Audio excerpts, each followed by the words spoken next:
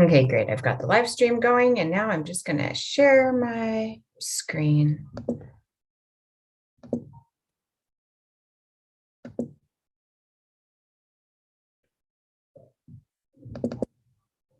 There we go. Good.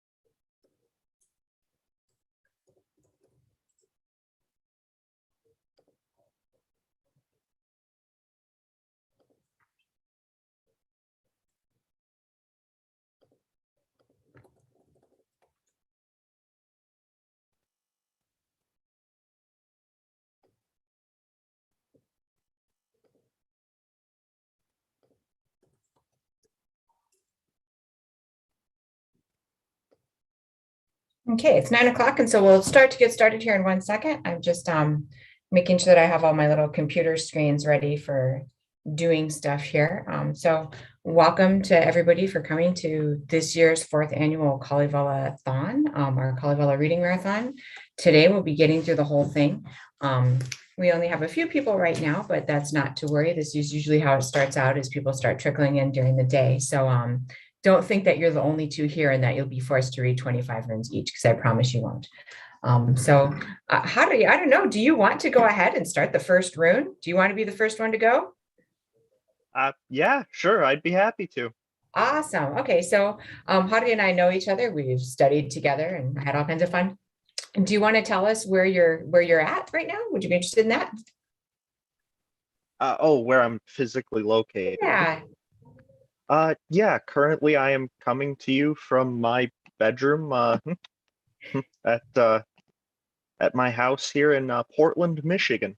So little ways downstate from Hancock. I'm actually kind of glad that this is being done online this year because it's afforded me the chance to be here when otherwise I would not have been able to. And I Yeah. would have been super bummed out. I look forward to this every year. Yep. I'm so thrilled that you made it. So this is super cool. Well, no, you read out of the Bosley edition, is that right? Or which one do you read from? Yep. Excellent. Okay, so Uh, this is one we yep. usually use in classes here at Finlandia. So cool. Well, how did you go ahead and take it away? I'm going to mute myself so you don't accidentally hear me sip coffee or something. Am I coming through on audio quality good? Perfectly. All right. Rune 1, in the beginning. I have a good mind to take into my head, to start off singing, begin reciting, reeling off a tale of kin and singing a tale of kind. The words unfreeze in my mouth, and the phrases are tumbling upon my tongue. They scramble along my teeth, they scatter. Brother dear, little brother, fair one who grew up with me, start off now singing with me, begin reciting with me. Since we have got together, since we have come from two ways, we seldom get together and meet each other on these poor borders, the luckless lands of the north. Let's strike hand to hand, fingers to finger gaps, that we may sing some good things, set some of the best things forth, for those darling ones to hear, for those with a mind to know, among the youngsters rising, among the people growing, those words we have got, tales we have kindled from old Wainamoinen's belt, from Ilmarinen's forge, from the tip of Farmine's brand, from the path of Youkahainen's bow, from the north's furthest fields, from the heaths of Kalevala. My father used to sing them as he cut an axe handle. My mother taught them, turning her distaff. And I, a child on the floor, fidgeting before her knee, a milk-bearded scamp, a curd-mouthed toddler. The Sampo did not lack words, nor did Louhi spells. The Sampo grew old with words, and Louhi was lost with spells. And with tales Vipponen died, and Lemminkainen with games. There are yet other words too, and mysteries learned, snatched from the roadside, plucked from the heather, torn from the brushwood, tugged from the saplings, rubbed from a grass head, ripped from a footpath.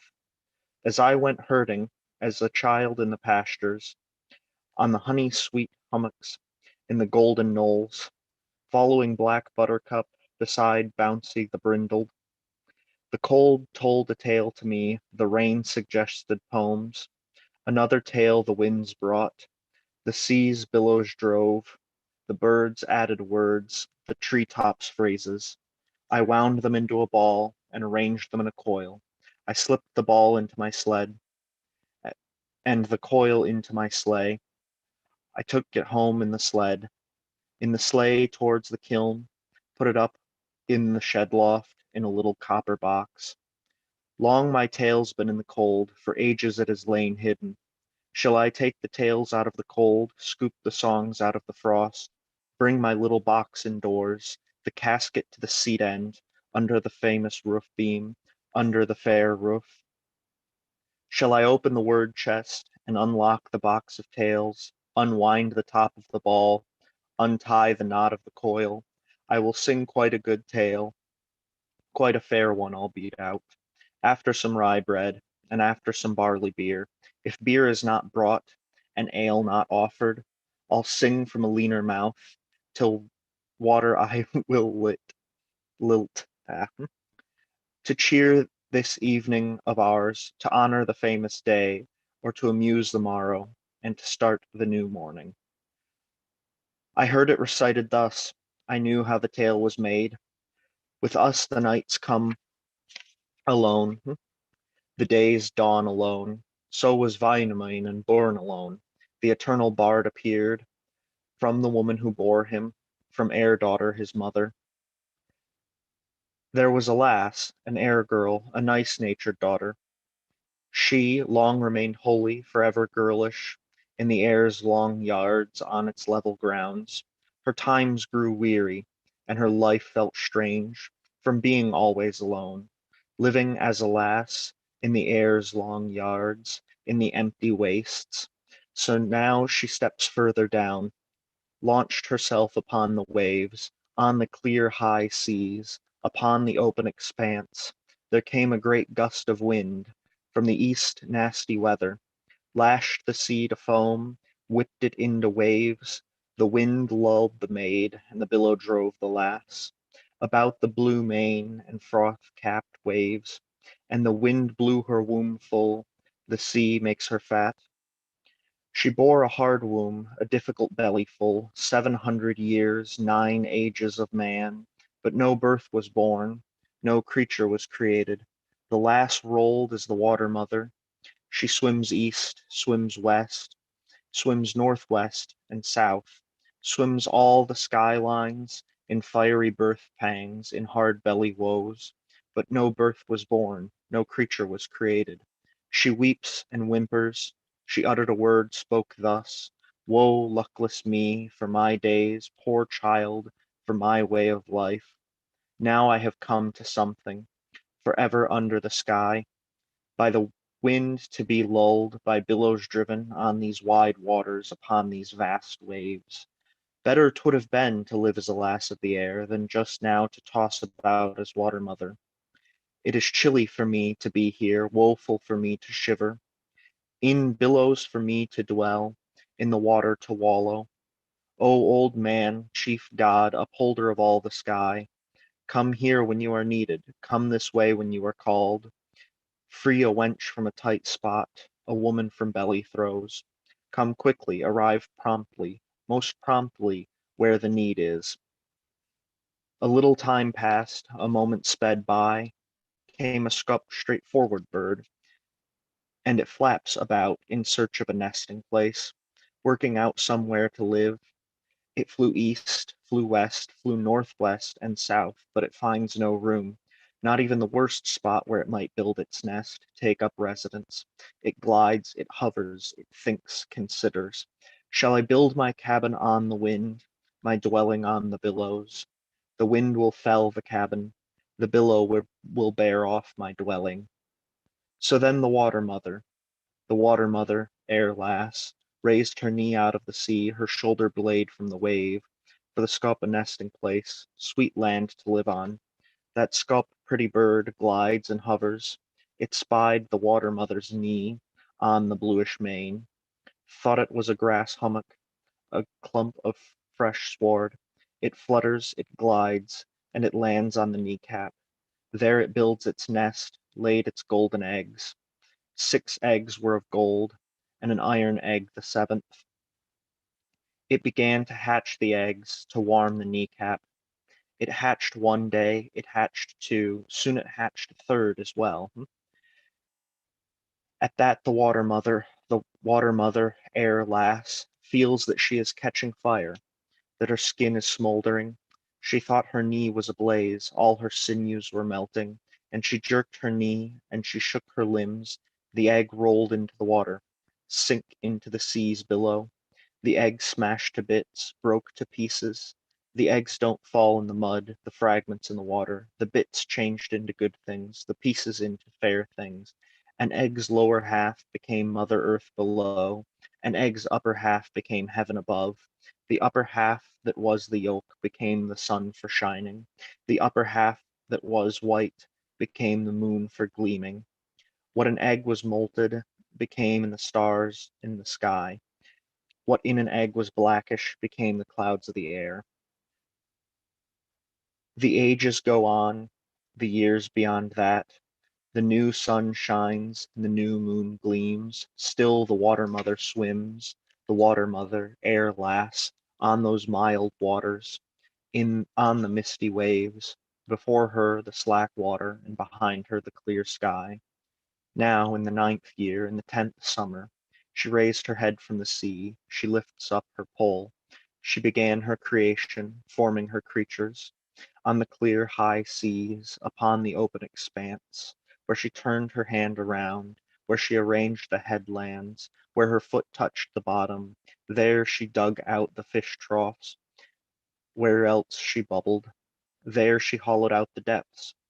She turned her side to the land, there she brought forth the smooth shores, she turned her feet to the land. There she formed the salmon haunts, with her head she reached the land, there she shaped the bays. Then she swam further from land, paused upon the main, formed the crags in the water, grew the hidden reefs to be places for shipwrecks, the dispatch of sailors' heads. Now the islands were arranged, and the crags formed from the sea, and the sky's pillars set upright, and the land and mainlands called up, patterns cut upon the rocks, lines drawn on the cliffs. But still Wainamoinen was not born, nor fledged the eternal bard. Steady old Wainamoinen went round in his mother's womb for 30 summers and as many winters too, on those mild waters, on the misty waves. He thinks, considers how to be, which way to live. In his dark hideout, in his narrow dwelling, where he has never seen the moon, nor beheld the sun, he says with this word, he spoke with this speech, Moon, unloose, and sun set free, and Great Bear, still guide a man out from the strange doors, from the foreign gates, from these little nests and narrow dwellings, bring the traveler to land, man's child into the open, to look at the moon and heaven, to admire the sun, observe the Great Bear, and study the stars. When the moon did not loose him, nor did the sun set him free, all his times felt strange, his life felt irksome. He shifted the stronghold gate, with his ring finger slid the lock of bone, with his left toe came with his nails from the threshold, with his knees from the doorway. Then he tripped head first seaward, hands first he tumbled waveward. The man stays in the sea's care, the fellow in the billows. He lolled there 5 years, both 5 years and 6, 7 years and 8. He stood on the main at last, on a headland with no name, on a mainland with no trees. With his knees he tensed upward, with his arms pulled himself round.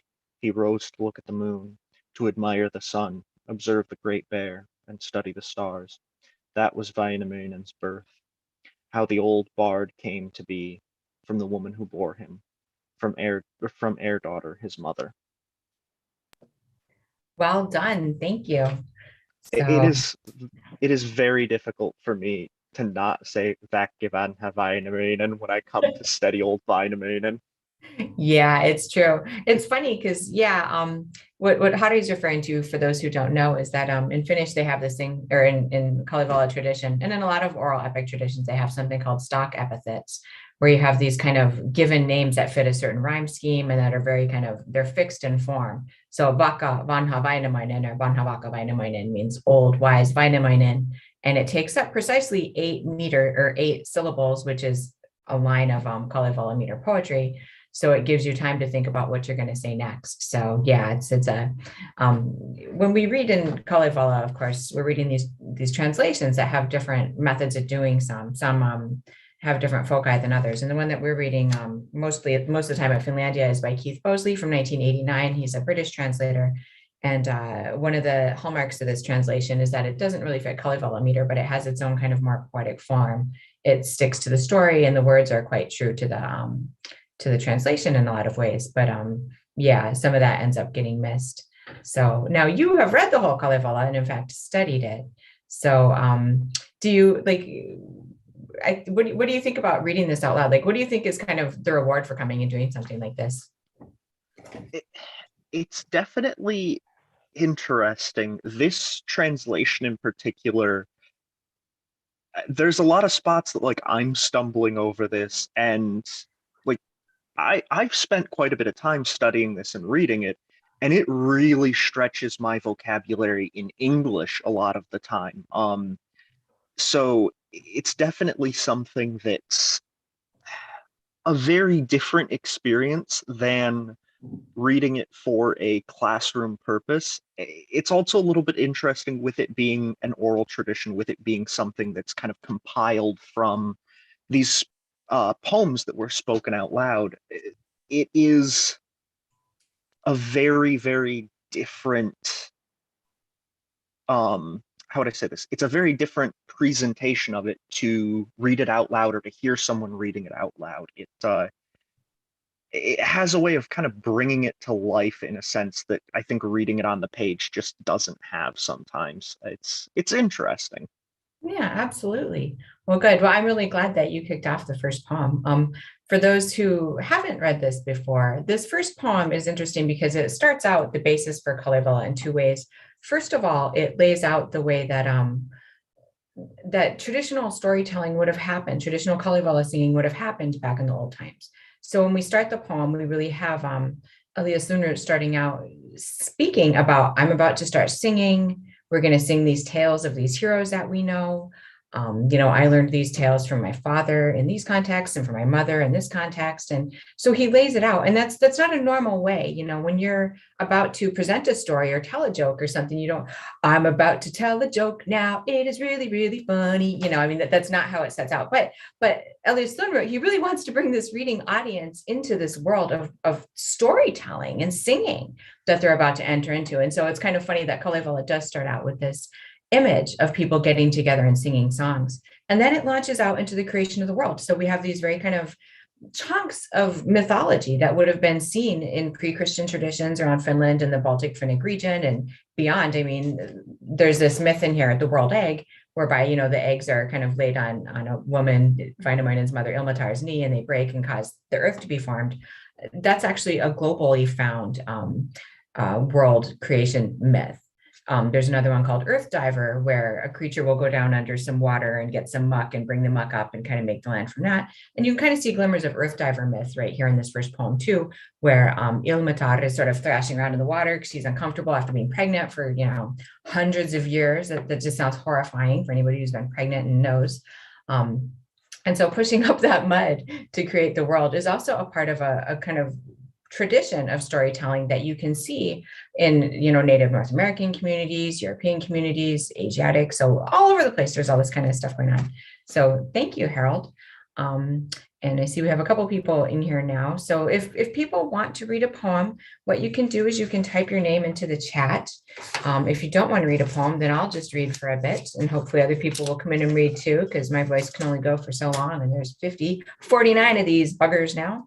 So Harold, unless you're going to want to read poem two, I can go ahead and start reading it. And again, if you want to read one of the poems in this, just go ahead and put your name in the chat. It's first come, first served. And I did put a link to a Finnish pronunciation chart in the chat, which I will update periodically for people as they come in. There's also a Kalevala, a link to an online version of Kalevala. It's the oldest translation into English by Crawford in 1888. It actually wasn't translated directly from Finnish, so it's a little bit like playing telephone, but it doesn't deviate from the story too badly. So I suppose I don't see Harold unmuting his microphone, so maybe I'll start reading poem 2 unless you want. Go ahead. Okay, thank you. So poem 2, Felling and Sowing. At that, Wainamoinen rose, planted both feet on the heath, on the island on the mainland with no trees. He lingered there many years, continued living on the island with no words, on the mainland with no trees. He thinks, considers, and long he ponders. Who is to sow lands and make crops fruitful? Pellervoinen, the field son, Sampsa, tiny boy, he is to sow lands and make crops fruitful. He got down to sowing lands. He sowed lands, sowed swamps. He sowed sandy glades. He has boulders set. Hills he sowed for pines, sowed mounds for spruces and heaths for heather, and hollows for young saplings. On lowlands, he sowed birches, alders in light soil, sowed bird cherries in new soils, and goat willows in fresh soils, and rowans on holy ground. Sorry, I'm just moving this to rune 2. And willows on rising ground, junipers on barren lands, and oaks on the banks of streams. So he's really making the land. The trees started to come up, and the young saplings to rise. Spruces grew with flowery tops, shock-headed pines spread, birch trees rose on the marshes, and alders in the light soils, bird cherries in the new soils, junipers on the bare lands, on the juniper a fair berry, on the bird cherry good fruit. Steady old Wainamoinen went to look at where Sampsa had seeded and Pellervoinen had sown. He saw the trees had come up, the young saplings had risen. Only the oak is shootless and rootless, the tree of God. He left the damned thing alone to sort itself out, and he waited 3 more nights and the same number of days. Then he went to look after a week at the most. The oak had not grown nor rooted the tree of God. So he sees 4 maids, yes, 5 brides of the water. They were mowing turf, cutting down dewstrap on the misty island's tip at the foggy island's end. What they mowed, they raked, dragged it all out into a stack. Out of the sea came the beast. The fellow rose out of the billows. He thrust the hay into fire, and the power of naked flame burnt it all to ash, reduced it to dust. A heap of cinders arose and a pile of dry ashes. And there was a lovely leaf, an acorn from which grew a fair seedling. A green shoot came up. It rose from earth like a strawberry. It grew with twin stalks. It reached out its boughs. It spread out its foliage. Its top filled out heavenward. Its foliage spread skyward. It stopped the clouds from scudding and the vapors from drizzling. It blocked the sun from shining, the moon from gleaming. Then the old Wainamoinen thinks and considers. Might there be an oak breaker, a cutter of the fine tree? It is dull for man to live, grim for fish to swim, without the sunshine, without the moon's gleam. But there's no fellow, nor yet a brave man, who could fell the oak or lay low the 100-leaved. At that, old Wainamoinen put this into words. Woman, mother who bore me, nature daughter who raised me, make the water folk, in the water are many, break this oak tree down and destroy this evil tree, from before the shining sun, away from the gleaming moon. Out of the sea a man rose. A fellow came up from the billow. He was not as big goes, nor all that small as small goes, but as tall as a man's thumb, as high as a woman's span. Copper was the hat on his shoulders, copper the boots on his feet, copper mittens on his hands, copper the patterns on the mittens, copper the belt round his waist, copper the axe on his belt, its handle tall as a thumb, blade high as a fingernail. Steady old Wainamoinen thinks and considers. It is a man by his looks, a fellow by appearance, as tall as an upright thumb, as high as an ox's hoof. Then he put this into words. He uttered, declared, What sort of a man are you, wretch? What sort of fellow? Little better than a corpse, or fairer than a dead man. The small man from the sea said, the billow fellow answered, I'm quite a man, a small fellow of the water folk. I have come to break the oak, to shatter the brittle tree.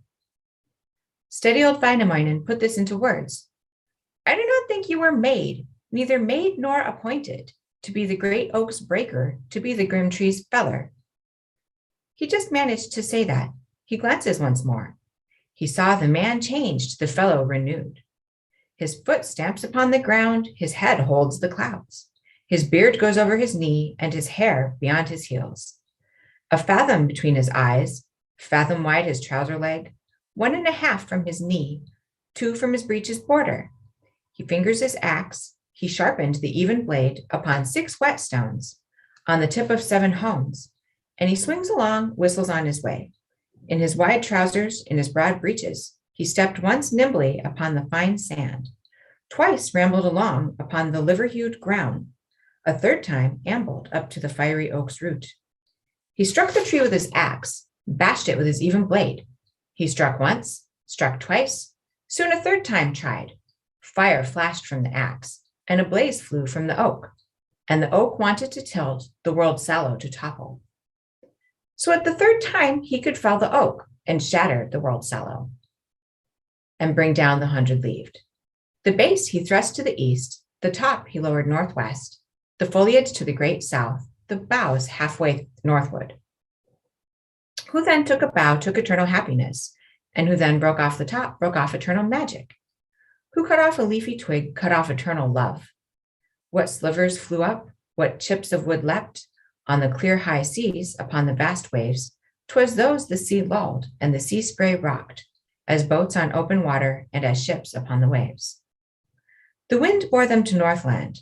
A tiny wench of the north is washing out her kerchiefs and rinsing out clothes on a wet rock on the shore upon the long headland's tip.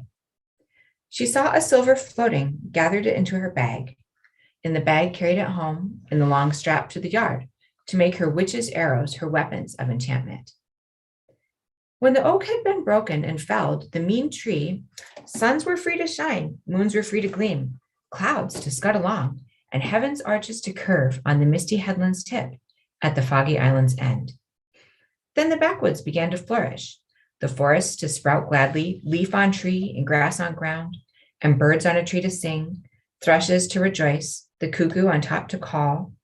On the ground berry stalks grew, golden flowers upon the lay. Grasses grew of every kind, of many forms sprang. Only barley did not rise, the precious crop did not grow. At that, old Wainamoinen paces, considers, on the shore of the blue main, the great water's banks, and he found 6 grains, 7 seeds he found upon the seashore, upon the fine sand, hid them in a marten's skin, in a summer squirrel's shank. He went to sow them in earth, to broadcast the seed by the well of Kalevala on the bank of Osmo's field. A tomtit chirped from a tree. Osmo's barley will not rise, Kalevala's oats will not grow, unless the earth is pressed down, unless a clearing is felled and is burnt with fire. Steady old Wainamoinen had a sharp axe made. Then he felled a great clearing and pressed down the powerless earth. He cut down all the fine trees, but he left one birch to be the bird's resting place and the cuckoo's calling tree. An eagle flew across heaven, a bird over the sky. It came to look at this. Why has this been left? The bird's tree not felled, the fine tree not cut. The old Wainamoinen said, this is why it has been left, for birds to rest on, the sky's eagle to sit on. The eagle, the sky's bird, said, and you have done well. You have left the birch growing, the fine tree standing, for birds to rest on, myself to sit on. The sky's bird struck fire, made a flame flare up. The north wind burnt the clearing, the northeast quite consumed it. It burnt all the trees to ash, reduced them to dust. At that, old Wainamoinen took up the 6 grains, the 7 seeds took out of one marten skin, from the summer squirrel's shank, out of the summer stoat's paw. He went to sow them in earth, to broadcast the seed, and he put this into words. I get down to sow between the Lord's fingers, by way of the Almighty's hand, on this earth that is growing, this glade that is coming up. Old woman of underground, soil dame, earth mistress, now set the sward pushing up, the strong earth heaving. The earth will not want for strength ever in this world, while there's love from the givers and leave from nature's daughters. Rise, earth, from your bed, the Lord's turf from sleep. Set the stems teeming, the stalks sticking up. Raise shoots in thousands, scatter branches in hundreds from my plowing, my sowing, all the pains I have taken. O old man, chief God, that is, Heavenly Father, keeper of the cloudy realm, governor of the vapors. In the clouds hold court, in the bright heights clear counsel. Rear a cloud out of the east, raise a bank from the northwest, send others out of the west, out of the south hurry them. Sprinkle water from the sky, and from the shoots, and from the clouds drip honey on the rising shoots, on the rustling crops. That old man, chief God, father and ruler of heaven, in the clouds held court, in the bright heights clear counsel. He reared a cloud from the east, raised a bank from the northwest, sent another from the west, out of the south hurried them, pushed them together edge on, knocked them against each other, sprinkled water from the sky, and from the clouds dripped honey on the growing shoots, on the rising crops. A spiky shoot rose, one stump-hued came up from the field's soft earth where Wainamoinen had toiled. And there, on the second day, at the end of 2-3 nights, after a week at the most, steady old Wainamoinen went to look at where he had plowed, had sown, taken all the pains. Barley grew as he wanted, ears pointing 6 ways and stems with 3 joints. There, the old Wainamoinen looks and turns around. A spring cuckoo came, saw the birch growing. Why has that been left, the birch tree unfelled? Then old Wainamoinen said, this is why it has been left, the birch tree growing. For you, for a calling tree. There call now, cuckoo, and carol, fine breast, warble, silver breast, tin breast, tinkle forth. Call evenings and call mornings, once at midday too, that my weather may be fair, my forests pleasant, my shores prosperous, my sides full of corn. So that is rune number 2. And so rune number 1 and rune number 2, you really see that the establishment of the world is happening here. You know, we've got the actual development of the earth as a thing from just being a murky kind of primordial, misty, watery existence. We have the establishment of the world's oldest man, who's going to turn out to be the culture hero of our poem. And then we have him establishing the social order of agriculture that they're going to live on. So it's interesting that, you know, we do have the beast mentioned early in the poem. That's a Finnish mythological character named Tursas. He's kind of this water beast. We'll see a version of him later in the poem. It's kind of a funny part. I actually really like it. And then you see that he has this kind of, he learns how to do slash and burn agriculture from the birds. And this was actually a very important thing, especially in the eastern part of Finland, around Karelia and Savo, up until the early 1900s. You know, it's something that we kind of look down upon now, but for people back then, if you live in an area like Finland, which has kind of so-so soil for farming, it was one of the viable options for making land that you could actually grow enough food on. The unfortunate fact, though, is, of course, when you do that, the land only stays fertile for a short amount of time. And so people do have to kind of move around a little bit and take other fields. So, so the social order has been set. One of the other things that's really important and interesting about this poem, of course, is this tree, right? He cuts down all the trees except for one. And birds keep stopping by and saying, hey, what's up with this tree? What are you doing here? And he keeps saying, I've left it for you. So, you know, even though he's taking down a whole bunch of stuff in order to make it habitable for humanity, he realizes that he does have to share this atmosphere and this environment with other creatures. And so he leaves something for them as well. This will actually help him a little later in the poem too. Grateful animals are never a bad thing to have on your side. So, so now we're coming into poem 3. I don't know if anybody else wants to read one. You're certainly welcome to, or I can just take some coffee and keep reading myself. So give people like a couple of seconds to think about it, and then I'll just launch in. If no one else is looking to read one, I'd be more than happy to trade off and read 3. Okay, that sounds fantastic. And this is one of the best poems. Like this actually, I got to study for my master's degree at Wisconsin. So I love it and I can't wait for you to read it. So I'm going to go ahead and silence myself. I'm going to change the slide. And if you notice in the chat, Harold, I'll just be adding texts in the chat so people know what's going on. Okay, so don't, yeah. Excellent. So Harry, take it.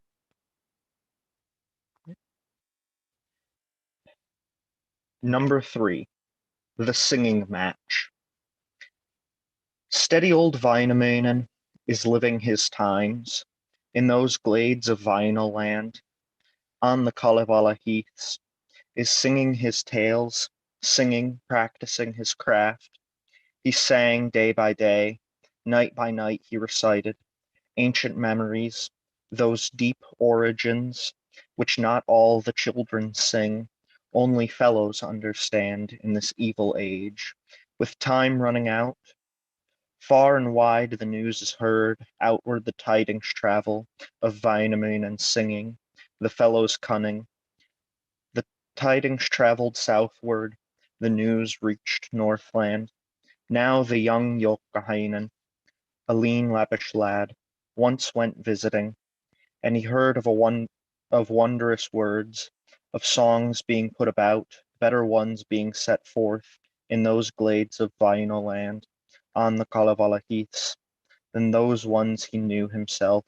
He had learned from his father. He took that very badly, spent all his time envying Vainamoinen, said to be a better singer than him. Now he came to his mother, his honored parent, and announced that he would go, said he hoped to come to those Vaino land cabins to take on Vaino. The father forbade his son, father forbade, mother banned this going to Vaino land to take on Vaina. There you will be sung, you'll be sung enchanted, face into snow, head into drifts, fist into hard air, until your hands cannot turn, until your feet cannot move. The young Youkahainen said, my father's wisdom is good, my mother's even better, but my own is the highest. If I want to draw level, measure up to men, I'll sing at who sings at me, I'll recite at who recites at me, I'll sing at the best singer, till he is the worst singer. On his feet sing shoes of stone, trousers of wood on his loins, a stone anchor on his breast, a stone slab on his shoulders, mittens of stone on his hands, on his head a rock helmet. At that he left, did not heed. He took off his own gelding, though whose muzzle struck fire, and whose shanks struck sparks, harnessed the fiery gelding in front of the golden sleigh. He sits on the sleigh, he settles in his sleigh, struck in the courser with the lash, hit it with the beaded whip, and off the courser galloped. The horse dashed away. He swishes along. He drove one day, he drove two, soon he drove a third as well.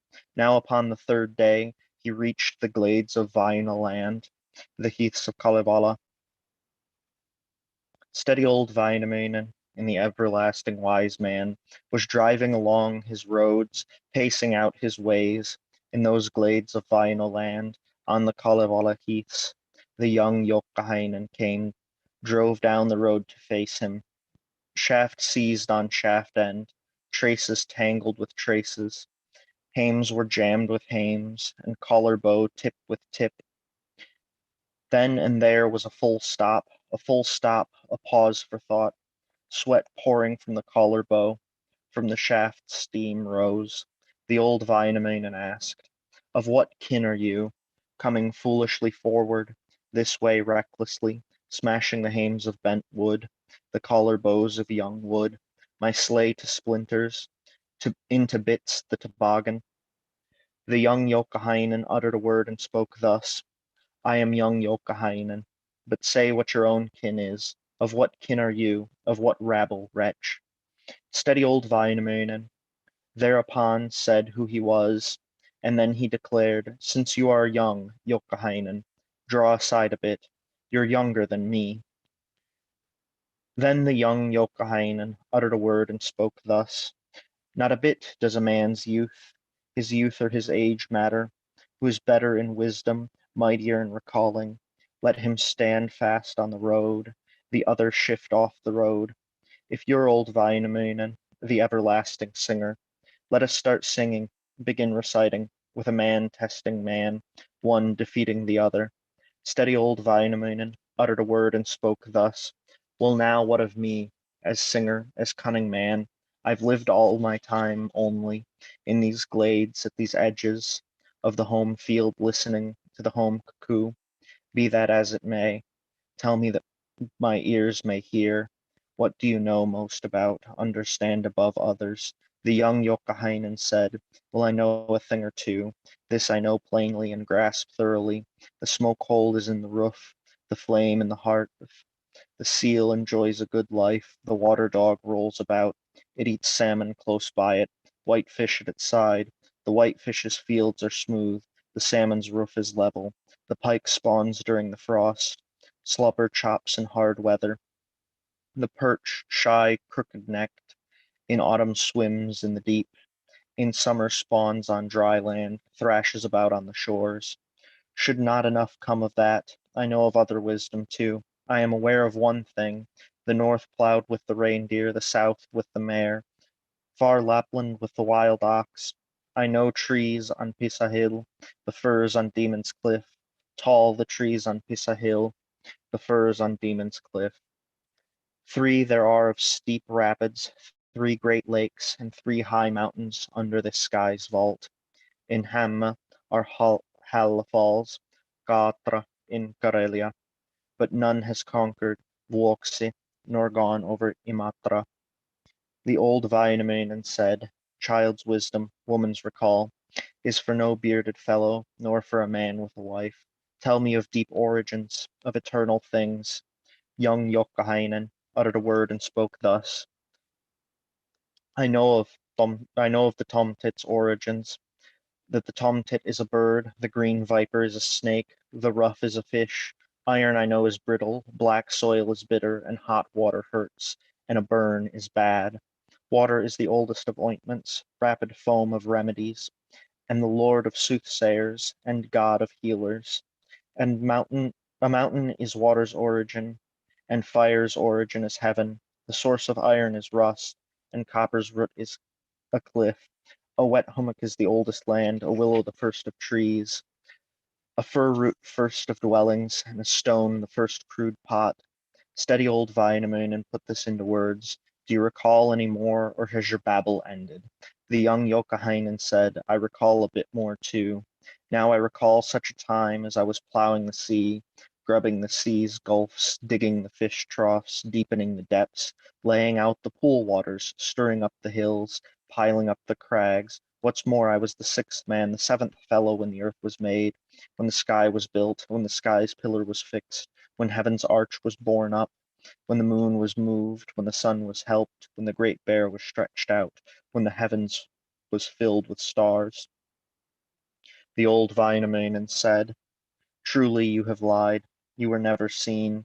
When the sea was plowed, the sea's gulfs were grubbed, the fish troughs were dug, the depths were deepened, the pool waters were laid out, the hills were stirred up, and the crags piled up. Nor yet were you seen, neither seen nor heard, when this earth was made, when the sky was built, when the sky's pillar was fixed, when heaven's arch was borne up, when the moon was moved, when the sun was helped, when the great bear was stretched out, when heaven was filled with stars. Young Youkahainen at that put this into words. Since I do not have the wits, I shall ask wits of my sword. Old Väinämöinen, singer with the gaping mouth, let the sword decide, go with the brand's view. The old Väinämöinen said, I shall not much fear those swords of yours, wits of yours, those ice picks, those tricks of yours. Be that as it may, I'll not let the sword decide. With you, you mean boy, with yourself, poor wretch. At that Youkahainen twisted his mouth, turned his head, and twisted his black whiskers, and put this into words. Who'll not let the sword decide, and not go with the brand's view? I will sing into a pig, put thou into a low snouted. I will treat such fellows, that one thus and this one so. I will tread into a dunghill, dump into a cowshed corner. Väinämöinen grew angry at that, angry and ashamed.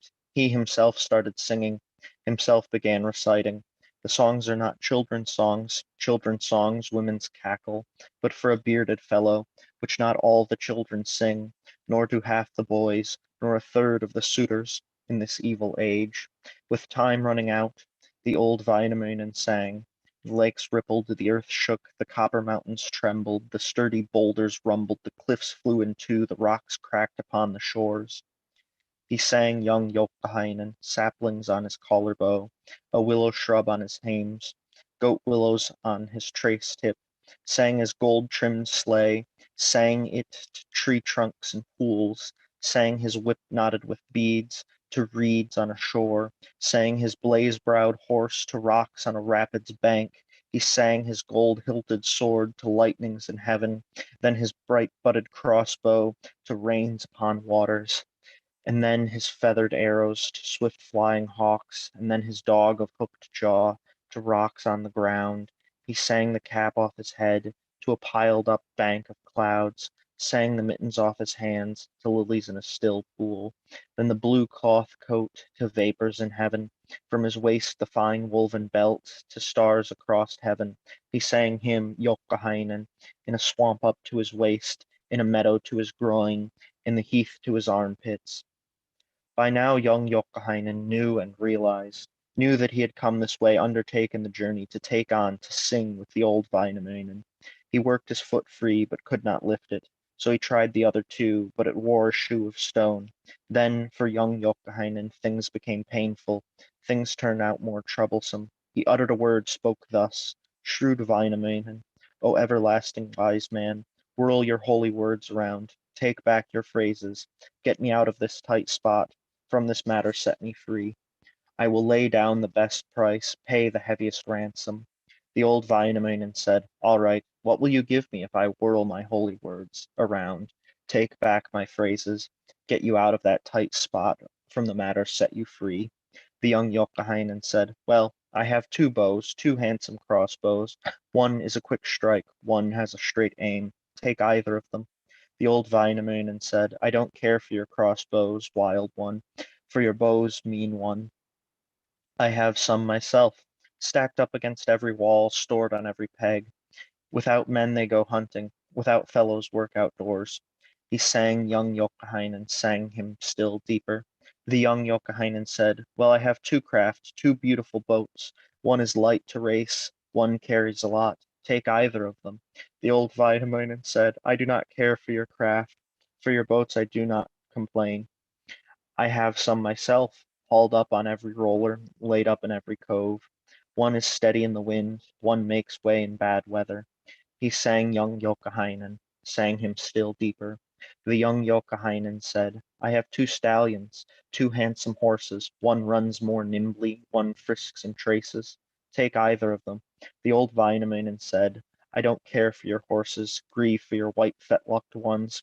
I have some myself, tied up in every manger, led into every barnyard, with clear water on their backs, with pools of fat on their rumps.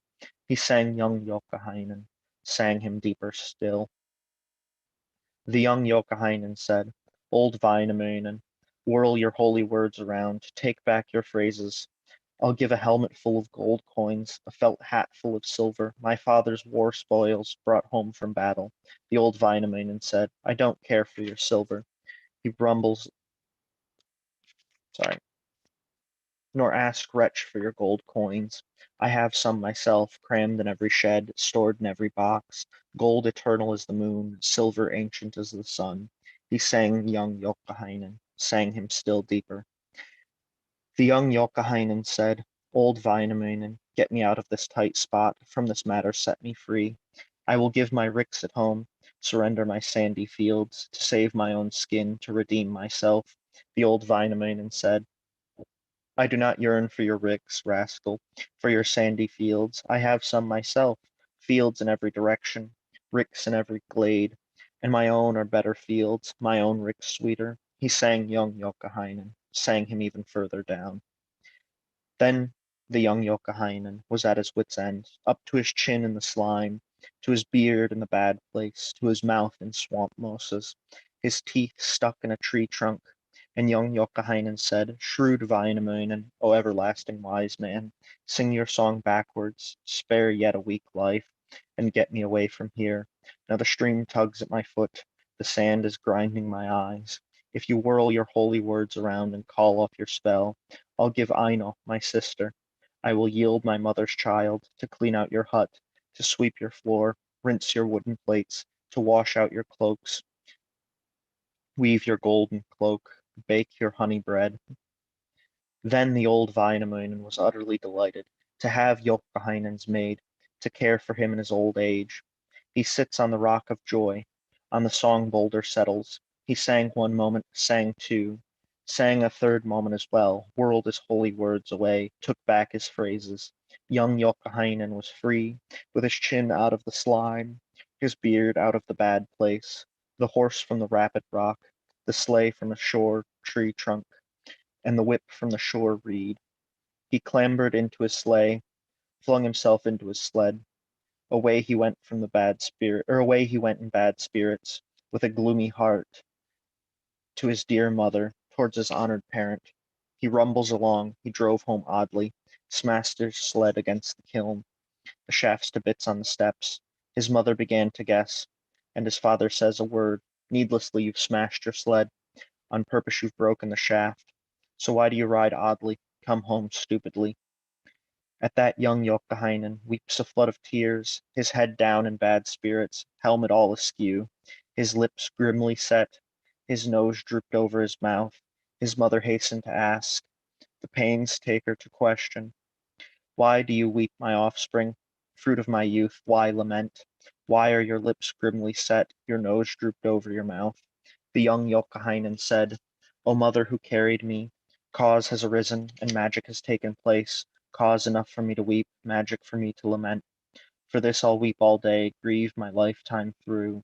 I have given my sister, Aino, pledged my mother's child, to care for Wainamoinen, to be mate for the singer, refuge to the daughter, shelter for the Nook hunter. The mother rubbed her two palms together. She uttered a word, spoke thus: Don't weep, my offspring. There is nothing to weep for, to grieve greatly for. This I've hoped for all my days, longed my lifetime through, a great man for my kin, a bold man for my stock, Wainamoinen for my son-in-law, the singer for my brother-in-law. Young Youkahainen's sister, for her part fell to weeping. She wept one day, she wept two, sideways on the steps. She wept from great grief and from low spirits. Her mother began to say, Why do you weep, my Aino? When you will become, or when you will come to a great bridegroom's, a lofty man's home, to sit at windows, prattle on benches. The daughter put this in words: O mother who carried me, I have something to weep for, the beauty of my tresses, the thickness of my young locks, and the fineness of my hair. If they're hidden while I'm small, covered while I'm growing, for this I'll weep all my days, for the sweetness of the sun, for the splendid moonlight's graces, for all the sky's loveliness. If while young I must leave them as a child, leave them behind, to my brother's carving grounds, to my father's window seats. The mother says to the girl, the eldest spoke to her child, Begone, madcap, with your cares, good for nothing with your tears. There is no reason to be glum, no reason to be downcast. God's sun also shines elsewhere in the world, not at your father's windows, at your brother's gateway. There are berries on a hill, and in glades strawberries too, for you, luckless one, to pick further afield, not always in your father's glades, upon your brother's burnt over heaths. Excellent. So yeah, this poem 3 just has so much great stuff in it. First we start out with first we're meeting other people. So Wainamoinen is a part of a society. There's people who live around him, and he's really kind of fundamental to the creation of that. When he does kind of start meeting other people, of course, this whole idea of like marriage is going to spring up. But Youkahainen, he really starts off this interaction by challenging the authority of Wainamoinen as this kind of wise man. So, one of the things that kind of comes out of this poem is the fact that there is a social order in which age is a part of the distinguishing between people. So it makes no sense for somebody as young as Youkahainen to go say that he's wiser than the world's wisest man. And, we get to see that in these Kalevala tradition stories, you can sing magic into being. And one of the other things that you end up seeing very, very early on, just from these very first poems, including this rune number 3, is that this idea that knowledge is power. If you know more about something than somebody else does, or you know more about the problem that you have at hand, you're going to be able to master it, and you're going to be able to get through the situation. So, in Wainamoinen, he literally does sing Youkahainen into a swamp. Like the poor guy's, he's about to start making bubbling noises here in a minute if it doesn't stop. And Youkahainen is so funny too, because Wainamoinen, at first, Wainamoinen tries to be very kind of humble about his knowledge. And so he says, I know a couple of things, not much. And then Yogainen, he really does know not much. I mean, at one point he's like, I know the scalp is a bird. I too know the scalp is a bird. It's a duck. So he doesn't know much. I mean, he really just knows this kind of child's knowledge, something from a milk beard, right? And so as he's being kind of sung down, as he's made Vainamoinen very angry and he's being sung down into the swamp, he keeps telling Vainamoinen, oh, hey, I've got this you could use or that. Why don't you, I'll let you have this if you let me out. And Vainamoinen doesn't need any of these things. I mean, he's really well established. He's the guy who set it all up. And it's particularly insulting when Yogainen first, he mentions all these things that he knows that are kind of very elementary, but then he goes ahead and starts pretending like he was the one who invented the world. And Vainamoinen was in fact there for pretty much all of that. And so, I mean, this is what's infuriating to him. This is what sends Yogainen down into the swamp. This is where all his troubles kind of really begin. And, as he's being sunk into the swamp and he's like, I'll give you my horses. Vainamoinen, I have horses. I'll give you some gold and silver. I have those things. And Yogainen just keeps rattling off, I'll give you my sister. Wait, what? I know. She's a babe. So, I mean, this really kind of terrible situation now where a person is being used as a pawn in order to prevent somebody else from dying has kind of entered the stage. And this is going to be important for Vainamoinen now. This is going to be kind of a dating and marrying people ends up being a very, very important theme throughout Kalevala. And so this is really where this kind of starts out, this idea of pairing up families together. When Yogainen comes home and tells everybody, Yogainen's family is pretty cool with it. Like Vainamoinen would make a great in-law. He's well established. Everybody loves him. He's smart and rich and he has a nice house. But Aino is not happy about this. I should mention that these people that we're talking about, these young women who are being married are quite young. Even into about like the 1700s. I mean, you could be like a middle teenager and still get married as a female. So to be somebody who's maybe like 15, 16, 17, and be told that you're about to marry the world's oldest man when your whole life as somebody as an eligible person has just begun is not just disappointing. It's just heartbreaking and horrendous. But of course, her family doesn't see it that way because marriage was more of an economic arrangement back then than it was, a love situation. So this poem has a lot. It's really kind of establishing the social order. And it's going to continue on into the next one. So it's the morning. It's slow. I know a lot of West Coast people will be coming later. So I feel bad that it's like 7 a.m. their time and they can't get here yet. But I'm going to go ahead, I guess, and read poem 4, where we learn more about Aino, this poor girl who's about to be the pawn of Vainamoinen. So the drowned maid. Now that Aino, the young maid, Yokainen's young sister, went for a broom from the grove and for bath whisks from the scrub. So she's getting sauna whisks.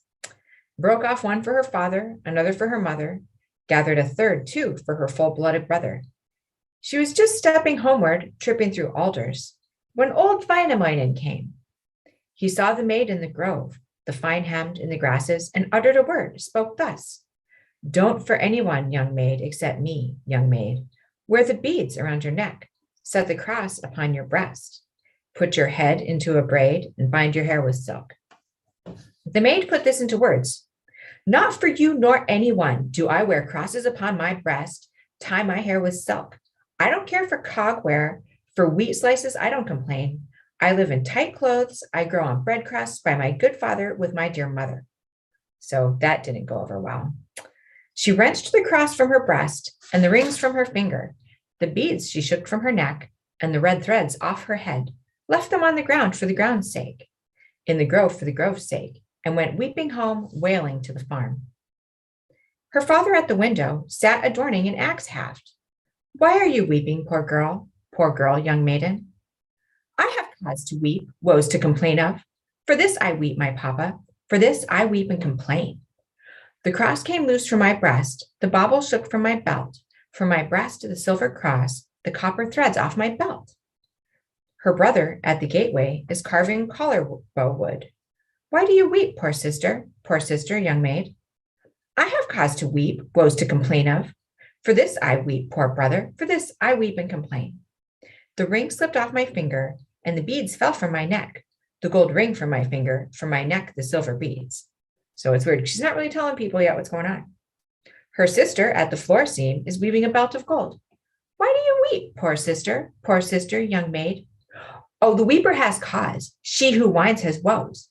For this I weep, poor sister, for this I weep and complain. The gold came loose from my brows, and the silver from my hair, and the blue silks from my head, the red ribbons off my head. Her mother on the step shed is skimming cream off the milk. Why are you weeping, poor girl? Poor girl, young maiden. Oh, mamma who carried me, oh, mother who suckled me, there are dark causes, very low spirits. For this I weep, poor mother, for this I, mamma, complain. I went for a broom from the grove, for bath whisk tips from the scrub, broke off one for my father, another for my mother, grabbed a third, too, for my full-blooded brother.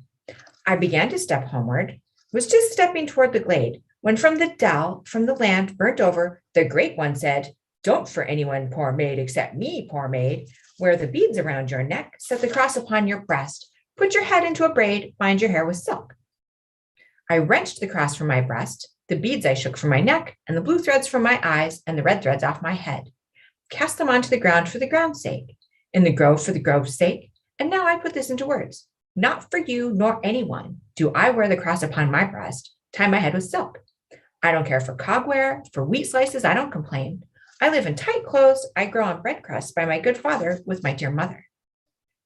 The mother put this into words. The eldest spoke to her daughter. Oh, don't weep, my daughter. Fruit of my youth, don't lament. 1 year, eat melted butter. You'll grow plumper than others. The next year, eat pork. You'll grow sleeker than others. A third year, eat cream pancakes. You'll grow fairer than others.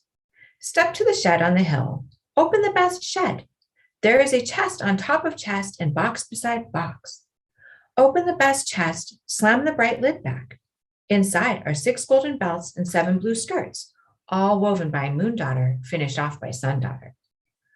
Long since, when I was a maid and lived as a lass, I went for berries in the forest, raspberries under the slope. I heard moon daughter weaving, sun daughter spinning beside blue backwoods at the edge of a sweet grove. I went up to them. I came close, approached. I began to beg of them. I uttered and said, Give, moon daughter, of your gold, sun daughter, of your silver, to this girl who has nothing, to this child who begs. Moon daughter gave of her gold, sun daughter of her silver. I put the gold on my brows, and on my head the good silver, and came home a flower, to my father's yards a joy. I wore them for 1 day, 2, till on the 3rd day I stripped the gold from my brows, from my head the good silver, put them to the hilltop shed, put them under the chest lid. There they have been ever since, all this time unlooked upon. Bind now the silks to your eyes, and to your brows lift the gold. Around your neck the bright beads, the gold crosses on your breasts. Put on a shirt of linen, one of hemp and lawn on top. Pull on a skirt of broadcloth, on top of it a silk belt, fine stockings of silk, handsome leather shoes. Twine your hair into a braid, tie it with ribbons of silk. On your fingers put gold rings, and on your hands gold bracelets. Like that you will come back home. You will step in from the shed to be your kinfolk's sweetness, the softness of all your clan. You will walk the lanes of flower, you will roam a raspberry, more graceful than you once were, better than you were before. The mother put that in words. That's what she said to her child, but the daughter did not heed, did not hear the mother's words. She went weeping into the yard, pining into the farmyard. She says with this word, she spoke with this speech. How do the lucky ones feel, and how do the blessed think? This is how the lucky feel, how the blessed think. Like water stirring or a ripple on a trough. But how do the luckless feel, and how do the Kalus think? This is how the luckless feel, how the Kalus think. Like hard snow under a ridge, like water in a deep well. Often in my gloom, now often a gloomy child, my mood is to tread dead grass, and through underground to crawl, on turf to loiter, in a bush to roll about. My mood no better than tar, my heart no whiter than coal. Better it would be for me, and better it would have been, had I not been born, not grown, nor sprung to full size, in these evil days in this joyless world. Had I died a 6-night old, and been lost an 8-night old, I would not have needed much, a span of linen, a tiny field edge, a few tears from my mother, still fewer from my father, and not even a few from my brother. She wept one day, she wept 2. Her mother began to ask, Why are you weeping, poor lass? Why, woebegone, complaining? This is why I, poor lass, weep, all the time complain. You have given luckless me, and your own child you have pledged, made me care for an old man, gladded an aged man, be refuge for a dodderer, a shelter for a nook haunter. Sooner you had bidden me go below the deep billows to be sister to whitefish and brother to the seas. Better to be in the sea, to dwell below the billows, to be sister to whitefish and brother to the fishes, than to care for an old man, be a dodderer's refuge, one who trips on his stockings and falls over a dry twig. Then she stepped to the shed hill, stepped inside the shed, opened the best chest, slammed the bright lid back, and she found 6 golden belts and 7 blue skirts. And she put them on, she decks her body. She set the gold on her brows, the silver upon her hair, the blue silks upon her eyes, the red threads upon her head. Then she stepped away, across one glade, along 2. She roamed swamps, roamed lands, roamed gloomy backwoods. She sang as she went, uttered as she roamed. In my heart there is a hurt. In my head there is an ache, but the hurt would not hurt more, and the ache would not more ache if I, hapless, were to die, were cut off, mean one, from these great sorrows, from these low spirits. Now would be the time for me to part from this world, the time to go to death, the age to come to Tuonela. Father would not weep for me, mother would not take it ill, sister's face would not be wet, brother's eyes would not shed tears, though I rolled in the water, fell into the fishy sea, down below the deep billows upon the black muck. She stepped one day, she stepped 2, till on the 3rd day she came upon sea, faced a reedy shore. There the night overtakes her, the dark detains her. There the lass wept all evening, whimpered all night long, on a wet rock on the shore at the broad bay end. Early in the morning she looked out at a headland's tip. 3 maids at the headland's tip. The maid I know would be 4th, and the slip of a girl 5th. She cast her shirt on willow, her shirt upon an aspen, her stockings on the bare ground, her shoes upon the wet rock, her beads on the sandy shore, her rings upon the shingle. A rock was bright on the main, a boulder glittering gold. She strove to swim to the rock, she would flee to the boulder. Then, when she got there, she sits herself down upon the bright rock, on the glittering boulder. The rock plopped in the water, the boulder sank down, the maid with the rock, I know, beside the boulder. That is when the hen was lost. There the poor lass died. She said while she was dying, spoke as she was still rolling. I went to bathe in the sea, arrived to swim in the main, and there I, a hen, was lost. I, a bird, untimely died. Let not my father ever in this world draw any fishes from this mighty main. I went to wash in the shore, I went to bathe in the sea, and there I, a hen, was lost. I, a bird, untimely died. Let not my mother ever in this world put water in dough from the broad home bay. I went to wash at the shore, I went to bathe in the sea, and there I, a hen, was lost.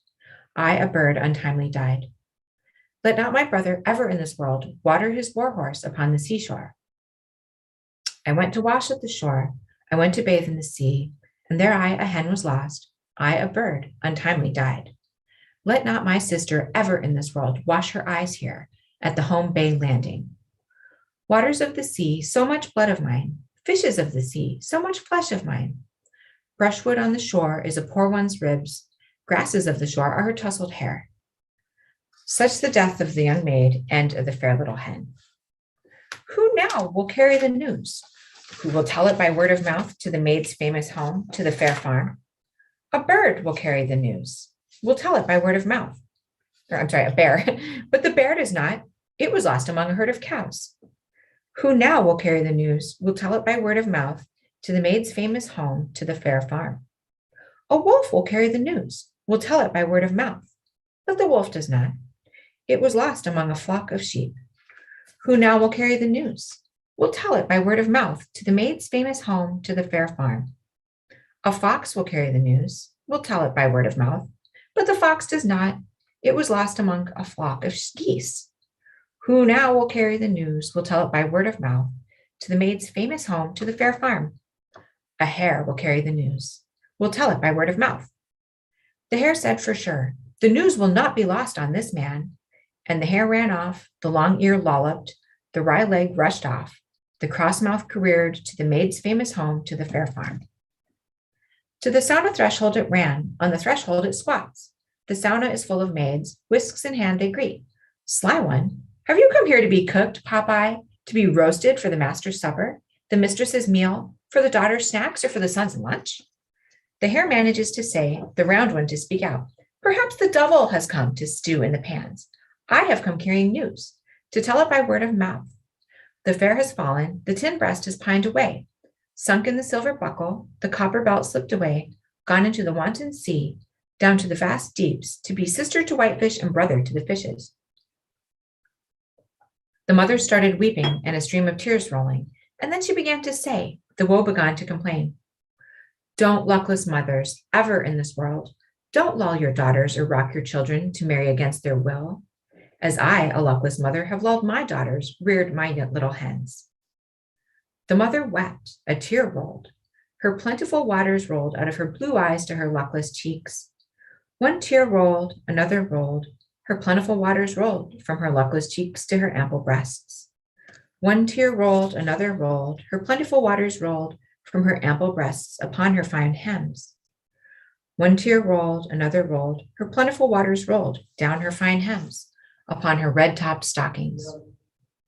One tear rolled, another rolled. Her plentiful waters rolled down from her red-topped stockings to her gilded shoe-uppers. One tear rolled, another rolled. Her plentiful waters rolled from her gilded shoe-uppers to the ground beneath her feet. They rolled to the ground for the ground's sake, to the water for the water's sake. The water reaching the ground began to form a river, and 3 rivers grew from the tears she wept that came from her head, that went from beneath her brow. In each river grew 3 fiery rapids. On each rapid's foam, 3 crags sprouted up, and on each crag's edge, a golden knoll rose, and on each knoll's peak, there grew 3 birches. In each birch's top, there were 3 golden cuckoos. The cuckoos started calling. The first called, love, love. The second, bridegroom, bridegroom. And the third, joy, joy. That which called, love, love, called out for 3 months to the loveless girl, lying in the sea. That which called bridegroom, bridegroom, called out for 6 months to the comfortless bridegroom, sitting and longing. That which called joy, joy, called out for all her lifetime to the mother without joy, weeping all her days. The mother put this in words, listening to the cuckoo. Let a luckless mother not listen long to the cuckoo. When the cuckoo is calling, my heart is throbbing. Tears come to my eyes, water down my cheeks, flow thicker than peas and fatter than beans. By an ell my life passes, by a span my frame grows old. My whole body is blighted when I hear the spring cuckoo. So that's a cheerful poem, right?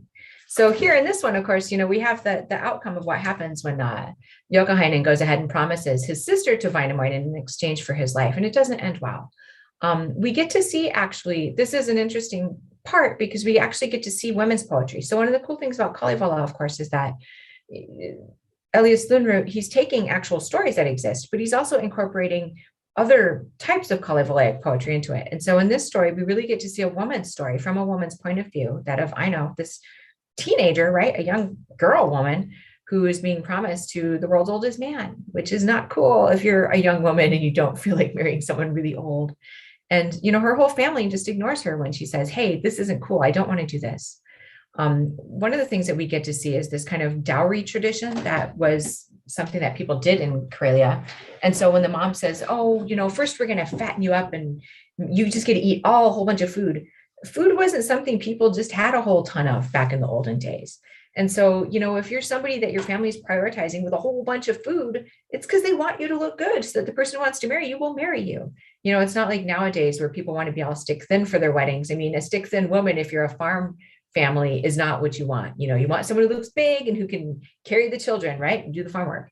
So she has this dowry too that she gets to visit. It's an actual building that she keeps. It's a lot of women would have these. It would be kind of you would weave, you would embroider, you would make all these things that you would be setting aside for your future. And not only would they be useful things, right? You're showing up with like towels and aprons and clothing and but you're also showing that you're capable of making good things. So, this dowry has this function of showing people that did you see? She's a good weaver. Ooh, you got to catch. So, she goes to her granary or to her building, and her mom says, go in there and get dressed up, enjoy the jewels that I haven't gotten to wear since I was young, all this stuff. And so it's kind of hilarious because we have this scene where she puts on all the clothes. I think like a skirt and maybe a petticoat or whatever would suffice, but she's up there like, I got 6 skirts on. She puts it all on. She must have looked kind of ridiculous running out, like, like somebody who's trying to pack for an airplane flight without doing, checked baggage. But so she runs out of the house in that state and winds up at the seashore. And now we have this strange thing because the whole time she heads to the seashore, she's telling people, I'm just going to die. This would be much better if I just die. But then the death scene that she has, right? There's these maidens that are in the water that kind of beckon her toward her. And she gets out and, undresses and joins them in the water. And then she just kind of sinks. Like, it's weird because the action of actually actively drowning herself is taken away, right? So there's this kind of weird thing that happens where now she isn't culpable for her death. Like, she didn't plan it. Like, it just sort of happened. So the way that this suicide is presented in Kalevala, it's kind of strange. It's not terribly usual. And now we've got this whole family who's mourning. Vainamoinen's out a wife. This is going to be a perpetual problem throughout the book. And Aino's family is without a daughter. So, this poem is very important. It's very kind of, it shows a woman's view where we don't always get to see women's views as much. And of course, that makes sense. Elias Sunert was a man. It's the 1830s and 1840s when he's going around collecting stories. He can't always have direct access to stuff like this. So, when we do have women's poems coming, he actually did do a collection called Cantaletar of collected poems that weren't included in Kalevala. And there's a lot of kind of women's poems, love poems. So if you need a love spell for somebody you're interested in, actually it's a bad idea because love spells never work out well. It's all in there. So there's that. Now we're getting into, almost 10% done with the epic. So the next poem is poem number 5. I don't know if anybody else wants to take a read. I see that James has joined us from Maine. James was a student of ours last year in Kalevala. So welcome. How are you doing? I'm good. I'm calling from the office in Augusta, Maine. Oh, excellent. Thank you. So I might be able to come on a little bit this afternoon as well, but I won't be able to come tonight. Okay. Well, that's super that you popped in. Now, you're probably not allowed to read on the job, are you?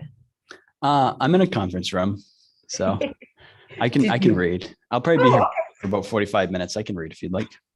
Okay, excellent. Now, did you got your book? Or do you have the Project Gutenberg? Yeah. This is super cool. I'm going to mute myself. I'm going to switch the slide. And then if people join in, you'll just notice that I add into the chat a pronunciation sheet and then a link to Project Gutenberg. So if you see the chat, just ignore it, James. So take it away, Ota. Okay, so I have the Keith Bosley translation. My name is James Havey. I'm calling from Augusta, Maine. I took the Kalevala class last year. So rune 5 is the mermaid. Now the news has been carried and the tidings borne abroad of the young maid's sleep, of the fair one's loss. Steady old Wainamoinen, he took it badly. He wept evenings, wept mornings, and nights most of all he wept, that the fair one had fallen, that the maid had fallen asleep, gone into the wanton sea, down below the deep billows. He stepped full of care and sighs with a gloomy heart to the shore of the blue sea. He uttered a word, spoke this. Tell now, O dreamer, your dream. O stretched in earth, your vision. Where in Atto land, where did his wife's maids stretch? Well, the dreamer told his dream, the stretched in earth his vision. Here is Atto land, and here his wave wife's maids stretch, on the misty headland's tip, on the foggy island's end, down below the deep billows, upon the black mud. There is Atto land, and there his wave wife's maids stretch, in a tiny room, a narrow chamber, beside a bright rock, lodged beneath a thick boulder. At that, old Wainamoinen dragged himself to the boat yards, glances at his fishing lines, and looks over his fish hooks. Put a hook in his pocket, an iron barb in his bag. He paddles along, he reaches the island's end, and the misty headland's tip, and the foggy island's end. There he stayed with the fish hook, remained with the fishing line, turned the hand net to and fro. He cast the gorge on the sea, he angled, dangled, The rod of copper trembled, the silver line whirred, and the cord of gold jingled. On a day among others, one morrow among many, a fish took his barb, a sow in his barb. He pulled it into his boat, lands it upon his bilge. He looks, he turns it over, and uttered a word, spoke this. Now that is a fishy fish, I never saw the like of. Rather smooth for a whitefish, rather light-hued for a trout, rather grizzled for a pike, too finless for a spawner, but weird for a person too. Too bareheaded for a maid, beltless for a water girl, too earless for a home bird, too mild for a sea salmon, a perch on the deep billow. At his belt, Wainamoinen has a silver-tipped sheath knife. He drew the knife from his side. From its sheath, the silver-tipped, to divide the fish, cut up the salmon, for meals at morning, for breakfast tidbits, for salmon lunches, and for big suppers. He made to cut the salmon with the knife to slash the fish. Into the sea the salmon flashed. The bright fish flared from the bilge of the red craft, out of Wainamoinen's boat. Only then it raised its head, and its right shoulder upon the fifth squall on the sixth high wave, held up its right hand, revealed its left foot on the seventh main, on top of the ninth billow. From there it put this into words. It declared, chattered, "Oh, you old Wainamoinen, I was not to be a salmon for you to cut, a fish for you to divide, for meals for morning, for breakfast tidbits, for salmon lunches, or for big suppers." The old Wainamoinen said, "What were you to be?" "Well, I was to be a hen tucked under your arm, one who would sit forever, a lifelong mate on your knee, to lay out your bed, to place your pillow, to clean your small hut, one to sweep your floors, to bring fire indoors, to kindle your light, to make your thick bread, bake your honey bread, carry out beer mug, and set out your meal. I was not a sea salmon, a perch on the deep billow. I was a girl, a young maid, young Youkahainen's sister, who you haunted all your days, throughout your lifetime longed for. You wretched old man, you foolish Wainamoinen, for you knew no way to keep the wave wife's watery maid, Ato's peerless child." The old Wainamoinen said, his head down in bad spirits, "Oh, Youkahainen's sister, come but once again."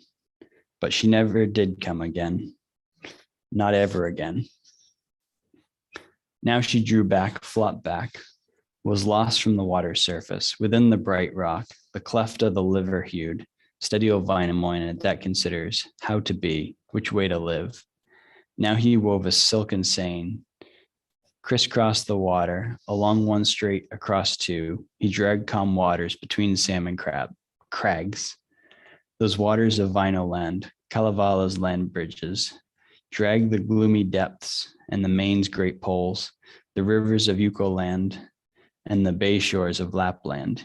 He caught enough other fish, all kinds of fish, but he did not catch the fish he'd set his heart on, the wave wife's watery maid, Ato's peerless child.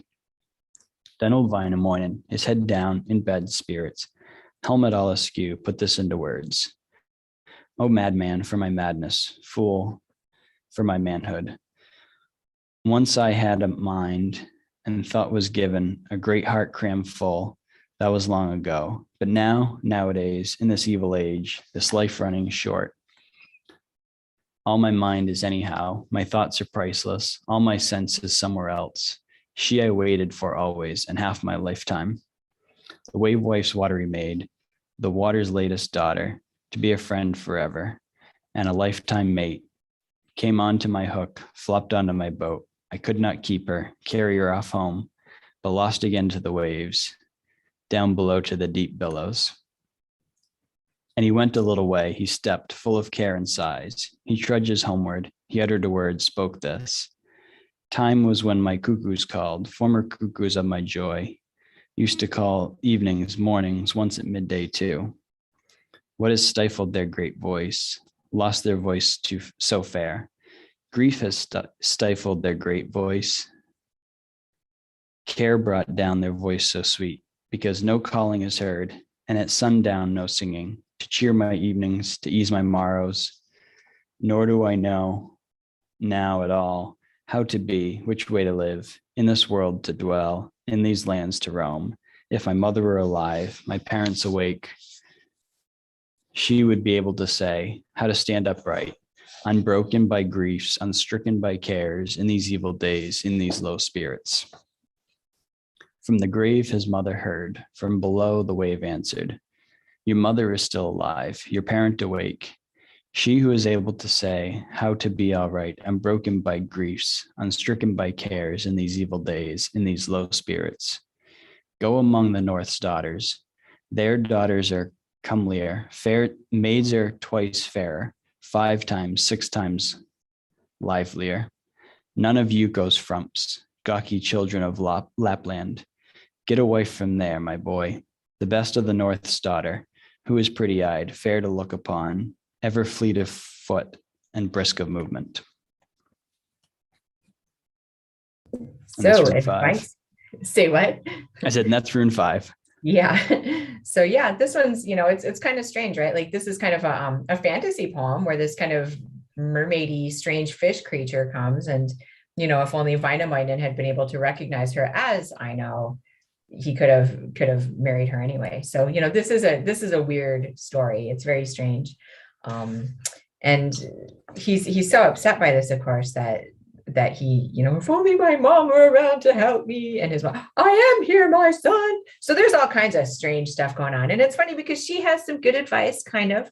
She's like, forget these frumpy people from Youkahainen's town. There's this other place called Pohjola that's full of beautiful women for your married pleasure, right? So it's really funny because he does kind of get this direction from his mom that's going to end up being very important. So what'd you think? You read out loud last year too. I read a few of them last year. Mm-hmm. It's been almost a year since I've looked at Kalevala. The words came back, but it's still the challenge of trying to, read and speak out loud at the same time. But right. That is a challenge. That was not a terribly long poem. I don't know if you want to hit the next one too, because it's short, but yeah, I can try the 6th one as well if you'd like. Is that cool? Yeah. Okay, cool. So we're now going to be reading Runo 6, which is the continuing adventures of the Wainamoinen Youkahainen saga. So rune 6 is a brother's revenge. Steady old Wainamoinen intended to go yonder to the cold village, off to dark Northland. He took a stallion of straw, a horse of pea stalks, bridled the golden one, put the silver one's headstall on. He sat on its back, leapt on, straddled it, and he trots along, paces his journey, astride the stallion of straw, astride the horse of pea stalks. He rode the vineland glades, the heaths of Kalevala. The horse ran, the journey sped, his home stays, the road shortened. Now he rode upon the main, upon the open expanse, without a hoof getting wet, without a fetlock sinking. As for young Youkahainen, the lean Lappish lad, he bore long hatred, a lasting envy towards old Wainamoinen, for the eternal singer. He makes a fiery crossbow, a handsome bow he adorns, the bow he built of iron. In copper he cast the back. With gold he trimmed them, in silver worked them. Where to get a cord for it? Where to find a new string? From the sinews of the demon's elk, from the devil's hempen threads. And he finished off his bow, made his crossbow quite ready. The bow was fair to look on, the crossbow somewhat costly. A horse stood upon its back, a foal ran along the butt, a girl lay upon the bow, and a hare where the rack was. And he cut a stack of darts, a pile of 3 feathered ones, and the shafts he shapes in oak, and tips he made of tar wood. What he makes ready, he puts feathers on, small feathers of a swallow, tail feathers of a sparrow. And he hardened his arrows, he tempered his darts in black worm poison, in a snake's venomous blood. And he makes the bolts ready, the crossbow fit to be drawn. Then he waited for Wainamoinen to catch him of calm waters. Waited evening and morning, waited once at noon. Long he waited for Wainamoinen. Long he waited weary, sitting at windows, watching at the end of huts, listening behind the lane, upon his guard of the acre, the quiverful on his back, the good bow under his arm.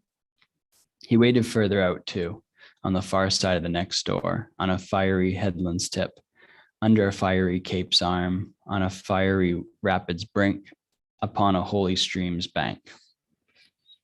So one day, among others, one morrow among many, he cast his eyes northwest, turned his head to below the sun, spied a black speck on the sea, something bluish on the waves. In the east, is that a cloud? The sunrise in the northeast? In the east, it was no cloud, no sunrise in the northeast. It was old Wainamoinen, the everlasting singer, headed for Northland, making for Darkland. Astride the stallion of straw, astride the horse of pea stalks. Now the young Joukahainen, the lean Lappish lad, prepared the fiery crossbow, grabbed the fairest bow, meant for Wainamoinen's head, to slay him of calm waters. His mother hastened to ask, and his parent to inquire, who is the crossbow primed for, the iron bow ready for? Now that young Joukahainen uttered a word and spoke this, the crossbow is primed for him, the iron bow is ready, meant for Wainamoinen's head, to slay him of calm waters. I'll shoot old Wainamoinen, down the eternal singer, through the heart, by the liver, and cleaving the shoulder flesh.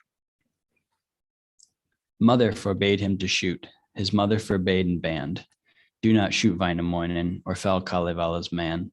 Vaino is of great kin, my brother-in-law's sister's son. Should you shoot Wainamoinen and fell Kalevala's man, joy would be lost from this world, and song would fall from the earth. Joy is better in the world, song more fitting on the earth, than in the death's lands, those cabins of Tuonela. With that, young Joukahainen now considers a little and ponders a bit. His hand bade him shoot, one hand bade and one forbade. His sinewy fingers ached. At last he put this in words. He declared, spoke thus. Though it were twice over, let all our worldly joys be lost. Let all the songs fall. No, I'll shoot. I'll not beware.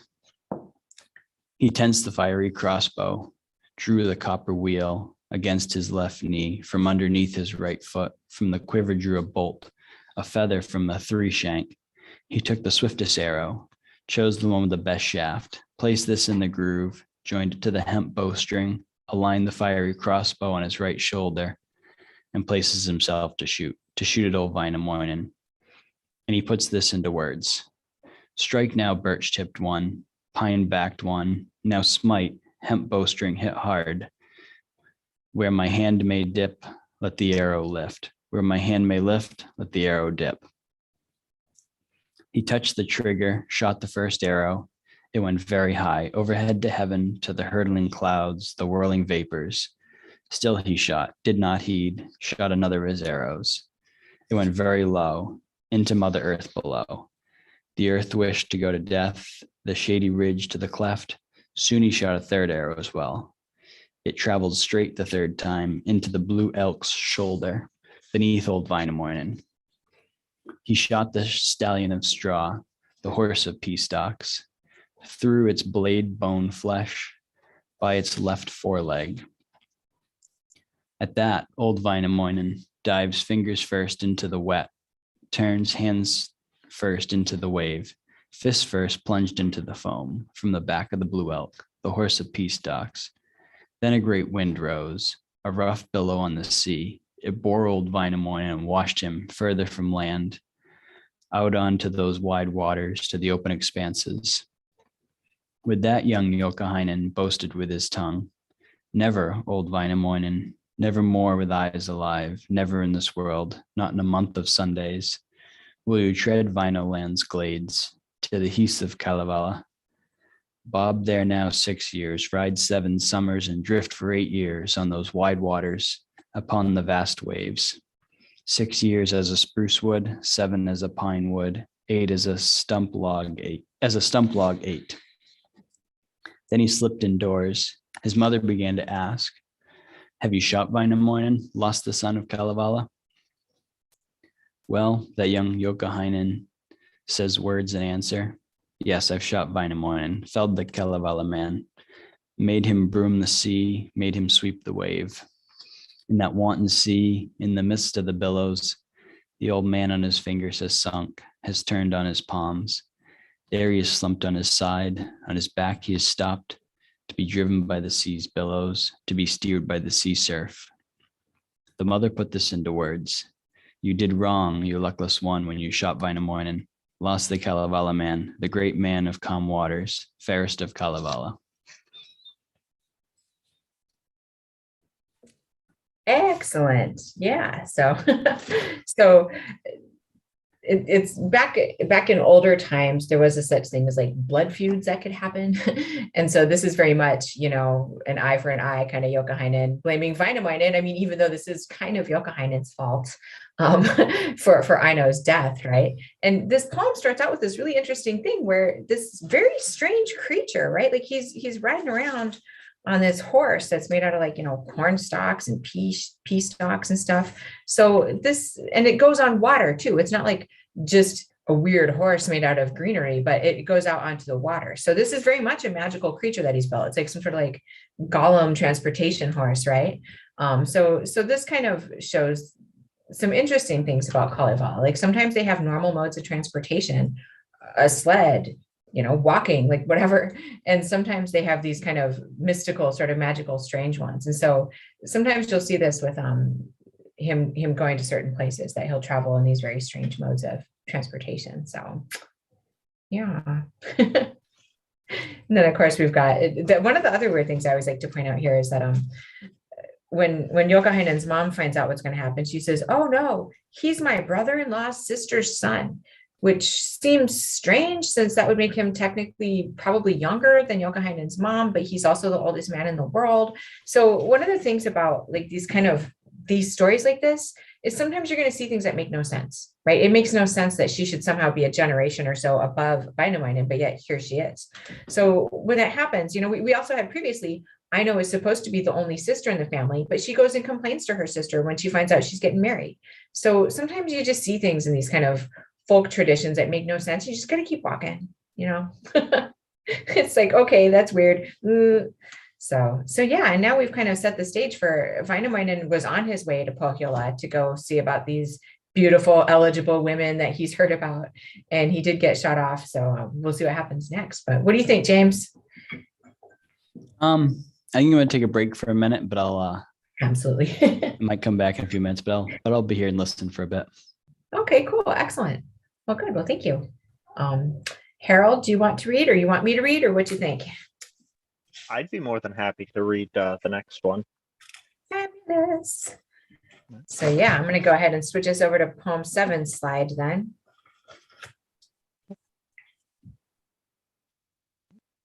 You can take it away whenever you're ready, but I will point out this is where having grateful animals is a very helpful thing.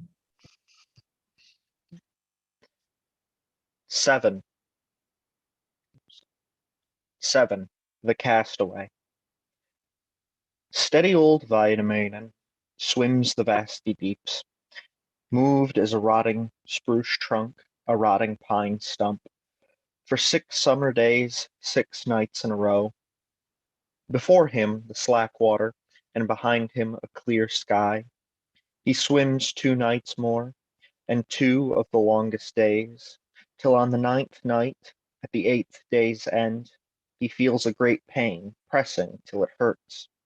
For there's no nail on his toes, and on his fingers no joint. At that old Wainamoinen put this into words.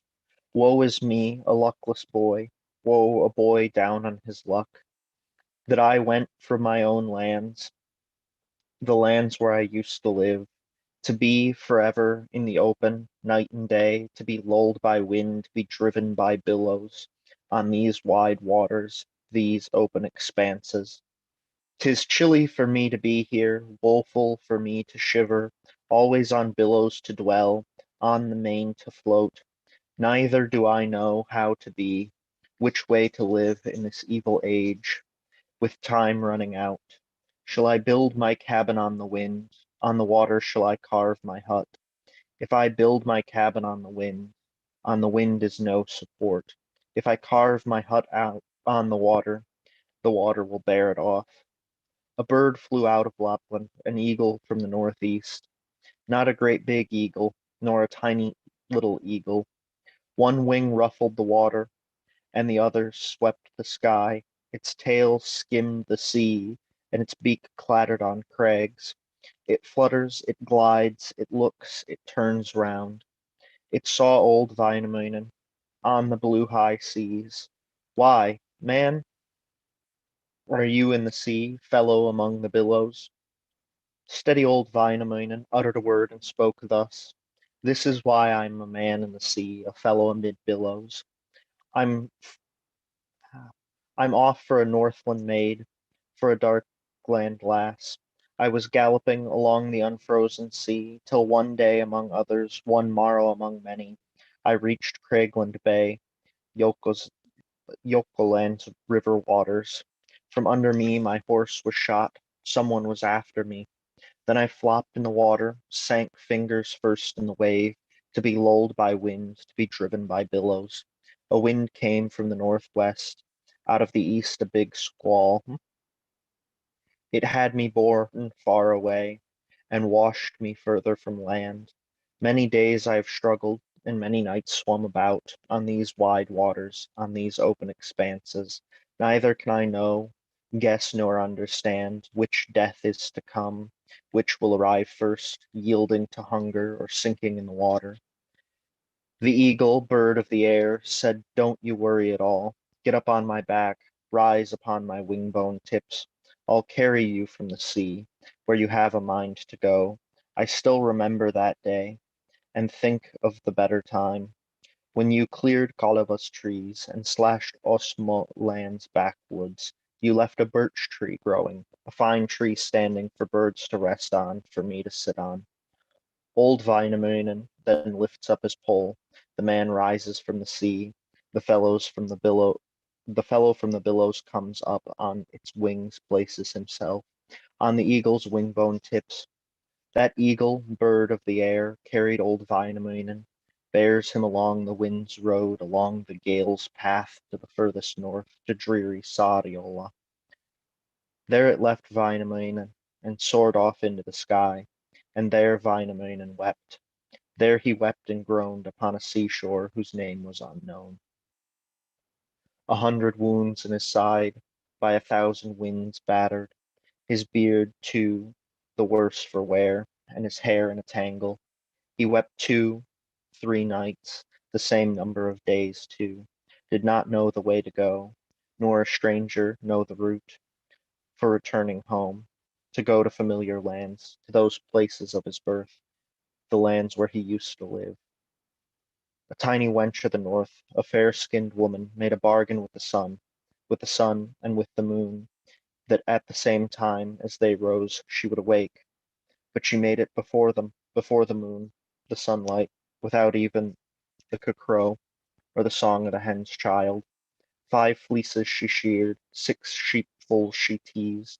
She made the fleeces into homespun. She worked all up into clothes before the sun rose, before the sunlight came up. Then she washed the long tables, the wide floors she swept. With a brush of twigs, with a broom of leaves, she scooped her rubbish into a small copper box, which she took out through the door, to the field beside the yard, out to the furthest field's end, out to the lowest fence gap. She stood on the rubbish heap, she listened, she turned around. She hears weeping from the sea, crying across the river.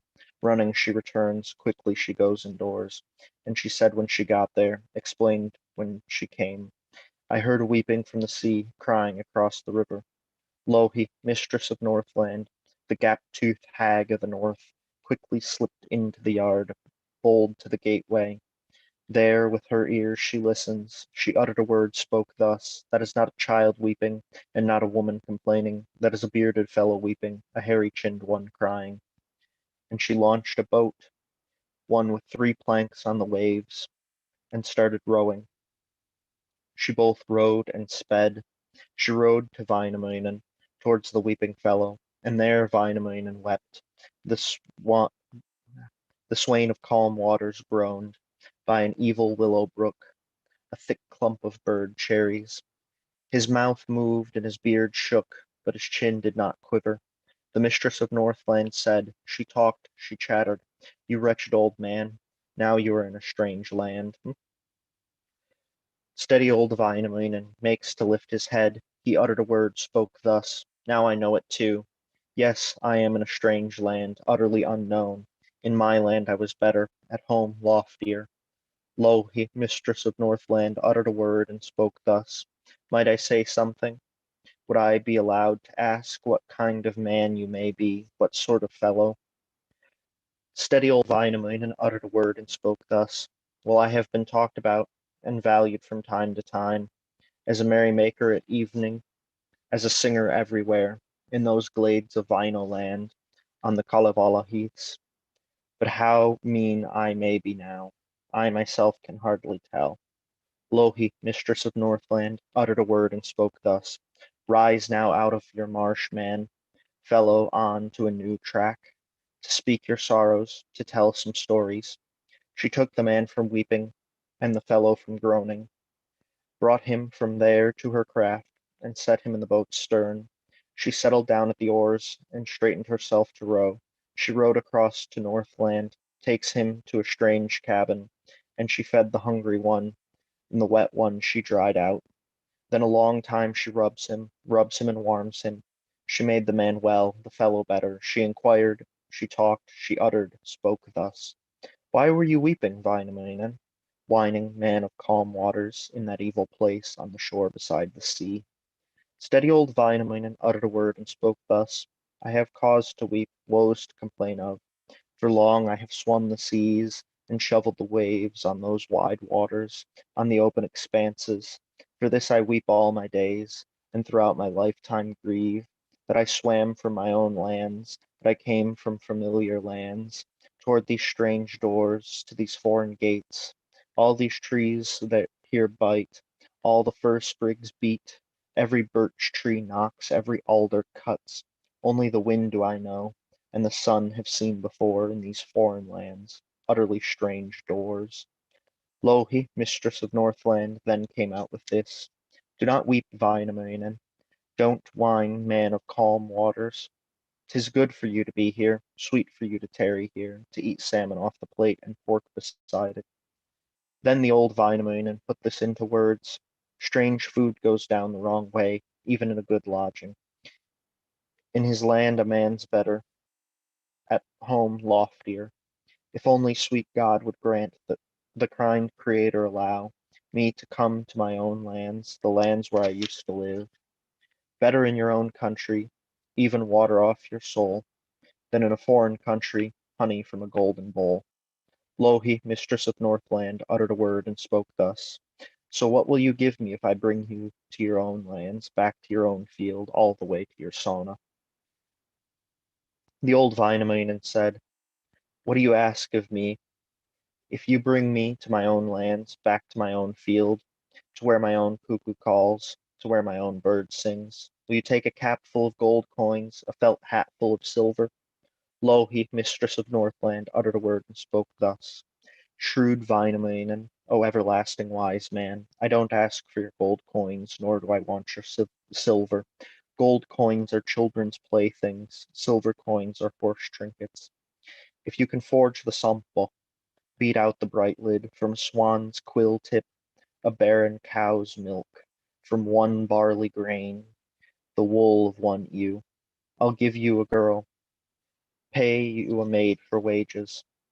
I'll bring you to your own lands, where your own bird sings, where your own cockerel is heard, back to your own field. Steady old Wainamoinen uttered a word and spoke thus. I cannot forge the sampo, brighten the bright lid, but bring me to my own lands. I will send Ilmarinen, the smith.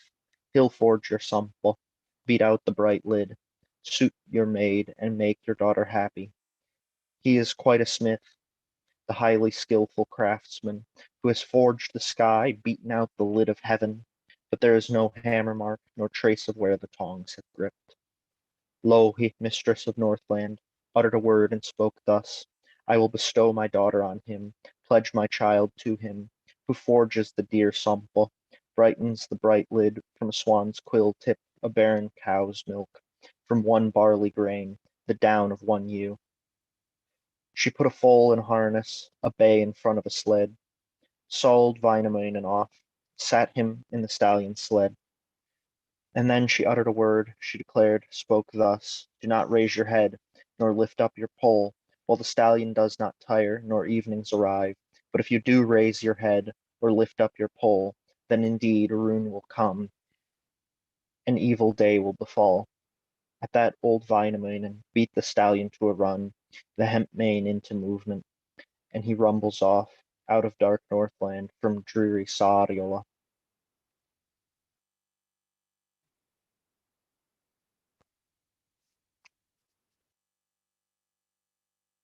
Thank you very much. Sorry about that. Yeah, this poem is super cool just because it's got, he's meeting Lohi for the first time. So he's headed toward Pohjola. He gets shot off, he winds up on the shore. And we see this vision of Wainamoinen very, very vulnerable, right? I mean, he's crying. He's like, I just want to go home when he meets Lohi. And of course, Lohi's great because she's like, what's up with this? What can we do with this situation? And so Lohi is very smart. She says, I can get you home, but you have to make this thing called the Sampo. And now we're being introduced to one of the more kind of mysterious, strange elements of Kalevala, which is the Sampo.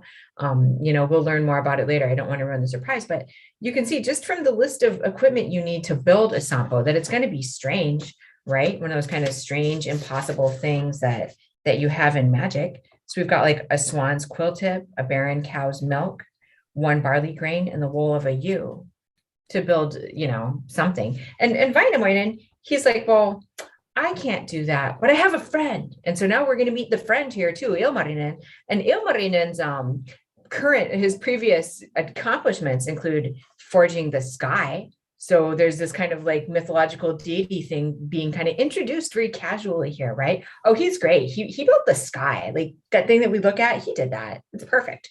But Lohi says, and this is very important, I will bestow my daughter on him who forges the Sampo, right? So now we've got Wainamoinen coming in to make a deal with his friend. And so she puts him into a sledge, and then she says, don't look up.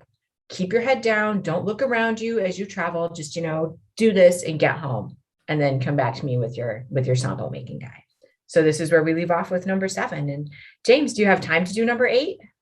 Yeah, I can do number 8. Fabulous. Okay, I'm going to mute myself. Go ahead. I was saying, I'm going to take off after number 8. And you got to like do work and stuff. Yeah, right. Well, I appreciate it. Thank you for coming. So yeah, I'll go ahead and mute myself and change the slide, and you can go ahead and take it away with number 8. All right, so rune 8, the wound. 'Twas the fair maid of the north, the land's famous, water's choice, sat on the sky's collar bow, upon heaven's arch, shimmered in clean clothes and in white garments.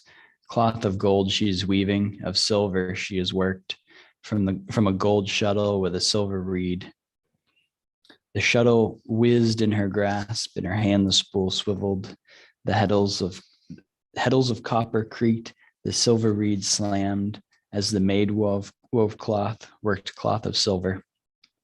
Steady old Wainamoinen is rumbling along out of dark Northland from dreary Sariola. He drove a bit of a way, a tiny way he traced, when he heard a shuttle buzzing up above his head. He lifted his head, glances heavenward. The arch is fair in the sky, the maid at the arch's edge. Cloth of gold she is weaving, of silver she is tinkling.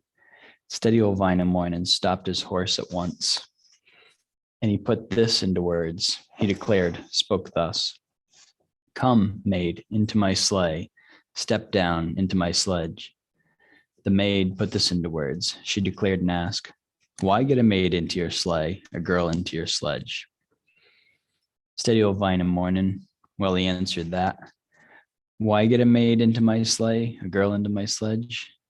That she may bake honey bread, know how to brew beer, sing on every bench, rejoice at every window, on the farms of Vineland, in those Kalevala yards.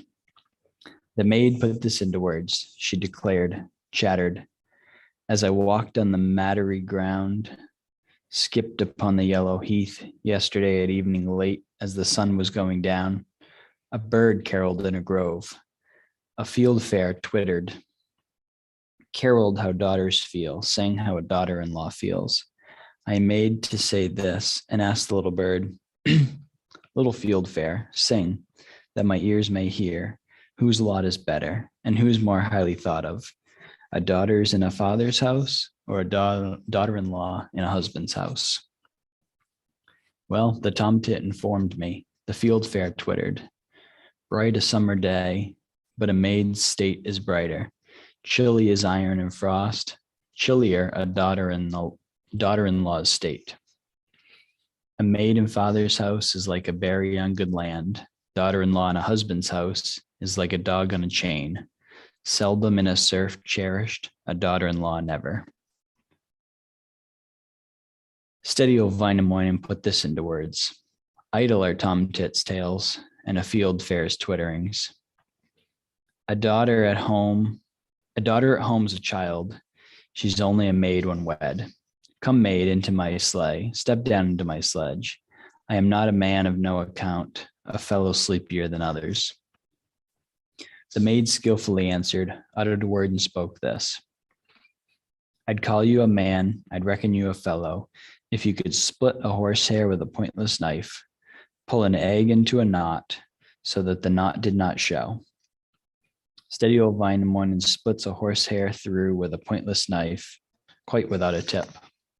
Pulls an egg into a knot so that the knot does not show. He bade the maid into his sleigh, the girl into his sledge. The maid skillfully answered, well, perhaps I'll marry you when you peel a stone, cut fence poles of ice without a piece breaking off or a chip flying. Steady old Wainamoinen does not gratefully fret at that. He just peeled a stone, cut fence poles of ice without a scrap breaking off or a chip flying. He called the maid into his sleigh, the girl into his sledge. The maid skillfully answers and says with this word, well, I'll marry one who could carve a boat out of bits of my spindle, from pieces of my draw knife, who could launch the boat and the new ship on the waves, his knee not nudging, his fist not touching, his arm not turning, his shoulder not reaching out. At that old Wainamoinen put this into words. Not on earth, not in the world, not under all the sky's vault, is there such a boat builder, a carver the likes of me. He took bits of the distaff, whirls of the spindle, set about carving a boat, building 100-planked one, on a steel mountain, on an iron cliff. Rashly he carved at the boat, the wooden craft recklessly. He carved one day, he carved two, soon he carved a third as well. The axe does not touch the rock, nor the blade tip strike the cliff. So on the third day, the demon swung the handle round, the devil wrenched the blade, the evil one jogged the haft. Into the rock the axe went, and the blade tip struck the cliff, and the axe bounced off the rock, and the blade slid into flesh, into the worthy boy's knee, into Wainamoinen's toe. The devil slipped it upon his flesh, the demon tried it upon his sinews, and the blood spilled out, the gore rippled forth. Steady old Wainamoinen, the everlasting wise man, at that put this into words. He declared and chattered thus. Oh, you hooked beak axe, you hatchet of even blade, did you think you had a tree to bite, a fir to attack, a pine to bite down, a birch to meet with, when you slipped into my flesh, slithered into my sinews? He started then singing charms, began reciting. He told origins in depth and spells in order, but he could not remember some of the great iron words, which would prove a bar, serve as a firm lock against those rents of iron, those slashes of the blue mouth. The blood as a river ran, the gore as a rapid roared. On the ground it covered berry stalks, heather plants upon the rock, upon the heath. There was no hummock that was not flooded by that overflow of blood, of gore that frothed forth from the true boy's knee out of Wainamoinen's toe. Steady old Wainamoinen snatched some fibers from a rock, from a swamp took some mosses, from the ground a clump he ripped to block the harsh hole, to stop up the evil gate. But it will not yield at all, nor a tiny bit hold off. Well, now things became painful. Things turned out more troublesome. Steady old Wainamoinen, he burst into tears. He put his foal in harness, the bay in front of the sledge, then flings himself into the sledge. settled into a sleigh. He lashed the courser, whacked it with the beaded belt. Courser ran and journey sped. The sledge rolled, the road shortened. Now soon a village comes up. 3 roads meet. Steady old Wainamoinen drives along the lowest road to the lowest house. Over the threshold he asks, might there be one in this house who treats iron's toil, knows about a fellow's pain, explains injuries? There was a child on the floor, a small boy on the stove seat. This one answers that. There is no one in this house who treats iron's toil, knows about a fellow's pain, takes hold of an ache, explains injuries. He's in the next house. Drive to the next house. Steady old Wainamoinen. He lashed the courser, drives off with a swish. He drove a bit of a way along the middlemost road, up to the middlemost house. He asked back from the threshold, begged from below the window. Might there be one in this house who treats iron's toil, who bars a blood rain, who checks vein rapids? There was an old hag under a cloak, a gossip on the stove seat, and the hag indeed answered. The 3-toothed one clacked. There is no one in this house who treats iron's toil, knows the origin of blood, takes hold of an ache. He's in the next house. Drive to the next house. Steady old Wainamoinen. He lashed the courser, drives off with a swish. He drove a bit of a way along the uppermost road, up to the uppermost house. Over the threshold he asked, spoke from beyond the roof tree. Might there be one in this house who treats iron's toil, who will block this flood, shut the dreary blood? An old man dwelt on the stove, a gray beard under the ridge. The old man growled from the stove, the gray beard boomed out. Bigger things yet had been shut, greater things yet overcome, with the Creator's 3 words, the deep origin's decree. Rivers at mouths, lakes at heads, and furious streams at the neck, bays at the tips of the headland, land bridges where they taper. Excellent. So yeah, you get a real kind of cliffhanger that you're going to have to leave with for work.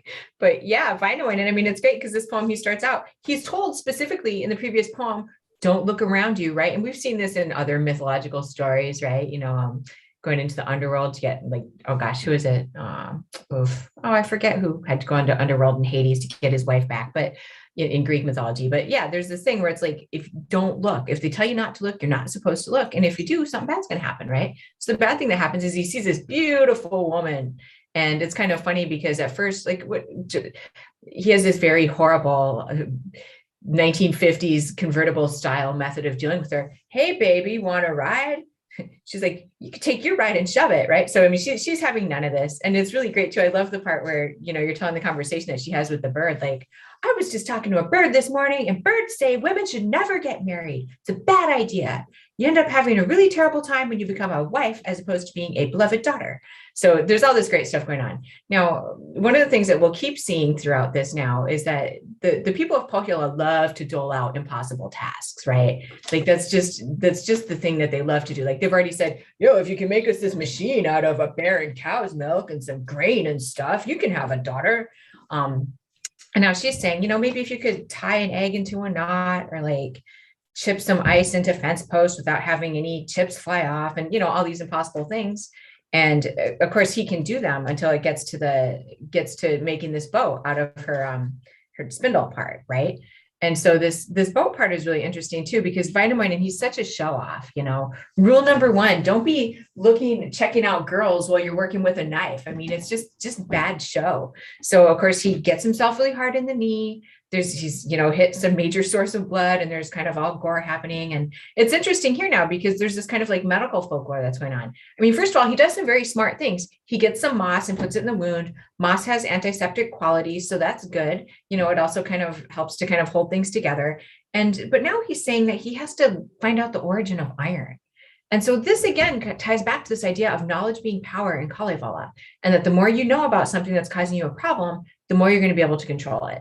So, this is and he goes and he can't remember, like he's freaking out as most people are. if I start bleeding profusely, I can't think, like I can't even dial 911, and he's running around trying to be like, hey, you guys know the origin song? Anybody know the origin song? And so that's where we kind of leave off, is with these people who are going to maybe be able to help him find out the origin song. And if he can sing the origin of iron, then perhaps it'll stop the blood. This actually does tie, and I'll talk about this a little bit later, but there is an actual tradition of blood stopping that involves rune singing, which I'll describe after the next poem. But I know you got to get back to work, James. So thank you for coming. And, I really appreciate getting to see you. Yeah, thanks for doing the Kalevala-thon again. Enjoyed Yeah, it last year too. So. Good. Well, every year around the same time, just depending on when spring break falls. So nice. All right, take care. Thanks, you too. Cool. And I know we have some other folks who are coming in. So what I will do in a minute is I will post a pronunciation guide for anybody who wants a quick and dirty pronunciation guide. It's not something that, the Webster dictionary people drew up, but it will at least give people a sense for how to very quickly say Finnish words that might be unfamiliar. I also have a link to the Project Gutenberg Kalevala, which is the translation done in 1888 by Crawford. It's very kind of old fashioned in reading, so it's not quite the same. But people should know that as you come in, every translation of Kalevala is welcome. Untranslated Kalevala is welcome. So if you want to tell us that stuff in Finnish, you're more than welcome to. So we have made it through the first 8 poems, and we're at a cliffhanger that we're going to have to resolve here momentarily. But I do want to ask if there's anybody who wants to read the next poem. If you do, you can either unmute yourself or you can go ahead and just type your name in the chat. But if not, I can go ahead and read it too. So I'm happy to have people helping so I don't lose my voice all in one go this morning.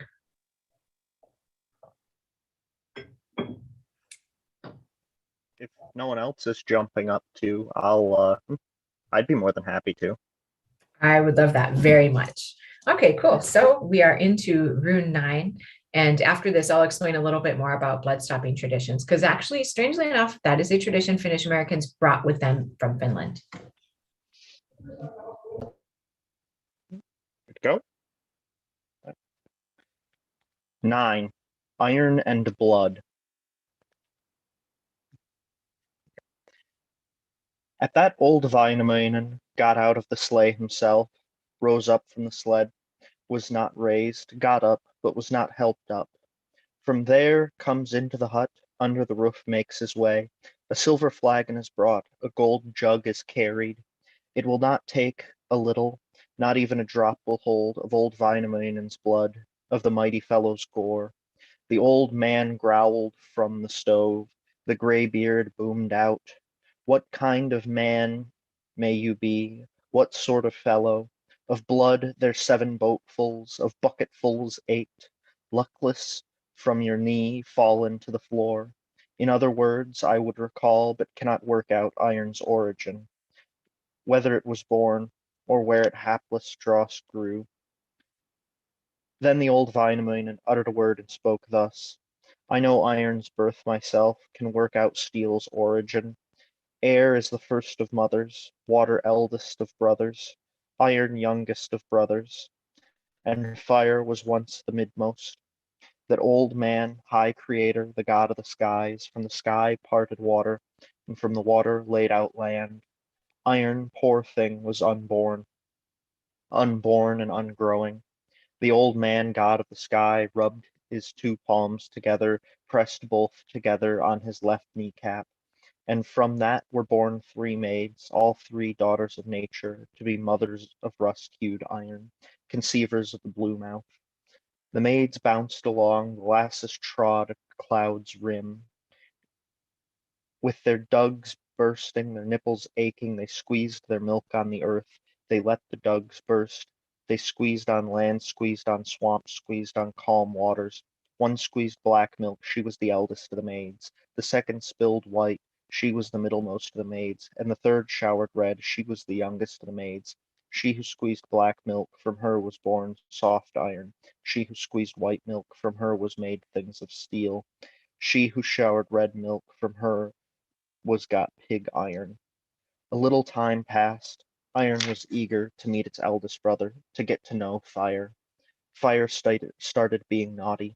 It grew to be quite dreadful. It was burning the luckless, the poor iron, its brother, but iron managed to hide, to keep safe from that harsh fire's hands, from the mouth of furious flame. At that, and then iron hid, both hid and kept safe, in a moving mire, in a spilling spring, on the largest open swamp, on a harsh fell top, where the swans lay eggs, and the goose hatches her young. Iron sprawls out in the swamp, and the slack place stretches. It hid 1 year, it hid two, soon it hid a third as well, between two tree stumps, under 3 roots of a birch. But no, it did not escape the harsh hands of fire. It must come a second time, and go to fire's cabins, while it was made into a blade, and was forged into a sword. A wolf ran along the swamp, a bear rambled on the heath. The swamp moved at the wolf's tread, and the heath at the bear's paws. There iron rust rose, and a steel rod grew, where the wolf's feet had been, where the bear's heel had dug. Smith Ilmarinen was born. Both was born and grew. He was born on a hill of coal, grew on a heath of charcoal, holding a copper hammer, gripping tiny tongs. By night born Ilmarinen, by day built a workshop. He sought a spot for the workshop, space for the smithy. He saw a small strip of swamp, a little damp ground. He went off to look at it, to inspect it from close by. There he pressed down his bellows. There he set up his forge. He followed in the wolf's tracks, and where the bear's heel had been.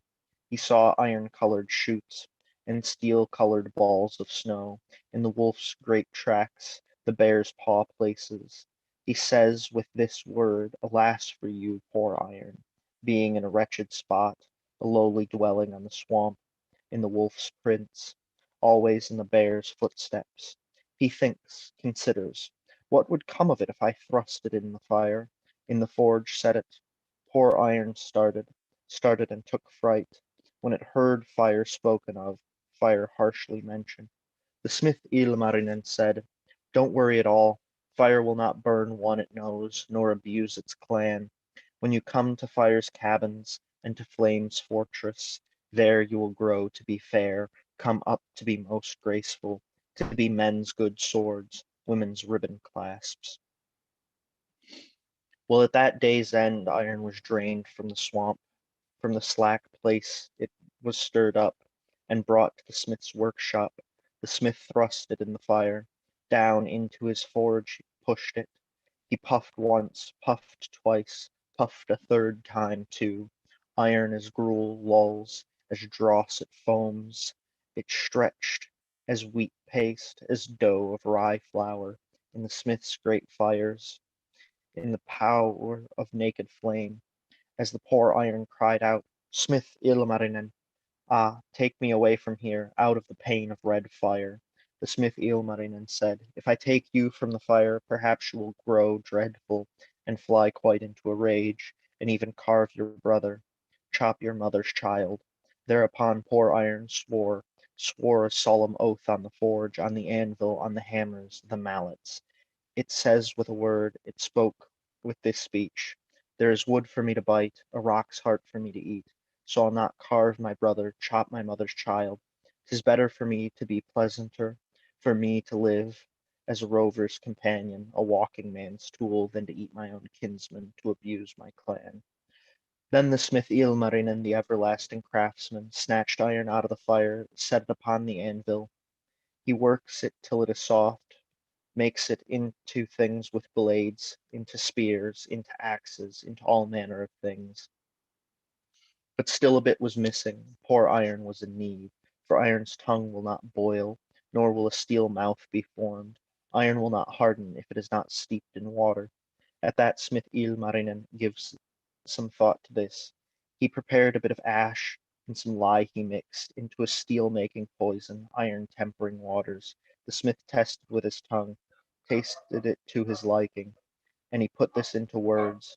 No, these are no good to me, for steel-making waters, for working iron things. A bee rose up from the ground, a blue wing from a hummock. It flutters, it glides round the smith's workshop. The smith put this into words. O be, lightweight man, bring mead on your wing, carry honey on your tongue.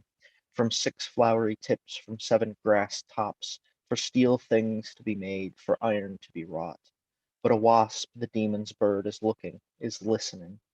Looked from the roof edge, from beneath the birch bark, gazed at the iron to be wrought, the steel things to be made.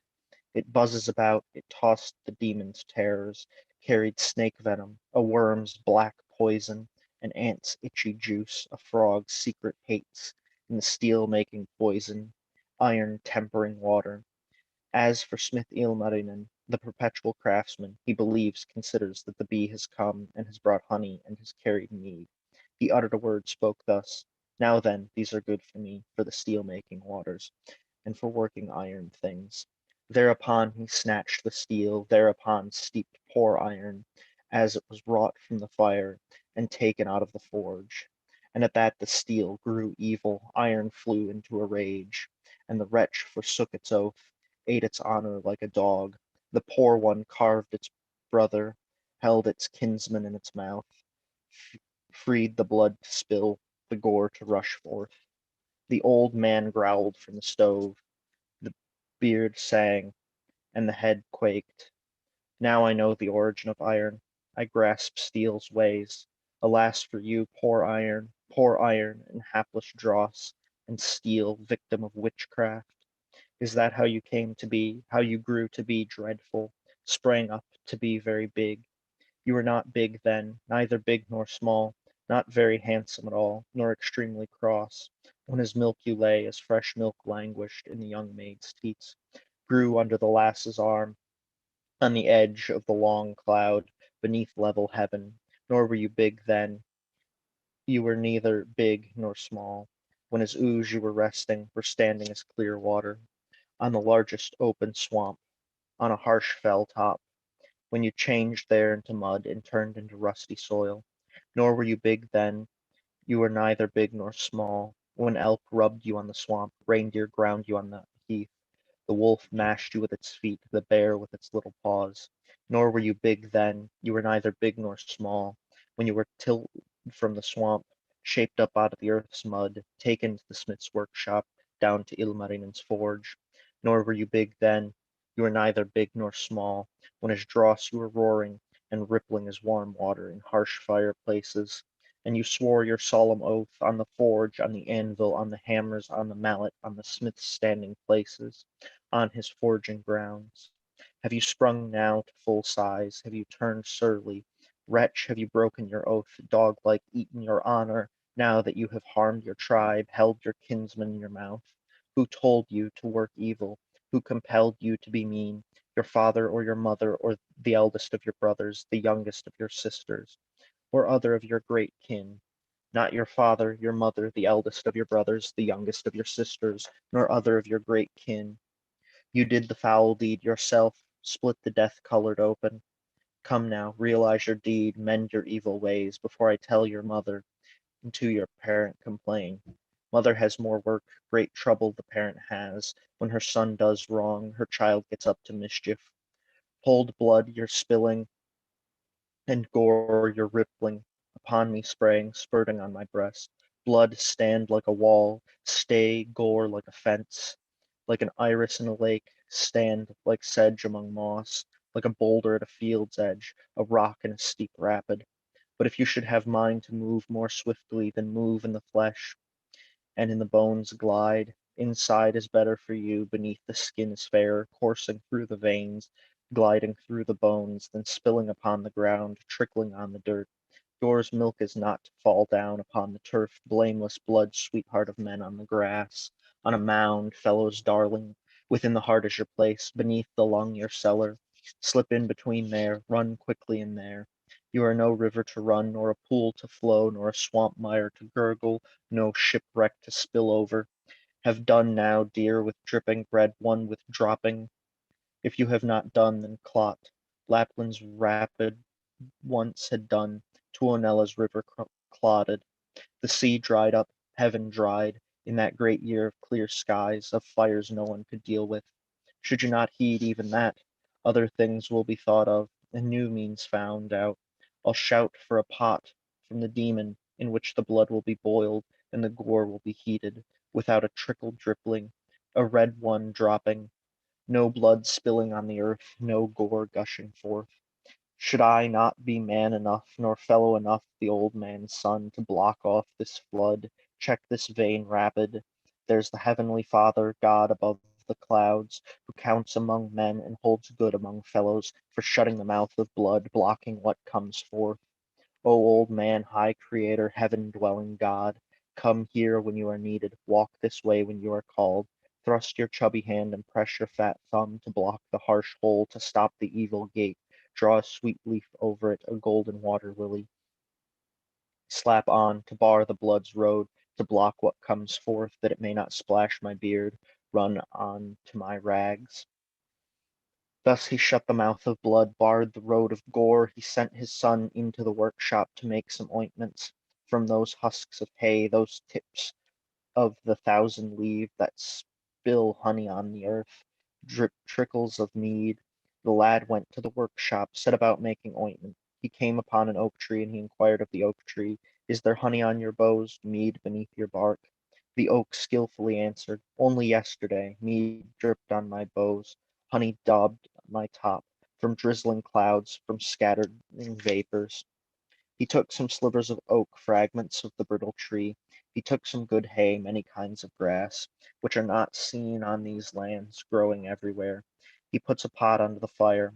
He brought the stew to a boil, full of oak tree bark, of good-looking hay. The pot boiled, rumbled, for 3 nights in all, for 3 days of spring. Then he looked to see whether the ointments were steadfast, the remedies reliable.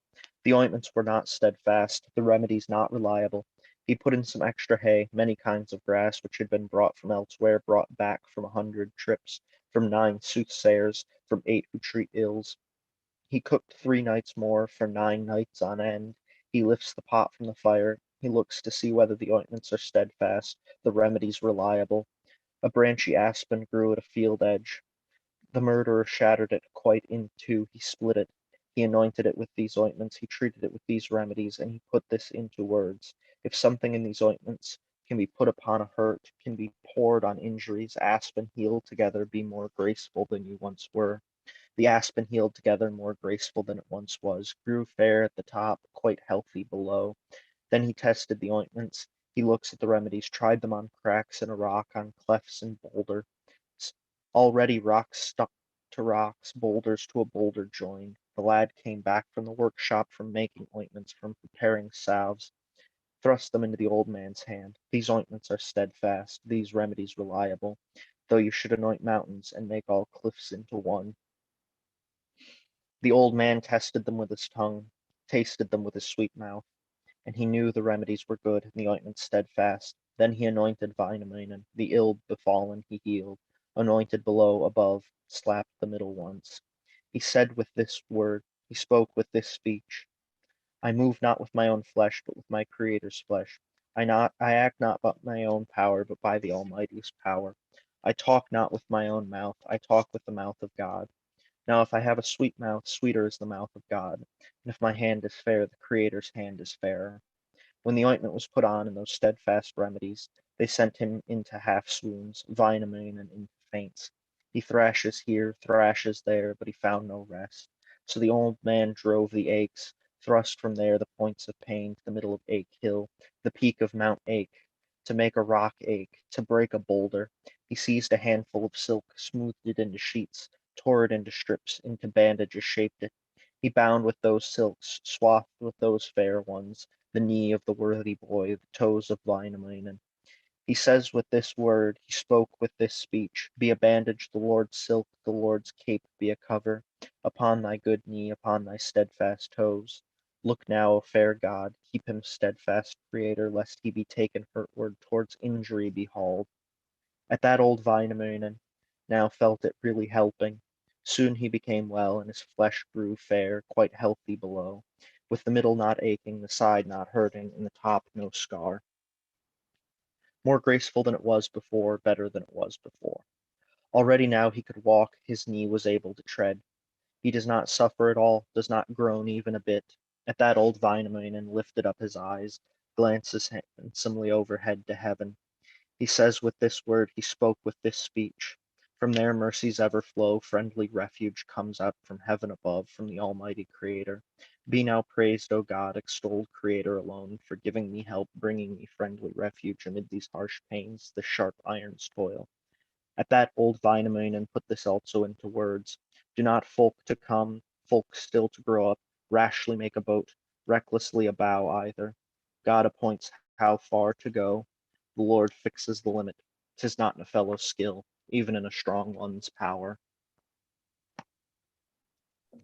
Excellent. Thank you, Hari.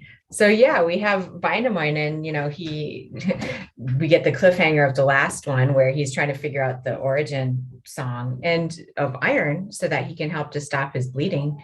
And here we get a strange origin song, right? I mean, I think by all estimations, when you have people who are actually lactating iron onto the earth, that's a weird story, but he needs to know that story because again, this whole moral of knowing and knowledge being power and you knowing more about the thing that's causing you harm or making your life difficult is very important. So he has to know this. And so it's great because we get this origin story of, these mythological women creating the iron that people use, how the iron comes to be just kind of in the earth, how people get it.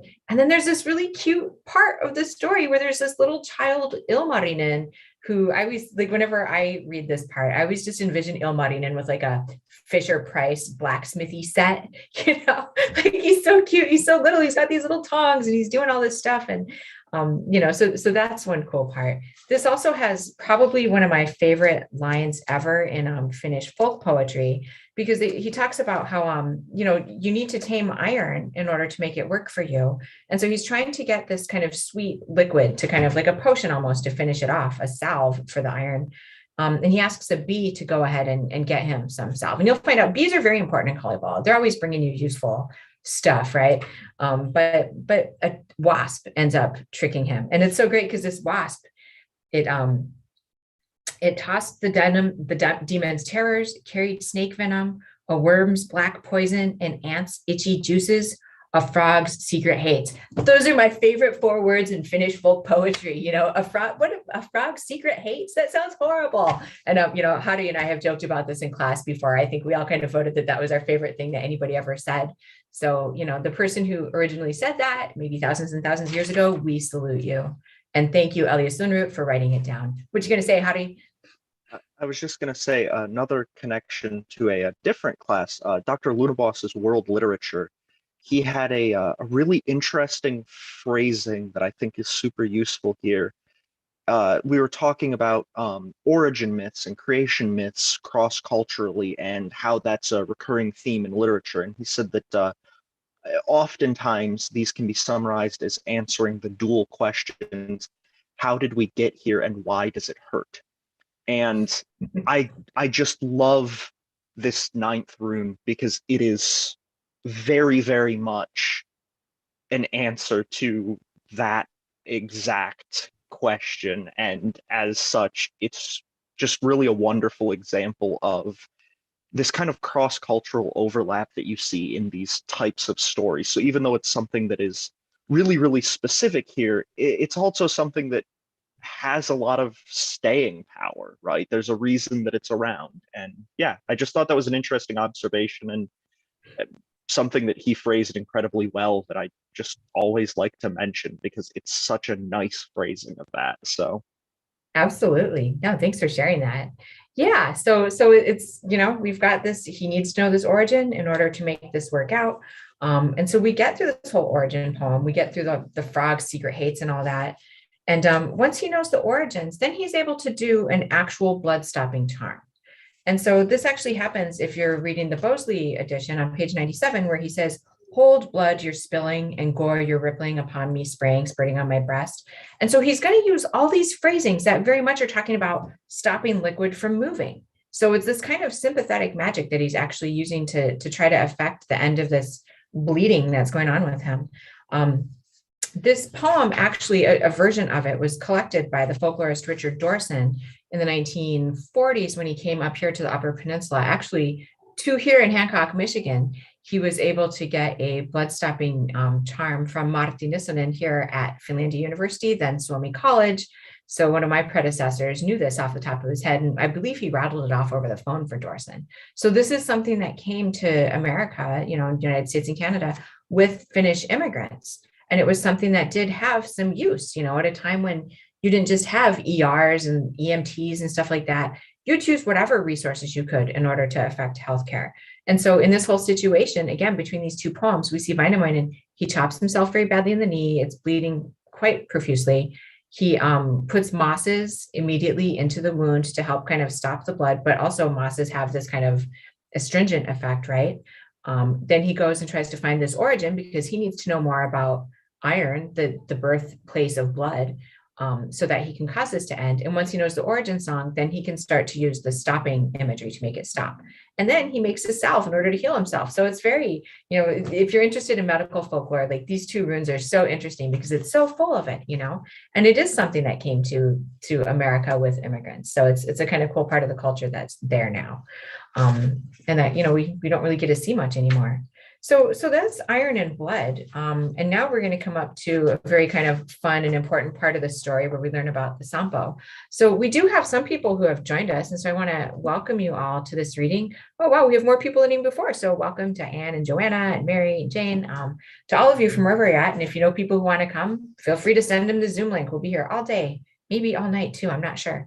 If you're interested in reading a rune, what you can do is you can type your name into the chat. Otherwise, maybe Hari and I will just keep bouncing back and forth and reading. Any translation or any original of the Kalevala poetry is welcome to read. So, if whatever you've got, we'll listen to it. I do also have the online version of the Kalevala that was translated in 1888 by Crawford. Different translations have different approaches to how it'll read out, but the story remains the same. So, anything is valid that we have. I also do have a pronunciation key, a kind of quick and dirty one. It's sort of meant for American English speakers, just so that you can get through a Kalevala word on site as quickly as possible.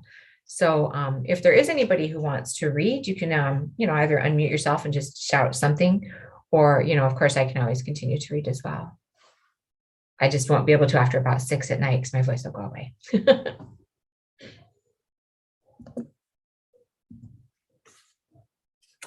All right, and hearing no takers, I suppose I'll just go ahead and get started with rune number 10, Forging the Sampo. So if you remember from a couple of runes before, Väinämöinen is told by his dead mother's ghost to go up to Pohjola and find himself a bride.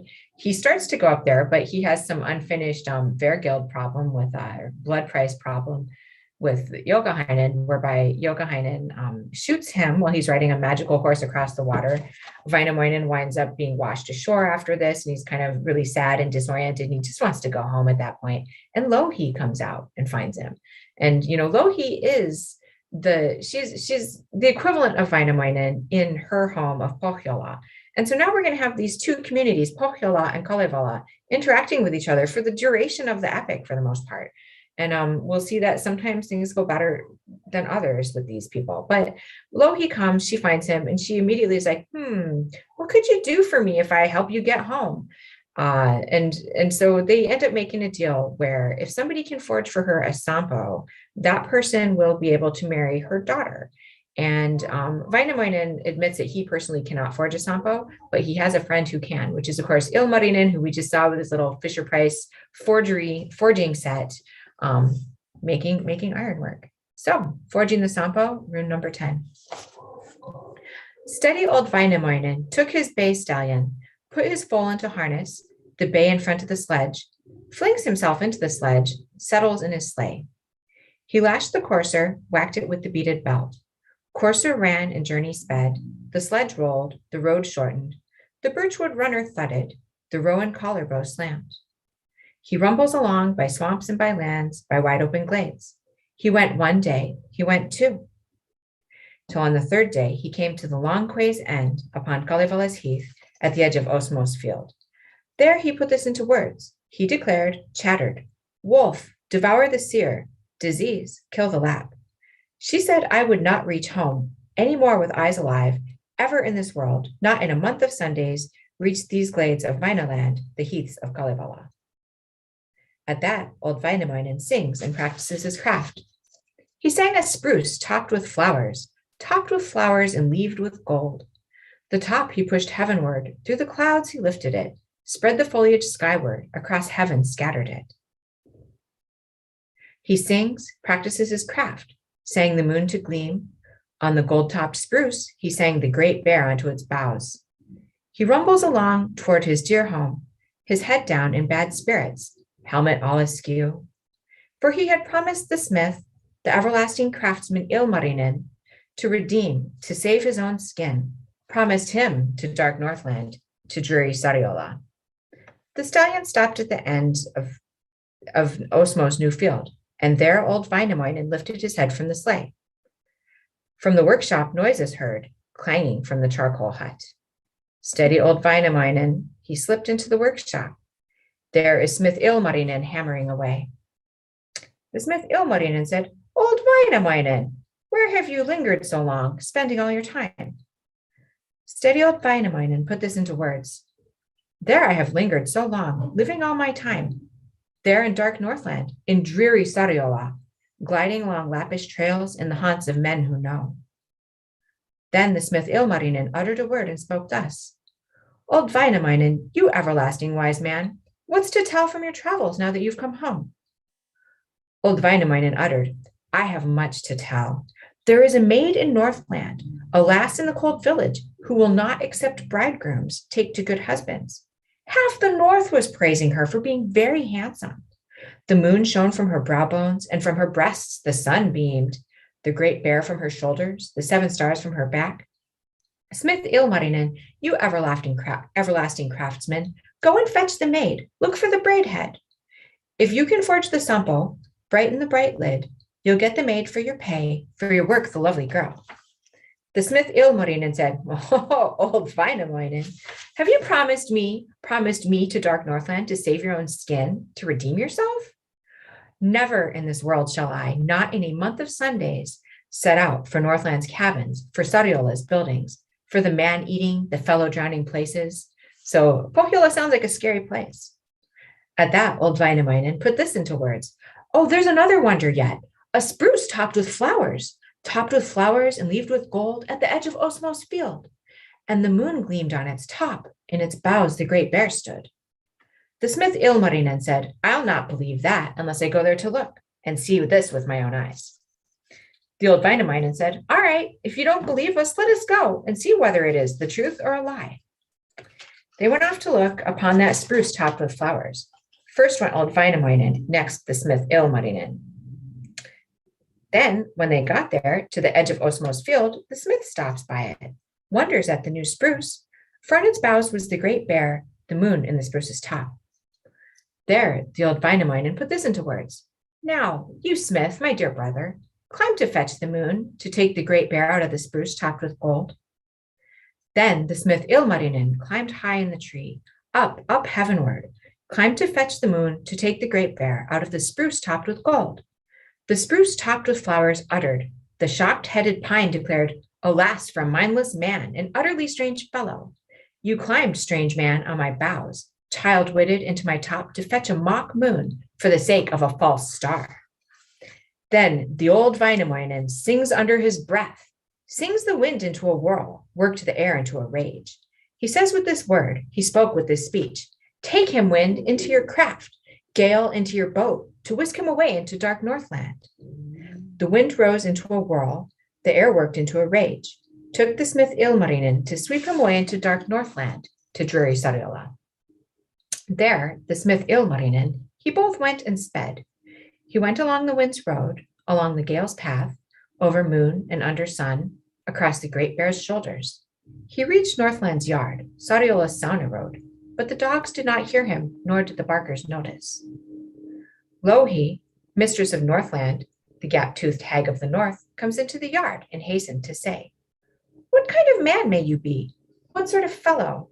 You came here by the wind's road, by the gale's sledge path, and the dogs don't bark at you, nor do the fluffy tails speak. The smith Ilmarinen said, I've certainly not come here to amuse the village dogs, to enrage the fluffy tails before these strange doors at these foreign gates? Then the mistress of Northland inquired of the newcomer, have you come to see, hear, and know about that Ilmarinen the smith, the most skillful of craftsmen? He has long been waited for, and age has been longed for, here in furthest Northland, to make up the new sampo. Smith Ilmarinen uttered a word and spoke thus, perhaps I have come to see that Ilmarinen the smith, for I am Ilmarinen, the skillful craftsman myself. Louhi, mistress of Northland, the gap-toothed hag of the north, quickly slipped indoors and says with this word, my younger maiden, my child, my smallest baby, put on your best now, on your body the whitest, the softest upon your hems, the most splendid on your breasts, around your neck the fairest, the most blooming on your brows. Put red on your cheeks and show off your face, for the smith Ilmarinen, the everlasting craftsman, has come to make the sampo and brighten the bright lid. 'Twas the fair girl of the north, the land's famous water's choice, took out her choice clothes, her cleanest garments, decks herself, dresses herself, fits herself out in headbands, puts herself in copper hoops, looks a wonder in gold belts. And she came in from the shed, tripping in from the farmyard, with her eyes aglow, with her ears gorgeous, fair about the face, with her cheeks blushing, gold hung at her breast, on her head silver glittered. She, the mistress of Northland, showed the smith Ilmarinen round these cabins of Northland, round Sariola's buildings. There she fed him full. She let the man drink his fill, entertained him very well. Then she got round to saying, Smith Ilmarinen, O everlasting craftsman, if you can forge the sampo, brighten the bright lid from a swan's quill tip, a barren cow's milk, a small barley grain, a summer ew's down, you'll get the maid for your pay, for your work, the lovely girl. Then the smith Ilmarinen put this into words. I'll be able to forge the sampo, beat out the bright lid from a swan's quill tip, a barren cow's milk, a small barley grain, a summer ew's down, because I have forged the sky, beaten out the lid of heaven, with nothing to start off from, with not a shred ready-made. He went to make the sampo, brighten the bright lid. He asked for a workshop site, longed for forging tools, but there was no workshop site, no workshop and no bellows, no forge, no anvil, no hammer, no handle even. Then the smith Ilmarinen uttered a word and spoke thus. Well, let the hags doubt, the flighty break off, but even a worse man won't, nor a sleepier fellow. He sought a base for the forge, space for a smithy upon those lands, those mainlands upon the north's furthest fields. He sought one day, he sought two, till on the third day he came upon a bright rock, a massive boulder in front. There the smith stopped. There the craftsman put up his fire, spent one day making bellows, the next setting up a forge. Then the smith Ilmarinen, the everlasting craftsman, pushed the raw stuffs in the fire, his materials down in the forge. He took serfs to puff and striplings to press. The serfs puffed and flapped, the striplings pressed hard. For 3 summer days and 3 summer nights, rocks grew at their heels and boulders where their toes were. And so this part's really cool. It's really interesting. So on the first day, he, the smith Ilmarinen, leaned over to look at his forge's underside and see what might be coming from the fire out of the flame. A crossbow pushed from the fire, a bow of gold from the heat, the bow gold, the top silver, the shaft copper bright. The crossbow is good looking, only it is ill-mannered. Every day it claims a head, and on a good day 2 heads. He, the smith Ilmarinen, was not greatly pleased with that, and he snapped the bow in 2 and pushes it into the fire. He made the serfs puff and the striplings press. Now, the day after, he, the smith Ilmarinen, leaned over to look at his forge's underside. A boat pushed out of the fire. A red craft out of the heat, its prow bright with gold, its rowlocks cast in copper. It is a good-looking boat, but it is not well-mannered. Vainly it would go to war, needlessly to fight. Smith Ilmarinen was not pleased with that either. He shattered the boat to pieces, pushes it into the fireplace. He made the serfs puff and the striplings press. Now on the third day, he, the smith Ilmarinen, leaned over to look at his forge's underside. A heifer pushed from the fire, a gold-horned one from the heat, on its brow a great bare star, and on its head the sun's disk. The heifer is good-looking, but it is not well-mannered. It lies down in the forest, spills its milk upon the ground. Smith Ilmarinen was not pleased with that either. He cut the cow in pieces, then pushes it in the fire. He made the serfs puff and the striplings press. Now on the fourth day, he, the smith Ilmarinen, leaned over to look at the forge's underside. A plow pushed out of the fire, a gold-shared one from the heat. The share gold, the stilt copper, silver on the handle top. It is a good-looking plow, but it is not well-mannered. It plows others' fields and tills their acres. Smith Ilmarinen was not pleased with that either, and he snapped the plow in two and shoved it down into the forge. He made the winds puff and the strong gusts press. The winds puffed and flapped, the east puffed and puffed the west, and the south puffed more and the north blasted. They puffed one day, they puffed two, soon they puffed a third as well.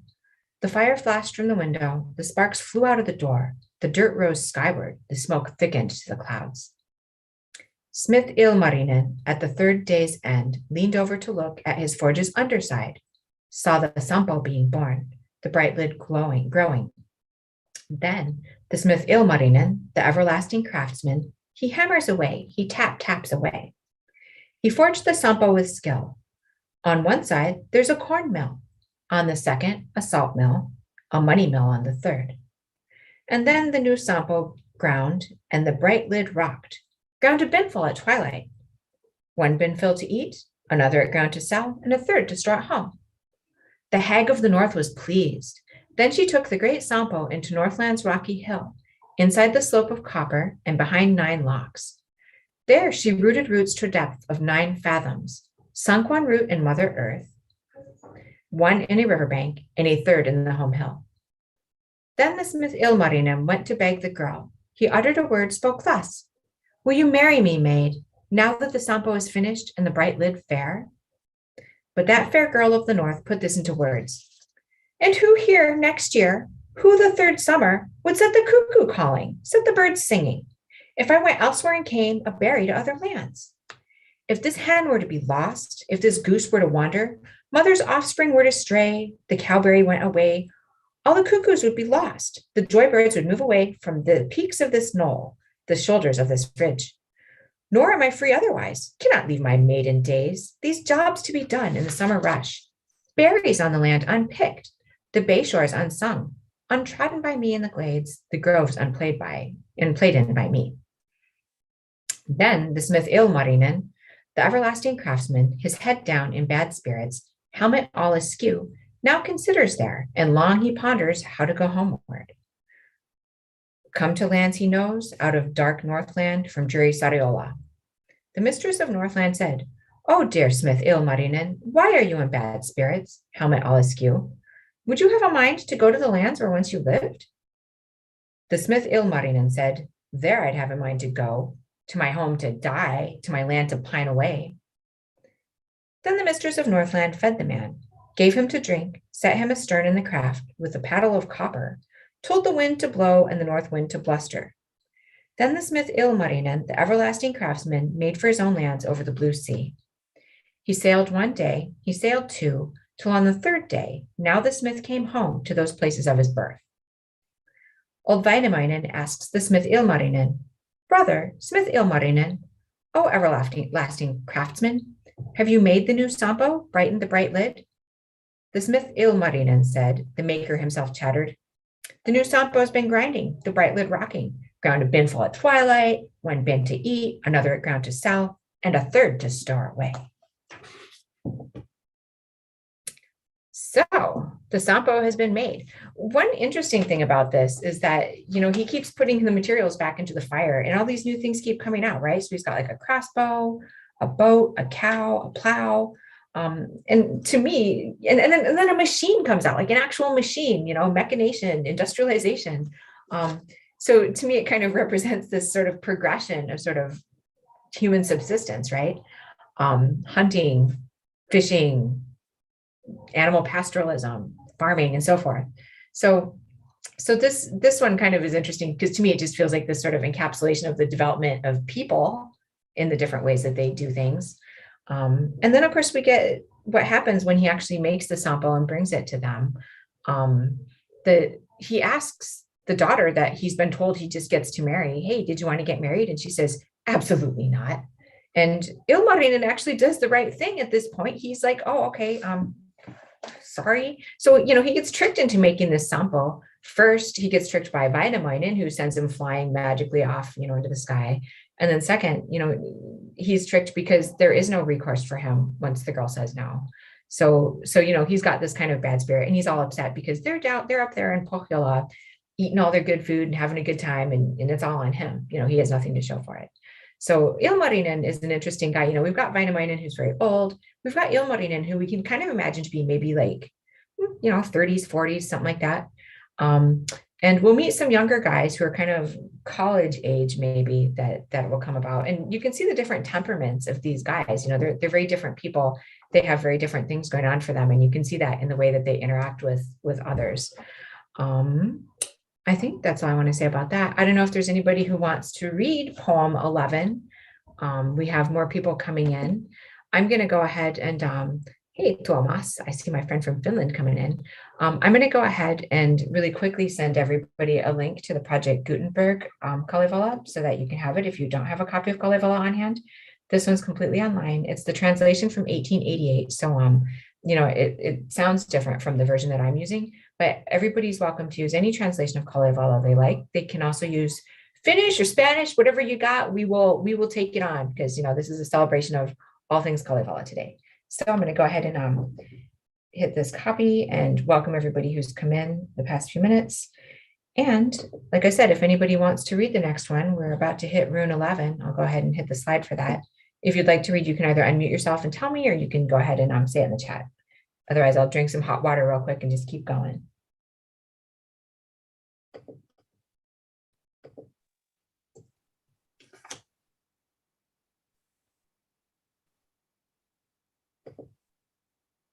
And I'm also including a kind of rough pronunciation guide for people if you feel intimidated saying Kalevalaic words that you might not know. This is kind of made for American English speakers so that they can look at something real quick and just plow right through it. But I see nobody saying they want to do it, so I guess I'll just keep going. I was just gonna say, if nobody else is, I'll read 11. I would gratefully take you up on that offer.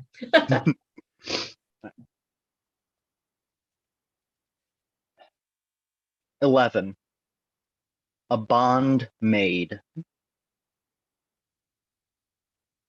'Tis time to tell of Ahti, and to lilt about a rogue. Ahti the islander boy, he the wanton lover boy, grew up in a lofty home with his dear mother at the broadest bay's far end, underneath far headland's arm. On fish there Farmind grew up, and on a perch Ahti came up, became a man of the best, a red-blooded one burst forth, who has a good head and can hold his own. But he went a little wrong and rascally in his ways. He kept going with women, staying out all night, making merry with lasses, capering with braided heads. Hili was an island maid, island flower, who grew in a lofty home, came up in one most graceful, sitting in her father's rooms where the back bench sagged. Long she grew up, far was famed. From far suitors came to the maid's farmhouse, to her fair farm. The sun wooed her for his son, but she'd not go to Sunland to shine with the sun in the summer rush. The moon wooed her for his son, but she'd not go to Moonland to gleam with the moon, to go the sky's rounds. A star wooed her for his son, but she'd not go to Starland to twinkle night long in the winter skies. From Estonia bridegrooms came, others from Ingria yonder, but she'd not go there either. And she answered back, in vain is your gold used up, your silver worn thin. I'll not go to Estonia. I'll not go nor pledge myself to row Estonian water, punt between islands, eat Estonian fish, gulp Estonian broth, nor will I go to Ingria, to its banks and braes. There is lack of all things, lack of trees and lack of splints, lack of water, lack of wheat and lack of rye bread. Well, wanton Lemminkainen, he the fair far mind, promised he would go off to woo the island flower, that especial bride, the beautiful braided head. His mother tried to forbid, the old woman warned, do not go, my boy, among your betters. You will not be accepted among the island's great kin. Wanton Lemminkainen said, fair far mind uttered. Though my home is not handsome and my kin not great, I will choose with my body, take with my other good looks. And still his mother forbids Lemminkainen to go off among the island's great kin and its mighty families. There the wretches will taunt you, the women will laugh at you. What did Lemminkainen care? He put this into words. Be sure I'll ward off women's laughter and the giggles of daughters. I'll kick a boy at the breast and a babe in arms, and will stop even good taunts, better insults too. His mother put this in words. Woe luckless me for my days, if you disgraced the island women, used the pure wretches, a quarrel would come of it, and a great war would befall. All of the island's bridegrooms, 100 men with their swords would fall on you, luckless one, would surround you on your own. What did Lemminkainen care about his mother's warning? He takes the good stallion, he harnessed the choice foal, and he rumbles off to the island's famed village, off to woo the island flower, the island's especial bride. The women laughed at Lemminkainen, the wretches poked fun, for he drove oddly along the lane, grimly into the farmyard. He drove his sleigh till it tipped, at the gate rolled it over. There wanton Lemminkainen twisted his mouth, turned his head, and twisted his black whiskers, and he put this into words. I've not seen that before. I've not seen nor heard a woman laughing at me, nor suffered a wretch's taunts. What did Lemminkainen care? He uttered a word, spoke thus. Is there space on the island, land for the island's mainland, for me to play games, ground for me to dance, to make merry with island lasses, and caper with braided heads? And the island lasses say, and the headland maids answer, yes, there's space on the island, land on the island's mainland, for you to play games, ground for you to dance, clearings fit for a cow herd, burnt land fit for a herd boy. The island children are lean, but the foals are fat. What did Lemminkainen care? He got hired as a herdsman, spent the days herding, the nights making merry with lasses, sporting with those maids, capering with braided heads. Thus wanton Lemminkainen, he the fair far mind, warded off women's laughter, and held off a wretch's taunts. There was no daughter, not even the purest wench, he did not touch up, did not lie down with. One lass there was of them all, among the island's great kin, who would not accept bridegrooms, take to good husbands. That was Kyllikki, the proud, the island's beautiful flower. Well, wanton Lemminkainen, he, the fair far mind, wore away 100 boots, rode 100 oars and half, going for that maid, hunting Kyllikki. Kyllikki, proud maid, put this into words. Why, wretch, do you rush about, plover, drive about, asking after the girls here, inquiring about tin belts? I cannot be spared from here before I've ground the quern down, beaten the stamper away, pounded the mortar to bits, nor do I care for bird brains, for scatter brains. I want a shapely body for my own shapely body. I want one finer looking for my own fine looks, and a fairer face for my own fair face. A little time passed, barely a month went by, till one day among others, one evening among many, the maids are sporting, the beauties were capering, on the backwoods mainland side upon the fair heath. Kyllikki, above the rest, the island's most famous flower, in full-blooded robe, came wanton Lemminkainen and drove, with his own stallion, with his chosen foal, into the midst of their sport, into the beauty's capers, snatched Kyllikki into his sleigh, grabbed the maid into his sleigh, dumped her on his hide, put her on his planks, and he whipped the horse, thrashed it with the throng. Then he glided off, saying as he goes, lasses, don't ever give the game away that I have been here, have taken a maid from here. If you do not heed it, will be worse for you. I'll sing your bridegrooms to war, your young men beneath the sword, so they'll be heard nevermore, nor seen ever in this world, walking in the lanes, driving in the glades. Truly Kyllikki complained, the island's flower moaned. Let me go now.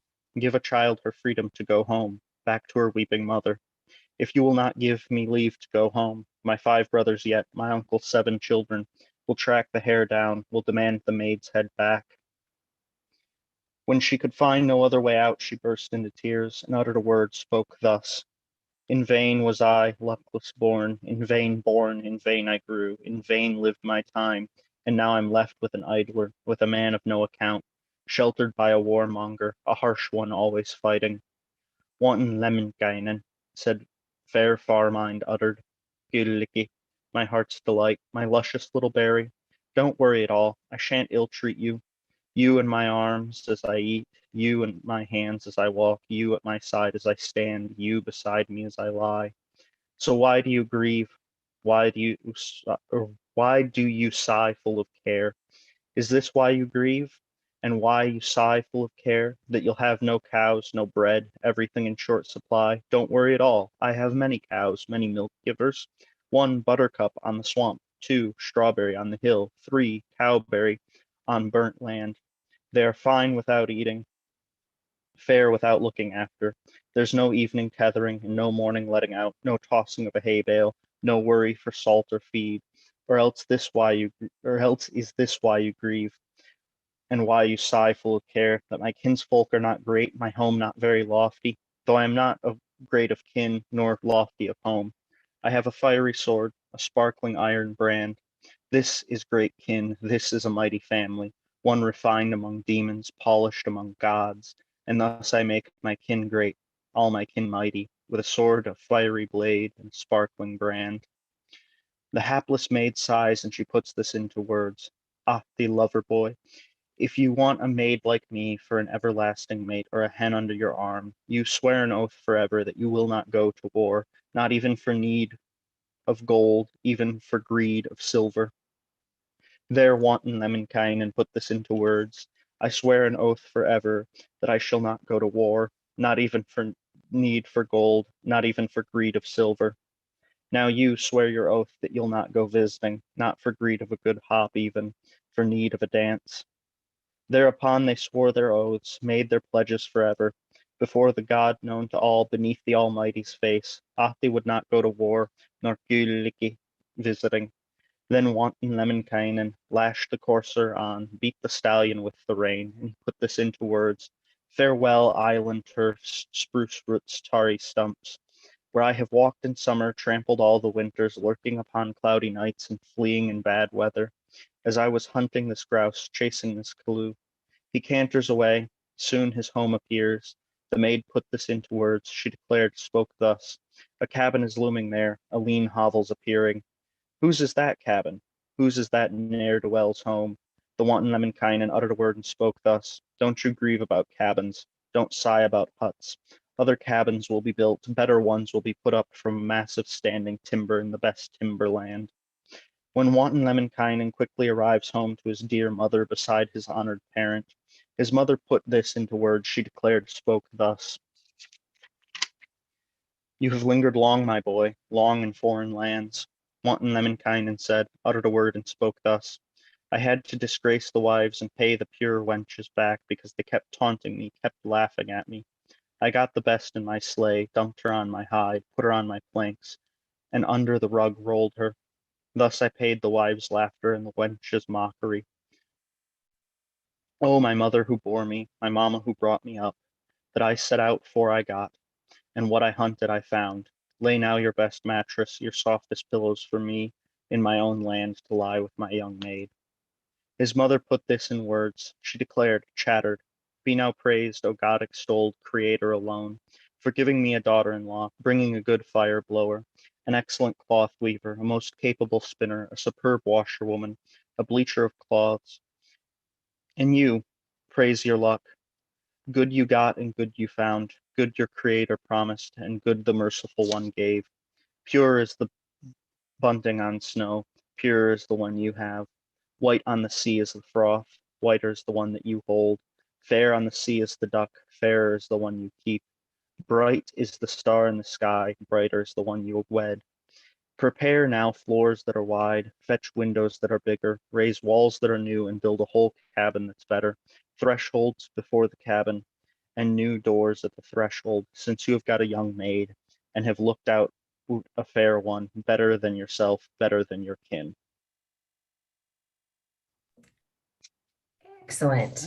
So yeah, now we have met the young man Lemminkainen. He has a couple names that are used throughout Kalevala, and it's because Elias Sunru, he took these kind of three different characters that were very similar and had different things going on and kind of turned them into one guy. So sometimes you'll hear him be called Lemminkainen, which it comes from this word lempi, which is kind of like beloved or darling.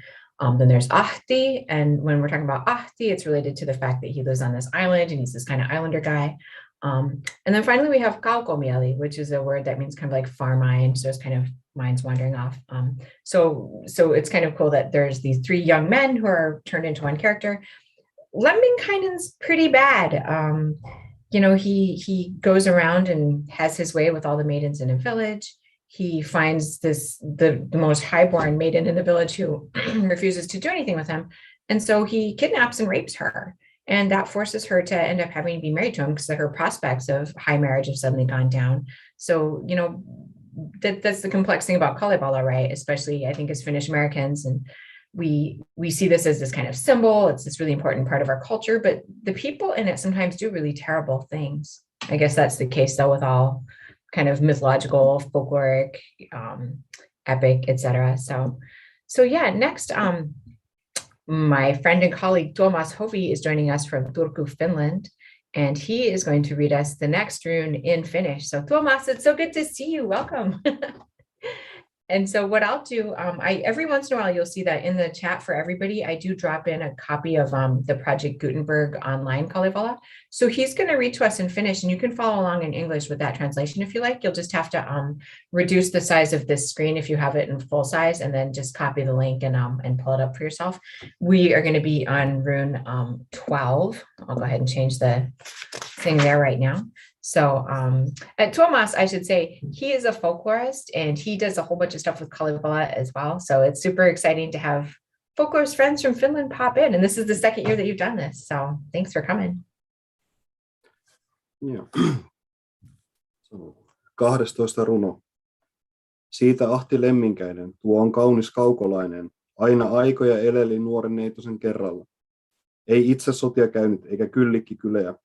Niin päivänä muutamana, huomenna moniahana, itse Ahti Lemminkäinen lähtevi kalan kutuhuun. Tullut ei illaksi kotiin, ensi yöksi ennättänyt. Jo meni kyllikki kylähän, nojen neitojen kisahan. Kempä saattavi sanoman, kempä kielen kantelevi. Ainikki sisar Ahilla, Sep on saattavi sanoman. Sep kielen kantelevi, armas Ahti Veikkoseni. Jo kävi kyllikki kylässä, veräjillä vierahilla. Kylän neitojen kisassa, kassapäijän karkelossa. Ahti poika, Aino poika, itse Lieto Lemminkäinen. Tuosta suuttui, tuosta syöntyi, tuosta viikoksi vihastui. Itse tuon sanoiksi virkki, oi emoni, vaimo vanha. Jospa paitani pesisit mustan käärmehen mujuissa, kiireesti kuivoaisit mun sotahan mennäkseni. Pohjan poikien tulille, Lapin lasten tanterille.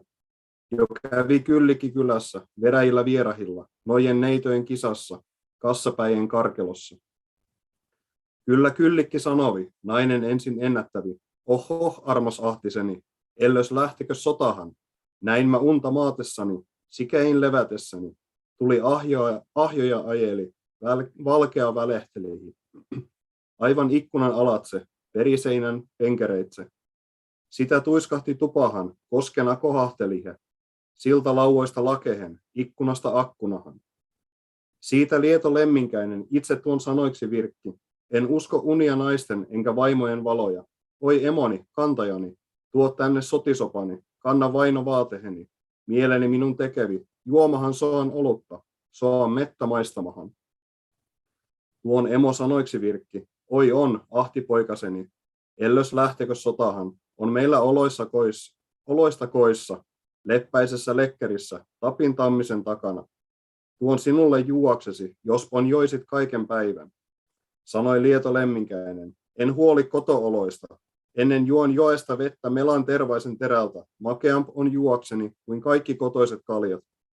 Tuo tänne sotisopani, kanna vainovaatteheni. Lähen Pohjolan tuville, Lapin lasten tanterille. Kultia kyselemähän, hopeita haastamahan. Sanoi äiti lemminkäisen. Oho, ahtipoikaseni. On kultia koissa, hopeita aitassamme. Vastapäänä eilisenä aamulla Ani varahin, kynti orja kyysen pellon, käärmehisen käännätteli. Nosti Aura arkunkannen, perä penningin ylenti. Siihen on salvattu satoja, tuhansia tukkueltu. Arkun aittahan ehätin, panin aitan parven päähän. Sanoi Lieto lemminkäinen, en huoli kotieloista. Jos markan suosta saanen, parempana tuon pitelen, kuin kaikki kotoiset kullat, Auran nostamat hopeat. Tuo tänne sotisopani, kanna vaino vaatteheni, lähen Pohjolan sotahan, Lapin lasten tappelohon. Mieleni minun tekevi, aivoni ajattelevi, itse korvin kuullakseni, nähdään näillä silmilläni, onko neittä Pohjolassa, piikoa Pimentolassa, jok ei suostu sulhosihin, miellyn mielihin, hyvihin. Sanoi äiti lemminkäisen, oho, ahtipoikaseni, sulla on kyllikki koissa, kotinainen korkeampi. Kamala on kaksinaista yhden miehen vuotehella. Sanoi Lieto lemminkäinen, kyllikki on kylänkävijä, juoskohon joka kisassa, maatkohon joka majassa, kylän impien iloissa, kassapäien karkeloissa. Emo kieltä käkesi, varoitteli vaimo vanha. Ellös vainen poikueni, menkö Pohjolan tuville, ilman tien tietämättä, ilman taion taitamatta, Pohjan poikien tulille, Lapin lasten tanterille. Siellä Lappi laulanevi, tunkenevi turjalainen, suin sytöhön, päin savehen, kypenihin kyynärvarsin, kourin kuumihin poroihin, palavihin paateroihin. Niin sanovi lemminkäinen, jo minua noijat noitui, kyyt kiroili, koki 3 lappalaista, yhtenä kesäisenä yönä, alasti alakivellä, ilman vyöttä, vaatehitta, rikorihman kiertämättä. Senpä hyötyivät minusta, sen verran katalat saivat, min kirves kivestä saapi, napakaira kalliosta, järky jäästä iljanesta, tuoni tyhjästä tuvasta. Toisinpa oli uhattu, toisinpa kävi kätehen. Mielivät minua panna, uhkasivat uuvutella, soille sotkuportahiksi, silloiksi likasioille. Panna leuan liettehesen, parran paikkahan pahaan, vaan minäpä mies mokoma, en tuosta kovin hätäillyt. Itse loimen loitsijaksi, sain itse sanelijaksi, lauoin noijat nuolinensa, ampujat asehinensa, velhot veitsirautoinensa, tietäjät teräksinensä, tuonen koskehen kovahan, kinahmehen kauheahan, alle koprun korkeimman, alle pyörtehen pahimman, siellä noijat nukkukohot, siellä maatkohot katehet, kunnes heinä kasvanevi läpi pään, läpi kypärin, läpi noijan olkapäijän, halki hartia lihojen, noijalta makoavalta, katehelta nukkuvalta. Ainapa emo epäsi lähtemästä lemminkäistä, emo kielti poikoansa, nainen miestensä epäsi. Ellös vainen menkönä tuonne kylmähän kylähän, pimeähän Pohjolahan, tuho ainakin tulevi, tuho poikoa pätöistä, hukka Lieto lemminkäistä. Jos sanot saalla suulla, en oo tuota uskokana, ei sinussa laulajata pohjanpoikien sekahan, etkä tunne kieltä turjan, maha et lausua lapiksi. Silloin Lieto lemminkäinen, itse kaunis kaukomieli, oli päätensä sukiva, hapsiensa harjoava. Suon seinähän sivalti, harjan paiskoi patsahasen. Sanan virkkoi, noin nimesi, itse lausui ja pakisi. Silloin on hukka lemminkäistä, tuho poikoa pätöistä, kun suka verin valuvi, harja hurmehin loruvi. Läksi Lieto lemminkäinen pimeähän Pohjolahan, vastoin kieltoa emonsa, varoitusta vanhempansa. Vyöteleiksi, rautapaitoihin paneikse, teräsvöihin telkitäikse. Itse tuon sanoiksi virkki, mies on luustossa lujempi, rautapaijassa parempi, teräsvyössä tenhoisampi, noitien sekahan, jottei huoli huonommista, häteille hyviäkään. Otti miekkansa omansa, tempaisi tuliteränsä, jok oli hiessä hiottu, jumaloissa kuurailtu.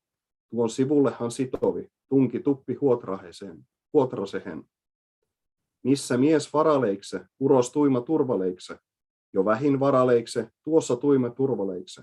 Oven suussa orren alla, pirtin pihti puolisessa, pihalla kujasen suussa, veräjissä viimeisissä. Siinä mies varaelihe vaimollisesta väestä, Ei ole ne varat väkevät eikä turvat luotettavat, niin vielä varoitteleikö se urhoisesta väestä. Tien kahden jakaimessa, sinisen kiven selässä, hettehillä heiluvilla, läikkyvillä lähtehillä, kosken kopruilla kovilla, veen vankan vääntehessä. Tuossa Lieto Lemminkäinen itse lausui ja saneli. Ylös maasta miekkamiehet, mannunaikaiset urohot, kaivoloista kalpamiehet, jokiloista jousimiehet. Nouse metsä miehinesi, korpi kaikki kansoinesi, vuoren ukko, poiminesi, vesihiisi hirmuinesi, väkinesi veen emäntä, veen vanhin vaitoneesi, neitoset joka norosta, hienohelmat hettehistä, miehen ainoan avuksi, pojan kuulun kumppaliksi, jottei pysty noijan nuolet eikä tietäjän teräkset, eikä velhon veitsirauvat, ei aseet ampumiehen. Kun ei tuosta kyllä liene, vielä muistan muunkin keinon, ylemmäksi huokaiminen tuolle taivahan ukolle, joka pilviä pitävi, hattaroita hallitsevihin. Oi ukko ylijumala, taatto vanha taivahinen, uhki pilvien puhuja, halki ilman haastelija. Tuo mulle tulinen miekka tulisen tupen sisässä, jolla haittoja hajotan, jolla riitsin rikkehiä. Kaan maalliset katehet, veelliset velhot voitan, etiseltä ilmaltani, takaiselta puoleltani. Päältä pääni, viereltäni, kupehelta kummaltani, kaan nojat nuolihinsa, velhot veitsirautoihinsa, tietäjät teräksihinsa, pahat miehet miekkoihinsa.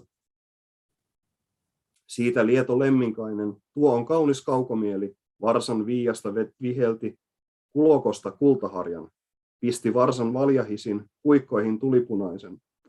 Itse istuikse rekehen, kohautti korjahansa, laski virkkua vitsalla, karkutti kariperällä. Virkku juoksi, matka joutui, reki vieri, tie lyheni. Hopeinen hiekka helkki, kangas kultainen kumisi. Kulki päivän, kulki toisen, kulki kohta kolmannenkin. Päivänä kolmantena kylä vastahan tulevi. Siitä Lieto Lemminkäinen ajavi karittelevi, vierimäistä tietä myöten vierimäisehen talohon. Yli kynnyksen kysyvi, lausui lakkapuun takoa. Oisko talossa tässä rinnukseni riisujata, aisani alentajata, luokin lonka huttajata. Lausui lapsi lattialta, poika portahan nenältä. Ei ole talossa tässä rinnuksesi riisujata, aisasi alentajata, luokin lonkahuttajata. Mitä huoli Lemminkäinen? Laski virkkua vitsalla, helähytti helmisvyöllä, ajavi karittelevi keskimmäistä tietä myöten keskimmäiseen talohon. Yli kynnyksen kysyvi, lausuvi lakan takoa, oisko talossa tässä ottajata ohjaksien, rinnuksien riistojata, rahkehien raastajata. Kiisti akka kiukahalta, kielipalko pankon päästä. Kyllä saat talosta tästä ottajia ohjaksesi, rinnuksesi riisujia, aisasi alentajia. On kyllä kymmeniä, saat jos tahtoneet satoja, jotka sulle kyin saavat, antavat ajohevosen, kotihisi konnan mennä, maahisi pahan paeta. Isäntäsi istumille, emäntäsi astumille, veljesi veräjän suulle, sisarisi sillanpäähän, ennen päivän päätymistä, auringon alenemista. Mitä huoli Lemminkäinen, sanan virkkoi noin nimesi, oisi akka ammuttava, koukkuleuka kolkattava. Laski virkun vierämähän, ajavi suhuttelevi, ylimmäistä tietä myöten ylimmäisehen talohon. Siinä Lieto Lemminkäinen lähettessänsä taloa, sanovi sanalla tuolla, lausui tuolla lausehella. Sule hiisi haukun suuta, lempo koiran leukaluuta, laita sulku suun etehen, haitta hammasten välihin, ettei ennen ääntä päästä miehen mentyä sivutse. Niin pihalle tultuansa lyöpi maata ruoskallansa, kutu nousi ruoskantiestä, mies pieni uun seassa. Sepä riisui rinnuksia, sepä aisoja alenti. Siitä Lieto Lemminkäinen itse korvin kuuntelevi, kenekänä keksimättä, kunkana havaitsematta, kuuli ulkoa runoja, läpi sammalen sanoja, läpi seinän soittajota, läpi lauan laulajota.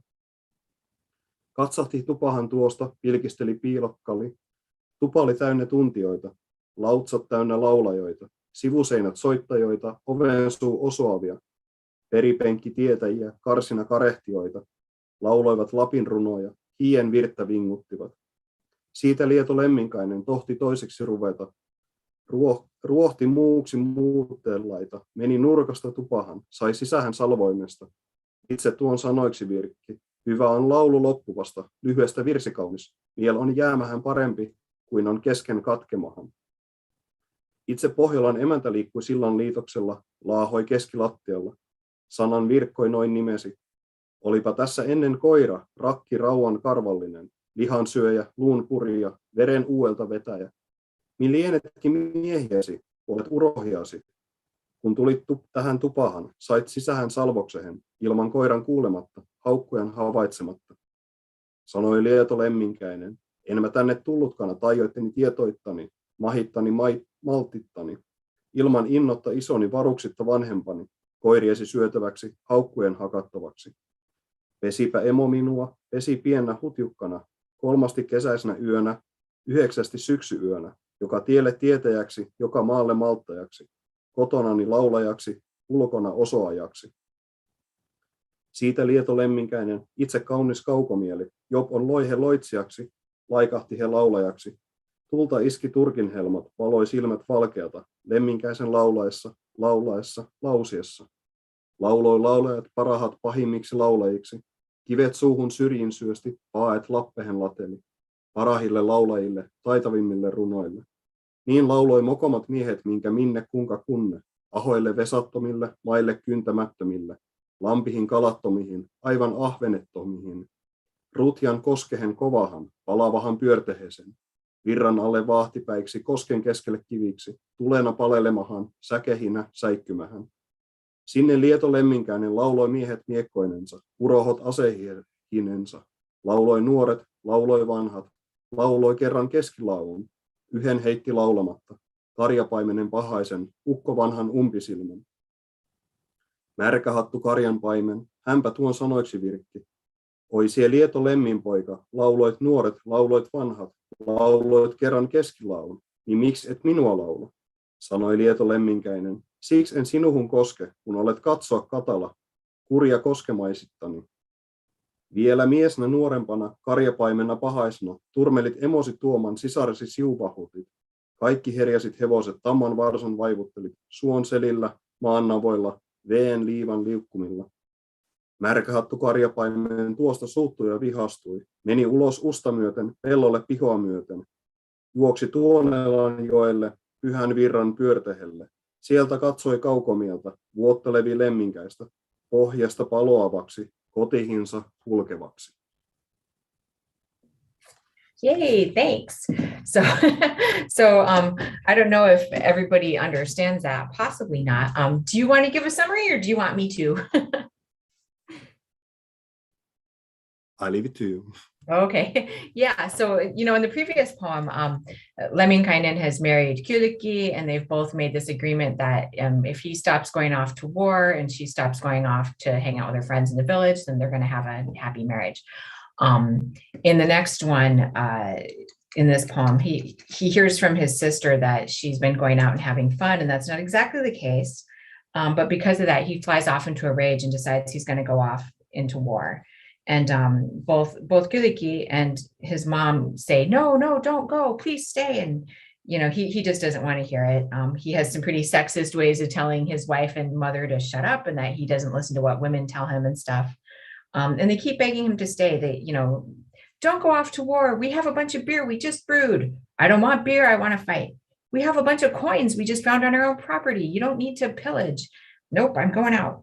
And one of the main things he wants to do is he wants to go up to Pohjola and start a fight with any shamans up there who want to sing against him. And so, his mom is telling him, no, there's some pretty powerful guys up there. You don't want to do that. And he says, no, I'm really good at this. I'm going to go do it. So he does go all the way up to Pohjola. Well, before he goes, though, he says, yeah, well, you know what? If anything bad happens to me, and he's combing his hair because Lemminkainen's a handsome guy who wants to look really good for fighting people. If anything bad happens to me, this comb will start to bleed. There. So he leaves. He goes up to Pohjola. He kind of has this sort of magical way of doing it. He shapeshifts a little bit, so people don't notice him until he's basically in the building. And then people, as he gets toward Pohjola too, people aren't exactly nice to him. He asks if he can stop and kind of stay at different places, and people keep telling him no. So he's not getting a warm welcome the whole time that he's getting up there. He finally, Louhi notices him when he shapeshifts and get all the way up into her house and says, who are you? What's going on here? And he basically says, I've come here for a singing battle. So again, there's this really cool kind of, for me, I just love these parts where the singing is this real kind of magic, and you can do things with your song. And so the thing that he does is he's just, the other guys are singing with him, like they're kind of singing against each other. And you can just imagine Lemminkainen turns out to be so good at it that he's just piling boulders like upon these people and like just causing rocks to fall out of their mouths. And they're just not doing it. And so he does this to every single singer there. Like he outsings everybody, and everybody's been harmed by this except for one guy. And this one guy, his name's Markahattu, which means wet cap. And wet cap goes, well, hey, what about me? Aren't you going to sing me down? And Lemminkainen says, you're not worth it. You're totally crappy. You abuse your horses. You've had, you've molested your mother and sister. You're a real creepy guy, and I want nothing to do with you. And so he totally, by scorning him, has kind of sung him down in a sense. Markahattu is really upset about this. And so he takes off and leaves, and he decides to go wait for Lemminkainen. And the place he waits is on the side of the river Tuonela. The river Tuonela is the river of death. I mean, it's you kind of think of it like the river Styx in Greek mythology. And so he's going to sit by the side of this river and wait for when Lemminkainen starts heading home. And so that's where we leave off with that. So yeah, Lemminkainen has gone. He's shown up to Pohjola. He started a fight with all the men there, and now he's going to continue his weird ways. So, he's a very hot-headed young man. He's really interested in ladies, not in a good way. And he's caused some stuff to happen way up north. So is there anybody who wants to read poem 13, The Demon's Elk? This is kind of an exciting poem because there's some magical stuff that happens here. If you are interested, you can either just unmute yourself and say so, or you can go ahead and type your name into the chat. And anybody who wants to read a poem as you come in and decide you want to do it, you can just go ahead and put your name in the chat.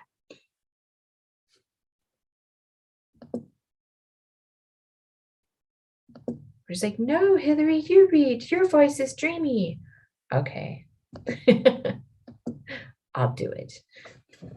So, and Tuomas, thank you. One other thing I want to say actually before I start with this is that it's really exciting to get to hear the literary Kalevala in Finnish, because you get to see the ways that the poem is kind of rendered in the written language. So you get to see things like alliteration. There's a lot of kind of matching of sounds. If you follow along, actually, I was using the Bosley translation, but it's basically word for word, like line for line matches between the Finnish Kalevala and, this translation. And a lot of the other translations are good at sticking in that way too, even though the translated words that they use might be a little different. So, for those who even have a little bit of Finnish, sometimes you can kind of pick up on where you're at with the book. So it's fun. It's not terribly intimidating, I hope. With that, though, I'll jump into the Demon's Elk. Then wanton Lemminkainen said to the hag of Northland, Hag, now give of your wenches. Bring one of your girls this way, the best of the flock for me, the tallest of your wench brood, because that always works with people. You always want to marry people off to people who talk like that. Well, that mistress of Northland uttered a word and spoke thus, I'll not give of my wenches, bestow any of my girls, not the best, not the worst, not the tallest, not the shortest, for you have a wedded wife, a married mistress. Wanton Lemminkainen said, I'll tie Kyllikki outside to the village threshold steps, to foreign gates, and from here I will get a better wife. Now bring your daughter this way, loveliest of the last folk, fairest of the braidest heads. The mistress of Northland said, No, I'll not give my girl to men of no account, to idle fellows. Only beg for girls, ask after flower heads, when you have skied for the demon's elk from the demon's furthest fields. Then wanton Lemminkainen put tips on his spears, strung up his crossbows, and stocked up his bolts. And he put this into words. The spear may be tipped, all the bolts ready, the crossbow strung up, but I have no left ski to push, no right for the heel to smite. So in Finnish tradition, you have one ski that's shorter than the other, and you use that shorter ski as a kick so that you can actually have your hands free to shoot at things, right? There, wanton Lemminkainen thinks and considers where he might get snowshoes from anything like skis. He went to Kauppi's farm. He stopped at Lylikki's workshop. Oh, shrewd northerner, fair Kauppi the lap, Make me useful skis, groove handsome ones, right and left, to ski for the demon's elk from the demon's furthest fields. And Lyllikki said a word. Kauppi finds his tongue. Vainly, Lemminkainen, you go hunting the demon's elk. 'Tis a scrap of rotten wood you'll get, and that with great grief. What did Lemminkainen care? And he put this into words. Make me a left ski to push, a right ski to scoot. I'm off to ski for the elk from the demon's furthest fields. Lyllikki, smith of left skis, Kauppi, maker of right skis, all autumn shaped a left ski, all winter grooved a right ski. All day he cut a pole shaft, all next put on a snow disc. The left ski was fit to push, the right for the heel to smite, and the pole shafts were ready, and the snow discs were put on. The pole shaft cost an otter, and the snow disc a brown fox. With butter he smeared his skis, greased them with reindeer tallow, and at that he says with this word, might there be among these youngsters someone the folk growing be, someone to push this left ski of mine to heel kick the right? Wanton Lemminkainen said, the full-blooded rogue uttered, indeed, among these youngsters, among the folk growing, there's someone to push this left ski of yours to heel kick the right. The quiver upon his back he tied, shouldered the new bow, grasped the pole shaft in his hand. He went to push the left ski, to heel kick the right, and he put this into words.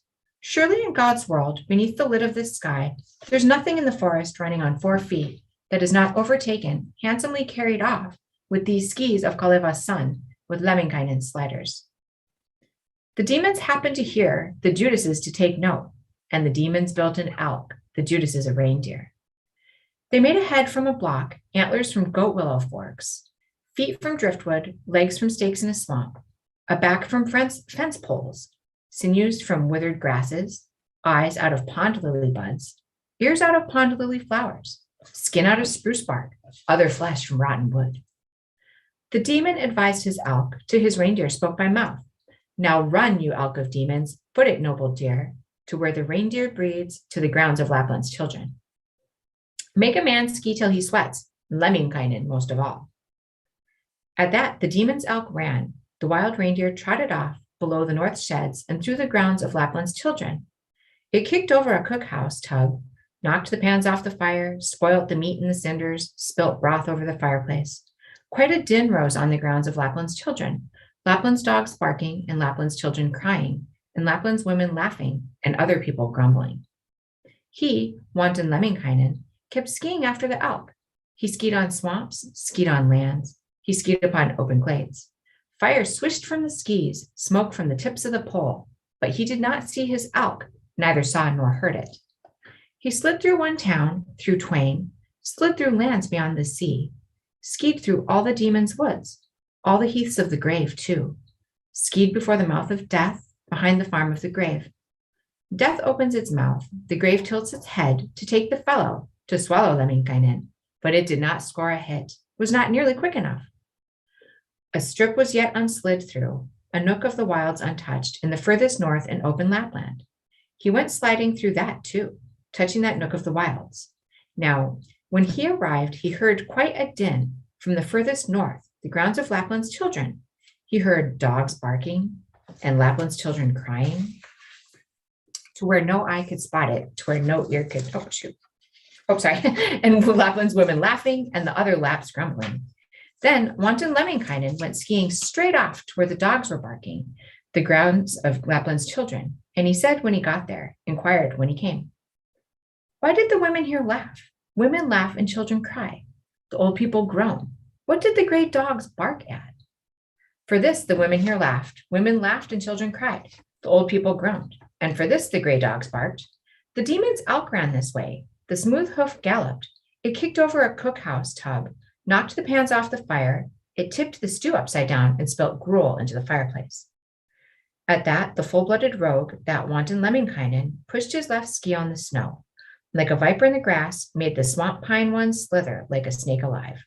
He uttered as he careered, said with pole in hand, what men there be in Lapland, all shall carry off the elk, and what women in Lapland, all shall wash a pan, and what children in Lapland, all should gather wood, and what pans a Lap may have, all shall cook the elk.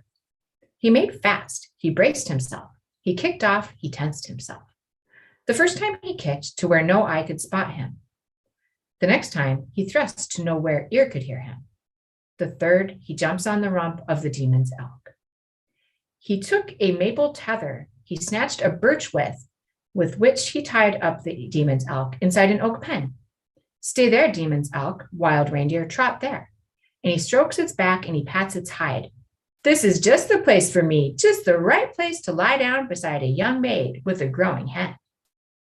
Then the demon's elk, the wild reindeer, kicked out in alarm, and it uttered, this it says, may the devil help you to lie down with young maids daily with daughters.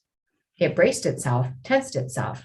The birch with it tore, it snapped the maple tether, the oak pen it smashed, then it scuttled off. The elk skipped away toward swamps and toward lands to a scrubby hill, to where no eye could spot it, to where no ear could hear it. At that, the full-blooded rogue was angry and wroth, sorely angry and furious. He skied off after the elk, but with one kick, the left ski buckled at the toe. The ski gave at the foot plate, the right ski snapped by the heel, the spear at the tip, the pole at the snow disc joint, and the demon's elk ran off till its head could not be seen. There, wanton Lemminkainen, his head down, in bad spirits, gazed at his things, and he put this into words. Never, never more may another of our men go hunting rashly, skiing for the demon's elk as I luckless went. I have destroyed good snowshoes, and a fair pole I have lost, and the sharpest of my spears. So that's the end of poem 13. So this is another impossible task, right? That's set for a guy to win the hand of the maid of Pohjola. So Louhi's doing pretty good getting people to do strange things for her, and it doesn't work. So, this demon's elk, Hidenhirvi in Finnish, is it's almost, again, it's this invented creature. They make it out of kind of natural wood, so it's this kind of magical creature. When Lemminkainen does briefly contain the elk, it's kind of funny because he does have this thing where he insults the elk by saying, wow, your back's really nice. I think I'll make out with a lady here. And of course, this causes the elk to become incensed and to kind of run off again. So yeah, this poem has a little bit of humor in it. And then it's also kind of this magical thing that's going on with this strange creature, this kind of impossible creature that he has to catch so that he can get this woman. So that is poem 13. Is there anybody who'd like to read the 14th poem?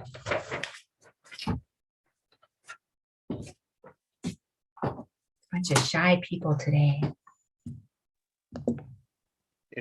If no one else wants to. Oh, well, somebody else just took it. Good to go. Okay, and I see yours, Hari, that you want to do number 16. So yeah, I'll save that for you. Okay, so Sandy, welcome. It's so good to have you here today.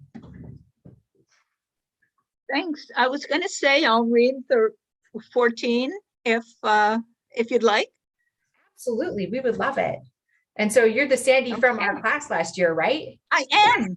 Okay. You didn't have a last name, so I didn't want to be presumptuous. So Sandy, actually, do you want to first just tell us where you're calling in from? Yeah, I'm from San Mateo, California. And so I missed the early part. I set my alarm, but it was just, I didn't get up in time. It was 6 a.m. your time when we started. So yeah. I would not be up at 6 a.m. to recite epic poetry either.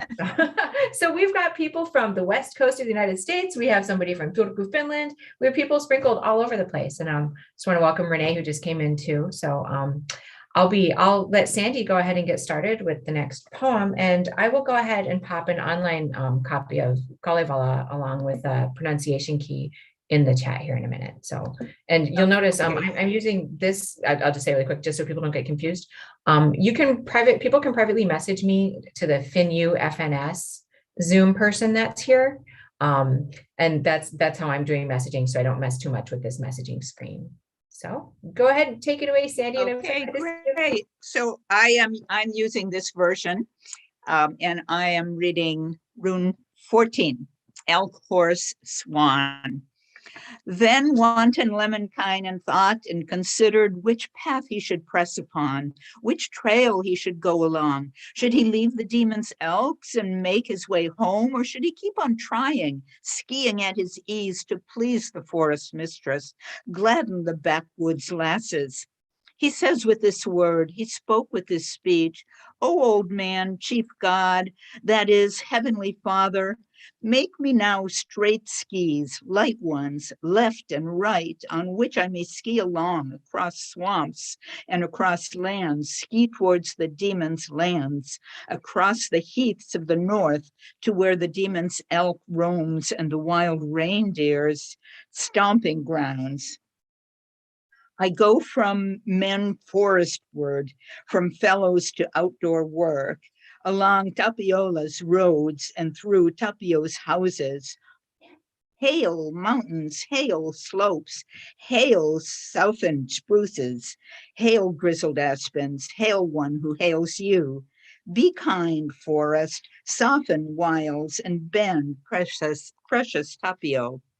Bring a man to the islet, lead him to that mound where a catch is to be made and a prey task carried out. Niriki, Tapio's son, clear-skinned man, red-helmeted, carve notches along the lands, blaze a trail upon the slopes, that this fool may feel the way, this utter stranger may know the road as I seek, pray, and beg for game. Mieliki, forest mistress, clear-skinned crone, fair to look on, set gold in motion, silver wandering in front of the man seeking in the steps of one who begs. Take golden keys from the ring at your thigh and open Tapio's shed and shift the forest stronghold on the days of my hunting, at the times of my prey search.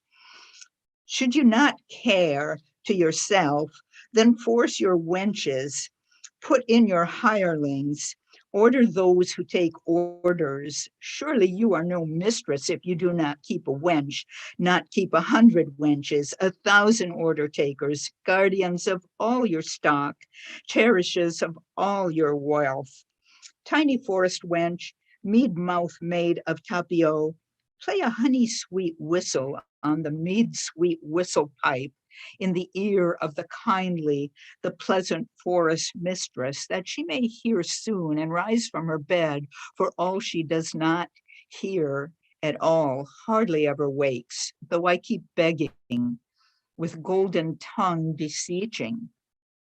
Then wanton Lemminkainen, all the time gameless, skied on swamps and skied on lands, skied through the hard wilds on God's hills of coal, the demon's heaths of charcoal. He skied one day, he skied two, till on the third day he climbed a great hill, rose on a great rock, cast his eyes northwest across the swamps northward.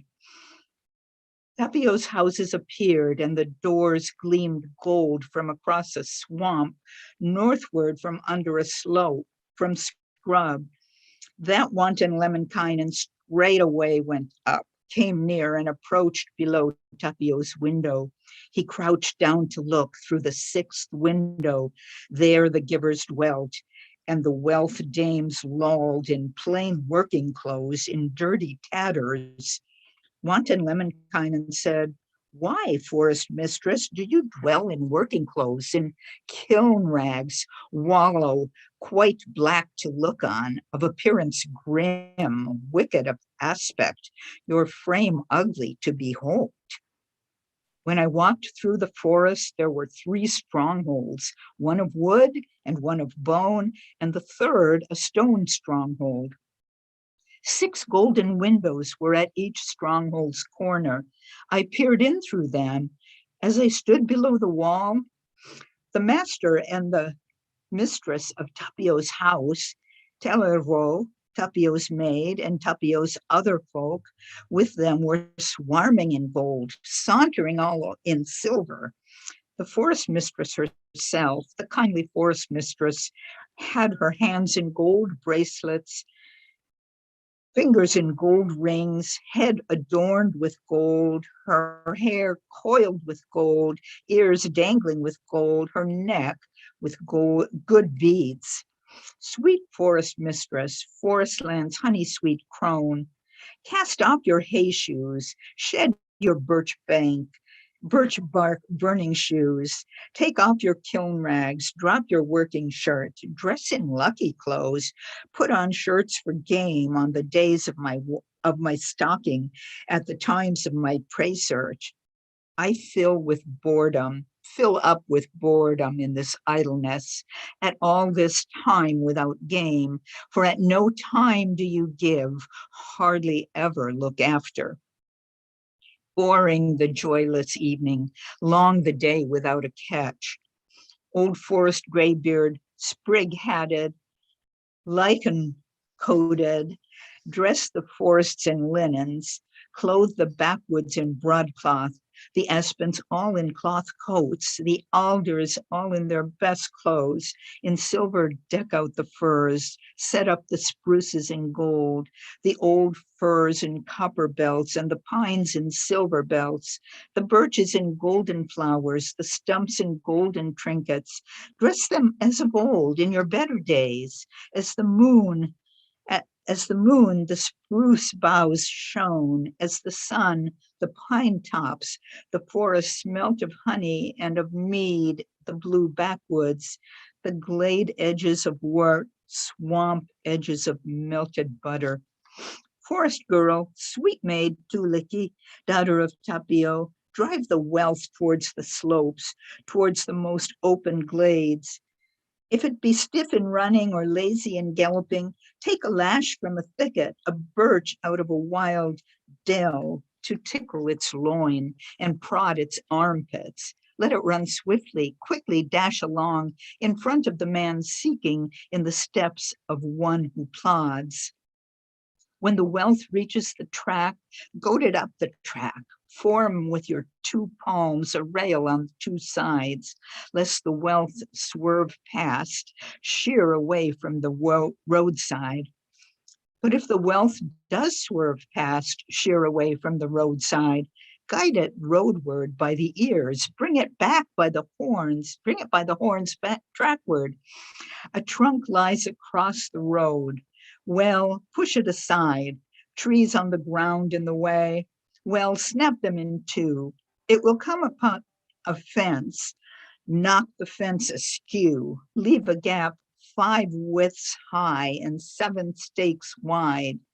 A river will lie in front, a brook flow across the road, seed silk for a plank, red broadcloth for stepping stones. Bring it from across the straits, drag it across the waters, from Northland's river, from over the rapid foam. Master of Tapio's house, mistress of Tapio's house, old forest graybeard, golden forest king, Mimerki, forest mistress, dear, game-giving forest crone, blue-cloaked thicket dame, red-socked swamp mistress, come now to change gold to trade with silver. My gold is old as the moon, and the sun's age my silver, gained with defiance from war, with threats from a fight. But coins wear out in a purse, tarnish in the money bag, when there's no one to change gold to trade with silver. So wanton Lemminkainen long skied on his way, sang tales at a thicket top, sang 3 in a wild hollow. He pleased the forest mistress, even the forest master delighted all the lasses and got round Tapio's maids. They chased, they hounded the demon's elk from its lair behind Tapio's slope, the bounds of the demon's stronghold in front of the man seeking for the reciter to catch. He, wanton Lemminkainen, let fly his lasso at the demon's elk shoulders, the camel colt's neck, so that it did not kick wickedly as he stroked its back. Then wanton Lemminkainen put this into words. Lord of the woods, landmaster, fair one, living on the heath, Mielikki, forest mistress, dear, generous forest crone, come now, take the gold, pick out the silver, put your linen on the ground, your best hempen stuff spread out underneath the gleaming gold and the glittering silver without dropping it, getting it dirty. Then he set out for Northland, and he said when he got there, I've skied for the demon's elk, from the demon's furthest fields. Hag, give me your gold, give me your young bride. Louhi, mistress of Northland, this one answered that. I'll only give my daughter and the young bride when you've bridled the great gelding, the demon's bay horse, the demon's foal whose jaw froths from the demon's furthest turfs. Then wanton Lemminkainen took his golden reins, a silver halter, set off in search of the horse to listen for the grass mane on the demon's furthest turfs, and he trips along, whistles on his way to a green acre, a holy field's edge. There he seeks the horse, listens for the grass hued, the yearling's bridle at his belt, shouldering the foal's harness.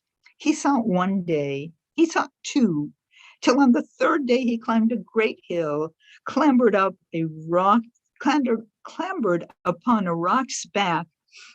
He cast his eyes eastward, turned his head to below the sun. On the sand he saw the horse, the grass mane among spruces, and its hair flashed fire, its mane billows smoke. Lemminkainen says, "Oh, old man, chief god, old man, keeper of the clouds, governor of the vapors, open heaven up, the sky all into windows, rain iron hailstones, drop icy coolers on the mane of the good horse, on the demon's blaze brows flanks." That old man, high creator God above the clouds, rent the sky into a rage, heaven's lid in half. He rained slush, rained ice, he rained iron hail, smaller than a horse's head, but bigger than a man's head, on the mane of the good horse, on the demon's blaze brows flanks. Then wanton Lemminkainen went over to look at it, to inspect it from close by, and he put this into words. "O good horse of demon land, mountain full of frothing jaw, put now your golden muzzle, slip your silver head into golden rings among silver bells. I shall not treat you badly, drive you all that hard. I'll drive you a tiny bit, but a little way, yonder to Northland's cabins, to a stern mother-in-law. And when I slap with a thong or smack with a lash, I shall slap with silk, smack with a cloth ham. The demon's bay horse and the demon's foal, whose jaw thrust then its golden muzzle, slipped its silver head into golden rings among silver bells. So wanton Lemminkainen now bridled the great gelding, bridled the golden one, put the silver one's headstall on. He leapt on the good one's back, on the demon's blaze brows flanks. He lashed the courser, thrashed it with a willow switch. He drove a little way, cantered up the north side of a hill, the top of a snowy slope, and came to Northland's cabins. He went indoors from the yard, said when he got there, when he reached the Northland, "I've bridled the great gelding, the demon's foal I've harnessed from a green acre, a holy field's edge, and skied for the demon's elk from the demon's furthest fields. So now, hag, give me your girl, give me your young bride."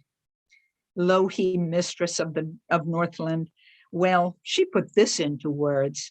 I'll only give my daughter and the young bride when you have shot the swan from the river, from the stream, the splendid fowl out of Tuoni's Black River, from the holy stream's whirlpool, at a single try, raising a single arrow. Then wanton Lemminkainen, he the fair Farmind, went to the swans whooping to look for the long neck out of Tuoni's Black River, from the dale of the dead land.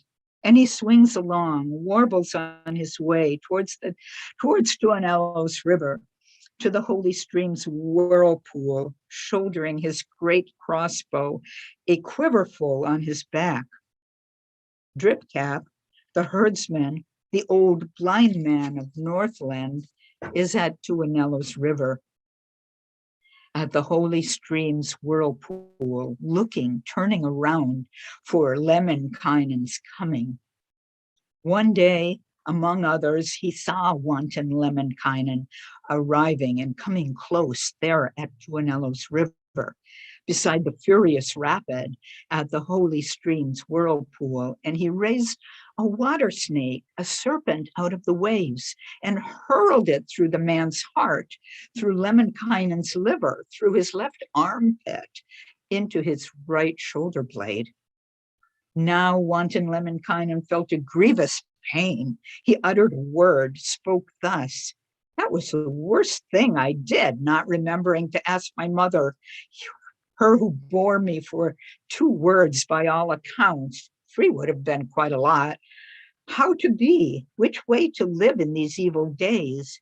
I don't know the hurts of water snakes, the bites of serpents.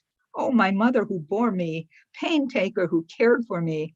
If you knew, if you guessed where your luckless son is, of course you would come dashing. You would hasten to help me. You would free your luckless son from this road, away from death, from falling asleep while young, rolling over full-blooded." Then the blind one of Northland, Dripcap the herdsman, hurled wanton Lemminkainen, lost the son of Kalevala, down in Tuoni's black river, in the worst whirlpool.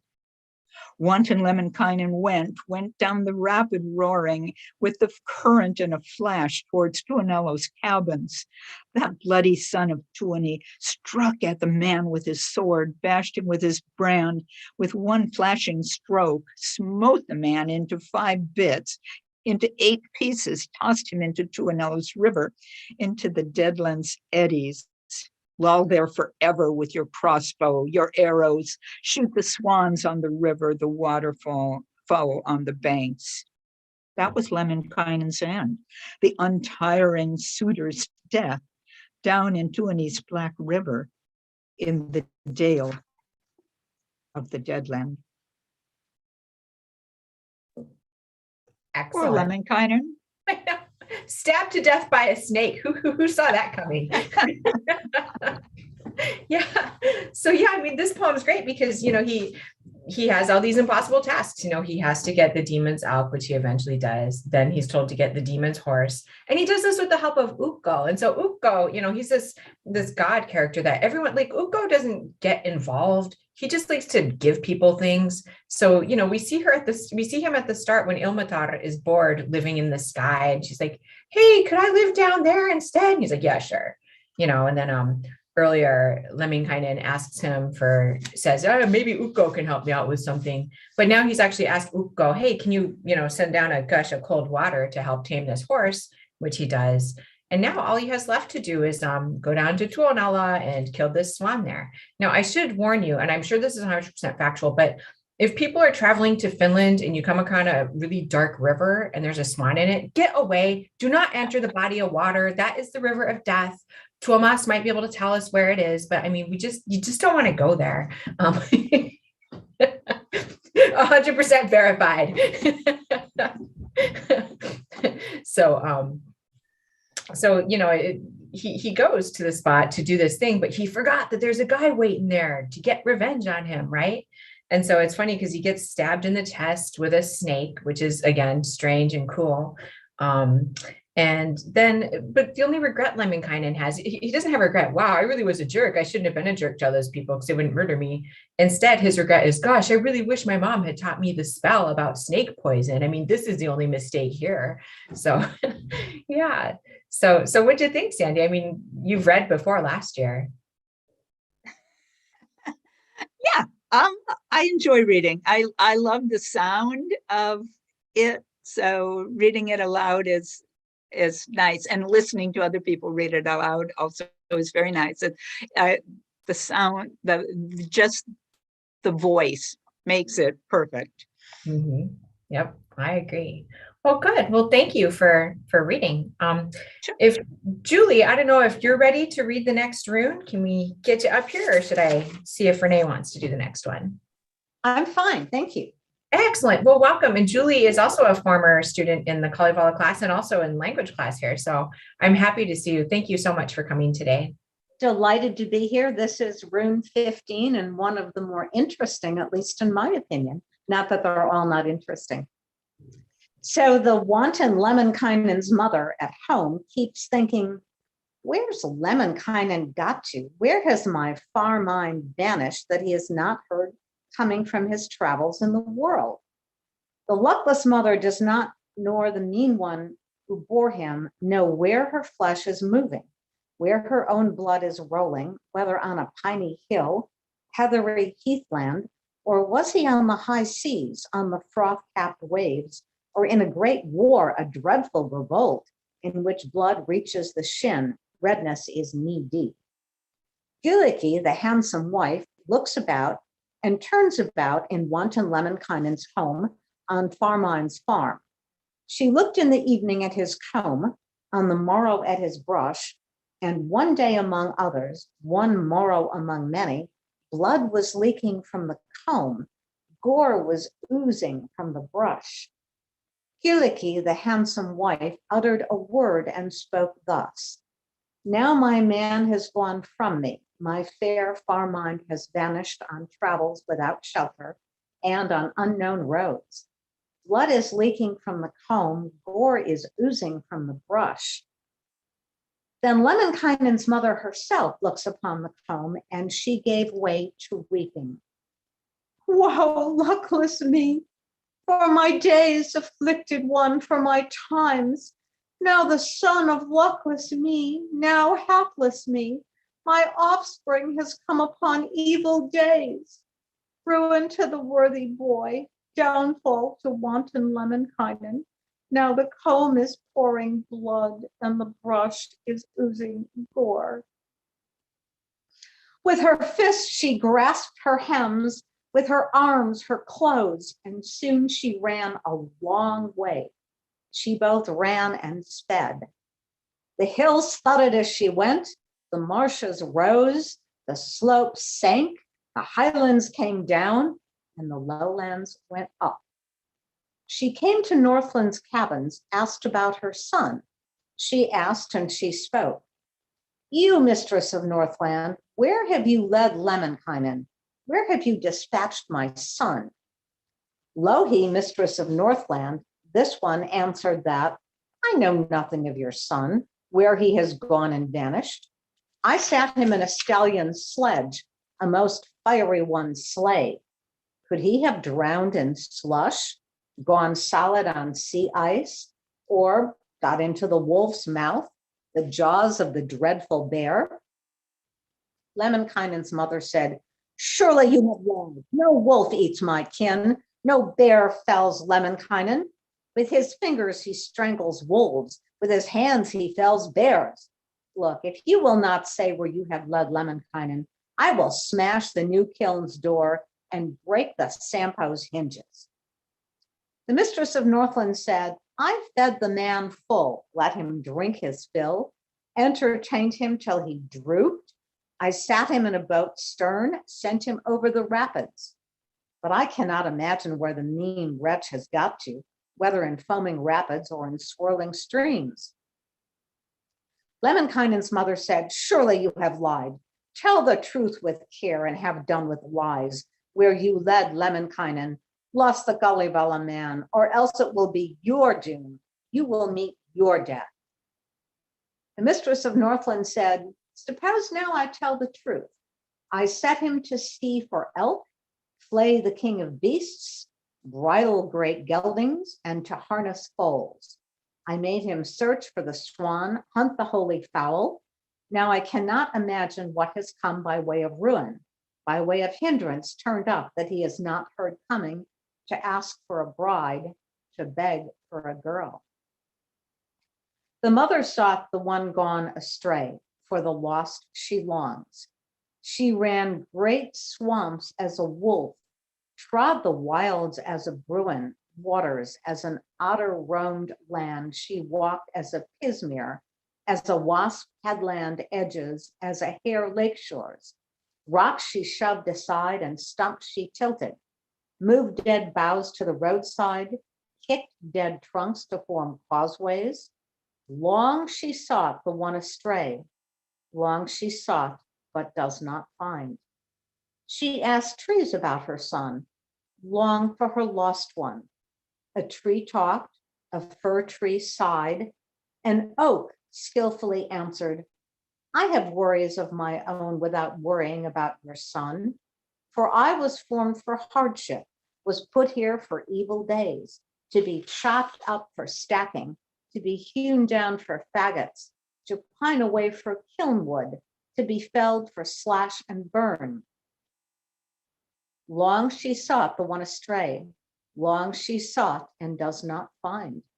She comes upon a small road, to the road she bows.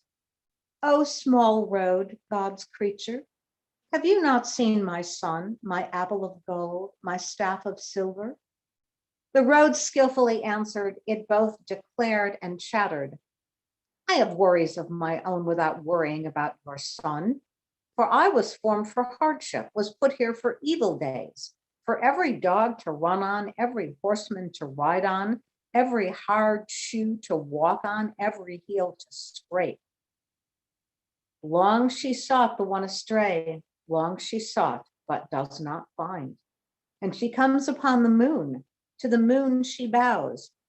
Darling moon, God's creature, have you not seen my son, my apple of gold, my staff of silver?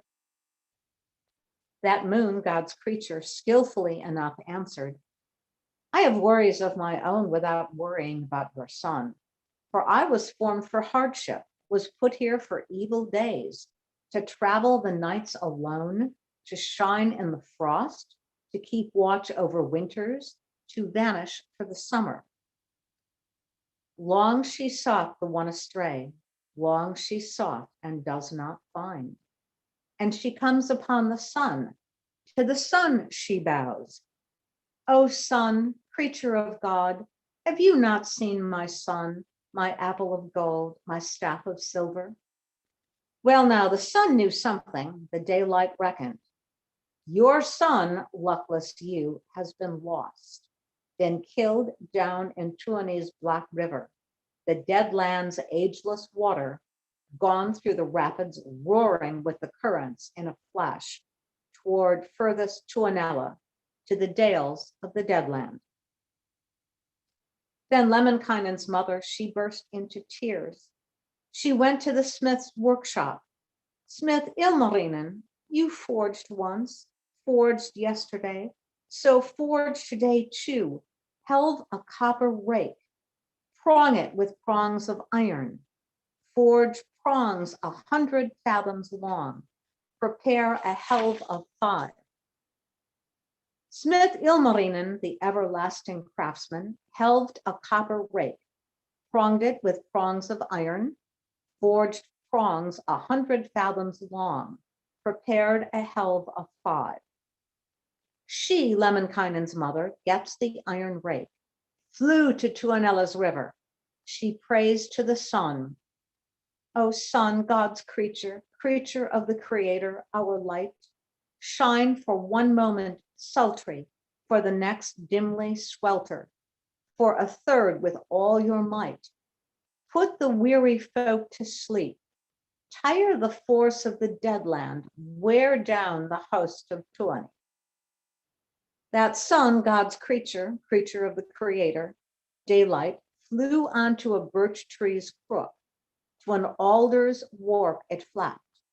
It shone one moment sultry, for the next dimly sweltered, for a third with all its might, put the weary folk to sleep, tired the force of the dead land, the young men upon their swords and the old against their sticks, the middle-aged on their spears.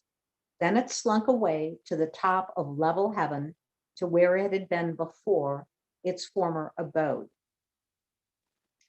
Then Lemminkainen's mother took the iron rake. She rakes for her son amid the roaring rapid and the flashing stream. She rakes and she does not find. Then she shifted further down, went all the way to the sea, in slush to her stocking top, in water up to her waist. She rakes for her son along Tuonella's river. She dredges against the stream. She dragged once, and for that twice. All she gets of her son is a shirt, much to her distress. She dragged once again, got his stockings, hat she found. The stockings to her great grief, hat to her dismay. From there, she stepped even further down to the dale of the Deadland, dragged once along the water, next time across the water, a third athwart the water, and it was the third time that a mass of entrails came forth on the iron rake. Massive entrails it was not, but wanton Lemminkainen, he, the fair Fairmind, stuck on the rake's prongs by his ring finger and by his left toe. Wanton Lemminkainen rose, and Kalevala's sun came up on the copper rake on top of the clear waters, but there was a bit missing. One hand, half his head, a lot of other scraps, and breath as well. There his mother thinks, and weeping, she says, could a man still come from this a new fellow recover? A raven happened to hear, and this answers that. There is no man in one gone, in one come to free. By now, whitefish have eaten his eyes, a pike has split his shoulders. Let the man go in the sea, push him into Tuonella's river. Perhaps he'll become a cod, do well as a whale. That Lemminkainen's mother will not push her son. She dredges once more with the copper rake along Tuonella's river, both along it and across. She gets some hand, gets some head. She gets half a backbone, the other half of a rib, and many other scraps. Built from them some of a son, worked on wanton Lemminkainen, joining flesh to flesh and limbs to their limbs, sinews to sinew fractures. She bound up sinews, knitted up ends of sinews, the yarn of sinew she tells over, saying with this word, sweet woman of the sinews, sinew daughter, sweet woman, comely spinner of sinews, with the sweet spindle, the copper distaff, and the iron wheel. Come here where you are needed.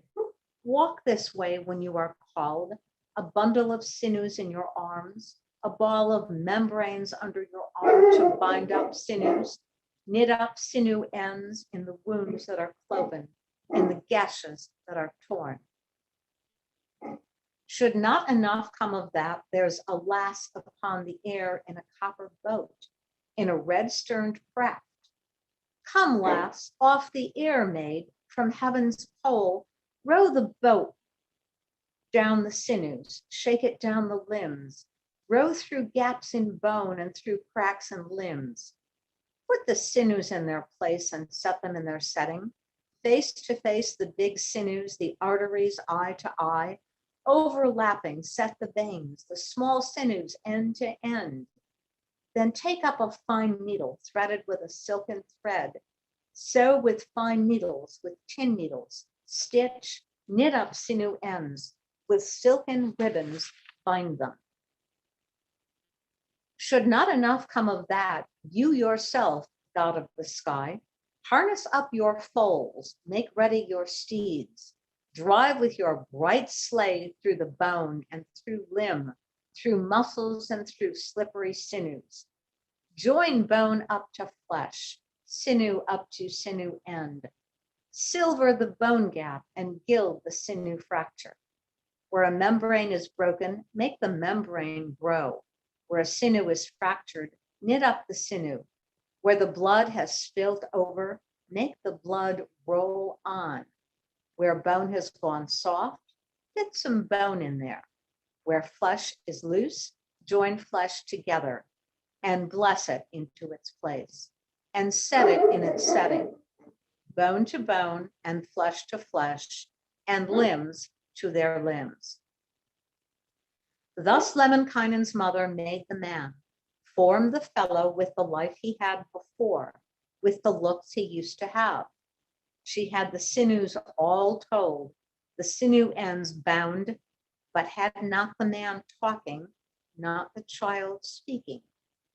Then she put this into words. She declared, spoke thus: where now may ointment be got, a drop of mead, brought to anoint the weary one, to tend the ill befallen, that the man may find his words return to his tales. O bee, bird of ours, king of forest flowers, go now to fetch some honey, and to find some mead out of pleasant forest land, from careful Tapiola, from many flower petals, from the husks of many grasses, to be ointments for the sick, and to heal the ill. The bee, a brisk bird, forthwith wafted off into pleasant forest land to careful Tapiola. It pecked flowers upon a leaf, cooked honey upon its tongue, from 6 flower tips, from 100 grass husks. So it comes panting, travels, doubles up, all its wings drenched in mead, its feathers in melted honey. She, Lemminkainen's mother, took up those ointments, with them anointed the weary one, tended the ill befallen. But no help came from them, no words came to the man. Then she put this into words: bee, my little bird, fly that other way, fly over 9 seas, to an island on the main, a honeyed mainland, to Thor's new cabin, the worshipful's boundless one. There is pleasant honey there and good ointment there, which will suit sinews and be good for limbs. So bring some of those ointments, bear some of those remedies for me to put on the hurt, to pour on the injuries. The bee, a slight man, again flitted off, right over 9 seas, half a 10th sea too. It flew one day, it flew 2, soon it flew a 3rd as well, without sitting on a reed, without perching on a leaf, to the island on the main, the honeyed mainland, to a fiery rapid's brink, to a holy stream's whirlpool. There honey was being cooked, salves were being made ready in tiny cauldrons, in beautiful pans that would hold a thumb, fit a fingertip. The bee, a slight man, got some of those ointments. A short time passes, a moment speeds by. Now it comes buzzing hither and thither, 6 cups in its arms, 7 at its back. They're full of ointments and full of good salves. She, Lemminkainen's mother, anointed with those ointments, with the 9 ointments, the 8 remedies. Still she got no help. No, found none from it. She said with this word, she spoke with this speech: bee, bird of the air, fly there a 3rd time, high up into heaven, above 9 heavens. There is mead in plenty there, honey to the heart's content, with which once the Creator sang charms, and the pure God talked. The Lord anointed his brood, injured by an evil power. Dip your wings in mead, and your feathers in melted honey. Bring mead on your wing, and bear honey on your cape, to be ointment for the sick, to pour on the injuries. The bee, kindly bird, managed to put this in words: but how am I to get there, I, a puny man? You will get there easily, trip there handsomely, over the moon, underneath the sun, between heaven's stars. For one day you will flutter to the moon's brow bones. For another you will whiz to the great bear's shoulder blades. For a 3rd you will soar up to the 7 stars back. Then 'tis a mite of a way, a tiny circuit, to where God the Holy lives, to the Blessed One's dwellings. And the bee rose from the earth, the mead wing from the hummock. Now it fluttered off, whizzed on little wings. It flew beside the moon's ring, the sun's border it skirted, past the great bear's shoulder blades, the back of the 7 stars. It flew to the Lord's cellar, to the Almighty's chamber. There ointment is being made and salves are being prepared in pots of silver and in pans of gold. Honey boiled in the middles, at the brims melted butter, mead at the south tip, at the north end salves. The bee, the bird of the air, then got enough mead honey to its heart's content. A little time passed, now it comes panting, arrives doubled up with 100 hornfuls in its arms, 1,000 other bulges, this one honey, that water, the other the best ointment. Then Lemminkainen's mother took them into her own mouth. She tested them with her tongue, tasted them to her liking. These are some of those ointments, the Almighty's remedies, with which God has anointed the Lord poured on injuries. Then she anointed the weary one, tended the ill befallen, anointed through gaps in bone and through cracks in limbs, anointed below, above, slapped the middle once. Then she put this into words. She declared, chattered, rise up out of sleep, get up out of dream, from these evil places, from the bed of hard luck. And the man rose out of sleep. He woke out of dream. Now he manages to say, to tell with his tongue, long I, wretched, have slumbered. Ages I, hapless, have slept. I've slept a sweet sleep, a sound snooze I've had. Lemminkainen's mother said, she declared, chattered, you would have slept more ages, still longer you would have stretched, but for your poor old mother, for the mean one who bore you. Say now, luckless son of mine, tell so that my ears may hear. What led you to death, pushed you into Tuonela's river? Wanton Lemminkainen said, answered his mother, Dripcap the herdsman, Dreamland's sightless one, he led me to death, pushed me into Tuonela's river. He raised a snake out of the water, a dragon out of the waves against woeful me, and I knew nothing of it. Did not know the hate of water snakes, the bites of serpents. Lemminkainen's mother said, alas for a mindless man, you boasted of bewitching witches, of singing at laps, but don't know the hate of water snakes, the bites of serpents? From water the water snake was born, and the serpent from the waves, from the Kalu's good brains, from inside the sea swallow's head. On the waters the ogress spat, dropped a blob on the waves, the water stretched it out long, the sun shone till it was soft. Then the wind lulled it, and the water's breath rocked it. Billows washed it ashore, and the surf steered it to land. Then Lemminkainen's mother lulled the one she knew to the shape he had before, to the looks he used to have, till he was a bit better, even fitter than before. Then she asked her son whether he was short of anything.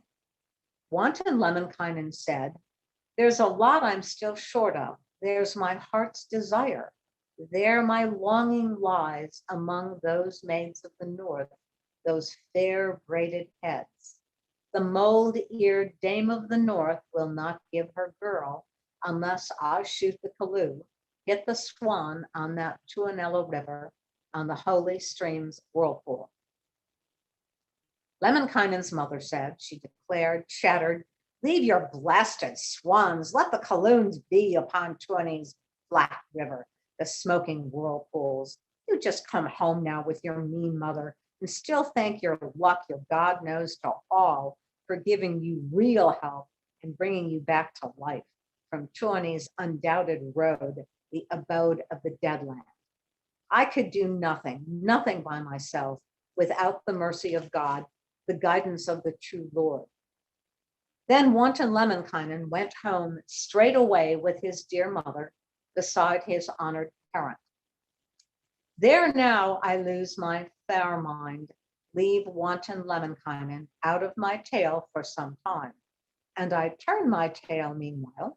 I'll let the song go elsewhere. I'll push on to a new track. Excellent. So yeah, Julie gets this really great, really long, like you always get the longest poems every year, Julie. You're such a trooper. But yeah, and this one again, we get this kind of woman's perspective, right? A mother who's desperately trying to save her son. And you can kind of see that desperation when she's at Tuonela pulling in her rake and pulling out more of his body and stuff, right? It's interesting that Lemminkainen's mother, first of all, that's her name, Lemminkainen's mother. Sadly, she doesn't have her own name here. But she's a very powerful woman. I mean, she's able to enter the river of death without actually dying herself and without actually being caught by people who want her to die because of going in there. So she's really kind of an amazing person. She's able to take her son and bring him completely back to life, to sew him together. She uses all these magical resources to get that done, right? Like Sinew Daughter, she has Ilmarinen forge a special rake. She has a bee go to different realms. There's all this great stuff going on. I also, she shapeshifts when she's kind of running to find out where he went. When she goes up to Pohjola in the first place, she runs as a wolf, she runs as a bird, etc. I kind of like, there's a little bit of humor here when she's trying to ask different elements of nature and different things if they know where he is. And, she asks the road and the road is like, I don't know, people keep walking on me, I'm really depressed, so all these, there's a lot of kind of whining inanimate objects in Kalevala that we'll see. So these are just a few of them. And then the end of this is kind of, I think, where Lunrud comes in, of course, as a literary story, because he's embedded this story of Lemminkainen, whom we previously didn't know, into here. But now we're going to go on to something completely different for a while. So he has to, okay, so I'm going to leave Farmind for a bit and show you something else for now. So that's a literary thing. You wouldn't see that in an oral traditional setting. So the next person we have on our list actually is Hari, who will be reading the 16th rune for us. This is a really fun and interesting rune. So Hari, are you with us? Yep. Okay, excellent. So I will let you just go ahead and take it away. Thank you. Joke. Am I coming through clearly? All right. 16, to build a boat.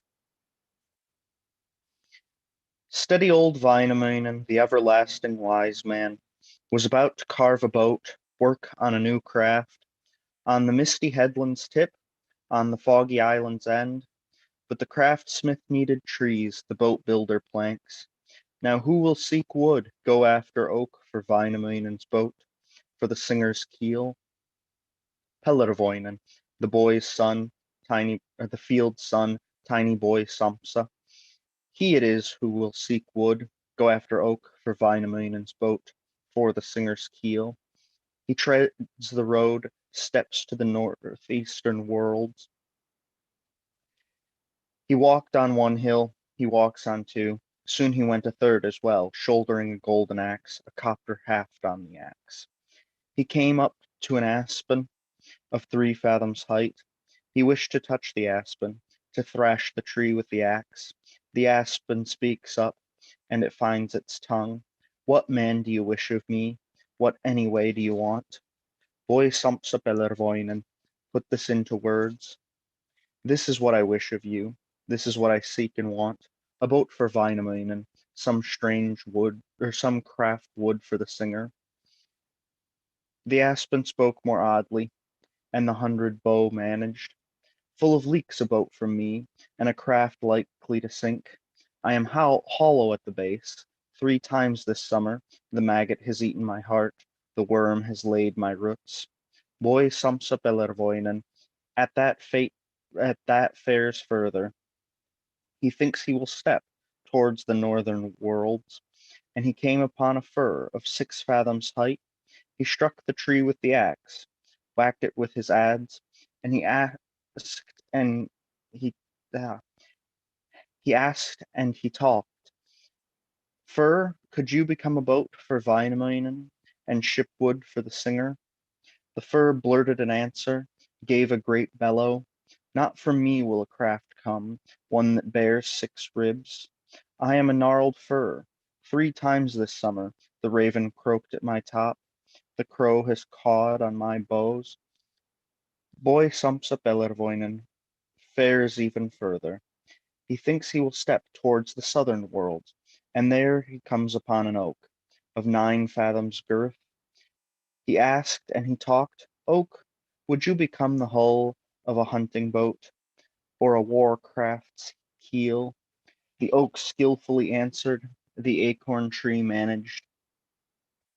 Indeed, there is wood in me for one small boat's hull, for I am no gnarled bean-pole, nor am I hollow inside. 3 times this summer, this great summertime, the sun has gone round my middle wood, the moon has gleamed at my top.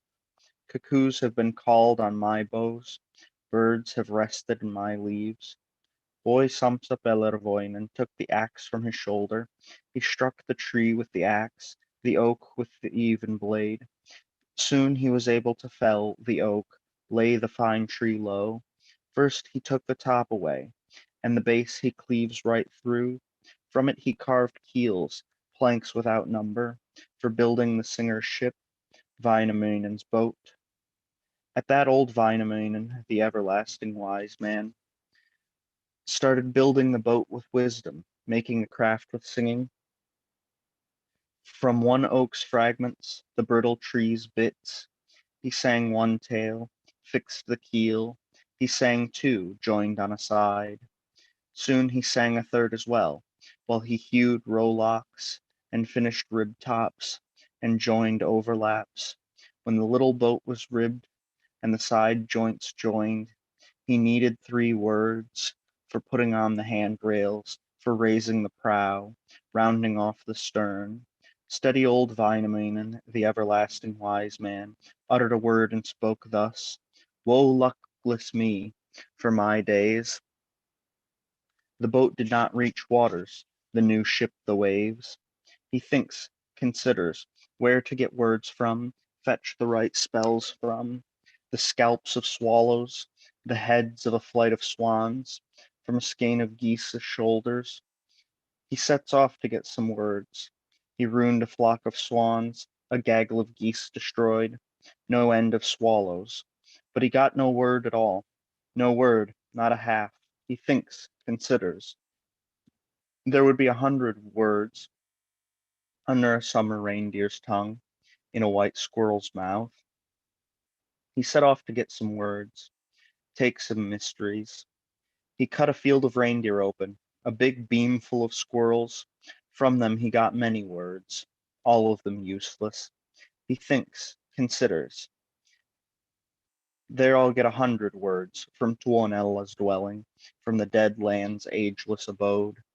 He went to Tuonella for words, to the dead land for powers, and he trips along. For 1 week he trod through brush, for 2 weeks through bird cherry, for a third through juniper. Now the dead land's isle appeared, Tuoni's hillock gleams, steady old Wainamoinen, now shouted out loud, at that Tuonella river, in the dale of the dead land. Bring a boat, girl of Tuoni, a raft, child of the dead land, to get me over the strait, reach me across the river. A stunted girl of Tuoni, a squat maid of the dead land, was at her washing, pounding her laundry, in Tuoni's black river, in the dead land's eddy. She uttered a word, spoke thus, she declared, chattered, a boat will be brought from here, if the reason is stated. What led you to dead land, killed by no disease, taken by no natural causes, shattered by no other doom? Steady old Wainamoinen uttered a word and spoke thus, Tuoni brought me here, and death dragged me from my lands. The stunted girl of Tuoni, the squat maid of the dead land, put this into words. Now I have spotted a fraud, for if Tuoni brought you here, death dislodged you from your lands. Tuoni would have brought you when he came.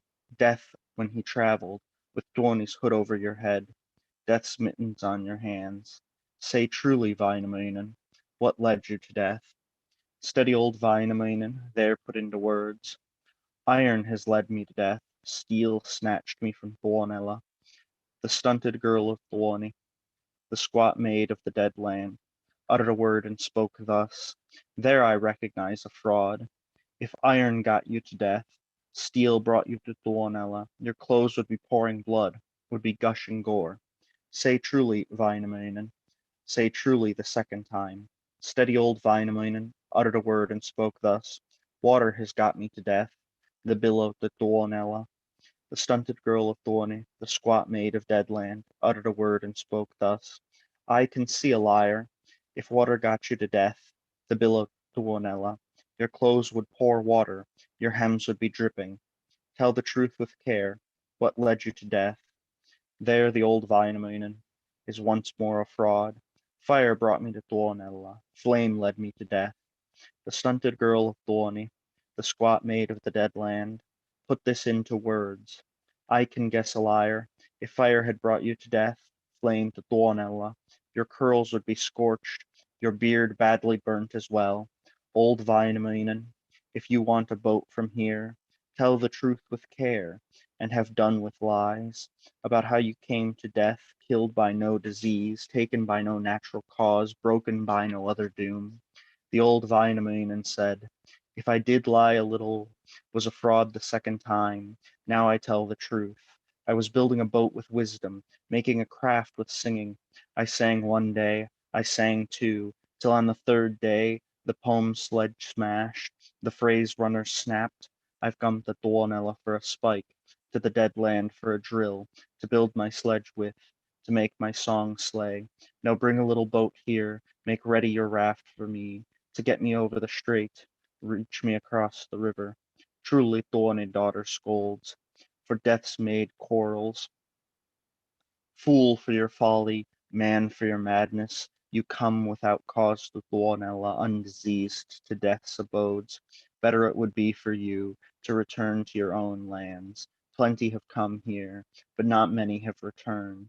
The old Väinämöinen said, let a hag turn off the road, but even a worse man won't, nor a sleepier fellow. Bring a boat, girl of Tuoni, a raft, child of the dead land. And Tuoni's girl took a boat. On it old Väinämöinen.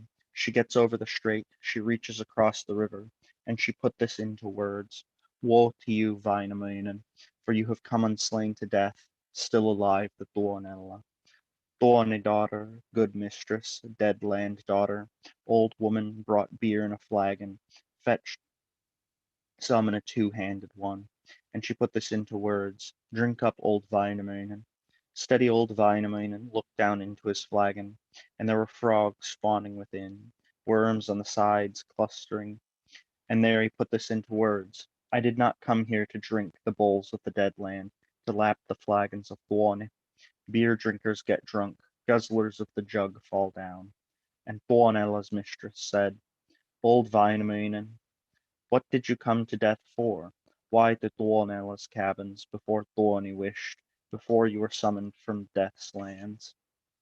The old Väinämöinen said, as I was carving a boat, was working on a new craft, I needed 3 words to round off the stern, to raise the prow. When I could get them nowhere, not find them on lands, in skies, I must come to Tuonela, go to death's abodes, where I get those words, learn those mysteries. The mistress of Tuonela uttered a word and spoke thus. Tuoni gives no words. Death does not share power. You won't get away from here, ever in this world, to go to your home, to crawl to your lands. And she wore the man to sleep, made the traveler lie down upon Tuoni's bed of rugs. And there the man is lying, the fellow taking a sleep. The man lay, the bedclothes watched. In Tuonela was a hag, an old hag of pointed chin, a spinner of iron yarn, a caster of copper threads. She spun 100 mesh seine, 1,000 mesh she wound, in one summer night, upon one wet rock.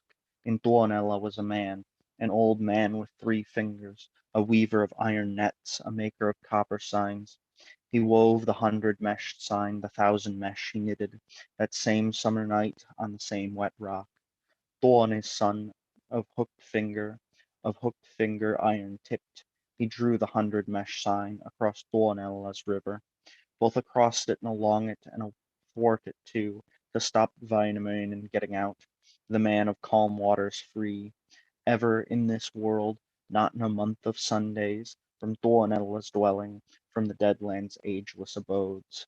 Steady old Wainamoinen uttered a word and spoke thus: could my ruin have come, my day of trouble have arrived, in these Tuonela cabins, these abodes of the dead land.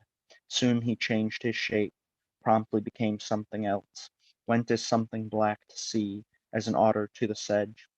He crawled as an iron worm, moved as a viperish snake, across Tuonela's river, through Tuoni's netting, through Tuoni's son of hooked finger iron tipped, walked early in the morning to look at his nets.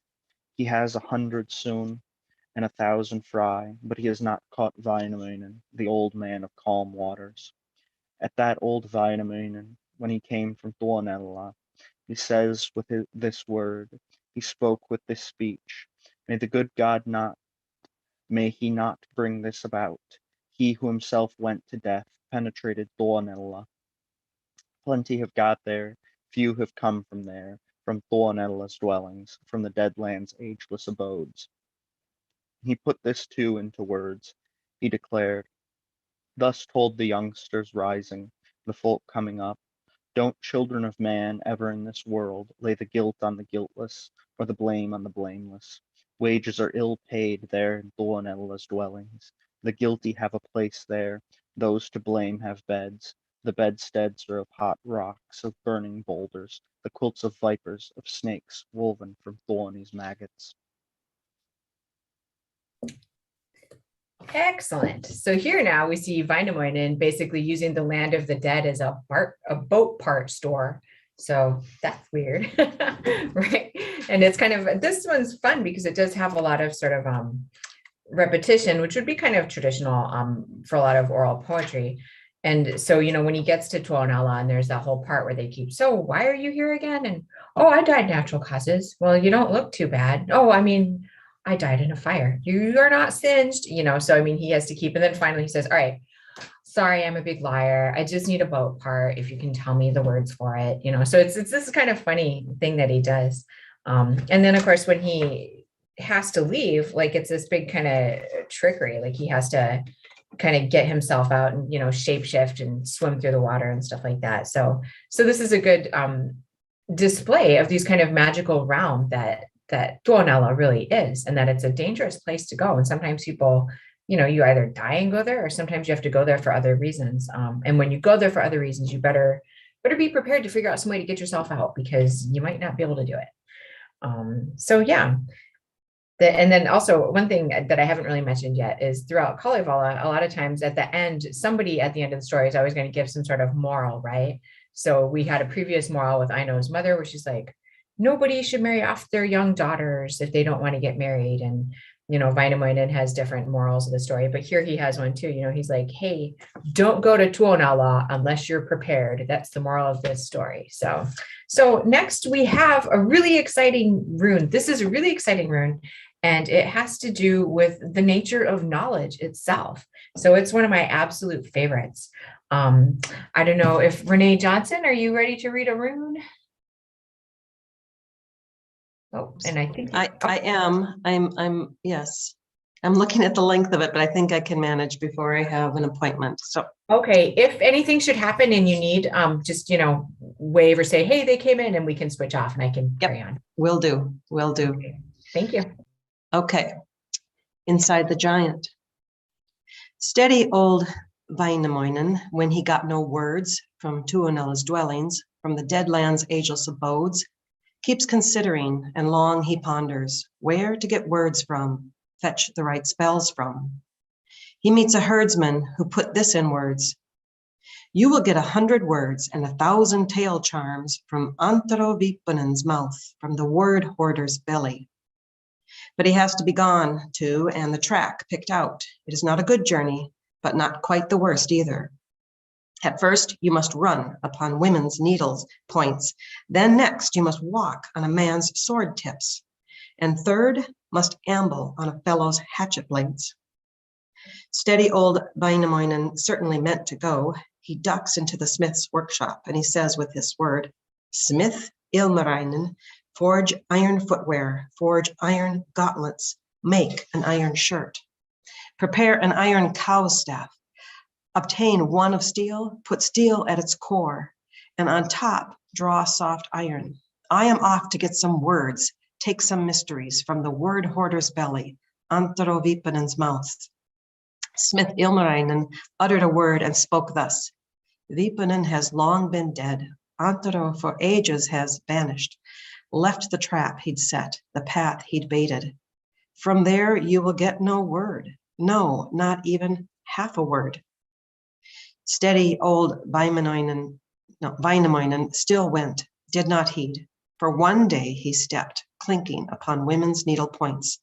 For two, he rambled along upon men's sword tips. For a third, too, he ambled on a fellow's hatchet blades. Viipanen, he full of tales, old man word hoarder, he lolls with his tales, with his spells he sprawls. An aspen grew upon his shoulders, on his eyebrows a birch rose, an alder upon his chin, a willow shrub on his beard, on his brow a squirrel spruce, a coney fir on his teeth. Now Väinämöinen comes. He drew his sword, snatched the iron out of the holder of hide, out of the belt of leather. He felled the aspen from the shoulders, from the eyebrows toppled the birches, from the jaws the broad alders, from the willow shrubs from the beard, from the brow felled the squirrel spruces, the coney firs from the teeth. He plunged the iron cowl staff into Antero Viipanen's mouth, in his grinning gums, in his squelching jaws, and uttered a word, spoke thus: "Rise up, serf of man, from where you lie underground, from the long sleep you're taking." That Viipanen, full of tales, was startled from sleep. He felt the one touching hard, and with pain the one teasing. He bit the iron cowl staff. He bit off the soft iron, but he could not bite the steel, could not eat the iron core. At that, old Väinämöinen's, as he stood beside the mouth, other foot stumbles. His left foot slithers into Antero Viipanen's mouth, on his jawbone slid, and Viipanen's, full of tales, at once opened his mouth more, flung his jaw posts wide, swallowed the man with his sword, into his throat gulped old Väinämöinen. There Viipanen, full of tales, put this into words: "I've eaten a thing or two. I've eaten you, eaten goat, eaten bear and cow, eaten boar, but I have not yet eaten a morsel that tastes like this." Old Väinämöinen put this into words: "My ruin could be coming, my day of trouble looming, in this lair of a demon, this inglenook of the grave." He thinks, considers how to be, which way to live. At his belt he has a knife with a curly birch handle. Out of it he built a boat. He built a boat with wisdom. He rows, he glides from gut end to gut end. He rode every nook, every cranny he went around. Old Viipanen, full of tales, was not going to heed that. Then the old Väinämöinen made himself into a smith, became a blacksmith.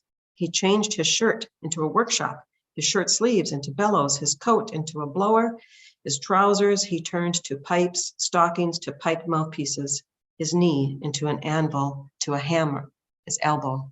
He hammers away, he taps away, hammered all night without his belly, the eloquent one's bosom. Then Viipanen, full of tales, put this into words: "What kind of man may you be? What sort of fellow? I have eaten 100 fellows, destroyed 1,000 men, but I don't think I've eaten such. Coal is coming into my mouth, firebrands onto my tongue, iron dross into my throat. Go now, wander on your way, earth's evil. Get a move on before I seek your mother and fetch your honored parent. If I tell your mother, speak, report you to your parent, mother has more work, great trouble a parent has when her son does wrong, her child misbehaves. I have no idea at all, cannot guess your origin, demon, where you latched on from, pest, where you have come here from to bite, to nibble, to eat, and to gnaw. Are you disease the Lord created, death decreed by God, or are you man-made, brought and wrought by someone else, put here for payment, set up for money? If disease, the Lord's creature, death decreed by God, I will trust my Creator, cast myself upon my God. He'll not cast away the good. He'll not let the fair be lost. But if you are man-made, a problem caused by someone else, be sure I shall learn your kin. I'll find out where you were born. From there, problems used to spring. From there, plights arose. From the haunts of men who know the pastures of singing men, the homes of scoundrels, the grounds of wizards. From there, the heaths of the grave, from inside the earth, from the home of a dead man, from the farm of one vanished, from crumbling soils, from earth being disturbed, from whirling gravels, from sands that jingle, from marshy hollows, from swamps without moss, from overflowing mires, from spilling springs, from a forest demon's lair, a gorge between 5 mountains, from a copper sloped summit, a coppery peak, from spruces that whisper, from firs that sough and sigh, from a rotten pine tree's top, from the decayed head of pines, from where the fox screams, from heaths where elk is hunted, from the bruin's rocky den, the bear's craggy cell, from the furthest north, from Lapland's vastness, from the barren glades, from the unsown lands, from great battlefields, from men's killing grounds, from rustling grasses, from the streaming gore, from the great high seas, from the open expanses, from the sea's black mud, from 1,000 fathoms down, from the rushing streams, the smoking whirlpools, from Rutja's steep rapid, from the swirl of mighty water, from the further heavens, from the furthest fair weather clouds, the thoroughfares of the gale, the nurseries of the wind. Is that where you too sprang from, and where plight you arose from to enter my guiltless heart, my blameless belly, to eat and to gnaw, to bite, to devour? Ease now, demon's hound, soften, dead land's cure, leave my lap, scoundrel, brim of the earth, my liver from eating, and my inmost heart, scrabbling at my spleen, fulling my belly, twisting up my lungs, chewing my navel, grasping at my bowels, crunching my backbone, slashing at my sides. Should I not be man enough, I will put in my betters to solve this problem, lose this dreadful thing. I raise from earth the soil dames, from the field the first masters, from the earth all the swordsmen, from the sand all the horsemen, to be my strength and my power, my support and my refuge in this hard labor, in this grievous pain. Should it not heed even that end, not yield even a bit, rise, O forest, with your men, junipers, and with your people, pines with your household, O still pool with your children, 100 men armed with swords, 1,000 iron fellows, to chafe this demon, crumble this Judas. Should it not heed even that, and not yield even a bit, rise from the water, water mistress, blue-capped from the waves, fine-hemmed from the mire, clear of face, out of the mud, to be a small fellow's strength and a little man's manhood, lest I'm eaten without cause, killed without disease.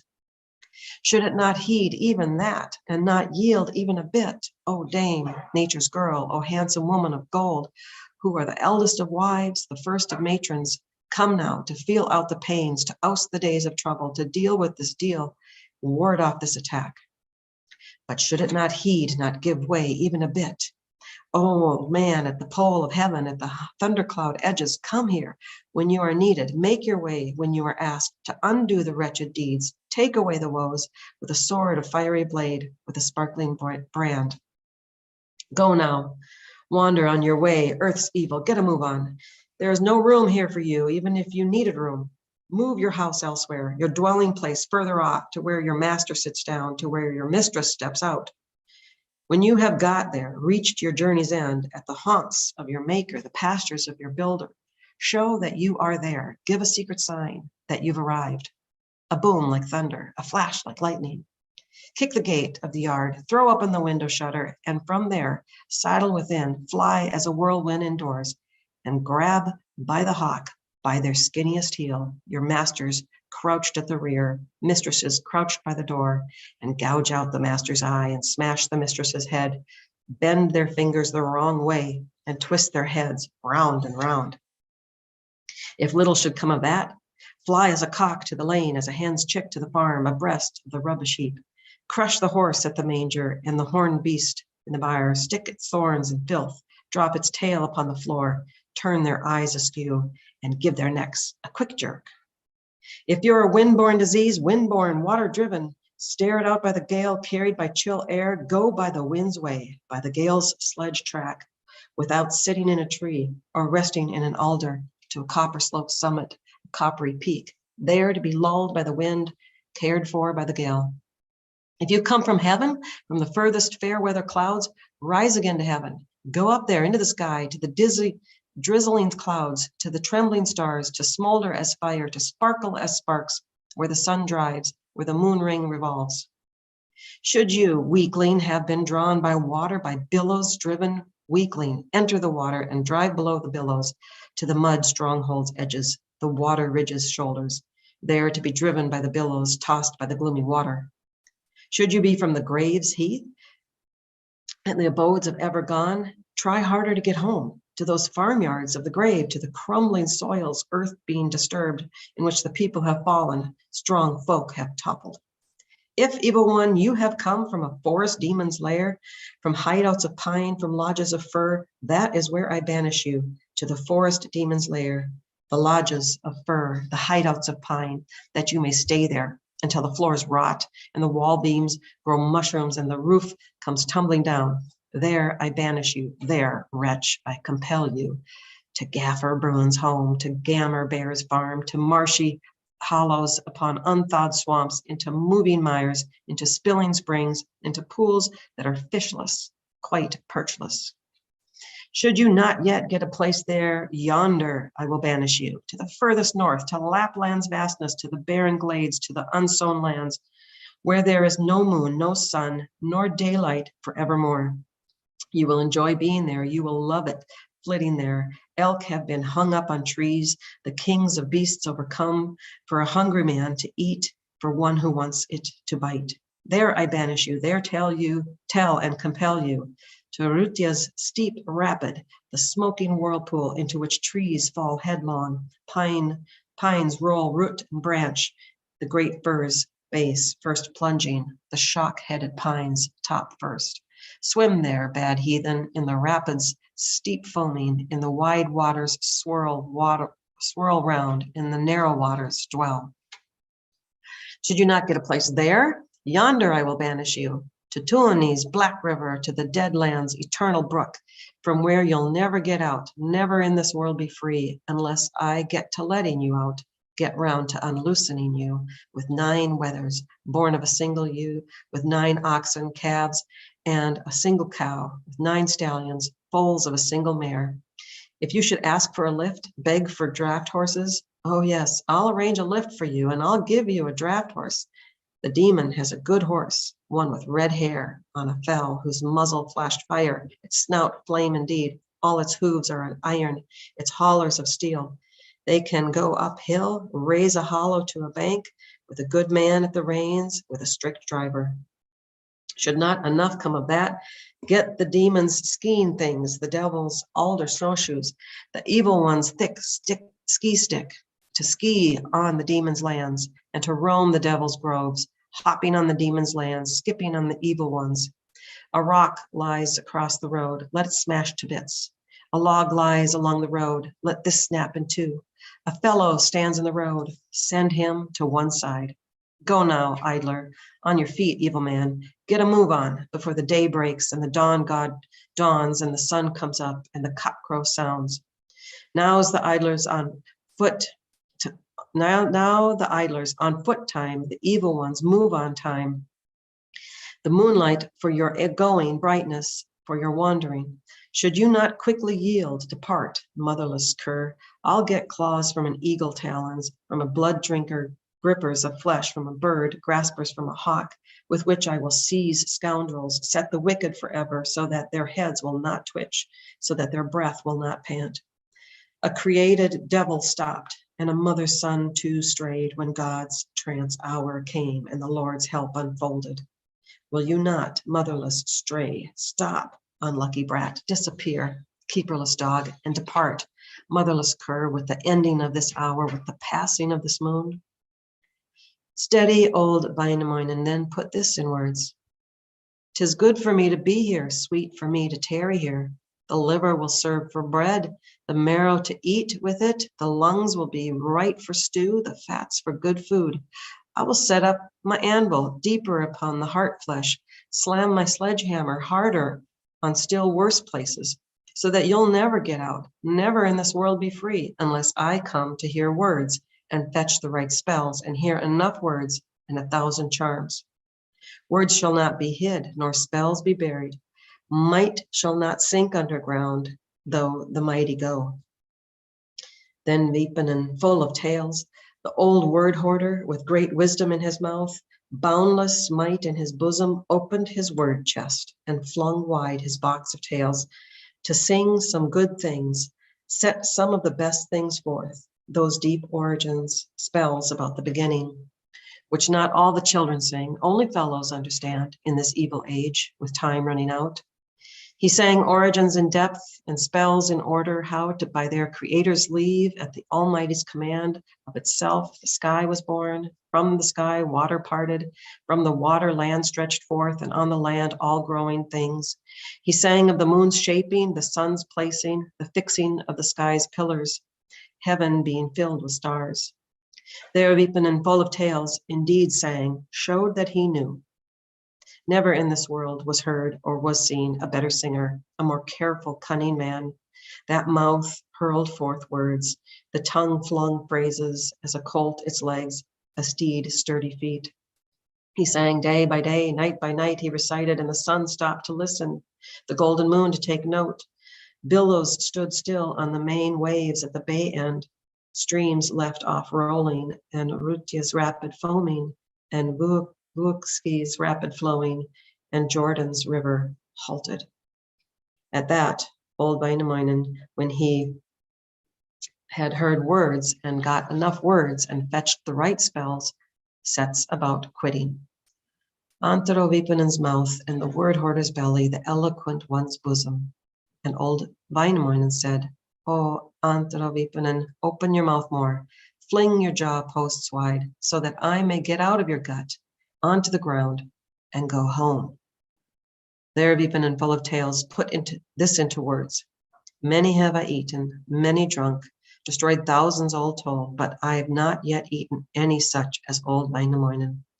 You did well to come, you'll do better to return. Then Antero Vipunen grinned and showed his gums, opened his mouth more, flung his jaw posts wide. Old Wainamoinen quitted the great wise one's mouth and the word hoarder's belly, the eloquent one's bosom, slips out of his mouth, trips upon the heath like a golden squirrel or a gold-breasted pine marten. He stepped from there on his way and came to his smith's workshop. The smith, Ilmarinen, said, "Did you get to hear some words to fetch the right spells for fixing the side, joining on the stern, and raising the bows?" Steady old Wainamoinen put this into words. "Now I've got 100 words and thousands of charms. I have brought the words out of hiding, unburied the spells." He went to his boat on the knowledgeable stocks. The little boat was finished, the side joint was joined, the stern end ended, and the bows were raised, and the boat was born, uncarved, the ship with no shaving paired.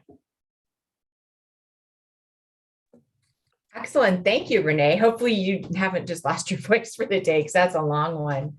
This poem is really cool. Again, he gets all this knowledge just in one big, boosh. But the funny thing is, approximately 90% of this poem is an indigestion charm. So that whole time when Vipunen is talking and saying, well, if you happen to be this, I will banish you to that. That's an actual indigestion charm. So it's funny because it takes a big chunk of the poem, but if you're ever suffering from indigestion and can't get your Pepto, give that a try. This story has a whole bunch of really fascinating things hidden inside of it. So first of all, we have this guy he's a giant, right? and he's living in the landscape. He seems to be kind of dead. He's been dead for a long time.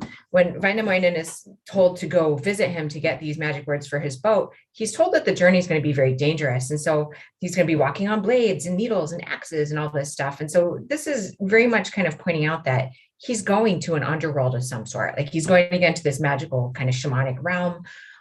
He goes and talks to Ilmarinen and gets a bunch of stuff made for him for this journey. And when he gets to Vipunen, I mean, Vipunen's now a part of the landscape. Like there's trees growing out of him, and he's covered in moss and stuff. And so it's very kind of, it's a wild scene. There's a lot of connections with this story with the idea of shamans who die in trance. And so there's actual stories in the north of Finland, among especially kind of like Sami and Sami Finnish people that this could happen. So there's actually this one guy named Akmeli who this happened to in like the 1600s or something. He was in a trance. He told his wife, who was his helper during this trance, that, hey, when it comes time for me to come out of the trance, you need to just start saying these words to bring my spirit back to my body. While he's in the trance, she forgets the words. And so he dies, right? So he dies, he's buried. Years later, she's at home, doing something, and she remembers those words. And so she blurts them out, and his spirit kind of pops out and says, wow, I really wish you'd remembered those when I was still, like, my body was still functional. So that's kind of it's a part of a tradition of shamanic stories and of people who do this kind of spirit travel and what happens when their spirit could leave their body. This seems to be what happens to Vipunen at some point. And the other weird thing, like I'd mentioned before, is that you have these parts of the story where we have this giant who's apparently older than Wainamoinen and knows more than him. Although we've also been told that Wainamoinen is the oldest man on earth and knows just about everything. So, this is this weird kind of, thank you, Renee. This is this weird kind of thing. It doesn't fit with what we're being told. And a lot of these mythological stories, you get told something weird like that, you just keep walking. So, we've got a shamanic travel that just happened. And the other part that's really funny, of course, is after the whole indigestion rune and Wainamoinen finally convinces Vipunen to unlock his magic, he just unlocks everything. And so, hi, Jason. One of my best friends just popped in.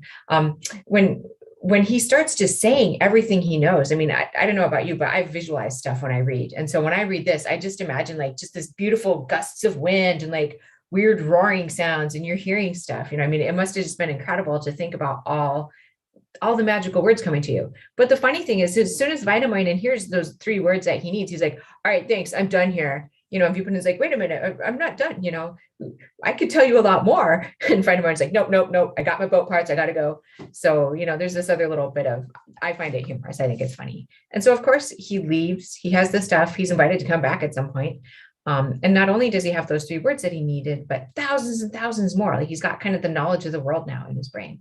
So that's why that's one of my favorite things. I mean, to me, it would be like getting to see the library at Alexandria or something, right? Just all the mystical, wonderful, smart things that go on in the world. So with that, we are now up to rune 18. We've had some people enter. And so what I can do is I'm going to share the link to the Project Gutenberg Kalevala. And if anybody's interested in reading the next rune, they're more than welcome to. Of course, I can always do it too, but I like to get other people involved because I read the Kalevala now at least once a year, if not twice a year.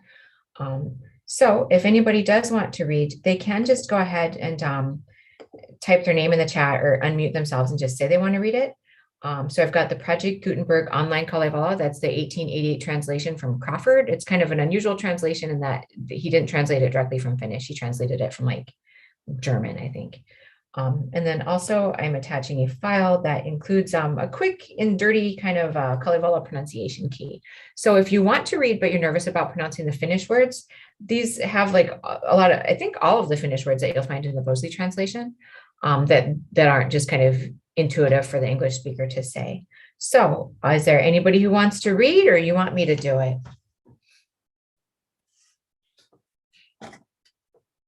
All right, hearing nothing, I'm going to go ahead and get started. So we've got Wainamoinen has just built a boat. It's a magical and wonderful boat. And now some stuff's a brewing. So here we have rune number 18, the rivals. Steady old Wainamoinen thought and considered, going to woo the maiden. to look up the braided head out in dark Northland in dreary Sariola. So, oh, that's great. He's going to go look for a girlfriend again at the same place he just was. The famous girl of the North, the special bride of the North. He rigged the vessel in blue, in red the side of the craft, the bows he adorned with gold and overlaid with silver. One morrow, among others, quite early in the morning, he pushed the boat out, the 100 planked on the waves, from the rollers stripped of bark, from the stalks of pine. He raised up his mast. On the mast he hoisted sails. He hoisted a sail of red and another sail of blue. Into the ship he goes down, into the vessel he steps, and he sailed off on the sea, sped off on the blue. There he put this into words, declared, chattered, come now into the craft, God, in the vessel merciful, to be a small fellow's strength and a little man's manhood. On these wide waters, upon these vast waves, lull, O wind, the craft, billow, drive the ship, with my fingers not rowing, the waters sheen unbroken on the wide high seas upon the open expanse. So he's using these kind of magical words even just to make his journey happen. You know, he's a real smart guy. Like he can make words make stuff happen. Anniki, she of good name, girl of night, maiden of dusk, keeper of a long twilight and morning's early riser, chanced to be at her washing and soaking her clothes. So I'm just going to do one thing really quick. Okay. And soaking her clothes at the end of a red stair on a broad landing on the misty headland's tip at the foggy island's end. She looks, turns her gaze toward the lovely air, toward the sky overhead, shoreward by the seas. Above, the sun shone. Below, the billows glittered.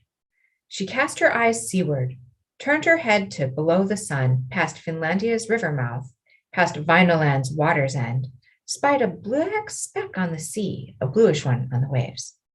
She uttered a word, spoke thus. She declared, chattered. What are you, black on the sea, who, bluish upon the waves? If you're a gaggle of geese or a flock of deer cullus, then waft into flight up in the sky. If you're a shoal of salmon or some other school of fish, splash into a swim, take off into the water. Should you be a shoal of rock or a log in the water, the billow would cover you, the water wash over you. The boat rolls nearer, and the new craft sails past the misty headland's tip, past the foggy island's end. Anniki, she of good name, now saw 'twas a boat coming, 100 planked one tacking. She uttered a word, spoke thus. If you are my brother's boat, or perhaps my father's craft, wend your way homeward and turn towards your own lands, with your prow to those moorings, your stern to other moorings. If you're a stranger's craft, float further away and make for other moorings, with your stern to those moorings. So it's not terribly safe for just random strangers to show up back in the olden days. But it was not a home boat nor a stranger's craft. It was Wainamoinen's craft, the eternal singer's ship. He was approaching, pressing onward for a shat, to take one word, to bring two, to speak a third forcefully. Anniki, she of good name, girl of night, maiden of dusk, began questioning the craft. Where are you off to, Wainamoinen? Headed for, bridegroom of calm waters, and where, land's choice, making for? Well, that old Wainamoinen speaks up from his craft.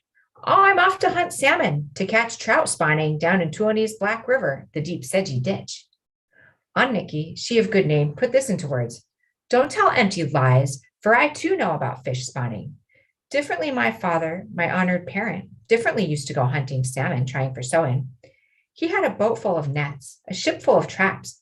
In it were seines, in it lines, water beaters on the side, fishing spears under the thwart, long poles in the stern.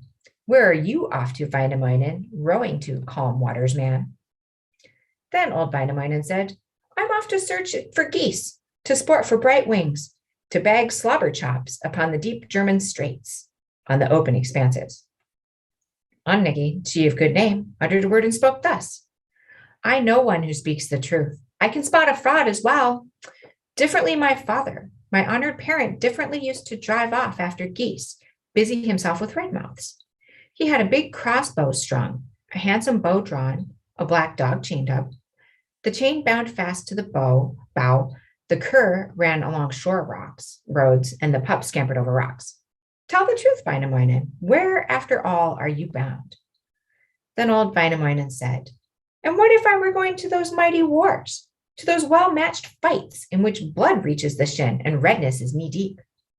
But Anniki kept saying, like the tin breast persists, I know warmongering too.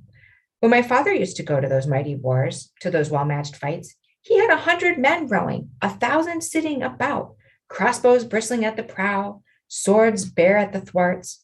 Now tell me the truth, without lying or fooling. Where are you headed to, Wainamoinen? Heading for calm waters, man. Then the old Wainamoinen uttered a word and spoke thus. Come, girlie, into my craft, maid, into my little boat. Then I'll tell the truth without lying or fooling. But Annikki says a word, the tin breast rebuked. May the wind fall on your craft, the gale on your little boat. I will overturn your craft and topple your bows if I do not get to hear the truth, where you mean to go to hear the truth told with care and the end of lies. Then the old Wainamoinen uttered a word and spoke thus. All right, I will tell the truth, if I did lie a little.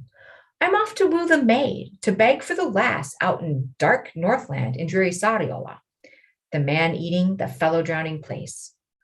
Annikki, she of good name, girl of night, maiden of dusk, when she knew the truth, without lying or fooling, left her veils unrinsed and her clothes unsoaked on the broad landing at the end of the red stair. In her hands she scooped her clothes, in her fist she grabbed her hems, and then she was away. She broke straight into a run, and she comes to the smith's home and steps into the workshop. 'Twas the smith Ilmarinen, the everlasting craftsman, was forging an iron bench. One of silver was working, an ell of dust on his head, a fathom of coal on his shoulders. Annikki stepped to the door, uttered a word, and spoke thus. Brother, smith Ilmarinen, O everlasting craftsman, forge me a little shuttle, forge me some fine rings, 2 or 3 pairs of earrings, 5 or 6 belt chains, and I'll tell the truth without lying or fooling. The smith Ilmarinen said, If you tell good news, I will forge you a shuttle. I'll forge some fine rings. I'll forge a cross for your breasts. Your ringlets I'll mend. If you tell bad news, I will smash your old ones too, thrust them from you in the fire and shove them down into my forge. Annikki, she the good named, put this into words. Smith Ilmarinen, look, you think of marrying her who once you pledged with gifts, set aside to be your wife. You're always tapping away and all the time hammering. All summer you shoe a horse, all winter you work iron. All night you repair your sleighs, and all day you make bobsleighs to go off wooing, to get to Northland. Now smarter ones are leading, cleverer ones are ahead, taking your own girl, snatching your darling, who you looked for 2 years long, 3 years long you wooed. Wainamoinen's on his way, on the blue high seas, in the stern of a gold prow, with a paddle of copper, bound for dark Northland, for dreary Sariola. A pain assailed the smith. A heavy moment, the blacksmith. The tongs slipped out of his grasp. From his hand the hammer dropped. The smith Ilmarinen said, Annikki, my dear sister, I will forge you a shuttle. I'll forge some fine rings, 2 or 3 pairs of earrings, 5 or 6 belt chains. Heat the honey-sweet bath hut. Stoke up the mead-sweet sauna with faggots chopped fine with little splinters. Make a bit of ash and some lye stirrup to wash my head with, whiten my body, from autumn-hued coal, winter-hued forging. Annikki, she the good named, slyly heated the sauna with wood the wind had snapped off. A thunderstorm had beaten. Rocks she fetched from a rapid, brought them for stirring up steam. Waters from a pleasant spring, from a trickling mire. She broke a bath whisk off from the scrub, a pleasant whisk from the grove, softened the honey-sweet whisk on a honey-sweet rock tip. She made some ash sweet as curds, some soap sweet as bone marrow, soap that was sparkling, lathering, for washing the bridegroom's head, for pouring on his body. He, the smith Ilmarinen, the everlasting craftsman, forged the things the maid needed, mended her ringlets, while 1 bath hut was prepared and 1 sauna made ready. Thrust them into the girl's hands. The girl put this into words. I have stoked up the sauna, heated the misty bath hut, softened the bath whisks ready, steeped the pleasant whisks. Brother, bathe your fill, pour all the water you want, wash your head till it is flax, your eyes till they are snowflakes. Then the smith Ilmarinen himself went to bathe, and he bathed his fill. He doused himself white, washed his eyes till they glistened, his eyebrows until they bloomed, his neck till it was hen's eggs, all his body white. He came in from the sauna, came unrecognizable, with his face mighty handsome, with his cheeks flushing, and he put this into words. Annikki, my dear sister, bring now a shirt of linen, fetch hard-wearing clothes, and with them I'll be ready and fit to be a bridegroom. Annikki, she of good name, brought then a shirt of linen for his sweat-free skin, for his naked flesh, then narrow breeches, those his mother stitched. for his grime-free flanks, whose bones none could feel. Then she brought soft stockings, woven by his mother as a lass, for his sturdy legs, for his slender calves.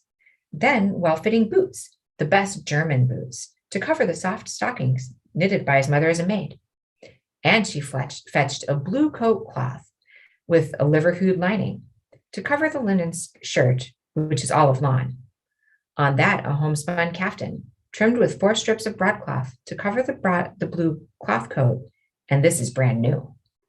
A new 1,000-buttoned fur, adorned with hundreds of adornments over the homespun caftan, and this is trimmed with broadcloth and more, a belt for his waist, a gold-bright cummerbund woven by his mother as a lass, clicked when she was braid-headed, and then bright mittens, gloves gold at the wrist, made by lap children for fair hands to wear, then a tall helmet for his golden curls. This was brought by his father, got when he was a bridegroom. Then the smith Ilmarinen clothed himself, prepared himself, dressed himself, and decked himself. And then he said to his serf, "Harness now a splendid foal before the bright sleigh for me to drive off, for me to go to Northland." The serf put this into words. "We have 6 stallions, horses that eat oats. Which of them should I harness?" The smith Ilmarinen said, "Take the best stallion, stick the foal into harness, the bay in front of the sledge, put on 6 cuckoos, those are sleigh bells, 7 bluebird bells to drone on the collar bow, to thud against the traces, so that the fair ones will stare, the lassies admire. Take a bear skin there for me to sit on, bring another, a sea beast's skin, to cover that bright sleigh."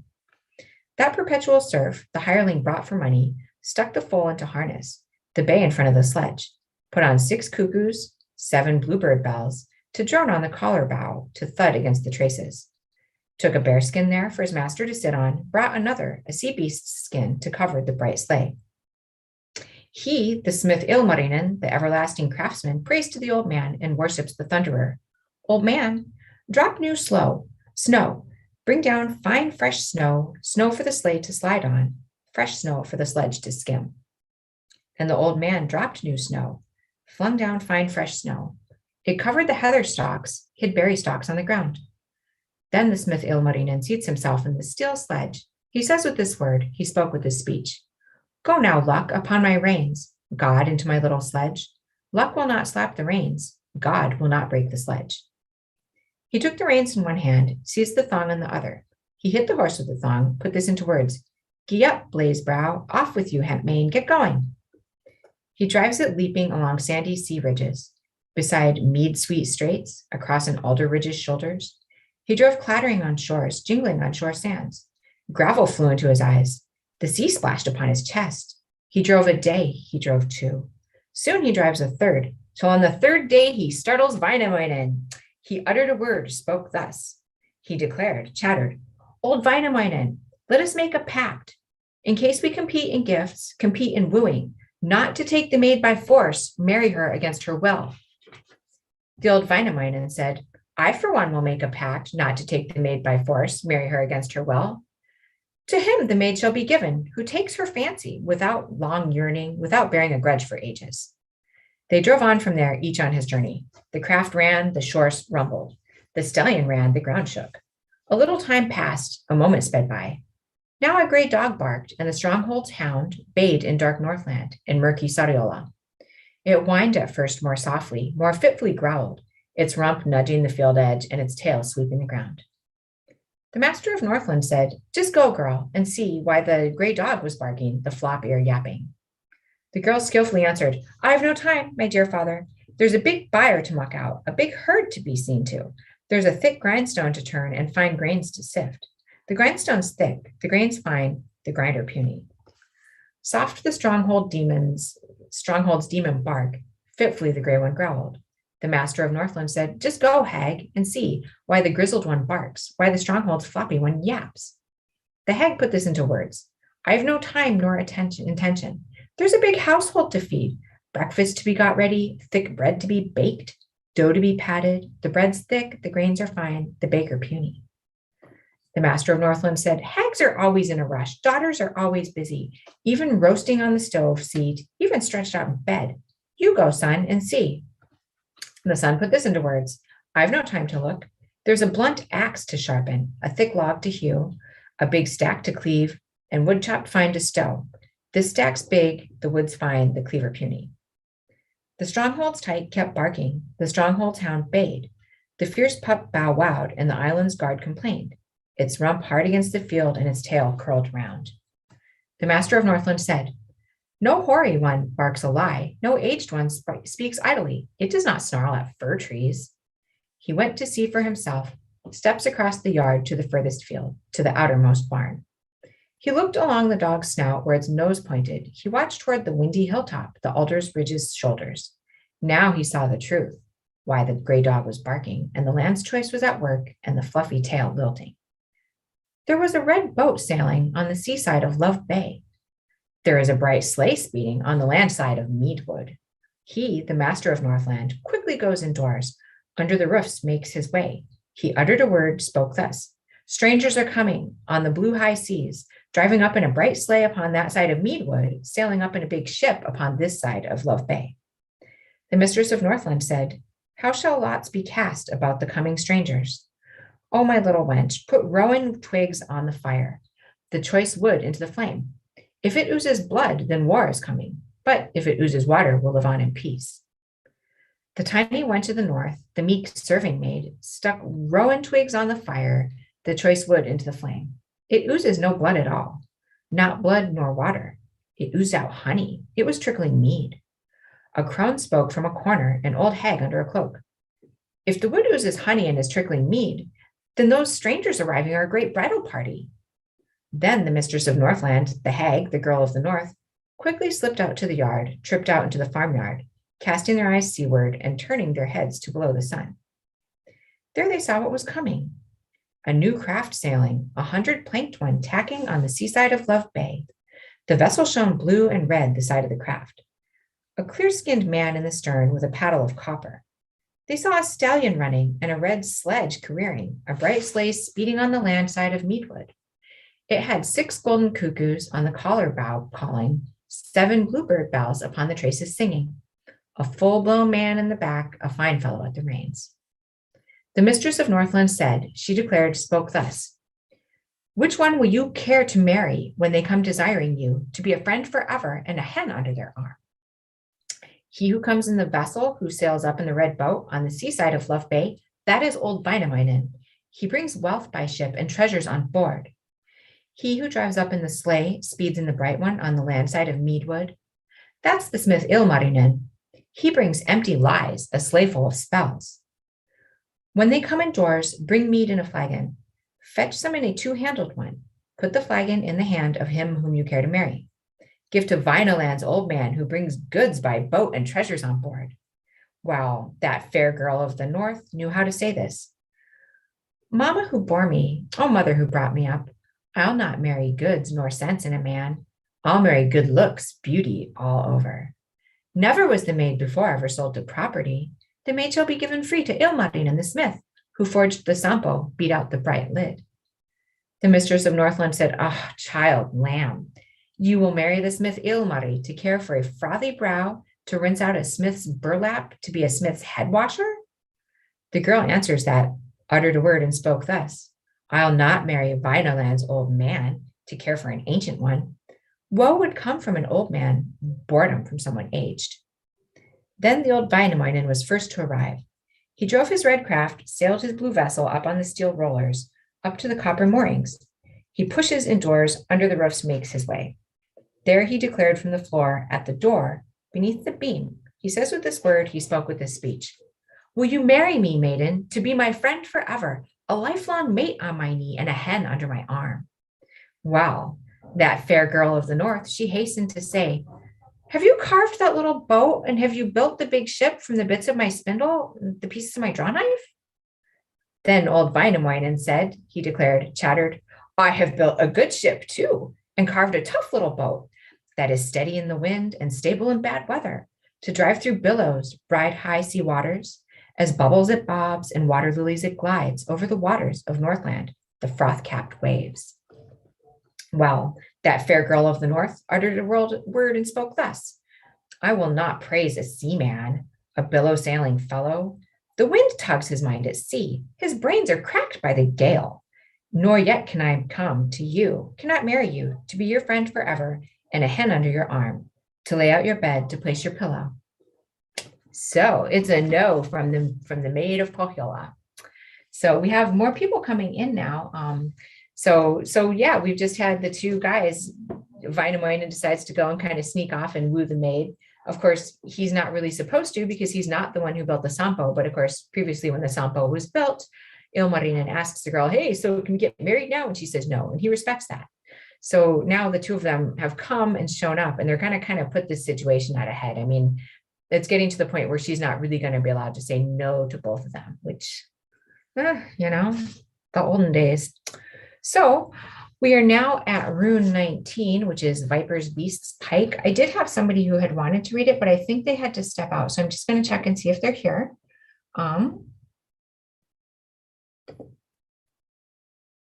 So just take a second.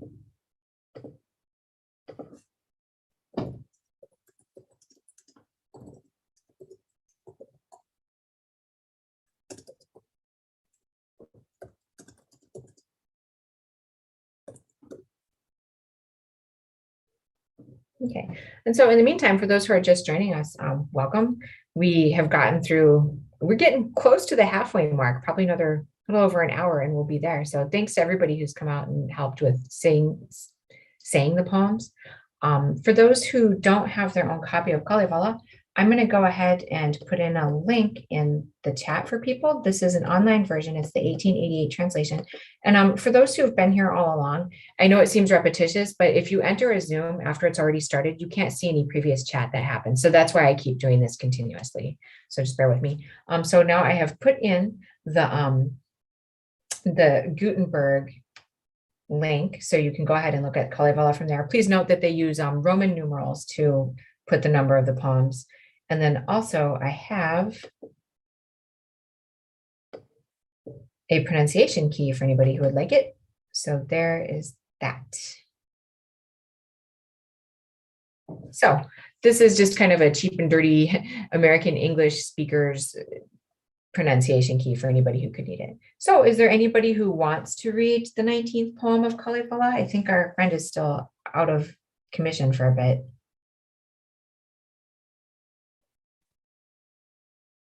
Otherwise, I'm just going to douse my throat with hot water and keep going. All right, well, here I go. Vipers, beasts, pike. Has anybody ever been bitten by a pike? I have. It's not pleasant.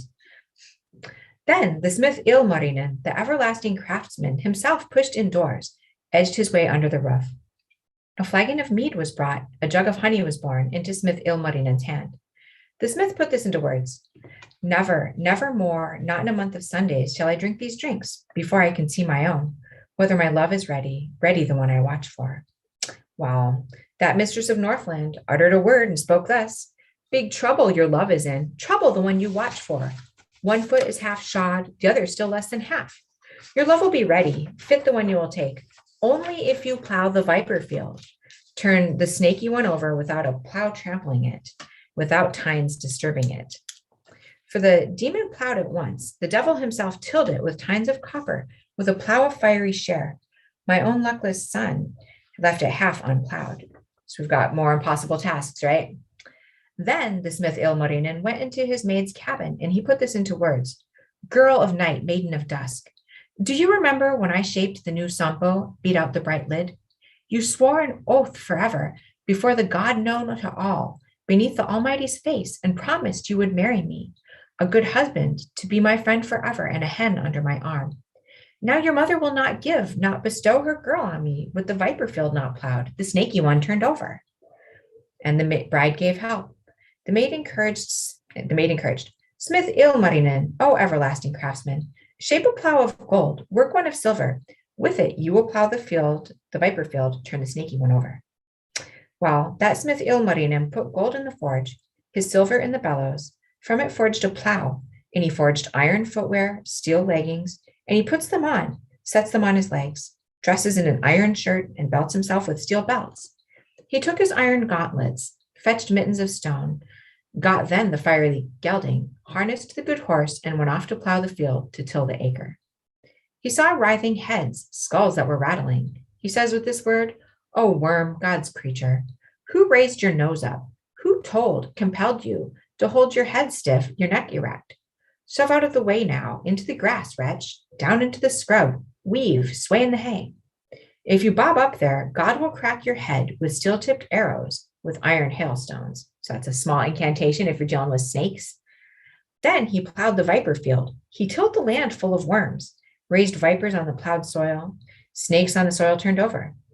He said when he came from there, "Now I've plowed the viper field. I've tilled the land full of worms." Turned the snaky one over. "Will the girl be now bestowed my matchless one given?" Wow, that mistress of Northland uttered a word and spoke thus. "The maid will be given, the girl here bestowed, only if you bring me Tuoni's bear, quell the wolf of the dead land from Tuonella's backwoods there, the dead land's furthest abode. 100 went to quell it, but not one came back." Then the smith Ilmarinen went into his maid's cabin and uttered a word, spoke thus. "A task has been set me, to quell the wolves of the dead land and bring Tuoni's bears. From Tuonella's backwoods there, the dead land's furthest abode." And the bride gave help, the maid encouraged. "Smith Ilmarinen, O everlasting craftsman, out of steel make a bridle, forge a headstall of iron, upon one rock wet with the foam of 3 rapids. With them you'll bring Tuoni's bears, quell the wolves of the dead land." Then the smith Ilmarinen, the everlasting craftsman, out of steel formed a bridle, forged a headstall of iron upon one rock wet with the foam of 3 rapids. He went then to the quelling, and he put this into words. "Mist girl, fog daughter, sift mist with a sieve, waft some fog about where the wealth wanders, so that it does not hear my step nor flee before me." And he got the wolf bridled and the bear in iron chains, from Tuoni's heath there, from within the blue backwoods. He said when he came from there, "Give your daughter, hag, for I have brought Tuoni's bear, quelled the wolf from the dead land." Well, that mistress of Northland uttered a word and spoke thus. "The kalu will not be given, the mallard handed over, till you have got the great scaly pike, the quick fleshy fish from Tuonella's river there, from the dale of the dead land, without taking up a seine, without turning a hand net. 100 went to hunt it, but not one came back." Well, now things became painful. Things turned out more troublesome. He went to his maid's cabin, and he put this into words. "A task has been set before me, one even better than before, to get the great scaly pike, the quick fleshy fish out of Tuoni's black river, the deadland's eternal brook, without a net or a seine, without any other trap." And the bride gave help, the maid encouraged. "Smith Ilmarinen, don't worry at all. Now forge a fiery eagle, a wyvern of flame. With it you'll get the great pike, the quick fleshy fish out of Tuoni's black river from the dale of the dead land." Smith Ilmarinen, the everlasting craftsman, forges an eagle of fire, a wyvern of flame. The feet he shaped of iron, of steel the talons, for wings the side of a boat. Up onto the wings he climbed on its back, he placed himself on the eagle's wing bone tips. Then he advised the eagle. And the wyvern he counseled. "My eagle, my little bird, go flying where I tell you, toward Tuoni's black river, to the dale of the dead land. Strike the pike, great and scaly, the quick fleshy fish." That eagle, a splendid bird, flaps off on its way, flew to hunt the pike, to seek the one with terrible teeth in Tuonella's river there, in the dale of the dead land. One wing ruffled the water, the other reached heaven, its feet scooped the sea, and its beak clattered on crags. Then the smith Ilmarinen goes off to Harrow, that river of Tuonela, with the eagle standing guard. An elf reared from the water, fastened on Ilmarinen. The eagle leapt on its neck, twisted the water elf's head, and rammed the head further down toward the black mud. Now comes Tuoni's pike. The water dog veers along. Not a tiny little pike, nor a great big pike, with a tongue 2 axe hafts long, teeth 1 rake haft long, jaws the size of 3 rapids, its back long as 7 boats. It wanted to meet the smith, eat the smith Ilmarinen. The eagle came winging along, the bird of the air beating, no tiny little eagle, nor a really great big one, with a mouth 100 fathoms wide, jaws 6 rapids wide, tongue 6 spear shafts long, claws long as 5 sickles. It spied the great scaly pike, the quick fleshy fish, lunges at that fish, battered at its scales. And then the great scaly pike, the quick fleshy fish, drags the eagle's claw down below the clear waters. The eagle rises, up into the air it goes. It lifted black mud on top of the clear waters. It glides, it hovers. Yes, it tries a second time. It sank one of its claws in the terrible pike's shoulders, in the water dog's hooked bones, sank another of its claws in a steel mountain, a cliff of iron. But the claw bounced off the rock. It glanced off the cliff. The pike thrashed about, the water hulk slipped out of the eagle's clutches, from the wyvern's toes, with claw marks upon its ribs, with gashes on its shoulder. Then the iron-foot eagle made one more effort. Its wings flashed as flame, its eyes as clear fire. It got the pike in its claws, the water dog in its grasp, and raised the great scaly pike, hauled the water hulk from below the deep billows on top of the clear waters. While the iron-foot eagle, the third time it tries, yes, gets Tuoni's pike, the quick, fleshy fish, from that Tuonela river from the dale of the dead land. Water felt unlike water because of the great pike's scales. Air smelt unlike air because of the great eagle's feathers. Then the iron-foot eagle carried the great scaly pike to the bough of a stout oak, to a shock-headed pine's top, and there it tasted the taste, slashed the pike's belly across, ripped the breast open, and hacked the head clean off. The smith Ilmarinen said, "You wretched eagle, what kind of bird may you be, and what sort of fowl, that now you've tasted the taste, slashed the pike's belly across, ripped the breast to boot, and hacked the head clean off?" Well, the iron-foot eagle at that flared up into flight. Up into the sky it soared, onto a long bank of cloud. The clouds swarmed, the heavens mewed, the lids of the sky tilted, the old man's bow snapped, so did the moon 20 points. Then the smith Ilmarinen carried the fish head himself to be mother-in-law's gift. He uttered a word, spoke thus: "Here is a long-lasting chair for a good Northland cabin." Then he put this into words. He declared, chattered, "Now, I've plowed the viper fields, I've tilled the lands full of worms, quelled the wolves of the dead land, shackled the bears of Tuoni. I've got the great scaly pike, that quick fleshy fish from that Tuonela river, from the dale of the dead land. Will the maiden now be given, the girl here bestowed?" The mistress of Northland said, "But you did wrong even so, to hack the head off, cut the pike's belly across, rip the breast as well as taste the taste to boot. Ah, mean future mother-in-law." Then the smith Ilmarinen put this into words: "There is no catch without hurt, from even better places, let alone Tuonela's river, from the dale of the dead land.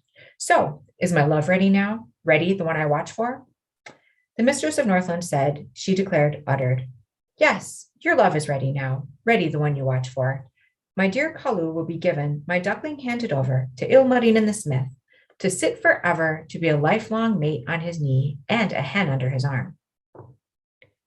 Now there was a child on the floor, and the child sang from the floor. "Now to these cabins is come one more bird from for our stronghold. The eagle flew from northeast, the hawk across heaven. One wing struck at the sky's rim, the other swept the wave. Its tail skimmed the sea, and its head reached heaven. It looks, it turns round, it glides, it hovers, and it settled on the men's stronghold, rattles with its beak. The men's stronghold had an iron roof, so it could not get inside. It looks, it turns round, it glides, it hovers, and it sat on the woman's stronghold, rattles with its beak. The woman's stronghold was copper roofed, and so it could not get inside. It looks, it turns round, it glides, it hovers, and it settled on the maid's stronghold, rattles with its beak. The maid's stronghold had a hempen roof, so now it could get inside. It settled on the stronghold chimney, from there dropped to the roof ridge, slid back the stronghold shutter, sat at the stronghold window, at the wall the green plumed one, 100 plumed at the wall joint. It looks over the braid heads, the plate heads it sounded out, the best of the flock of maids, of the braid heads the fairest, the brightest of the braid heads, of the flower heads the best known. And then the eagle pounces. The hawk bird snatches, it seized the best of the flock, comeliest of the duck crowd, the brightest, the softest, the most full-blooded, the whitest. 'Tis she, the bird of the air, seized, the long claw scratched, who was upright of bearing and choice of body. As to her plumes, the sweetest, the finest as to feathers. Then the mistress of Northland uttered a word and spoke thus: "How did you know, blessed one, and how here, golden apple, that this maid was growing up, this flaxen-haired one moving? Did the maid's silver glitter, was the maid's gold heard of there? Did our suns shine there, and did our moons gleam? The child declared from the floor, and the one still growing crooned. From this the blessed one knew. The lucky dog found his way to the maid's famous home, to her fair farm. Father was well spoken of after launching a great ship, mother still better after baking a thick loaf, after making a wheat loaf and providing for a guest. From this the blessed one knew, and the utter stranger grasped that a young maid had risen, that a lassie had sprung up. When once he walked by the yard, stepped down by the sheds, bright early in the morning, quite betimes on the morrow, soot was rising like a thread. Smoke was thickly escaping from the maid's famous home, from the growing one's farm. The maid herself was grinding, swaying at the quern handle. The quern handle, as a cuckoo called as a bean goose, the quern bridge, the quern disc as a bunting, the quern as a bead rattled. He went from there once more, stepped along the edge of the field. The maid on maddery ground was tripping on yellow heaths, brewing potfuls of red dye, boiling pans of yellow dye. He went a third time as well, passed below the maid's window, and he heard the maid weaving, the reed in her hand slamming, and the little shuttle whizzed like a stoat in a rock hole. The reed teeth were tapping like a woodpecker on a tree, and the breast beam was whirring like a squirrel on a bough. Then the mistress of Northland uttered a word and spoke thus. So there, little maid. Haven't I always told you? In the spruces don't cuckoo and don't sing in the valleys, or show your neck's curviness or your arm's whiteness, the ripeness of your young breast, or the rest of your glory. All autumn I hurled it forth. I dinned it in this summer, through the fleeting spring, the next sowing time. Let us build a secret hut, small secret windows for a maiden to weave cloth, squeak away with 4 heddles, unheard by Finnish bridegrooms, the land's suitors. The child declared from the floor, and the fortnight-old piped up.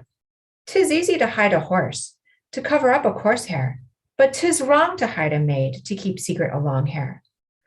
Though you build a stone stronghold amid the high seas, there to hold wenches, to rear hens of yours, they will be no secret there, nor will the lassies grow up out of reach of great bridegrooms, the land suitors, men with tall helmets, horses with steel hoofs.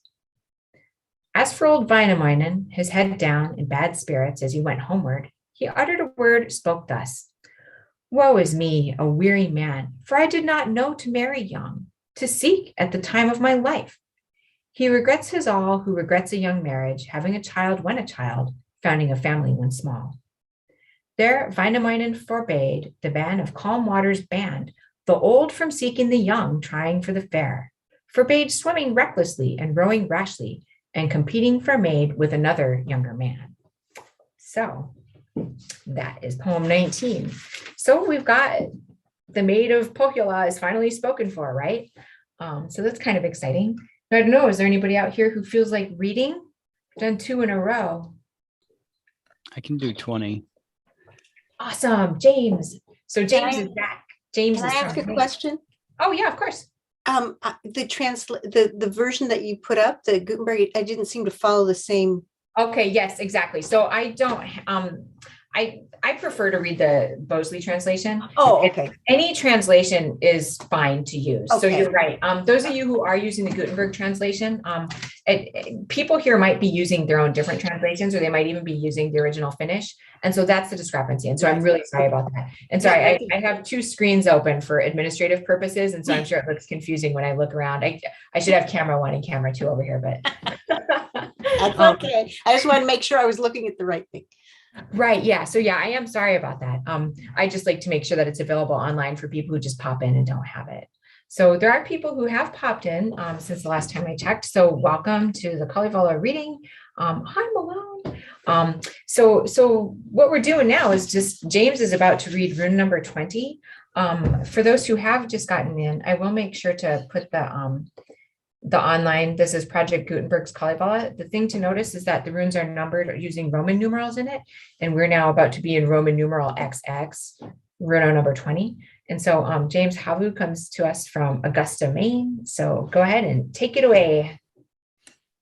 All right. I was in the class last year, and this is the one I did my project on. So I know this one pretty well. And I have the Bosley translation as well. So rune 20 is slaughtering and brewing. What shall we sing about now? Which tale shall we lilt? We'll sing about this and we'll lilt this tale of that Northland feast, those revels of the godly. Long the wedding was laid in and the goods were made ready in those cabins of Northland in Sariola's buildings.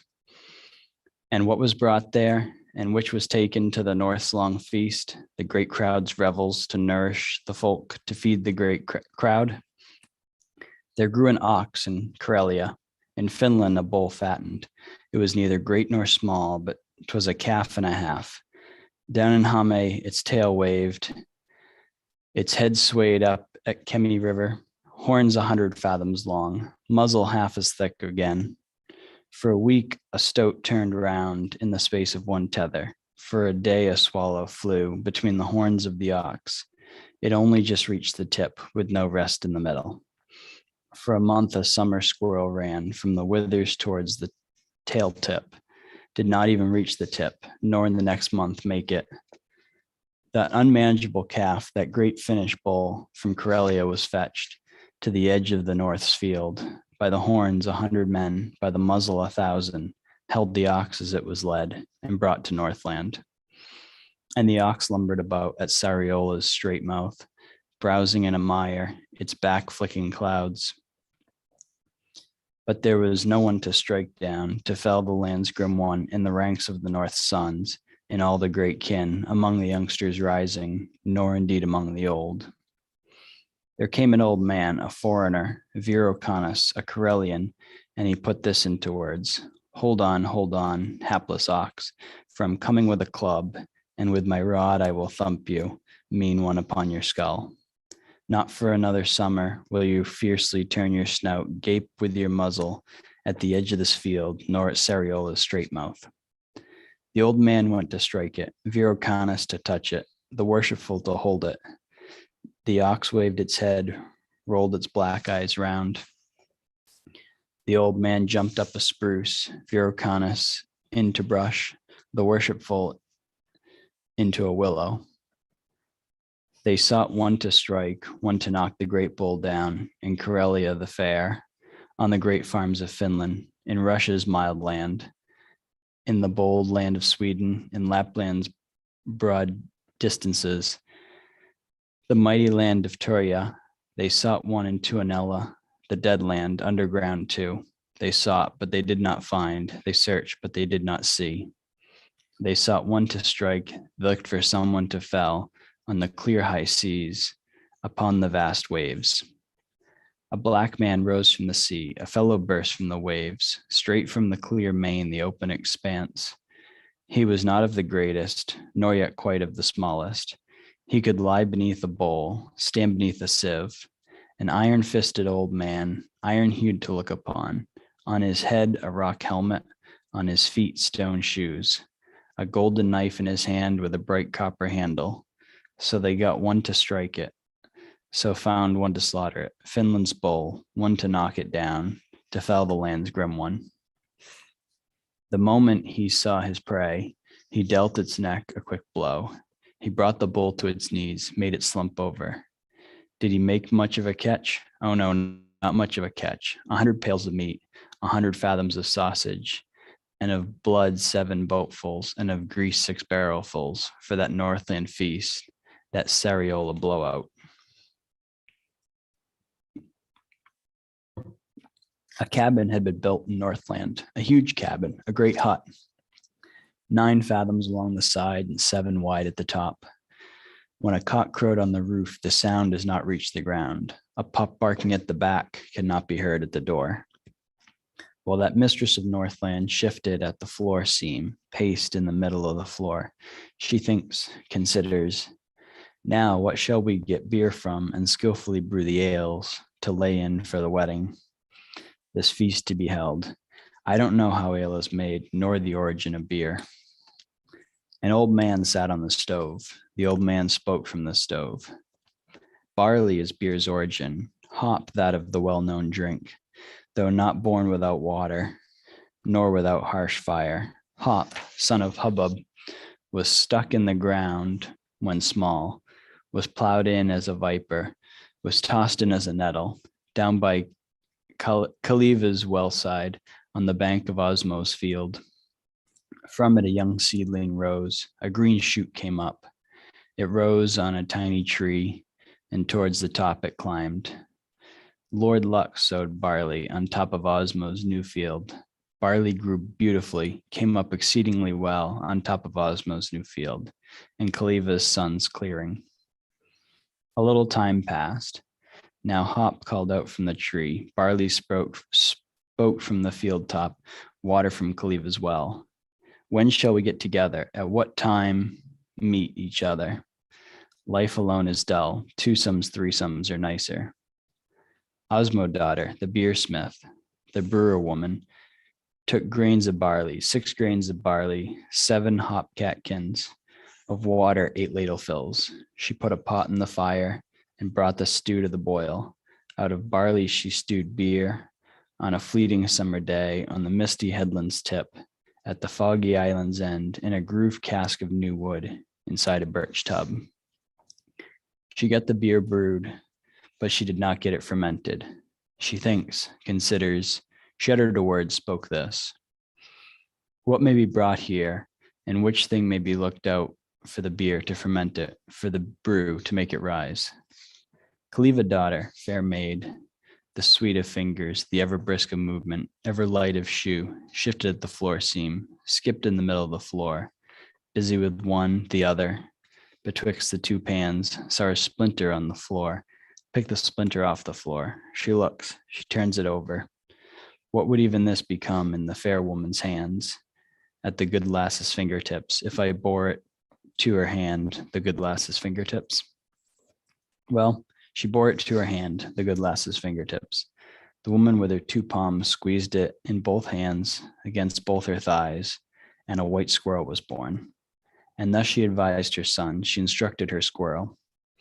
Squirrel, darling of the ground, flower of the mound, earth's delight, run where I tell you, tell and compel you, into pleasant forest land, to careful tapiola, and run up a tiny tree, skillfully up a bush top, lest the eagle should snatch you, the bird of the air strike you. Bring cones from the spruce and husks from the pine, bear them to the woman's hand into Osmo daughter's beer. The squirrel knew how to run, the bushy tail how to rush, how to run a long way fast, how to range afar swiftly, across 1 wood, across 2, through a 3rd somewhat athwart, into pleasant forest land, to careful tapiola. It saw 3 forest spruces, 4 tiny pine trees, climbed up a spruce in a marsh, up a pine tree on the heath, nor did the eagle snatch it, the bird of the air strike it. It broke some cones from the spruce, some foliage off the pine, and hid the cones in its claws, wrapped its paws around them, bore them to the woman's hand, the good lass's fingertips, and she struck them in her brew, Osmo daughter in her beer. But the beer will not ferment, for the young drink to grow up. Osmo daughter, the beersmith, the brewer woman, kept considering. What may be brought here for the beer to ferment it, for the brew to make it rise? Kalevala daughter, fair maid, the sweet of fingers, the ever brisk of movement, ever light of shoe, shifted at the floor seam, skipped in the middle of the floor, busy with one, the other, betwixt the 2 pans, saw her shaving on the floor, picked the shaving off the floor, she looks, she turns it over. What would even this become in the fair woman's hands, at the good lass's fingertips, if I bore it in her hand, the good lass's fingertips? Well, she bore it in her hand, the good lass's fingertips. The woman with her 2 palms squeezed it in both hands against both her thighs. A gold breast marten was born, so she advised her marten, instructed her orphan child. My marten, my little bird, my fair precious pelt, go where I tell you, tell and compel you, to the Bruin's rocky den, to the forest bear's farmyard, where the bears fight, where the Bruins live it up. With your claws gather some yeast, in your hands scoop up some froth, bear it to the woman's hand, bring it to Osmo daughter's shoulder. Well, now the marten could run, the gold breast could dash along, and it ran a long way fast, ranged afar swiftly. Across 1 river swam, across 2, through a 3rd, somewhat athwart, to the Bruin's rocky den, to the bear's craggy cell. There the bears fight, the Bruins live it up. on an iron cliff, a mountain of steel. Froth poured out of the bear's mouth, yeast from its massive one's jaws. In its hands it scooped some froth, with its claws gathered some yeast, bore it to the woman's hand, the good lass's fingertips. Osmo daughter in her beer dropped it, tipped it in her brew, but the beer will not ferment, nor the juice of men bubble. Osmo daughter, the beersmith, the brewer woman keeps considering. What may be brought here for the beer to ferment it, for the brew to make it rise? Kalevala daughter, fair maid, the girl that's sweet of fingers, the ever brisk of movement, ever light of shoe, shifted at the floor seam, skipped in the middle of the floor, busy with one, the other between the two pans. Saw a pea plant on the ground, picked the pea plant off the ground. She looks, she turns it over. What would even this become in the fair woman's hands, at the good lass's fingertips, if I bore it to her hand, the good lass's fingertips? Well, she bore it to her hand, the good lass's fingertips. The woman with her two palms squeezed it in both hands, against both her thighs, and a bee was born from it. And so she advised her bird, instructed her bee. O bee, bird so brisk, king of the turf flowers, fly where I tell you, tell and compel you, to an island on the main, a crag in the sea. There a maid has gone to sleep, a copper belt slipped away, with mead sweet grass at her side, honey sweet grass on her hem. Bring some mead upon your wing, bear some honey on your cape, from a bright grass top, from a golden flower petal, bear it to the woman's hand, bring it to Osmo daughter's shoulder. The bee, bird so brisk, it both flew and sped, and it flew a long way fast, shortened distances swiftly, across one sea, along two, through a third somewhat athwart, to the island on the main, the crag in the sea. It saw the maid gone to sleep, the tin-breasted who'd pined away on the nameless turf, the edge of the honey field, with golden grass at her waist, with silver grass at her belt. It dipped its wings in the mead, its feathers in the melted honey, on a glittering grass top. A golden flower tip bore it to the woman's hand, the good lass's fingertips. Osmo daughter, in her beer, stuck it, put it in her brew. Now the beer chose to ferment. The young drink grew up in the grooved cask of new wood inside the birch tub. It foamed high as the handles, roared up to the brims, wanted to steer for the ground, head for the floor. A little time passed, a moment sped by. The fellows hurried to drink, Lemminkainen most of all. Ahti got drunk, Farmind got drunk. The full-blooded rogue got drunk on Osmo daughter's beer, on Kalevala daughter's brew. Osmo daughter, the beersmith, the brewer woman, at that put this into words. Woe, luckless me, for my days, for brewing bad beer, making wayward ale, that has climbed out of the tub and ripples up on the floor. A red bird sang from a tree, and a thrush from the eaves, and it's no bad sort. It's a good sort of drink, to tip into a barrel, to mature in a cellar, in an oak barrel, inside one with copper hoops. That's the origin of beer, how Kalevala's brew began. That's how it got its good name, its famous honor, being a good sort, a good drink for the well-bred. It put smiles on women's lips, men in good spirits, the well-bred making merry, but the mad leaping about. Then the mistress of Northland, when she heard beer's origin, fetched a great tub of water, one of new wood to her side, and in it put enough barley and a lot of hop catkins. She began to stew the beer, to stir the strong water round. In a grooved cask of new wood inside the birch tub, for months the stones were heated, whole summers the water stewed. Backwoods fulls of trees were burned, wellfuls of water were brought.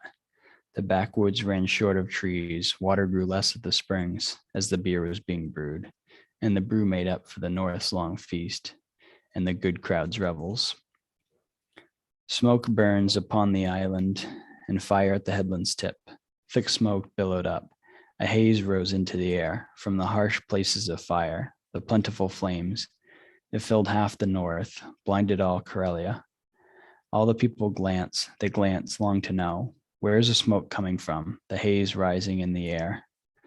too small for the smoke of war, too big for the herdsman's fire. Now Lemminkainen's mother, quite early in the morning, went for water from the spring. She sees the thick smoke in the northern skies. She uttered a word, spoke this. That is war smoke. Those are flames of battle. He, Ahti the islander, that one, fair far mind, takes a look, turns round. He thinks, considers. Suppose I wait out to look, inspect from close by to see where that smoke is coming from and the haze filling the air, whether that is war smoke. Those are flames of battle. Farmine did not wait out to look for the birthplace of the smoke. There were no war fires, nor flames of battle. No, they were beer fires, flames of a brew being stewed at Sariola's straight mouth, under the headland's cape's arm. At that Farmine looks, an eye squints in Farmine's head, squints. The other looks at askance. The mouth twists the slightest bit. At last he spoke as he looked. From across the street, he says, "Oh, my dear mother-in-law, kindly mistress of the north, make excellent beer and stew a grand brew, fit for the great crowd to drink, Lemminkainen most of all, at the wedding of his own with your young daughter." The beer was getting ready, the juice of men drinkable, the brown beer was being brewed, the fair brew was maturing, lying underground, in a stone cellar, in an oak barrel, behind a bung of copper. Then the mistress of Northland, she brought the stew to the boil, the pans to rumbling, the stew pans to clamoring. Then she baked great loaves and great dumplings she patted, to take care of the good folk, to feed the great crowd at the North's long feast, at Sariola's revels. While the loaves were baked, the dumplings patted, a little time passed by, a moment sped by. The beer throbbed in the barrel, the brew stirred in the cellar. If now my drinker would come and my lapper were prepared, my rightful cuckoo caller, my proper singer. A singer was sought, a proper singer, a rightful cuckoo caller, and a fair crooner. A salmon was brought to sing, a pike to call rightfully. But a salmon cannot sing, nor can a pike croon. A salmon's jaws are agape and a pike's teeth are spaced out. A singer was sought, a proper singer, a rightful cuckoo caller, and a fair crooner. And a child was brought to sing, to call rightfully. But no child can sing, no slobber chops can cuckoo. A child's tongue is shrill, and the root of the tongue stiff. The brown beer threatened, and the young drink cursed in the cask of oak behind the bung of copper. If you don't find a singer, a proper singer, a rightful cuckoo caller, and a fair crooner, I will kick my hoops away, my bottom I will force out. Then the mistress of Northland sent the invitations out, the heralds on their errands, and she put this into words. Hey there, tiny wench, my perpetual serf. Call the folk together, the crowd of men to the revels. Call the wretched, call the poor, the blind, even the troubled, the lame and the sledge cripples. Row the blind in boats, drive the lame here on horseback, drag the cripples here by sledge. Call all the Norse people, all of Kalevala's people. Invite old Wainamoinen to be the proper singer, but do not invite Farmind, that Ahti the islander. Well, that tiny wench uttered a word and spoke this. And why not invite Farmind, Ahti the islander as well? Well, that mistress of Northland, she says a word in answer. You shall not invite Farmind, that wanton Lemminkainen, because by all accounts he quarrels, picks fights on purpose. He's brought shame on weddings too. At feasts he has done great crimes, disgraced pure wenches in their Sunday clothes. Well, that tiny wench uttered a word and spoke this. How shall I know 'tis Farmind, to leave him uninvited? I do not know Ahti's home, the farm of Farmind. The mistress of Northland said, she declared, uttered, you will know Farmind all right, that Ahti the islander. Ahti lives on an island, the rogue by waters, at the broadest bay's side, under the far headland's arm. Well, that tiny wench, the bought drudge carried the invitation 6 ways and the summonses 8 ways. She called all the Norse people and all of Kalevala's people. those thin cutters too, and gypsies in tight caftans. Only matchless Ati boy, him she left uninvited. So yeah, this is a pretty fun poem, right? Preparing for a meal. A couple things I wanted to point out in the poetry that I probably should have before is that whenever, like the funny thing about Kalevala is they always have these, he wasn't terribly small or very big either, but they always turn out to be incredibly massive, like, an ox the size of Karelia, or this teeny little, thumb-sized copper man who's coming out of the sea to kill the tree of life. So, that's the kind of fun part of these plays with words in Kalevala is that they have these things that don't make sense because it's like, oh, he wasn't very big or very small, just the tiniest thing on the planet. That's it. So they use this kind of non-superlative language when they're talking about superlative things. Also, these particular poems, they have like this very strange beer rune origin, right? I mean, there's quite a sexual nature going on with the development of beer overall. So I think that sometimes when people first read that, they're like, what? Wait, what? And yeah, it's a wait, what? Yep. You were correct. So James, though, he was in the Kalevala class last year, and you had done a presentation. Actually, we had a little symposium that we do in the class. And so James's symposium project was about brewing. And so I don't know if you wanted to mention anything about that, like, tying in the rune to your own interests or anything at all. Yeah, I was trying to find a way to kind of link how the rune would have been a oral tradition of how to find yeast in nature for the brewing of beer. Yeah. Yeah. So it's cool, right? Because the humans, like, we have a lot of kind of hit and miss stuff. I mean, we found penicillin through accident as well. So, that's how we know we can eat chanterelles, but not death caps. Somebody tried it out. So yeah, that's another fun part. And then finally, I love it how this beer, it's a beer fire. And Lemminkainen can tell, even though he lives super far away, he lives across water and stuff. And so he sees this beer fire, he knows what it is. And he's so presumptuous. He's like, oh, they're brewing for my wedding. Oh, I'm going to marry her after all. He's just going to go off and be battle Lemminkainen again. And we'll see how that works for him.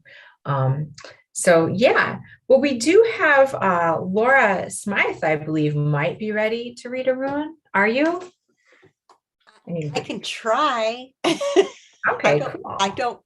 I don't profess to be very good at it.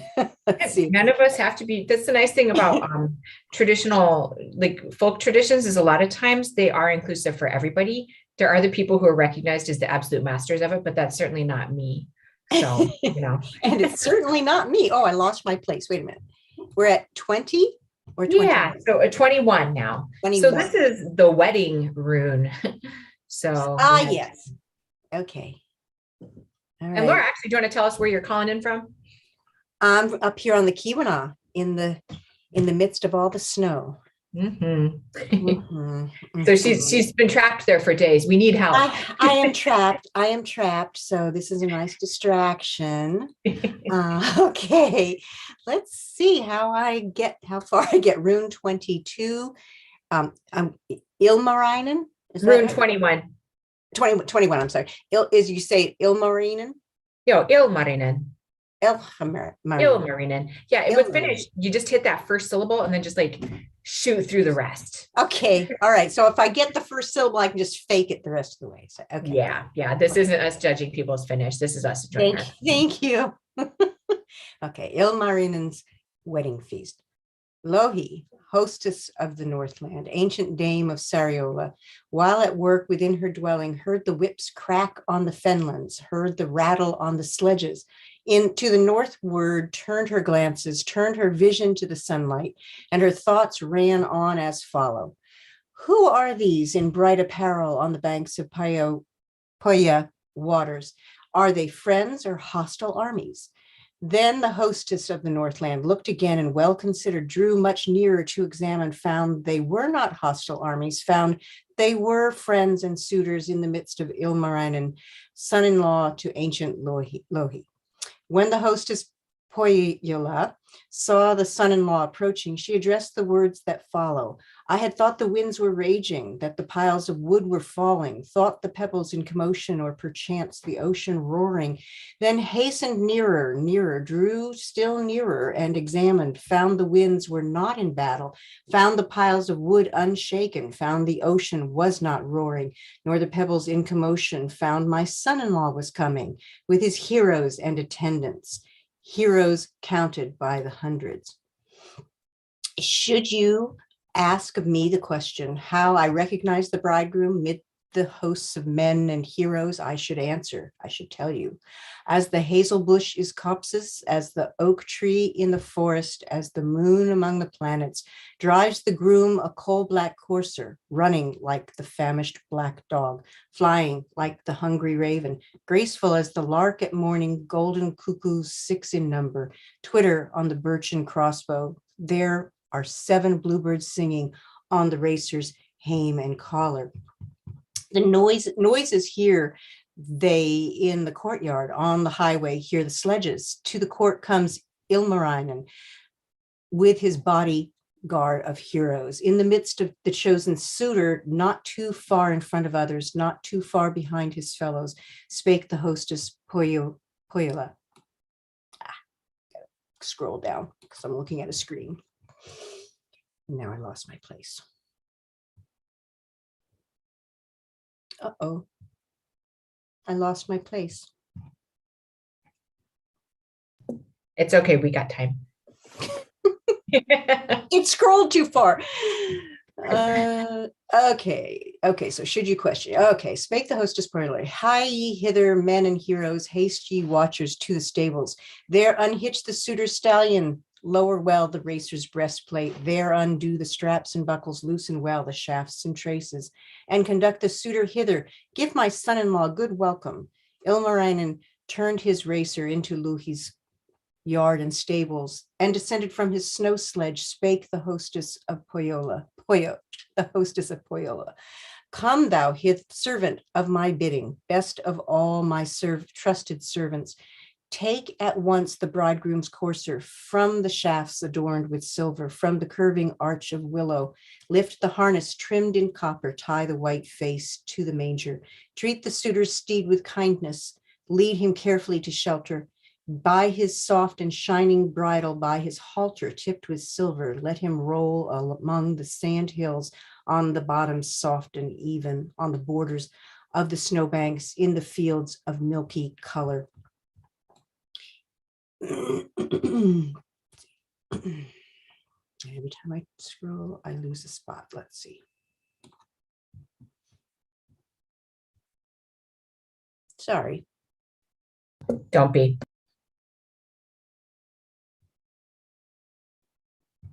I hate computers. Okay.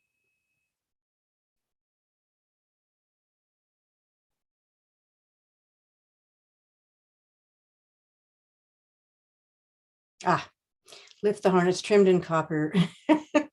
Tie the white face to the manger. Treat the, yes, okay, milky color. Lead the hero's steed to water. Lead him to the Pohja fountains where the living streams are flowing, sweet as milk of human kindness. From the roots of silvery birches underneath the shade of aspens, feed the courser of the suitor with the sweetest corn and barley. On the summer wheat and clover in the cauldron steeped in sweetness, feed him at the golden manger in the boxes lined with copper. At my manger richly furnished in the warmest of the stables, tie him with a silk-like halter to the golden rings and staples, to the hooks and purest silver, set in beams of birch and oak wood. Feed him on the hay, the sweetest. Feed him on the corn, nutritious. Give the best my barns can furnish.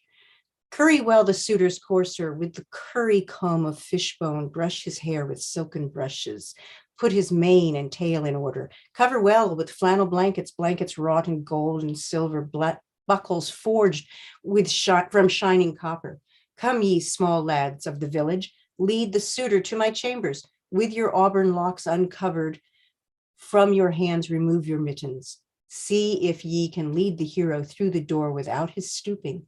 lifting not the upper crossbar, lowering not the oaken threshold, moving not the birchen casings, great the hero who must enter.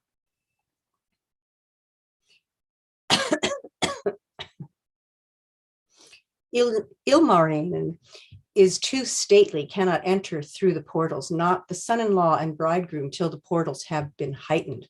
Taller by a head the suitor than the doorways of the mansion.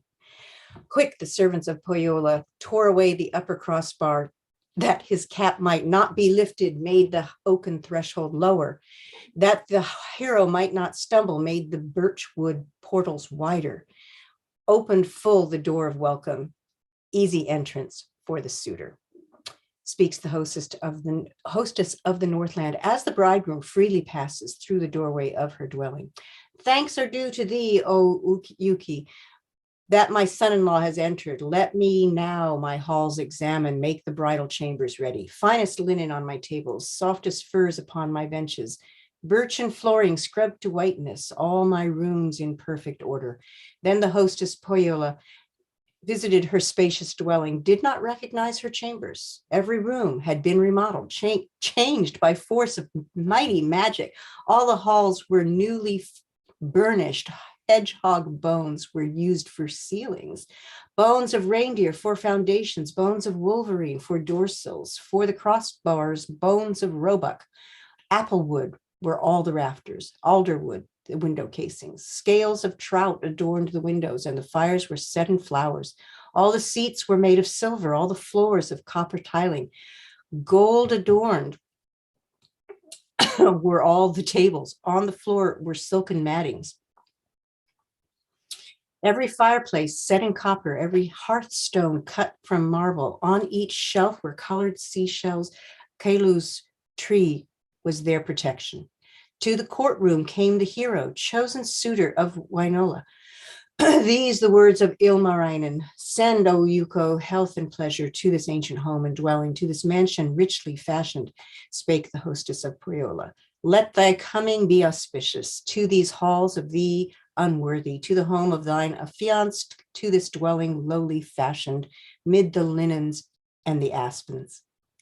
Come, ye maidens, that should serve me, come, ye fellows from the village, bring me fire upon the birch bark, light the faggots of the fir tree, that I may behold the bridegroom, chosen suitor of my daughter, fairy maiden of the rainbow. See the color of his eyeballs, whether they are blue or sable, see if they are warm and faithful.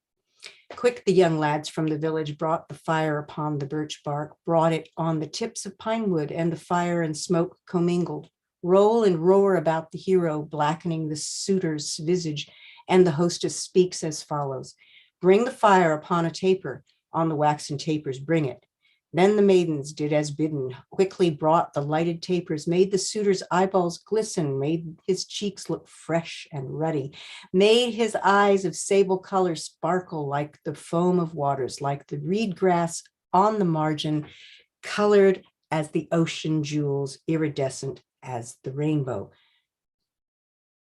Come, ye fellows of the hamlets, lead my son-in-law and hero to the highest seat at table, to the seat of greatest honor, with his back upon the blue wall, looking on my bounteous tables, facing all the guests of Northland. Then the hostess of Pohjola served her guests in great abundance, richest drinks and rarest viands. First of all, she served the bridegroom on his platters, honeyed biscuit and the sweetest river salmon, seasoned butter, roasted bacon, all the dainties of Pohjola. Then the helpers served the others, filled the plates of all invited with the varied food of Northland, spake the hostess of Pohjola. Come, ye maidens from the village, hither bring the beer in pitchers, in the urns with double handles, to the many guests in gathered, ere all others serve the bridegroom. Whoops. Oh, where did he go, that bridegroom? I lost him.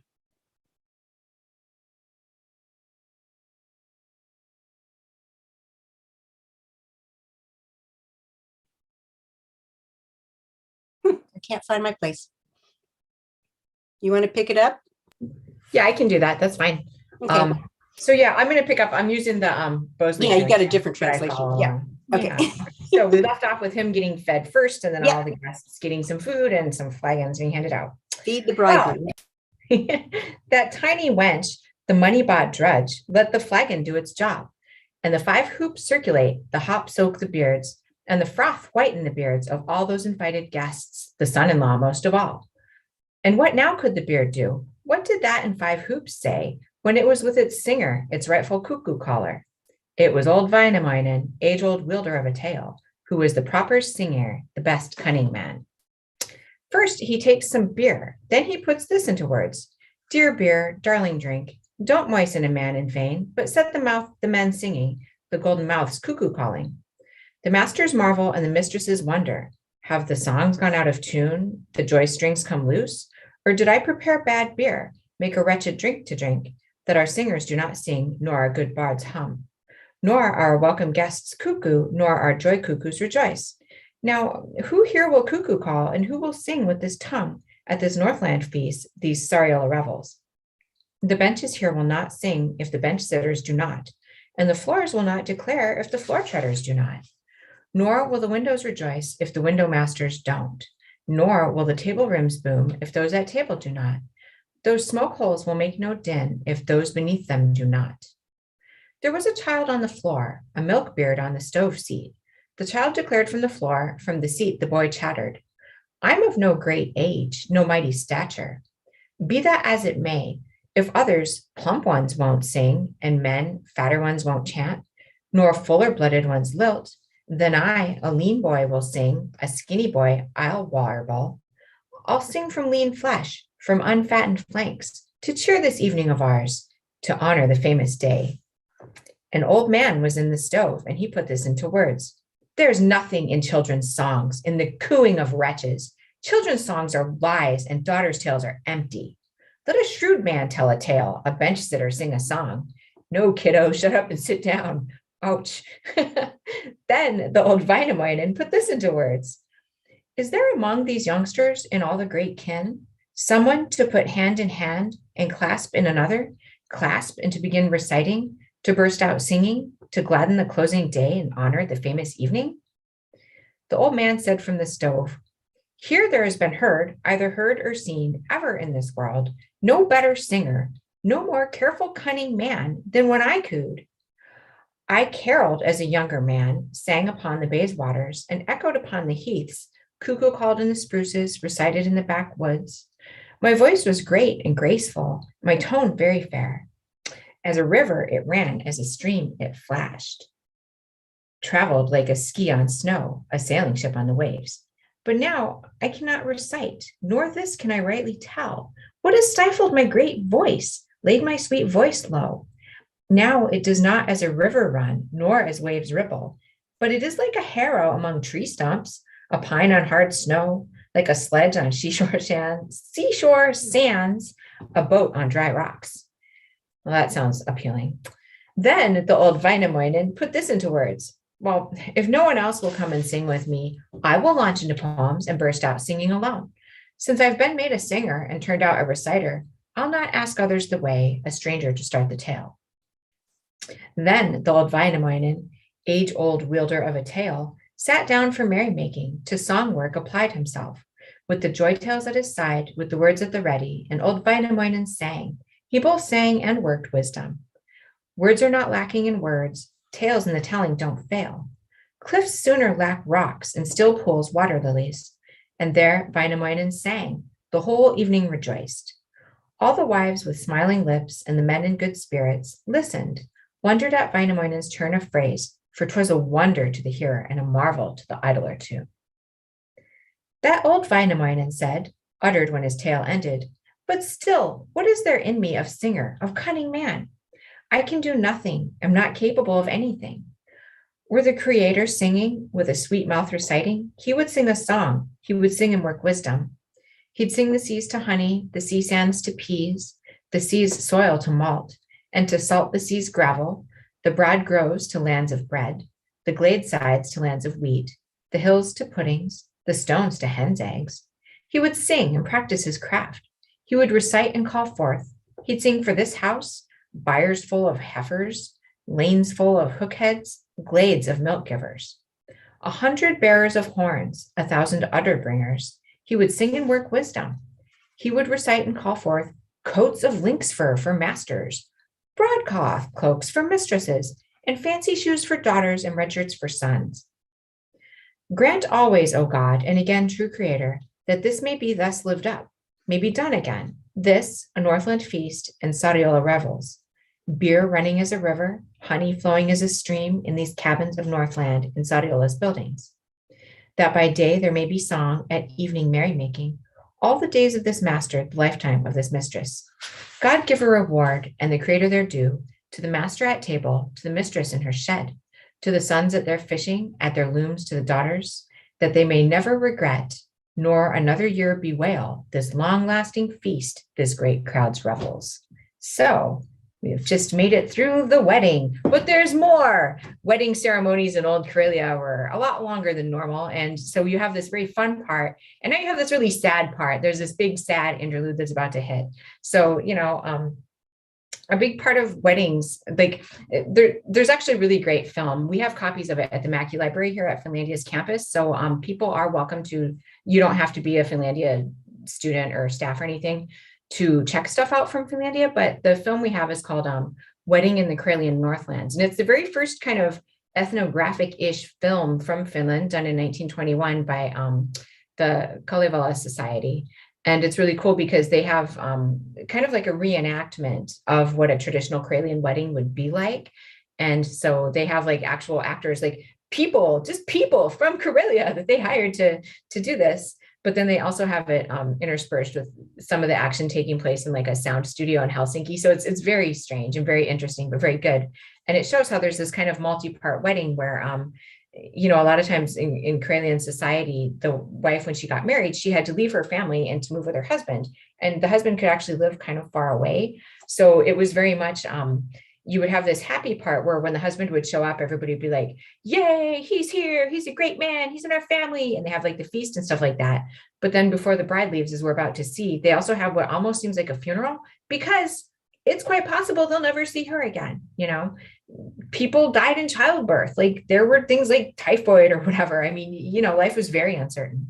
And so she has this kind of issue that she's going to have to deal with, where basically a part of the wedding before she leaves her family's home is a funeral in essence.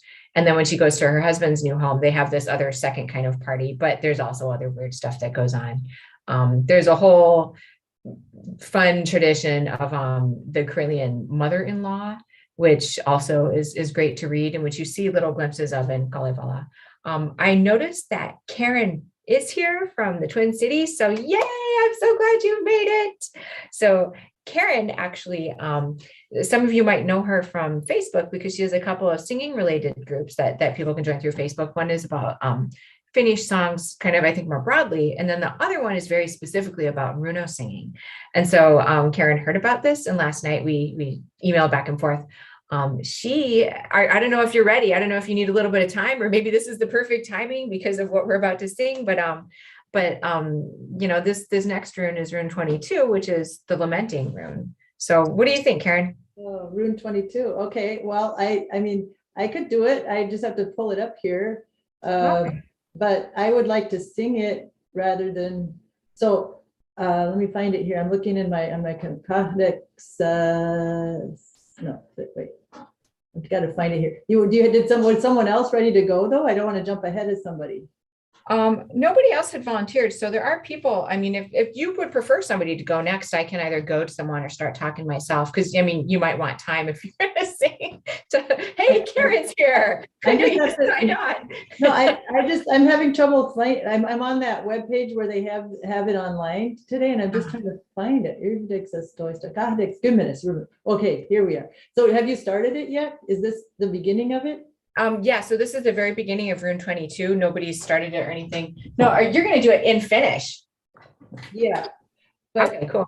Because I wanted to sing it, but you could look at that and you could sing it, the tune. So if you want to sing along with me on mute, whoever's here, whatever tune, you'll pick it up. It's very repetitive. I'm gonna try, maybe I might switch up the tune as I go so that you hear different tunes. But do we sing the whole rune or what are we doing? Are we singing?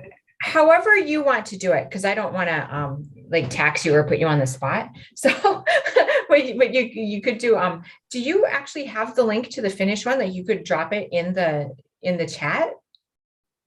And then if people, because I mean, I have like a physical copy of the book, but you know, it might not be that everybody does.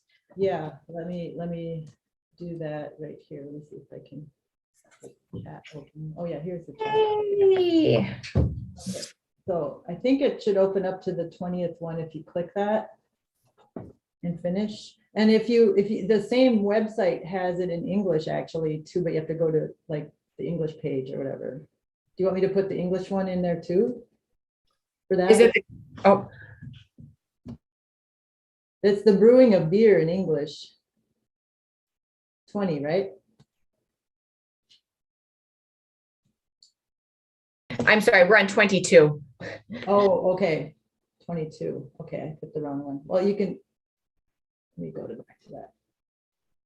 Sorry, I can't count today. Oh, it's okay. Yeah. I never count.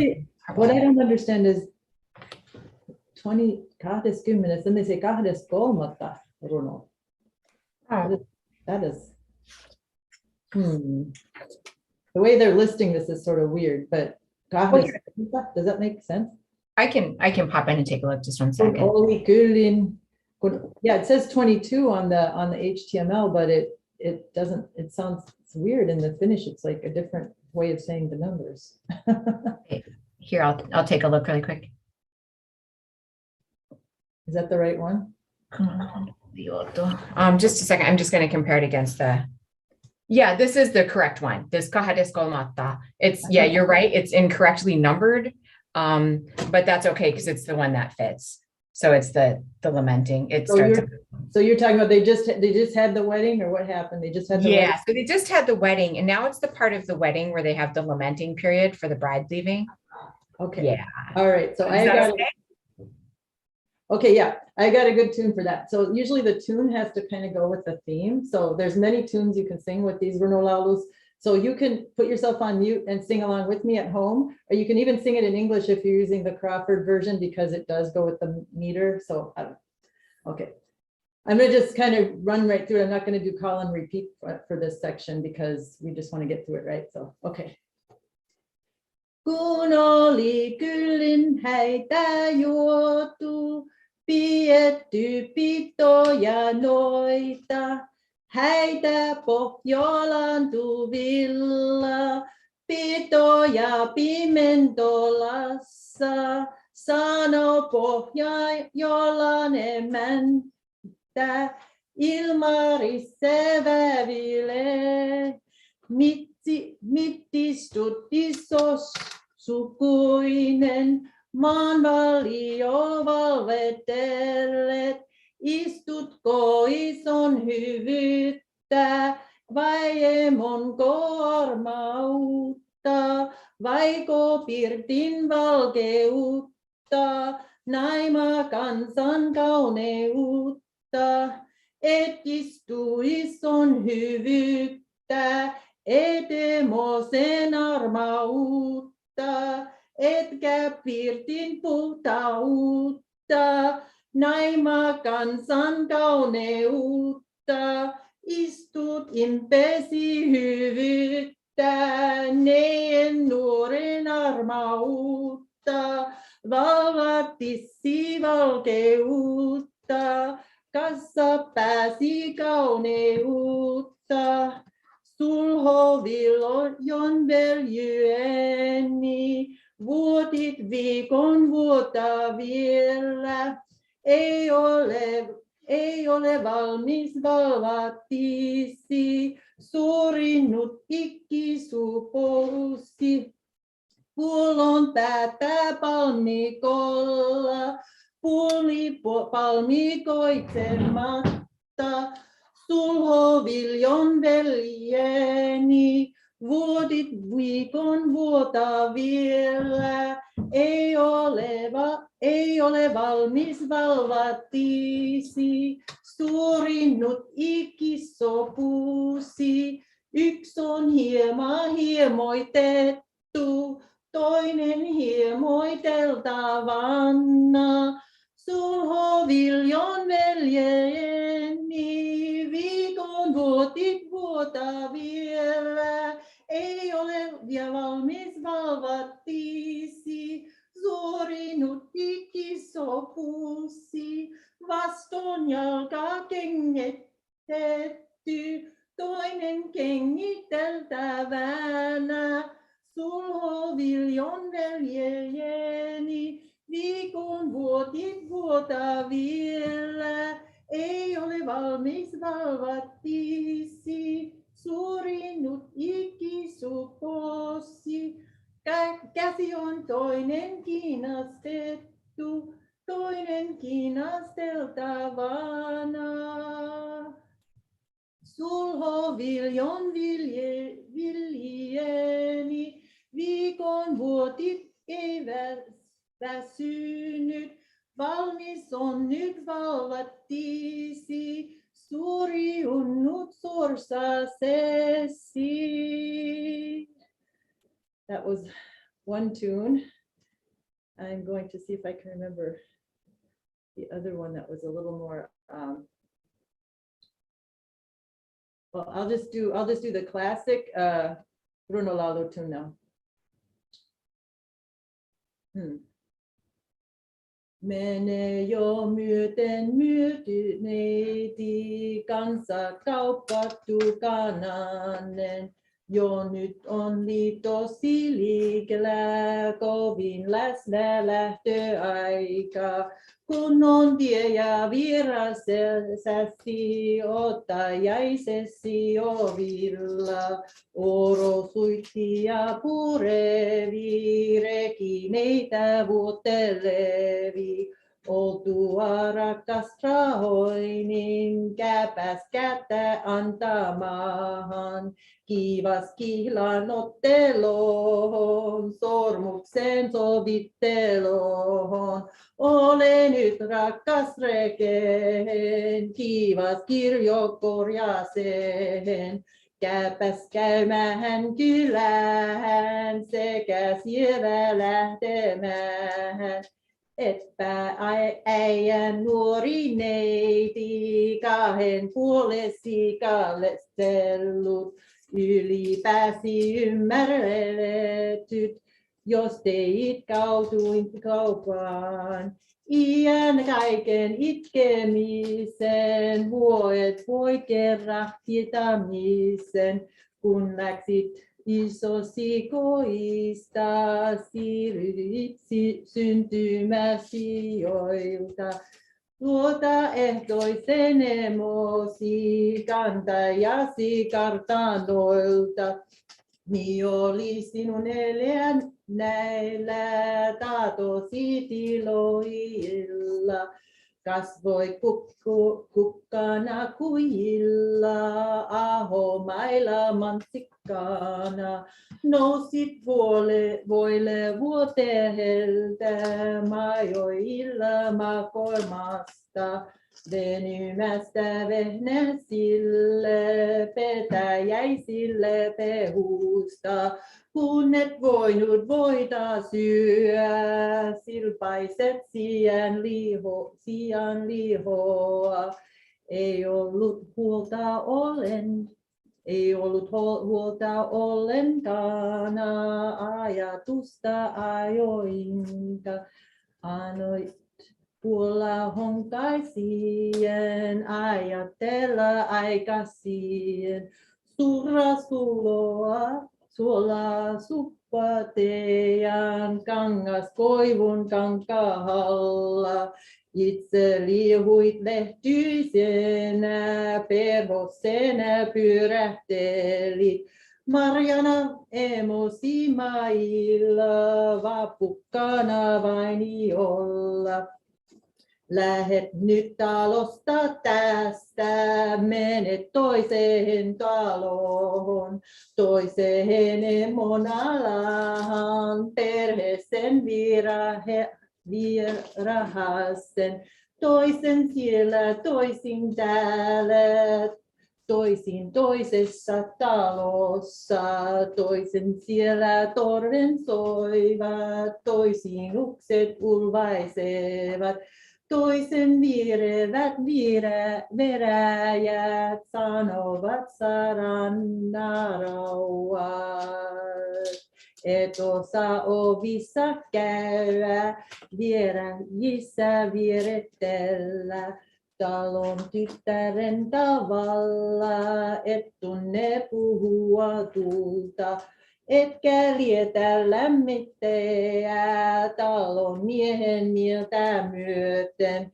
Niinkö luulit meitä on nuori, niinkö tiesit, jotta luulet yksi jähteväsi, päivällä paloavasi. Etpä yöksi lähtenynnä, etkä yöksi kahdeksi, jopa joitti komaksi, kuuksi päiväksi katosi. Iäksi ison majolta, eli najaksi emosi. Askelton pihahti tiempi, kynnys kihiltä korkeampi. Sinun toistetullessasi, kerran kertaillessasi. I'm going to switch up my tune now. This is one tune where there's some sort of a repeating extra little doohickey that you can actually learn because it's sort of nonsense sounds. And let me see if I can think if I can think. I'm going to go back and listen to the tune a second here and get my bearings. I heard somebody singing it before. Sorry about this. Is that okay? Yeah, that's totally fine. Do you want me to just like talk and stuff and you can? No, you can hear it. I'm just going to. Okay, cool.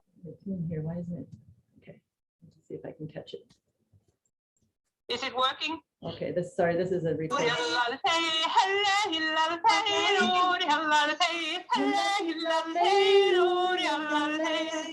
Lumi hangelta havaittiin luurialla leilu. Lumi hangelta havaittiin luurialla leilu.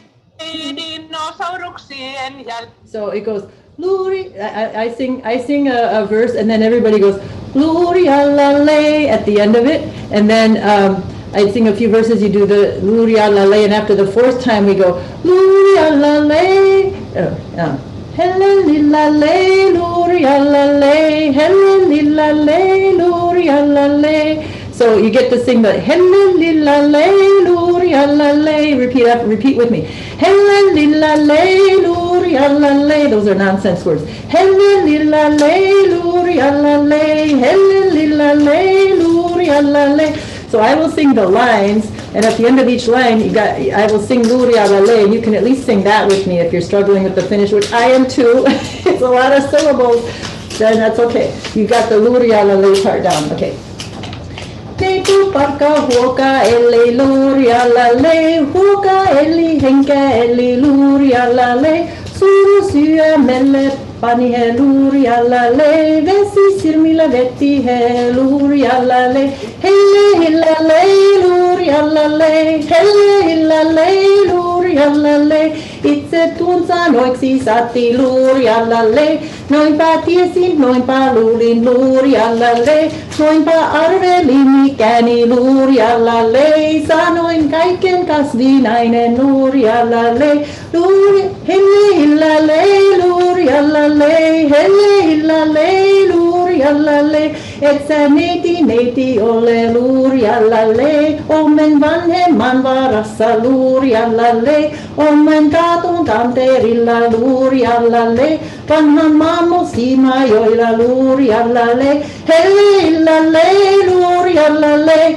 helle hillalei luuriallalei, äsken tää olitsi neiti luuriallalei, miehellähän mennessäsi luuriallalei, kuin oisin jalkakynnyksellä luuriallalei, toinen korjasi kosia luuriallalei, helle hillalei luuriallalei, helle hillalei luuriallalei.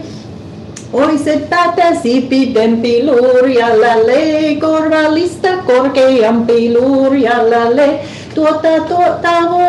Toivon tuon ikäni luurialalle, katsoin kaiken kasvinainen luurialalle. Helleillalle luurialalle, helleillalle luurialalle. Vuotin kuin ihmeä vuotta luurialalle, katsoin kun kesän tuloa luurialalle.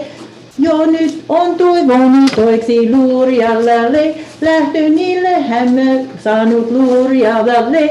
Helleillalle luurialalle, helleillalle luurialalle. Jopon jalka kynnyksellä luurialalle, toinen korjassa kosian luurialalle. Enkä tunnekaan luurialalle, mikä muuti multa mielen luurialalle. Helleillalle luurialalle, helleillalle luurialalle.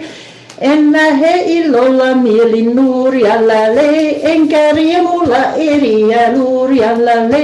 Tästä kuulostaa kuista luurialalle, iän nuoren istumasta luurialalle.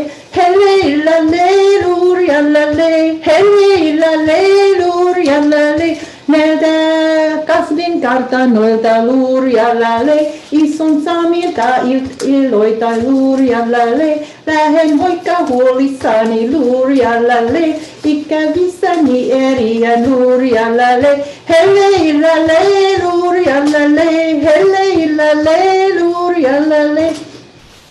Kuin syksyen ynsyllihin luurialalle, keväisen kierrän päälle luurialalle. Jälleen jällä tuntumatta luurialalle, jalan iskun hiljan omalla luurialalle. Helleillalle luurialalle, helleillalle luurialalle, helleillalle luurialalle, helleillalle luurialalle. Miten lieki mieli muiden morsianten, kokeet murmuretta tunne, kanna kaihoista syöntä. Kuinka kannan minä katalla, kannan mustoa muretta. Syön näköistä, huulta hiilen karvallista.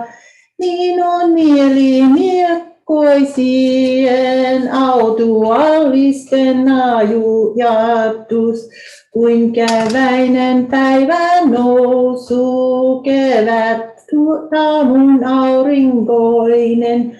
Mitenpä minkuni mieli, minun synkeä sisuni, on kuin laakalammin ranta, kuin pimeä pilven ranta.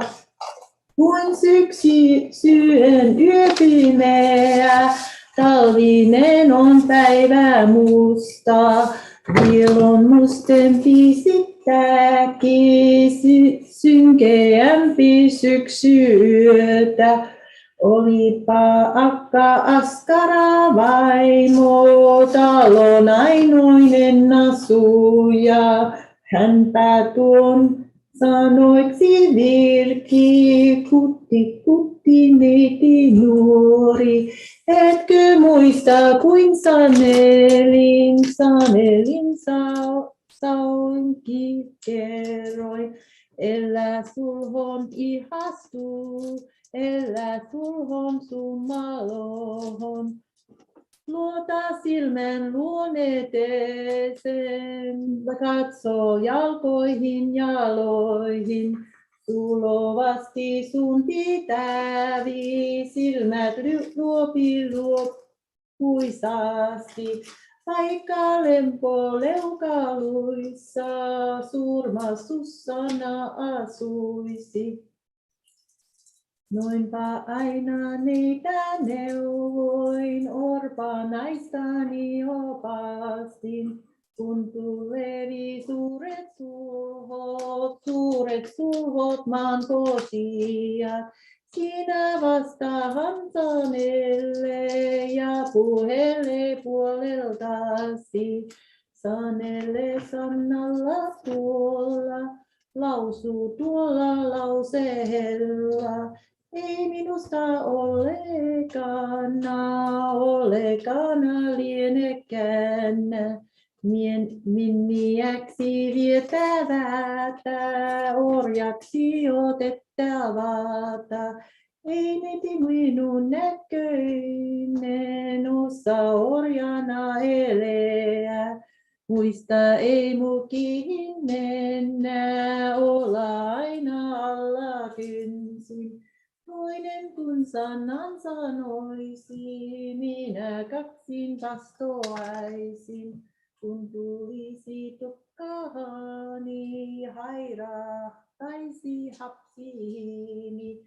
Tukkastani tuivertaisin, hapsistani haivertaisin. Et sinä sitä toteutu, et kuullut minua sanoa. Käytön kävi tuuleen, tieten tervan keitehesen. Hinsihit revon rekeen, läksit karhun kantasille. Revon resan sen säveteä, karhun kauas kannattella.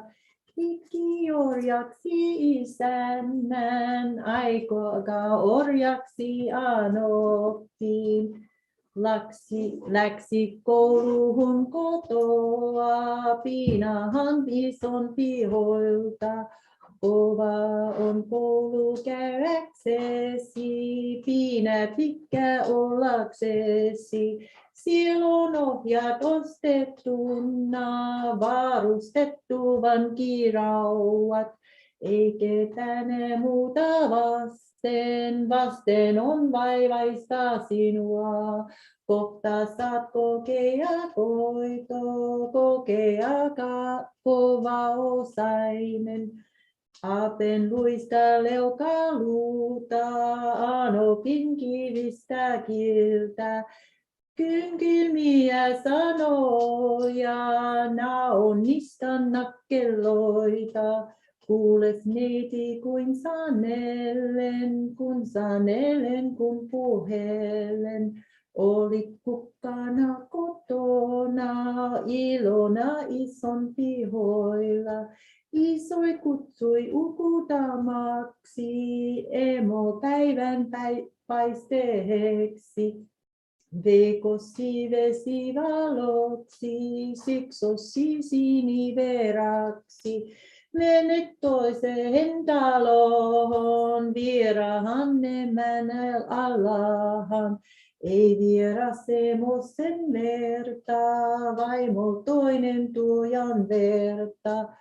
Harvoin vieras sinkui, harvoinka oikein opetti. Appi hauvukki havuiksi, anoppissi ahkioksi. Kyty kynnys portahiksi, nato naisien pahoiksi.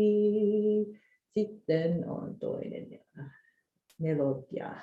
There's another tune, if I can, but this is normal in rune singing. If you got to think of your tune, you get a moment to think about it. Oh yeah, absolutely. I'm not cheating. This is okay. I have this little recording of some friends of mine doing it. I'm trying to find where it was that they. To the heartland of Finn country, Minnesota. That's me talking to friends. There it is. I'm trying to find the right. Centuries ago, we actually got. We're at the.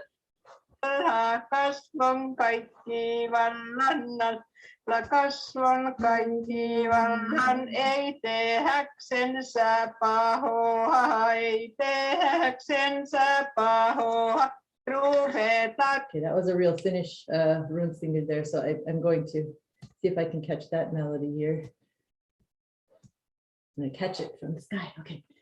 Asken sie hyvä olisi, asken kerta kelpoaisi, utuna ulos menisit, savuna pihalle saisi, Lehtisenä letteleisi, ikkunoina kiertäisi. Et ole lintulentäjäksi, etkä lehtiliehujaksi, et kipuna kitäjäksi, savusaajaksi pihalle. This is a grain grinding song. Okay, so you're imagining the stone going around and around, and you're just doing this all day. Okay, that's what we're. Voi neittisi sarueni, jonut vaihot, minkä vaihot, vaihoit armahani sosi, appehennani pahan, vaihoit ehtoisen emosi, annoppihin nankarahan, vaihot viljon viljelysi, kyttään niskahan hykyttyyn, vaihoit siskoisi siveään, naljas silmä hännä tohon, vaihoit linna vuotehesi, nokki siihen nuotioihin, vaihoit valkeat vetesi, likkai siihen lietehisi. She's working on all these household chores, so this is the tune. Vaihoit hiekarantasesi, mustihin muraperihin, vaihoit armahat ahosi, kannervikko kankaisin, vaihoit marjaiset mäkesi, käski kantoihin koviin. I have to move my page down. Come on. Niinkö luulit neito nuori, niinkö kasvava kanannen, huolet loppui työt vaheni. Tämän illan istumilla maate sinne vietäväsi, uunille otettavasi. Ei pon maata vie äkkenä, uunille otettakanna, vasta valvoa pitävi, vasta huolta hoivatahan, ajatusta annettahan, pannahan pahoa miltä, kunnis huiskit hunnuttoina, sinis huiskit puolettoina, kuunis liikuit linnatoina, liikuit liioita suruita, äsken huntu huolta tuopi, palttina pahoa miltä, linna liikkuja suruja, pelava perättömiä, mikäs niitos sen kotona, niin neitois on kotona, kuin kuningas linnassansa, yhtä meikoa vajoa, toisin tuo miniä raukka, niin miniä miehellässä, kuin vankki Venäjällä, yhtä vahtia vajoa. Teki työtä työn ajalla, vänti hartian väellä, hippiä hien väessä, otsa vaen valkeassa, kun tulevi toinen aika, niin tulehen tuomittahan, aiettahan ahoikseen, sen käteen käsketään, pitää hänen pitäisi, pitää piloisen pian, lohen mieli kiskin kieli, lamminnat veneenä jutus, tuusjärjen salakan vatsa, meritteiden tietosää. Eipä tiedä yksikään, ymmärrä yhdeksänkään, emon tuomista töistä vanhempansa valimista, mistä syrjä syntynevi, kalua ja kasvanevi, lihan syöjä lumpuri ja tukan tulelle jakaja, aksien hajottelija, ahavalle anneksia. Itke neito nuori, kun itket hyvinkin itke kourin kynnellesi, kahmaloin haluvettesi, pisaret ison pihoille, lammittaaton lattioille, itke tulille tupanen, silta laulat lainehilla, kun et itke täisä itke toiste tulleesesi, kun tulet ison kotiin, kun löydät ison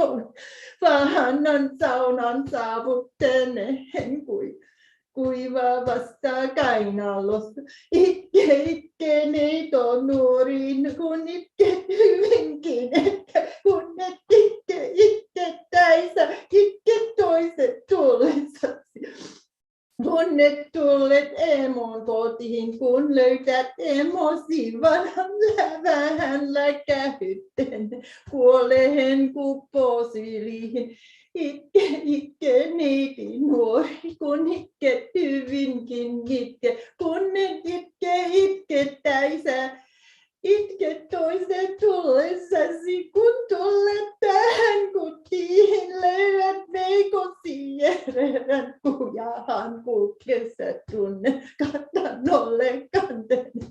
Itke neito nuori, kun itket hyvinkin etkä, kun et itkettäisä. Itke toista tullessasi, kun tullet tähän taloon, löydät siskosi syveen, sotkut tiellä sortuneen. Vanha kartu kainalossa, neito parkka huokaeli, henkäili, itse loihan itkemään, vierähti vittisnään, itke kuorin kynnelleitä. Tahmaloin haluvesiä, isun pestyille pihoille, lämmittää lattialla.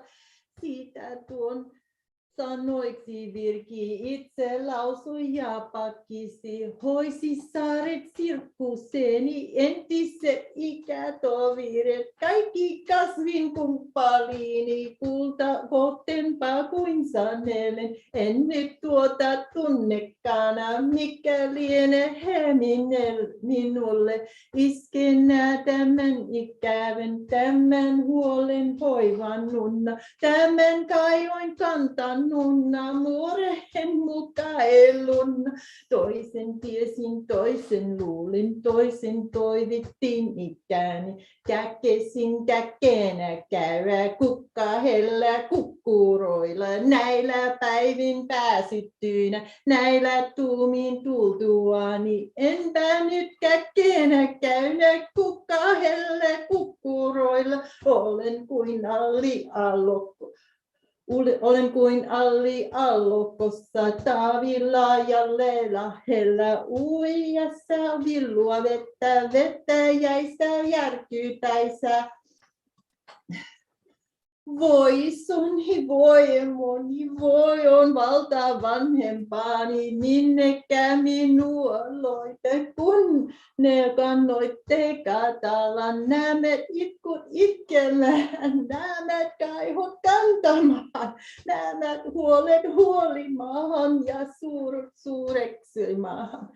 Maahoit ennen maamorukka, maahoit kaunis kantajani, armas avajon antajani, ihana immettäjäni, kappaloja kantosia, pestä pieniä kiviä, kuin pesit tätä tytärtä, kappaloit kaunoissasi näillä suurille suruille, äpeillä mielaloille. Moni muualla sanovi, usea ajattelevi, ei ole huolta hurnakolla, ajatusta ajoin kanna. Elkätte hyvät ihmiset, elkätte sitä sanoko ennen. On minulla huolta, kuin on koskessa kiveä, pajuja ja palamalla, kannervia kankaalla. Heppo ei jaksaisi vetää, rautakisko kingotella, ilman luokin lekkumatta, vempellen väärissämättä, noita hoikan huoliani, muista muorittajanaani.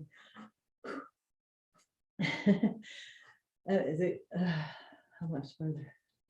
Oh my gosh.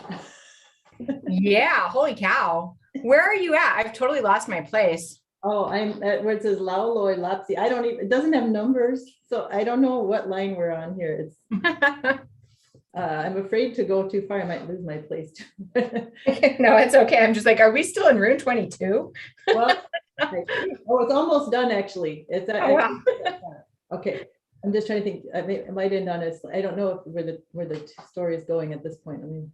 Oh, it's okay. I give a summary when it's at the end. I'm trying to think of what song comes next. Okay, I'm gonna do this is probably not in character with the words, but I'm gonna do a mazurka tune, if I can think of it now, so that you get a different feel. So it's like almost a dancey sound. Okay, so oh, how does it go now? Lapsi lati alta. That's not the mazurka, but in Kasvavainen karsinnasta mittaneen etkemistä suuresti suureksi niistä. Anna huolia hevosen murehti ja mustan ruuna rautasuisen surkutella suuripäisen päivitellä. Hevosella on pää parempi, luulujempi, kaulan kaari kantavampi, koko ruumis runsaampi, ei ole itsettäviä, suuresti suurettavia, ei sinua suolle vie. Oja varrelleen otetaan, vievät viljan täältä, vievät vielä veljämälle, ottavat tolutuvilta, ottavat toluvenille. Kun katsot kupeellesi oikealla puolellesi, onpa sulho suojasasi, mies verävä vieressäsi. Hyvä mies, hyvä hevonen, talon kantaa kaiken lainan. Pyhyet pyräjämässä, vempelellä vierämässä. Rastahat iloitsemassa, rahkehilla laulamassa. 6 kullaista käkeä länkilöillä kelekkumassa. 7 sinilioutustaren kokkokalla hukkumassa. Ellos olkoon milläkään emon tuoma tuollakana. Et pana pahenemahan, pannahan parannemahan. Miehen kyntäjän kyllelle, vakoajan vaipan alle. Leivän saajan leuan alle, kalan saajan kainalohon. Hirven hiihtaa tähän hikkeen, karhun saajan saunaseen. Miehen sait mitä jaloimaan urhoja uhkeimiaan. Ei sen jouset jouten ole viineet varnoilla venyne. Koirat ei ne koisamaane, pennut pehkuilla leivane. 300 tänä keväinä aivan aika huomenessa. Nousi nuottio tuutelta, havasi havusijalta. 3. tänä keväinä kaste on silmille karisnut. Havut päänsä harjaillut, varvat vartalon sukkinut. Last paragraph. Mies on joukon joutaja, uroskarjan kasvattaja. Onpa täällä sulhollamme korvet koivin kulkevia, särkät säärin juoksevia, noropohjan noutavia. 100 on sarven kantaja, 1000 tuo jo autaren, aumoja joka aholla, perunuja joka purolla, leppiköiset me maina, oja vieret ohramaina. Kaarivieret kauramaina, vesivieret vähnämaina, kaikki rainiot rahoina, kivet pienet peninkinä.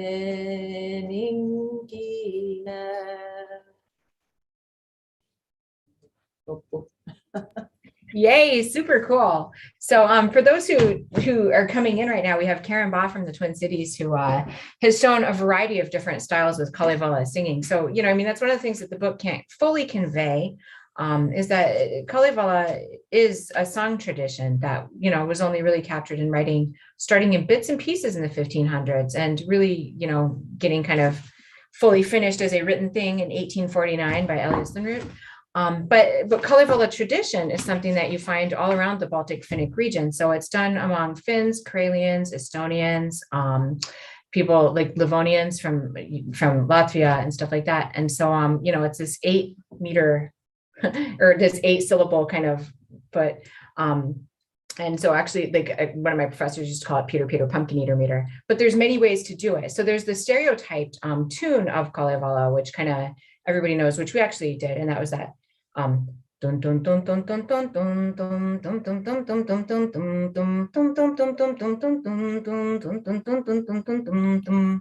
right. But then, as you can see with the examples that Karen has shown, like there's so many more. And actually, the first Kalevala meter song I learned was a call and response Estonian song. And so the very first time I sang Kalevala to like this group of elderly people here in Houghton, I used the Estonian meter and actually had Richard Impola in the audience, which I did not know at the time, who, you know, is a translator of all kinds of Finnish American stuff and has worked extensively with Kalevala. And so when I found out he was there, I was like, oh my God, why didn't you tell me I was here before I did that in front of you? You know, so Karen, how did you get into rune singing? Well, I've been curious about it since like middle school when I heard about Lönnrot and the Kalevala and all that. I did a report or something, but I never really figured out how to, you know, learn about it much. I did take the class at the University of Minnesota with Börje Vähämäki about the Kalevala and, you know, tried to study Finnish. You know, my mom's from Finland, so I've always had that kind of affinity for Finland, but many Finns don't know the rune singing either. You know, it's kind of a small niche even in Finland, but it's not just kind of like older people who are remembering it from way back or their parents. It's like a younger crowd is doing it now, and they're writing their own modern runes in modern about modern issues, environmental issues, vegetarianism, you know, all kinds of stuff. They're actually using this for modern poetry. But I went to like in 2017, I finally got myself over to, I found out this Somelo festival in Finland, and I didn't have a chance to go for a few years. I finally got there in 2017 after I took a couple more Finnish classes. And I was the only American there, except there was an American like band from the East Coast who was playing a couple gigs or whatever. But I was the only one actually participating in like this classes. And then, you know, I got taught by the people who are really like studying it, who go into, they call it Vienna Karelia in the Russian side, because Kuhmo is right near Russian border. So it's like that white Karelia, Vienna Karelia, it's really the heart of Karelia. And that's where a lot of the Kalevala right were recorded from. Some of the people who are still living, who are still really living this tradition and singing it, we're still living there and alive there. And, you know, kind of they have these towns where they commemorate it. And some of those have passed on now, but this festival, Somelo, that I went to, and you're all welcome to go. It's they actually take a trip into the Russian side. I didn't do that. I didn't want to mess around with getting a visa at that time. It's going into Russia, you have to get a visa. It's like a whole bunch. It's really difficult for Americans, yeah. The Finns were, it seemed to have an easier time getting into Russia, and they had a great time, you know, and it was, but it's like, it would be a whole other adventure. But I just did the one in Finland, which was enough for me. I mean, that was like a lot of learning. And so I learned a lot there. And then I went back in 2019 and I made some lifelong friends. The first time I met up with them again, including one person from Japan who was like, there's a lot of Japanese people who go to this somelo, and there's a lot of Russian people at the somelo. So it's quite an international thing. And for some reason, Japanese people are really interested in learning the kantele. And this one woman was like speaking fluent Finnish and English and Japanese, and she was learning rune singing. So anyway, I went back and made some more friends and lifelong friends, and I just kind of started doing this online. I did a few in my house before COVID started, and now I've been just doing it on Zoom, just singing. And I get people from Finland who know stuff, and I learn from them, and I get people from here who just want to learn and start out, and we do more call and response in those sessions, but you're trying to get through a big Kalevala here, so. Yeah. I was like, I only got 12 hours, not 24. So yeah, so I guess I should also just give a little rundown of what that rune was. So like I was saying before, there's this tradition in old kind of Karelian culture where when the woman got married, she would leave her parents home for the rest of her life, and she would go kind of probably far away to live with her husband. I mean, like this is the old days, like, you know, driving from Houghton to Painesdale would have been a big deal. Like 10 miles is like, oh, I don't think we're gonna make it, right? So so when a person got married, I mean, in addition to things like childbirth and stuff being a deadly potential thing, you know, the chances were that you might not see your family again. And so part of the wedding was actually, you know, you would welcome in the groom who's coming to pick up the bride, and you would have a party there. Then there would be this point where you would actually have a lamenting session for the bride. And so lamenting is actually a really strong tradition among Kalevala singers.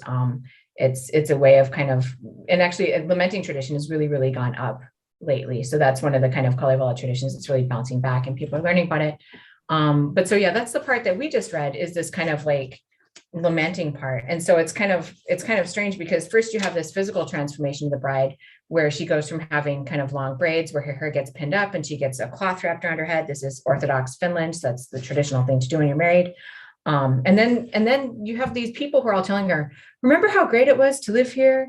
This is a really wonderful time, you know, da da da da da. And so they're letting her know, like, this was great here. You were very beloved, and you're going into some uncertain circumstances, and it's probably going to suck. I mean, you're going to have a jerk mother-in-law, and they're going to treat you like crap for a while, and blah, blah, blah. So, you know, I mean, it's this point where they're really kind of forcing this lamenting situation on everybody, so they can let those emotions out, and they can just like get it out in the open, and then they can just go on with their lives. Right.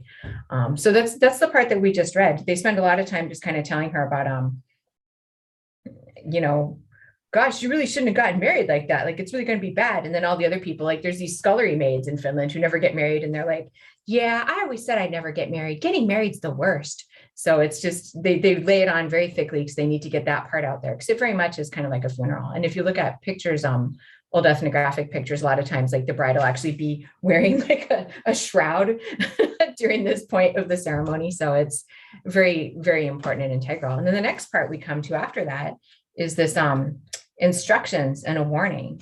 So I don't know. I think maybe we should let your voice rest for a bit, Karen. I don't know if anybody else wants to read or anything. There are people who've come in. So if you're interested, you can kind of turn on your Zoom and say hi and say you feel like reading. Otherwise, you know, either I'll twist Karen's arm or I'll just read myself. But yeah, anybody out there? Kind of worn out a little from the singing, because when you sing, you use more of your chest voice for the Finnish singing, and it comes from deep in. Yeah. And these are longer than they really were, and they were pretty long, but Lenrut made them even longer. Yeah. He really wanted to pack in a whole bunch of details. So he's like, I mean, it's just like with the shaman poem that we read earlier with Antero Vipunen. It's like that indigestion poem didn't really need to be 90% of that particular rune, but it was. So I think the crying, though, the itku part where it had the itku, the crying in there, is, they said in the itkulal, the workshop, in the lamenting workshop, that they would cry, they would have a professional crier for the bride, so that they was believed if she didn't cry before her wedding or at her wedding, she would cry the rest of her life. Yeah. It's sort of like trying to get all the bad stuff out of the way and tell her it's going to be so bad. So maybe her expectations were set a bit lower and maybe then she could be happy or something. Right. Right. Well, I'll show you guys an ethnographic picture at some point here where you see what kind of mother-in-law situation winds up. It makes me glad that Finnish women have a lot more equality nowadays. Oh, yeah. Well, I suppose I'm not seeing any volunteers out there. So if that's the case, I'm just going to go ahead and start reading. I'm going to read. Wait, hold, sorry, I was away. So You're away. no, I went to get a glass of water. Okay, you want to read, Mike? Yeah, so you've been doing a bunch. I'll do some. You're the best. Are you going to turn on your video so we can see you, or are you being anonymous today? I thought I did have it on today. Nope, we don't see you. Huh. Oh, my camera's not working. Yeah, Should be on. Hold on, I'll just see if I can get it to work. Okay, I mean, it's no biggie. It's just.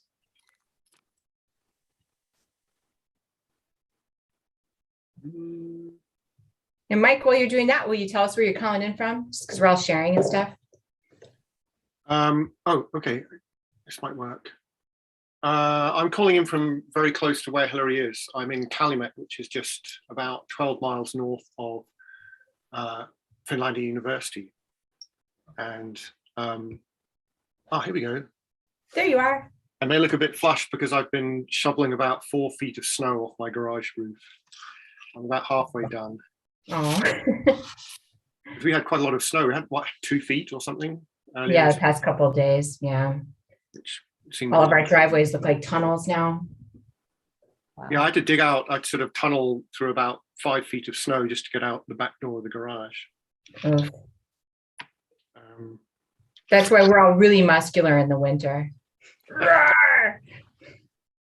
So yeah, we're coming into Rune 23, and I should say that I know for a fact that Mike has the Freebird translation. This was done by Eino Freeberg, who's a Finnish American. And yeah, this translation is really good because he does try to kind of maintain that meter and certain other aesthetic aspects of the poetry that were in the Lundrud. So yeah, we are on to Rune 23 if you want to start.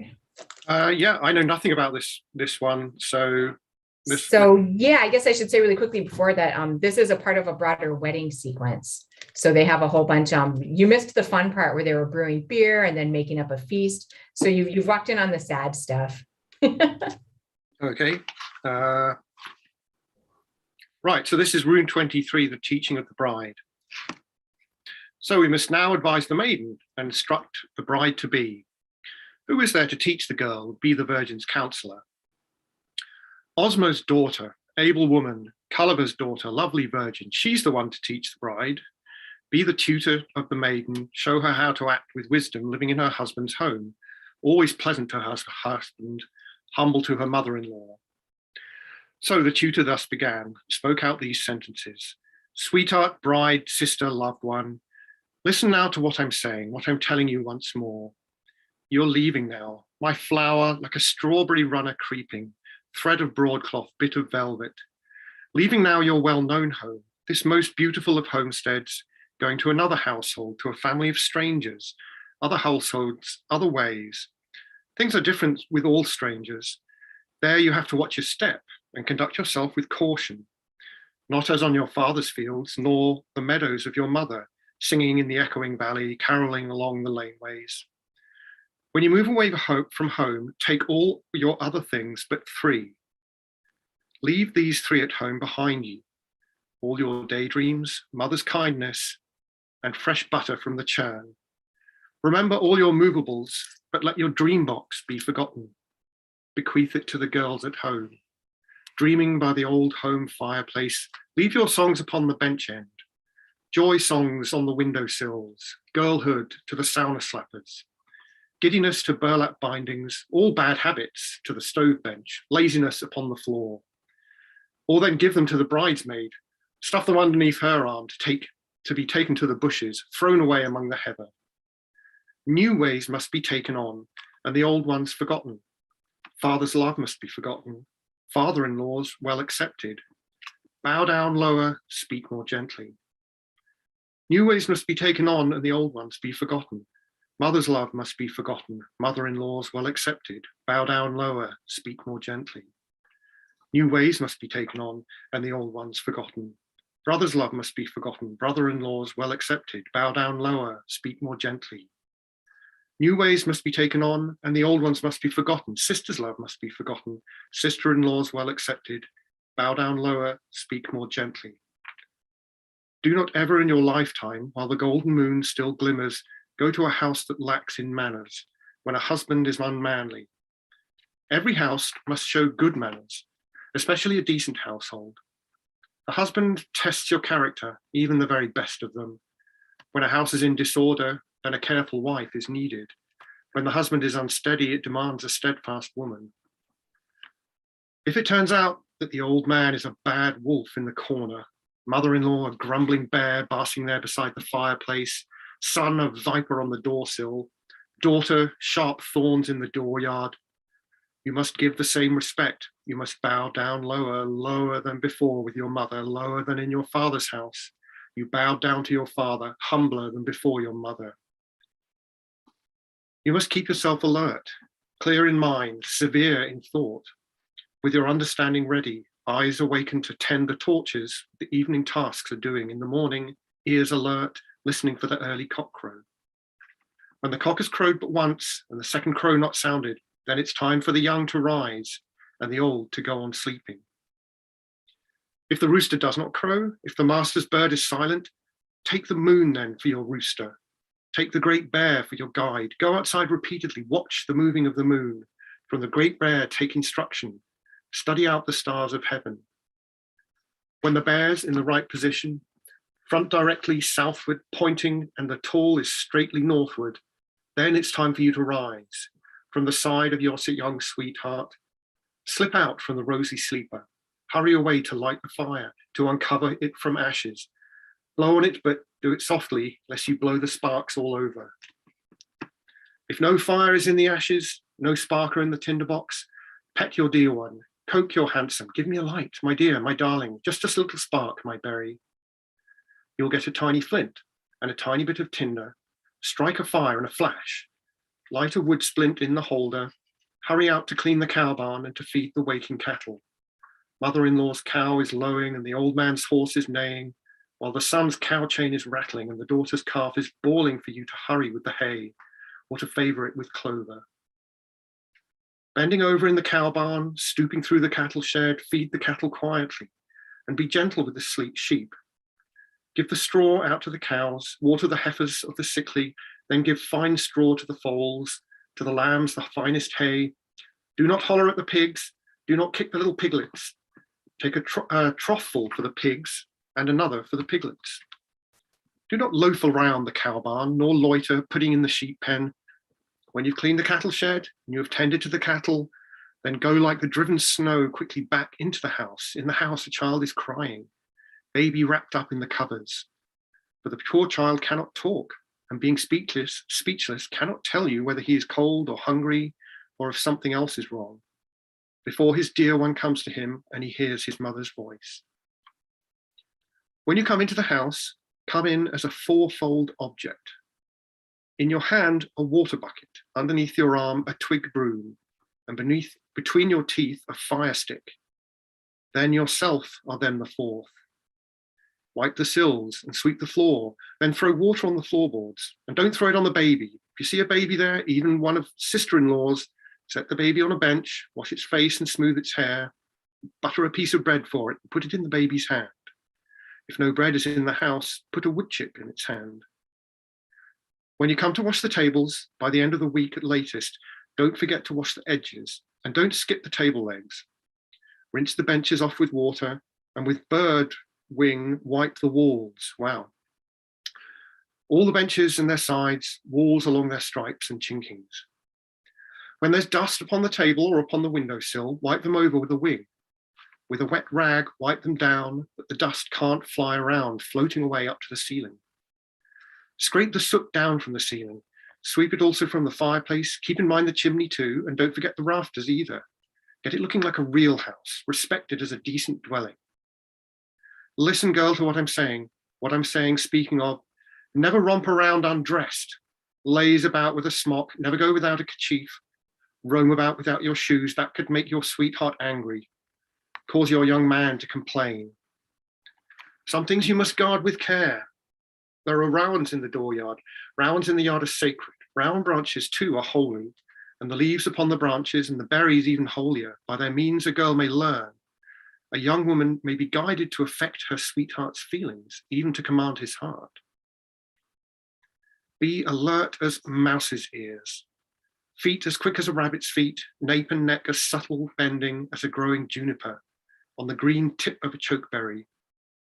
You must keep yourself alert, always wakeful, on your guard, lest you settle on your seat, stretching out upon the stove bench or flop down upon the bedding, lounging lazy on the bedstead. Brother-in-law comes from ploughing, father-in-law from mending fences, husband from his work outdoors, handsome back from burning clearings. Take them water with a bucket and a wiper for their hands. Bow down humbly, speaking gently. Comes the mother from the storehouse, flower basket in her arms, run to meet her in the yard. Bow and asks to take her basket, to relieve her of a burden, and to take it to the house. When you do not know yourself, or you cannot even guess what work you should turn to next, or what new task to begin, ask the mother-in-law to tell you, oh, my kind, kind mother-in-law, how have you arranged the work? How are all the chores assigned? Quite agreeably, she will answer. The old mother-in-law will tell you, this is how it's done with us, how the work is all arranged. Grain is pounded, flour ground, rocking with the quern staff, water carried, dough is kneaded, firewood carried to the house, that the stove may be well heated. When the dough is shaped and risen, then it's baked in big fat buns. Next to the dishes must be washed, firkins must be rinsed out cleanly. When you've heard the woman out and your chores have been recounted, hurry to the grinding shed. With the dried grain from the hearthstone, then when you have gotten there, go into the grinding shed. Do not cuckoo on the way, do not warble out full-throated. Let the quernstone do the singing and the quern staff do the warbling. Do not puff or pant too loudly as you turn the hand mill, lest your father-in-law imagine or your mother-in-law suppose that your puffing is from anger, resentment sizzling in your heart. Sift the flour briskly, take it in a basket to the house, knead the bread most carefully, mix the dough most evenly that no clots of flour are left, leaving only the clear, smooth mixture. If you see a cowl turned over, take the cowl upon your shoulder. Under your arm a water bucket, walk down with them to the water, carry the cowl carefully by the end of the cowl staff into the house like a wind, like the spring wind, ahava, without lingering at the well, gazing down upon the water, lest your father-in-law imagine or your mother-in-law suppose that you're gazing at your image in self-admiration vainly, rosy features on the water, beauty mirrored in the well. From the wood pile, from the long stack, fetch the faggots for the fire. Do not scorn the poorest wood, taking even aspen billets. Toss the billets quietly without any clunking clatter, lest your father-in-law imagine or your mother-in-law suppose that you're flinging them in anger, slamming them about in temper. When you start out to the storehouse, go out there to fetch the flour. Do not linger in the storehouse, stay there any length of time, lest your father-in-law imagine or your mother-in-law suppose that you're dealing out the flour, giving it to the village women. When you come to washing dishes and to scouring out the firkins, wash the jugs and wash the handles and the pitchers with their grooves, rinse the mugs, remember the rims, and the spoons, remember the handles. Count the spoons and count the dishes and keep track of all the utensils, lest the dogs should run off with them, or the cats contrive to keep them, or the birds fly off with them. Children scatter them abroad in the village. There are children, little heads enough and more to carry off the pots and pans and to scatter spoons abroad. When it's time for evening sauna, fetch the water and the slappers, steep the slappers soft and steady, ready in a smoke-free sauna. Do not linger in the sauna, stay there any length of time, lest your father-in-law imagine or your mother-in-law suppose that you're lazing on the platform, basking in the sauna benches. When you go back to the house, there, invite your father-in-law. Oh, my kind father-in-law. Now the sauna is quite ready, water hauled and slappers ready, all the steps and platforms swept. Go and wash yourself at leisure. Splash the water without stinting on the floor below the platform. I will be the vapor maker. When it's time to do the spinning, time to work at weaving cloth, don't rely on neighbor fingers. teaching from across the brook, directions from another household, or a weaver's reed from strangers. You yourself must spin the threads, warp and weft with your fingers, make the weft threads somewhat looser and the warp threads twisted tighter. Then you wind the yarn up firmly, roll it tightly on the reel, then adjust it for the warp beam and a line for the loom. Strike the batten, lift the heddles, weave the cloth for homespun jackets, woolen skirts and single fleeces, from the coats of winter sheep, from the fluff of spring-born lamb, from the down of summer ewe. Listen then to what I'm saying, once again to what I tell you. Brew the barley beer in batches, tasty malt drink made from barley, using but one barley corn, burning only 1/2 a tree trunk. When you're sprouting barley corn, sweetening the malted grain, do not lift it with a crook, do not stir it with a stick. Always lift it with your hands.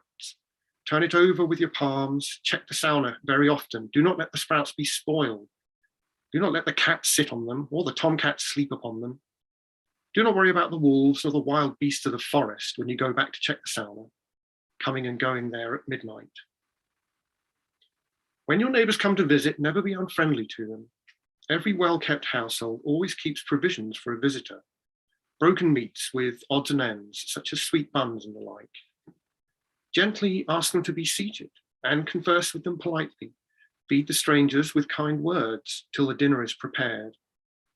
Then again, when they're leaving and they're saying their goodbyes, do not walk out with the visitors. Do not go beyond the door, lest it make your husband angry, make your handsome one be sulky.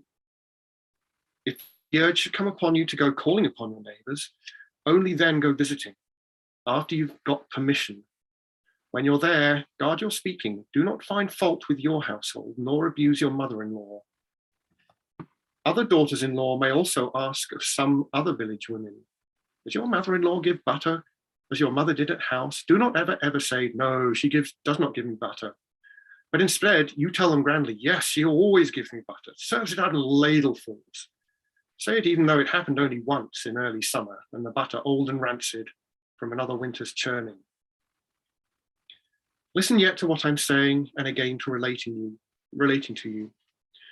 When you go away from here and you join another household, don't forget your mother ever, or belittle her to others. She it was who nourished you, suckled you to her own sweet breast.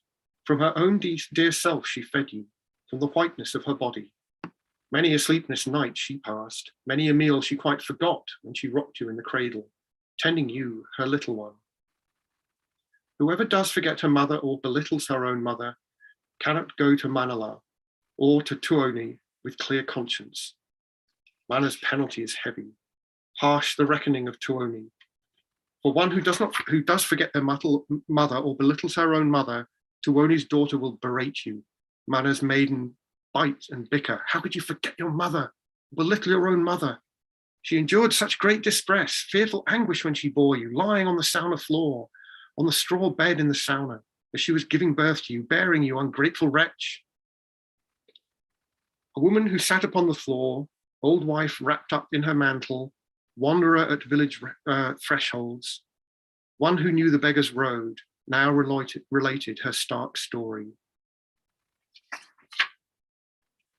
To his dear, the cock was crowing, chanticleer to his darling. In the snow month, crows were cawing, swinging on the springtime. I'm the one who should be singing, cocks and crows remaining silent. They're at home with all their dear ones. Their beloved always by them, but I have no home, no dear one. All my days are loveless, lonely. Listen, sister, as I tell you. When you go to your husband's home, do not heed your husband's wishes as I, the wretched, heeded them. Man's desire and tongue of lark, heart's desire of my great suitor. As a girl, I was a flower, twig of heather, supple sapling, bursting bud, and was called berry of the Arctic bramble. Golden one was whispered to me. In my father's meadow, teal, wild goose. In my mother's chambers, called a seabird. At my brother's then, a bunting. At my sister's. Free and worryless I roamed, as a flower in the lanes, as a raspberry in the meadows. Gambled on the sandy shores, over flowery pathways dancing. Tripped it over hill and hollow, sang from every dune and dale, hymned and hummed through every glade, playing games in leafy groves, in the clearings, always joyous. Hunger draws the fox to snares, tongue a weasel to a trap. So the instinct of a maiden draws a maiden to a man, custom to another household. Thus indeed a girl is moulded, thus a daughter lullabied to become a daughter-in-law and a slave to mother-in-law. I, a berry, was transplanted, chokecherry moved to other shores, whortleberry to be snipped at, or a strawberry to be scolded. Every tree was snapping at me, every alder cutting me, every birch berating me, every aspen all abusive.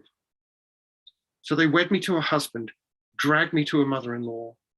They had told me as they wooed me that there were 6 firewood houses, twice as many separate chambers, many barns around the clearings, flower beds upon the laneways, barley growing by the brooksides, flourishing oat fields on the hearth, bins of grain already threshed, other binfuls to be threshed, hundreds coins already gotten, and another 100 coming. There, I like a fool went traipsing, like an idiot, gave my hand. There the promised house was built of 6 props and 7 poles, clearings empty of all mercy, woodlots empty of affection, lanes all full of cares for me, woodlands full of woes and worries, bins containing winnowed angers, others filled with unthreshed hatreds, and 100 scoldings gotten, 100 more to be expected. But I paid no heed to that, tried to do my duties humbly. Thus I hoped to earn respect and to gain some real affection by bringing fire into the house and attending to the torches. At the door, I bumped my forehead. Right against the doorpost struck it. In the doorway, strange eyes stare, fierce eyes from the chimney corner. From the mid-floor, squint eyes glare. From the back wall, eyes most hateful. From his mouth, the fire is spurting, burning brands beneath his tongue. All from mouth of nasty master, from beneath the cruel tongue. But I did not yield to this, tried somehow to live and bear it, always meekly at their mercy and submissive to their orders, ran around on rabbit feet, went about on weasel paws, got to bed so wearily late and got up so tiredly early. But it earned me no respect, nor brought me any tenderness, even had I moved great mountains or split the crags asunder. Quite in vain I ground coarse grain, carefully sifted out the grit for my mother-in-law to dine on, the old guzzle-throat to gobble. Seated at her long deal table, gobbling from a gold-rimmed platter, I, the wretched daughter-in-law, ate the scrapings from the quernstone with the stove bench for my table, for my spoon a wooden ladle. Many times as daughter-in-law, while I still lived with my husband, I collected marshland grasses. These I baked for my bread.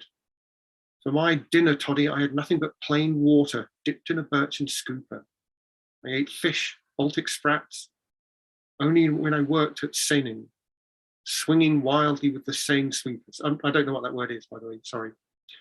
Rocking, tilting with the boat, but I never got such fish, never from my mother-in-law, not so much as would suffice for a day or for a mouthful.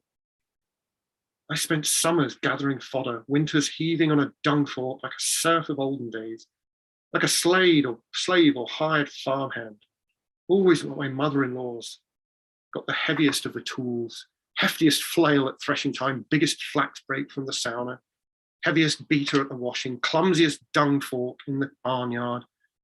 No one thought that I could tire or that I could sink exhausted, even though the men tired out and young horses were exhausted.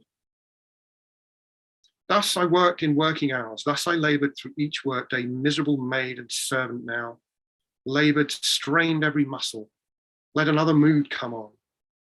They condemned me to the fire, consigned me to the very devil. For no reason I was scolded and deliberately abused as reward for my endeavours, payment for my good behaviour. Spiteful words, abusive sayings rained on me like burning sparks or like iron hailstones pelting. Even this I did not question, would have lived on as before with an angry mother-in-law, helper to that fire-tongued crone, but there came a grievous thing, a thing that multiplied my sorrow. Sweetheart turned into a wolf, handsome husband to a bear, turning his side to me when eating, turning his back to me when sleeping, turned his back to me when working. Over this I wept alone. puzzling on it in my storehouse. I remembered other days, how I lived before at home, on the wide fields of my father, in my gentle mother's home. I began to dwell upon it, talking to myself aloud. Well enough my mother knew how to get her little apple, how the skill to grow the seedling, but not where it should be planted.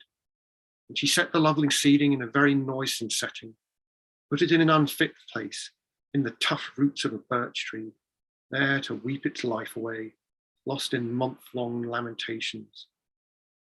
Wasn't I fit for a higher station? Longer yards and wider floors, finer figure for embracing, fuller-blooded man for husband. Got tied up to this fat belly, stuck with this old shuffle shoe. Got his torso from a crow, snatched his nose from a croaking corby, and his mouth from a greedy wolf, his whole frame from an old bruin. Just by going up the hill, such a one I could have gotten from a pitchy roadside stump, from a hollow log of alder, lump of turf to make his snout and his beard of mouldy mosses, mouth of stone and head of clay and his eyes of glowing coals, stuck on birch galls for his ears and for his legs a sallow fork. This is the sorry spell I sang, sobbing always in frustration. Happened that my husband heard it, standing there beside the wall. Suddenly then he comes for me, stamping on the storehouse steps. I knew him by the way he walked, knew him by each step and stride, though not a breath of wind was blowing. His hair was upright, wildly waving. Gums were grinning, eyes pop staring. In his hand a rowan switch, knotty cudgel under arm, and with these he comes to beat me, clubs me, crack, across the pate. Let the evening come again, then at bedtimes take a strap, leathery lash down from a nail, lays it on the bed beside him, and of course it's there for me, not for anyone else, be sure. When I came home to bed that evening, sweetheart came and lay beside me, gave my ribs an elbow jab, beat me with a furious hand, many a blow with willow switches, whipstock made of walrus bone. Then his chilly flank I left. From the cold, cold bed I rose. Sweetheart followed me on my heels, driving me with threats outdoors. In my hair his fist he twisted, tearing tufts out in his fury, flinging them out on the wind of spring, colder harbour. What to do, what course to follow? I had shoes of steel made for me, with strong laces made of copper, on which I lurked behind the walls, spying around the lane ends till the madness should subside and the madman settle down. But the madness does not quiet, nor the madman settle down. Then I felt the cold come on me. Where I, the poor pariah, waited, standing there beside the wall, lingering there behind the door. There I wondered, thought it over. I'm not the sort to bear such malice from the holders of long hatreds, nor such high and mighty scorning in this fiendish air of Lempo, in this den of devil's brood. So I left these charming hovels, left this darling dwelling place. I, the innocent, went wandering, roamed the fields, roamed the fens, ever unknown waters travelled, wandered to my brother's field's end. There the dry firs cuckooed at me, sang the bushy-headed pines, crows all cawed and magpies mocked. Here there is no home for you, nor any birthplace any longer. But I paid no heed to that, went to my brother's dooryard. There the gates all creaked at me. All the meadows too protested. Why indeed you come home? What is it you hope to hear? Long ago your father died and your gentle mother too. Brother's a total strange to you and his wife is like a Russian. Again I did not heed it and went straight up to the house. When my hand was on the latch, it was cold against my fingers. When I got into the house, there I halted in the doorway.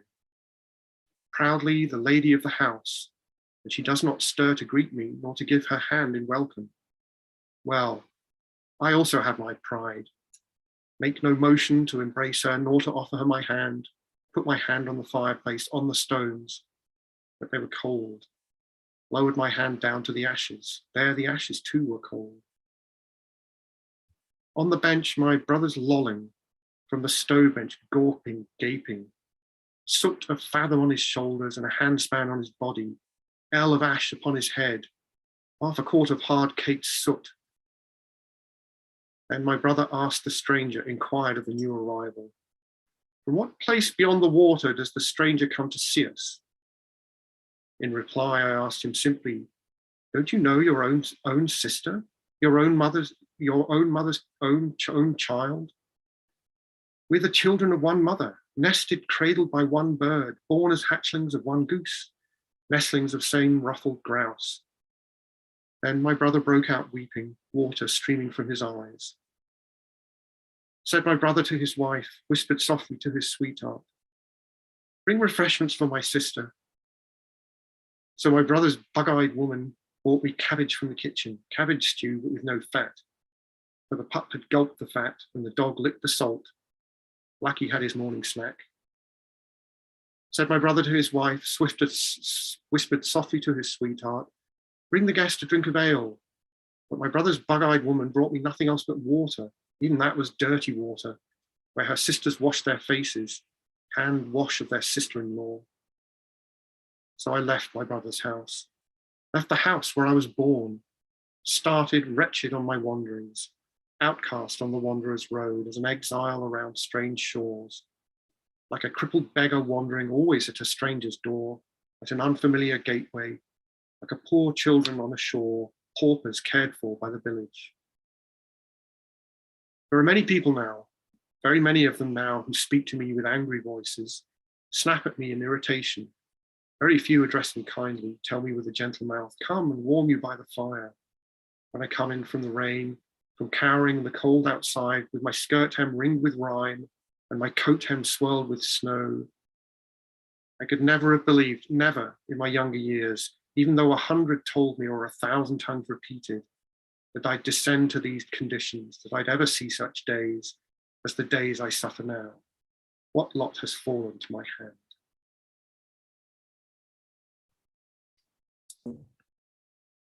So that's a cheerful part for a wedding, isn't it? The first one is like it's like folktale memory of actually all the stuff that you actually have to do, like practical stuff. But then the second one, well, what's the moral of the second one? Are we supposed to feel sorry for the exiled woman, or? Yeah, I think so. I mean, I think that the exiled woman's point is just like, this is what could happen to you if it goes bad, because women who don't have the proper marital protections end up being very endangered in society. You know, and this could happen through widowhood or through, you know, escaping abuse and stuff like that. So I think that that's the whole point, is just her saying, you know, this is the worst case scenario. Like, you could end up like me. Yeah, because it's not her fault. It's not a moral story if she did something bad and disobeyed her husband. It's that her husband and in-laws were a total crock, right? Yeah, yeah. And it's like, well, good luck. I hope you have a good husband, because if you don't, you're screwed. Yep. You'll get to come with me to weddings occasionally. Yeah, so that's a cheerful part of the wedding. So we've had, you know, the actual feast, we've had lamenting, and now we have these kind of instructions for the bride to make sure that she's going to fit into her new family well. Because it really is, you know, it's on the bride to fit.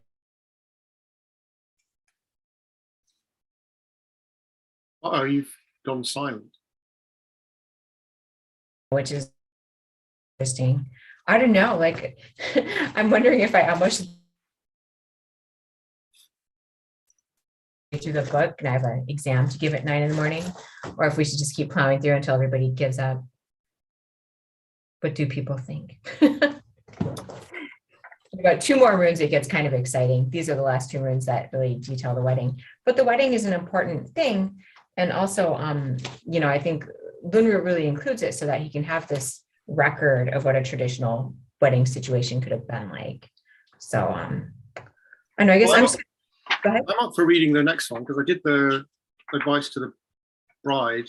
I wouldn't mind I want to know what the advice to the bridegroom is. Okay, good. Take it away. Okay. Now the bride has been advised, and the maiden well directed. I will speak now to my brother, to the bridegroom from my mouth. Who am I? Who am I at the moment speaking then? Am I a male character? Well, I guess I'm just the brother. Okay. Bridegroom, you, my little brother, yet more precious than a brother, dearer than a mother's child, closer than a father's offspring. Listen as I speak to you, as I tell you, of your little linnet here, beautiful bird you captured. Lucky bridegroom, thank your fortune for the good that you receive. In your thanking, thank it well. Good you got and good befell, good and great Creator promised, good and gracious God has given. Also give thanks to the Father, even more thanks to the mother who has cradled such a daughter, such a special bride for you. Pure the Virgin at your side, shining in your bridal gifts, radiant one now in your power, graceful one now in your keeping. Capable the girl beside you and so blushful as your partner. Lively girl for any labor, at the threshing, at the haying, able laundress, linen bleacher, skillful spinner, clever weaver. Like a cuckoo on a hill is the creaking of her batten. Swift as a weasel through a woodpile is the swooping of her shuttle, and the bobbins spinning like a pine cone in a squirrel's mouth. Neighbours do not sleep so soundly, nor the people of the manor, since the creaking of her batten and the whirring of her shuttle. Bridegroom, young man, handsome figure, forge yourself a scythe, a steel one, and affix a handle to it. Carve the handle in the gateway, whittling, sitting on a stump when the sunny days have come. Take your sweetheart to the meadow, notice how the hay is rustling, coarse hay creaking, sedges sighing, sorrel swishing, tussocks levelling, and observe the suckers snapping. When the right occasion comes, then present her with a shuttle, sturdy batten, fitting warp beam, carve out shapely, graceful treadles, all the makings of a loom. Set her on the weaver's bench with the batten in her hand, then the creaking of the batten and the clatter of the loom will be heard by all the neighbours, and still farther through the village. Village women will be wondering, neighbours' women will be asking, who's weaving cloth at this time? Properly enough, you'll answer, oh, that's my darling's weaving, my own sweetheart in her rattling. Does the cloth show any flaws? Are there any broken warp threads? In the cloth there are no flaws, and there are no broken warp threads. Flawless as the moon maid's weaving, or the spinning of the sun maid. Skillful as the great bear's daughter, as accomplished as the star maid. Bridegroom, young man, handsome figure, when you set out on this journey, driving out away from here, driving away with your youthful bride, with your lovely chick beside you, do not drive your little sparrow, little linnet off the road, at the corners of a fence, tip her over on a stump, stretched out on the stony ground. Never in her father's house, in her tender's mother care, was she driven off the road at the corner of a fence, or tipped over on a stump, overturned on a rock pile. Bridegroom, young fellow and handsome fellow, when you travel with your bride, when you take her on a visit, do not leave her in some corner moping idly by herself. Never in her father's house, back in her mother's chambers, was she left in any corner moping idly by herself. She was always at the windows, or then tripping around the floor, father's gladness in the evenings, mother's loved one in the mornings. You must never, you poor bridegroom, bring this chicken to the mortar to prepare the famine bread, pounding bark and arum root, nor to bake her bread of straw, pounding small the bark of pine. Never in her father's house, in her tender mother's care, was she set before a mortar, pounding bark and arum root, nor to bake her bread of straw, pounding small the bark of pine. Take the chicken to your grain store. Let her load up at the rye bin. Take her fill from bins of barley, from the baking of fat loaves, skillful brewing of sound ale to bake the wheaten loaves, so well needed, patted, shapely. Bridegroom, brotherly companion, do not cause this chicken sorrow. Do not make your little gosling ever weep in homesick grieving. Should an hour of grieving come when she's longing for her home, put the brown horse in the shafts or the white one into harness, drive her to her father's house, to her gentle mother's home. Now, this little chicken of yours and your little linnet bird, never treat her as your serf girl, never as a hired servant. Do not bar the cellars to her, nor the riches of the storehouse. Never in her father's house, in her tender's mother's home, was she treated as a serf, dealt with as a servant girl. Never was the cellar barred, nor the riches of the storehouse. She always sliced the wheaten bread and looked after all the hens' eggs, tubs of milk and butts of beer. Mornings opened up the storerooms, evenings locking up the lofts. Bridegroom, young man, handsome figure. If you treat your lady kindly, it will all be to your credit. When you come to your father-in-laws, to your gracious mother-in-laws, you yourself will be feasted, fed and feasted, tippled tipsy, horse unharnessed and well stabled, given feed and given water, and the oat box set before it. Never say it of our maiden, of our little linnet birdling. Do not say that she is clanless, nor that she is wanting kinfolk, for in fact her clan is large, and her kinship very wide. If you sowed a peck of peas, there would be but one apiece. If you showed a peck of flaxseed, you would get but one thread only. See you do not, you poor bridegroom, ever treat this maiden badly.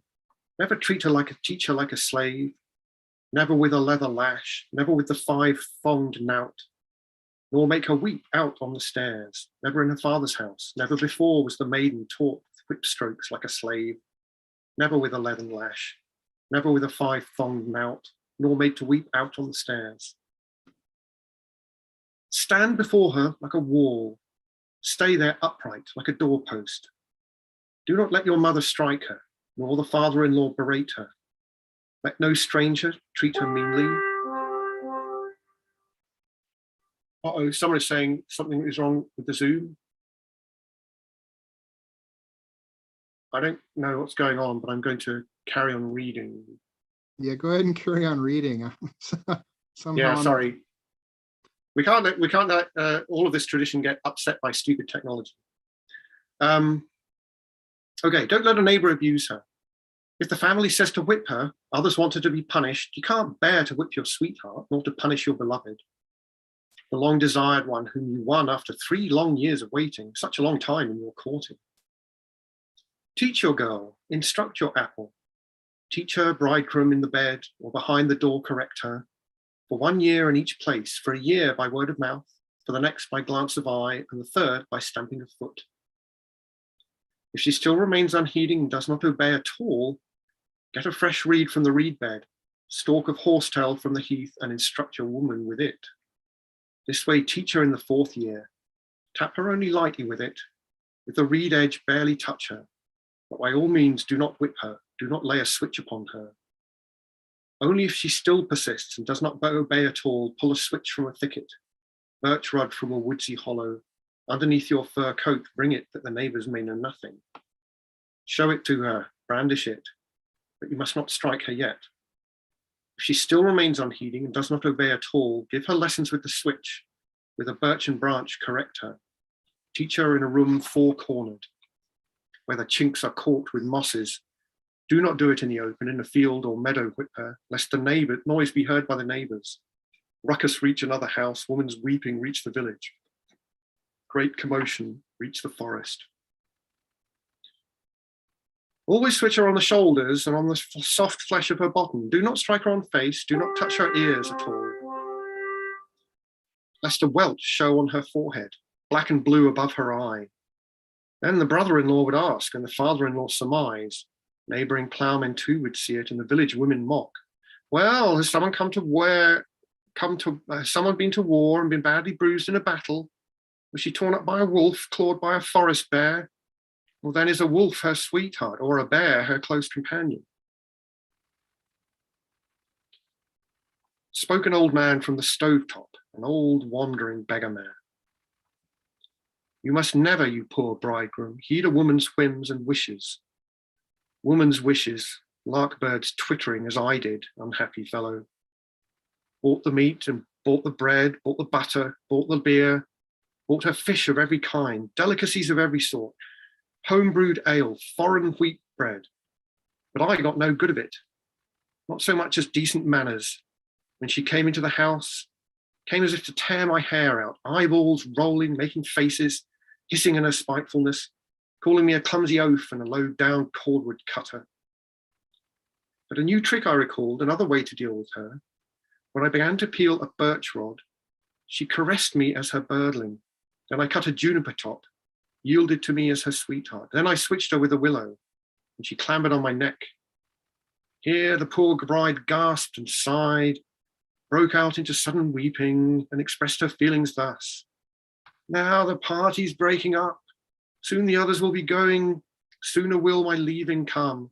and it draws on ever nearer, though I'm laggard loath to leave here. Oh, how hard the hour of parting, to depart from this dear village, from this charming home of mine where I grew up innocently, grew up gently, kindly cared for, all the distance of my growing time, the whole period of my childhood. Never before did I imagine, never before could I believe, nor ever think that I'd abandon, nor believe that I forsake field and flower of this homestead and the shoulders of this ridge. Now I know I must abandon and believe I must leave it. Now the tankards have been emptied and the farewell drinks all drunk. Soon the sleighs will face about, prows all outward, sterns all houseward, sidelong to my father's stable, slantwise to the cattle barn. With what, now that I am leaving, going away from here, poor thing, shall I show my gratitude to my mother for her milk, to my father for his goodness, for my brother for his kindness, to my sister for her friendships? I give thanks to you, my father, for the meals and all the snacks and all the plenty you provided.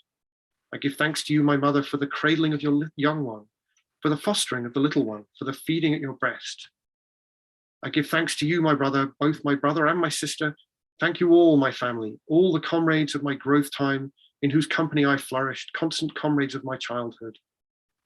May you not, my good father, may you not, my gentle mother, neither clan nor kin of ours, numerous and illustrious tribe, find a cause here for great grieving when I go to other lands, travel off to unknown places.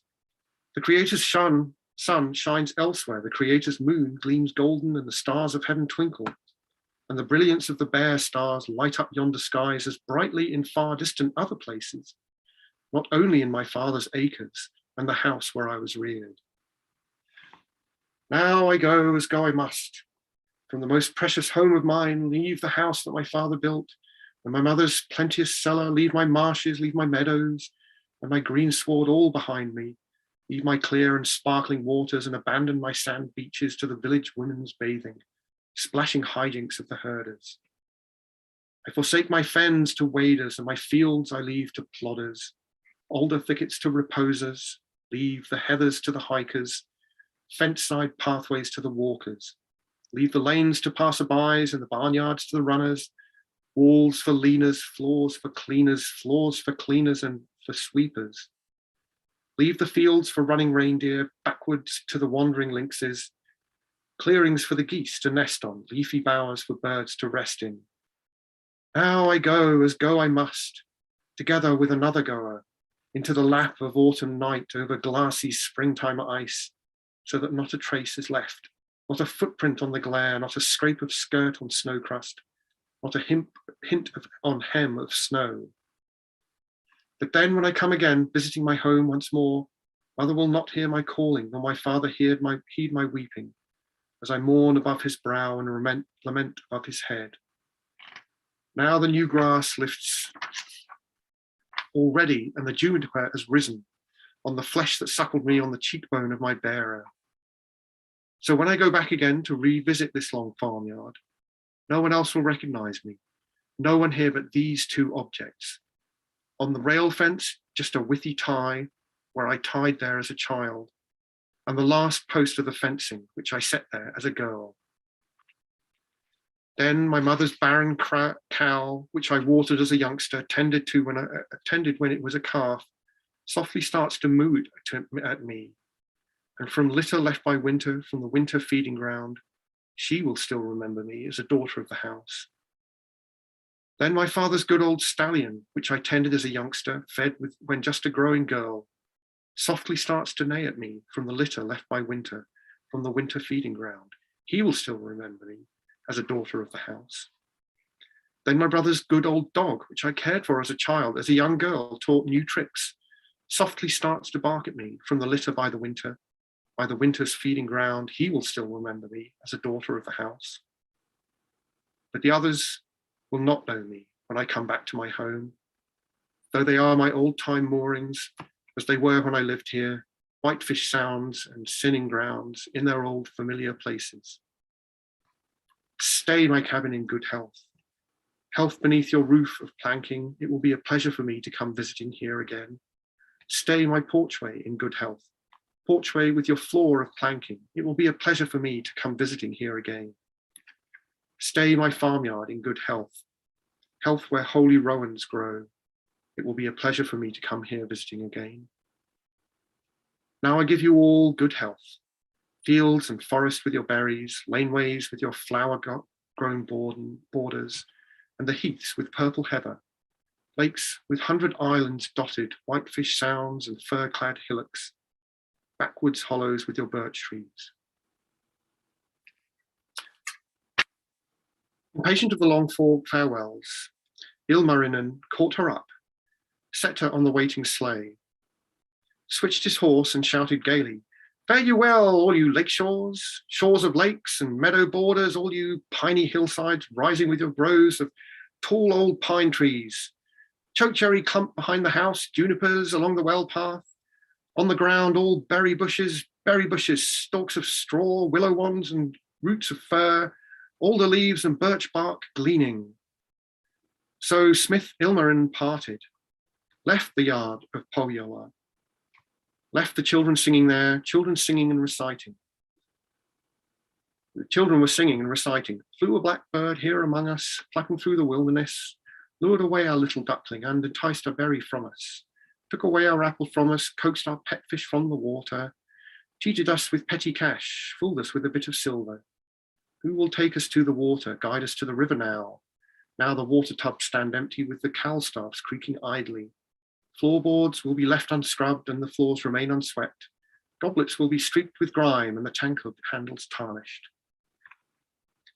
Ilmarinen and his bride sped along those northern shores, passing the straits of Mead, shoulders of the sandy ridges, shingles singing, sand dunes ringing, sleigh proceed, road whizzed by. With the iron trace hooks creaking and the birchen runners rasping and the twisted shackles twittering, with the chokeberry shaft boughs shivered, and the withy ties creaking, complaining, with the copper fittings clinking, as the gallant racer ran, galloped white blaze, galloped homeward. Ilmarinen drove a second and a third day, one hand holding the reins, other arm around his bride, one foot set upon the sleigh edge, one beneath the woolen robe. Ran the racer, journey quickened, day rolled by, the road was shortened. But at last, upon the third day, as the golden sun was setting, they beheld the craftsman home. Ilmar's buildings loomed before them. There a rope of soot was rising and a flag of thick smoke flying, streaming skyward from the chimney, till it mingled with the clouds.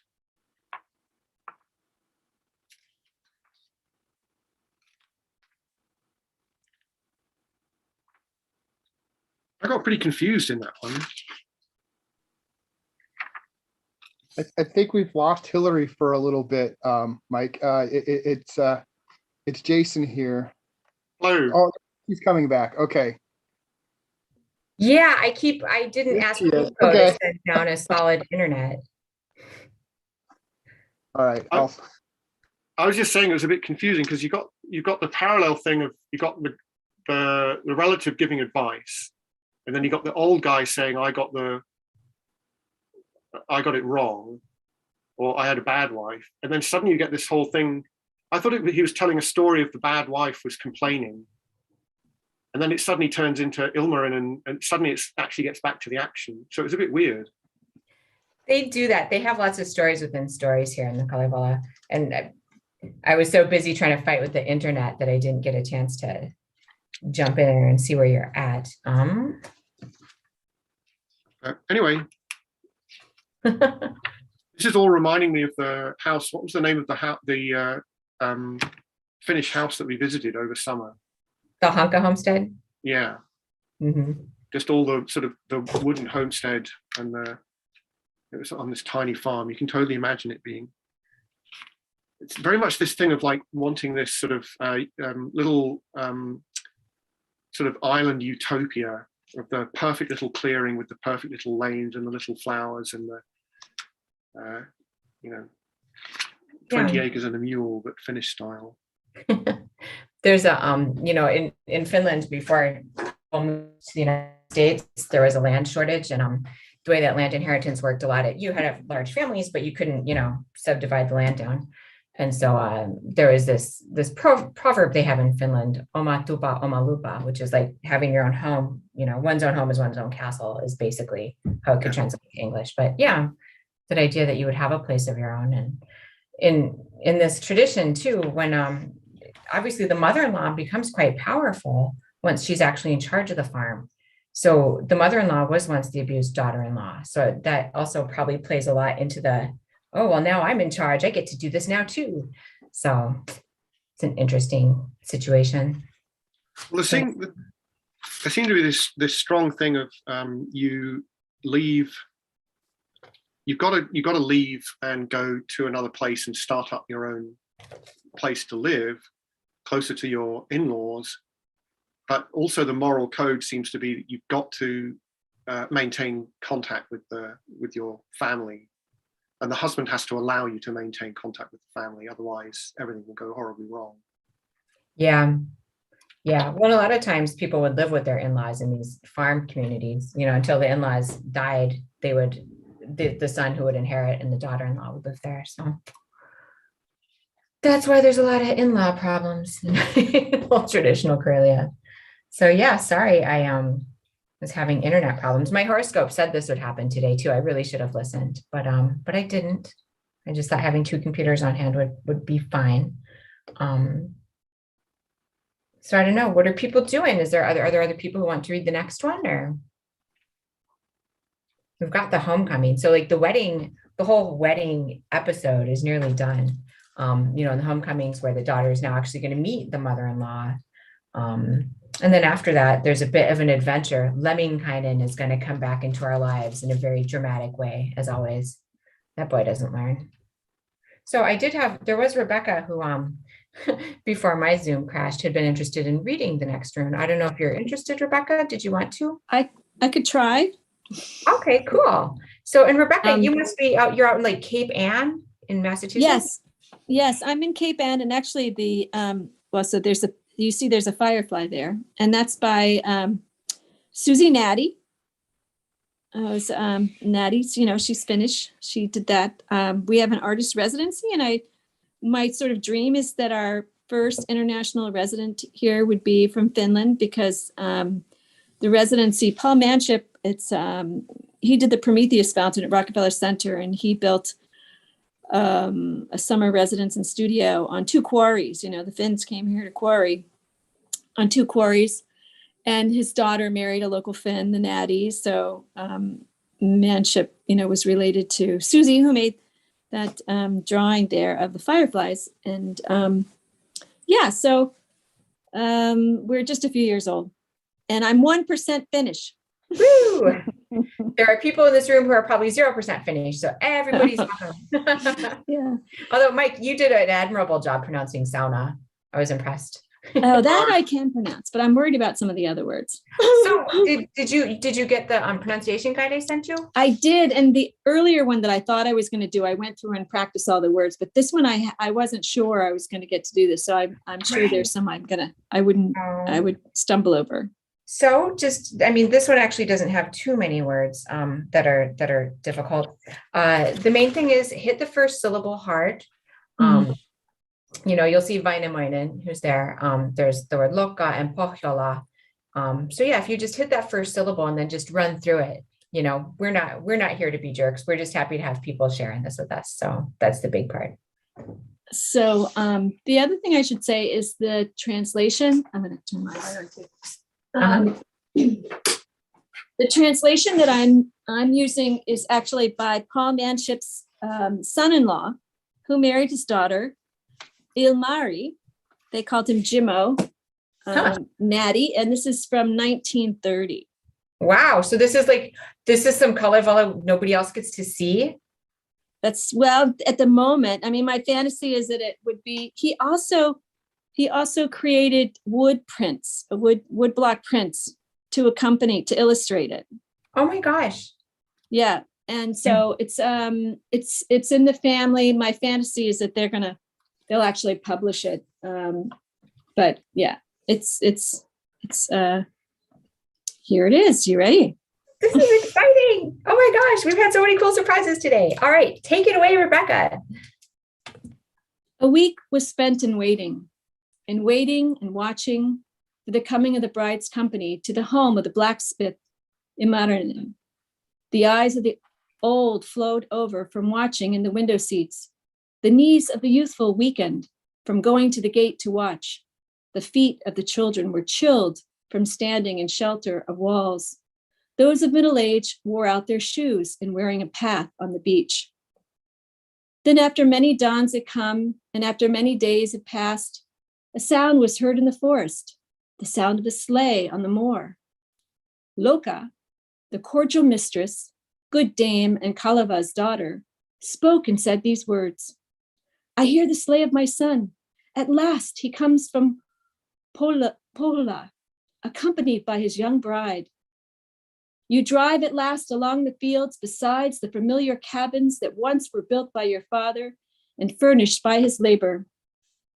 The blacksmith Imarinen drove on the road to the house, to the courtyard made by his father, on the land cleared by his forebears.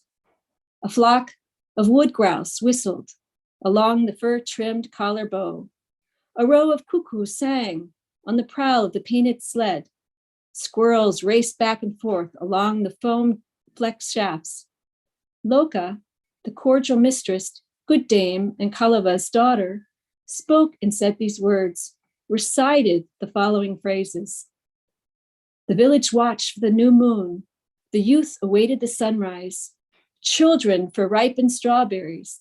The water for a well-tarred boat. But I waited not for the moon, and I watched not for the sunrise. I waited for my son's return with his new bride. I watched mornings, I watched evenings, and wondered where he had vanished, whether to watch a young one grow, or fatten one who is too thin. For indeed, he has failed to come. Though he made a certain promise to come before his sled track vanished, returned before his footprints cooled. I went to look in the morning and wondered throughout the day why the sleigh of my son did not return, why the sled he had made did not rattle into the small courtyard between those narrow dwellings. If I happened to see a horse in a sled with two runners, I admitted it was a sled and esteemed it as a sleigh if only it carried my son, brought back my handsome boy. Thus I hoped for what seemed an age and watched until my heart was bent, until my hair knot was out of place, my straight eyes became crossed. I hoped for my son's return to these small yards, these narrow rooms. Now at last he is returning. He is coming back with a rosy face beside him, with a rosy-faced girl seated beside him, a red-cheeked one by his side. Bridegroom, my well-known son, unharness the blaze-faced stallion and have the good horse led to the hay in his own manger, to the box of cats he left. Give us all greeting, a greeting to us and to others, a greeting to the whole village. After your greetings, tell us your tales. Did you travel without mishap and journey in good health on the way to your mother-in-law, to your father-in-law's home?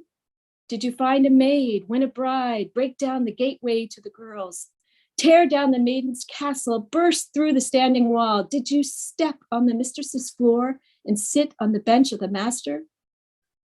But I can see without asking and guess without questions, your journey has gone well. Your travels have been successful. You have broken the well-guarded gate, torn down the castle of planks, burst through the linden wall on your visit to your mother-in-law at the houses of the father. The duck is in your protection. The chicken is in your arms. The virtuous maid is beside you. The white one is in your power. Who was it who carried the lie, who sent the evil gossip that the bridegroom returned empty-handed, that the horse had run for nothing? The bridegroom has not returned alone.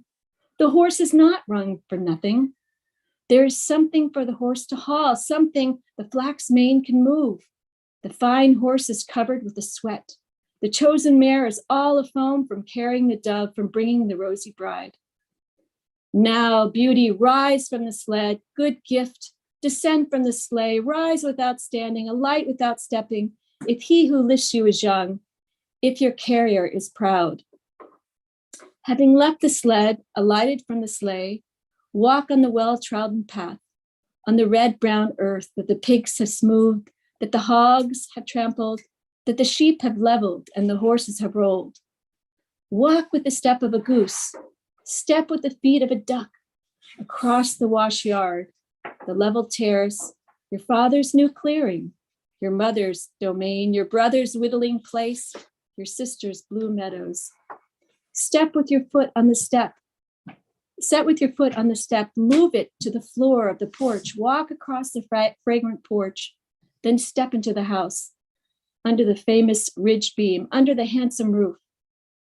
All through this winter, all through the summer before, the bone white floor planks sang for someone to stand on the floor. The golden loft boards hummed for someone to walk below them. The windows waited with joy for someone to sit beside them. All through the winter, all through the previous summer, the door latches have been clicking for a ring-fingered hand to close them. The door sills have been rustling for a fine hem dress to brush them. The doors themselves have opened for someone to enter through them. All through this winter, all through the previous summer, the whole cabin turned around for a duster in the cabin. The porch moved away from its place, awaiting a sweeper of its floor. The cattle sheds all shifted, awaiting a hand with a broom. All through this winter and through the previous summer, the yard turned with its willows, awaiting a gatherer of chips. The storehouses lowered themselves, awaiting the tread of feet. The beams bowed, the timbers bent, awaiting the new bride's wardrobe. All through this winter and through the previous summer, the pathways all fell down, awaiting one to walk them. The cow sheds all moved nearer, awaiting one to clean them. The dance meadows went backwards, awaiting a teal to dance. All through the day today and all through the day before, the cow that calved has lowed for its morning sheath of hay. The yearling colt has neighed for its daily bunch of grass. The new spring lambs have cried for someone to come and feed them. All through the day today and all through the day before, the old folks sat in the windows. The children ran on the beach. The women stood by the walls, the boys by the entry door, all watching for the bride, all waiting for the youthful wife. Welcome now, yard with your crowd, the out of doors with your heroes. Welcome, you crowded barns, you sheds full of people. Welcome, porch with your throng, birch bark roof with your crowd. Welcome, cabins with your guests, the 100-plank floor with your children. Welcome, moon. Welcome, king. Welcome, you company of use. There never has gathered here before, never before or yesterday, a gathering so gay and festive, a crowd so fine and handsome. Bridegroom most beloved, untie the red ribbons, lift away the silk veils. Show us your pine marten whom you courted for 5 years, whom you watched for 8. Did you bring the one intended? You intended to bring a cuckoo, to choose the whitest in the land, the rosiest on the water. I can see without asking and guess without questions. You have brought a cuckoo with you, a blue duck under your wing, the greenest bough of all from the greenest thicket, the freshest cherry branch from a fresh cherry thicket. There was a child on the floor. Oh, brother, what have you dragged in? Her beauty is like a tar stump. Her width is like a tar barrel. Her height is like that of a dwarf. Hear, hear, my foolish bridegroom. This you always hoped and said, that you would find on in 100, and you'd bring the best maid in 1,000. You surely have found on in 100. She's surely the ugliest in 1,000. She's like a swamp crow from a marsh, like a magpie on a fence, a scarecrow from the garden, a raven on black soil. What has she done all her life? How has she spent her summers? That she hasn't knitted a glove or made herself a stocking? She comes empty-handed without a gift to the household. The mice run around in her basket, field mice playing in her bag. Loka, the cordial mistress, Kalevala, handsome woman, listened to the strange tale. She spoke and said, What did you say, you wretched child? You without honor, of whom do you speak? Let strange tales be told. Let shameful words be said of others, but not of this maiden, of a member of this family. You spoke your evil words and told your wretched tale through the mouth of a newborn calf with the mind of a day-old puppy. Food is the maid of the bridegroom found. He has brought the best in the land. She is like a half-ripe cranberry, like a strawberry on the hill. She's like a cuckoo in a tree, a small songbird in the rowan bush, like a calico breast in the birch, a white-breasted bird in the maple. None could have been found in Germany. Can you still hear me? Oh.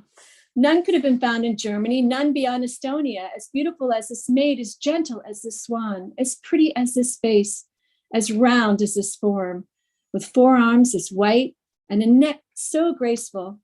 The girl did not come empty-handed. The furs are to be brought. The blankets are still to be carried. The woven cloth waits to be hauled. The maid has wealth of her own, made with her own spindle, wound on her own reels, woven with her own fingers, heaps of white clothes, woven in the winter, washed in the spring, dried in the summer. Fine sheets she has to sleep on, well-made pillows to rest her head, silk scarves to wear on her neck, woolen mantles in large numbers. Good maiden, beautiful maiden, maiden with bright complexion. Good was your fame at home when you lived in your father's house. May you continue to live with honor as a bride in your husband's house. There is no reason for worry, no need to feel any sorrow. You or carried to the edge of a ditch, you have been brought from good land to land that is even more fertile.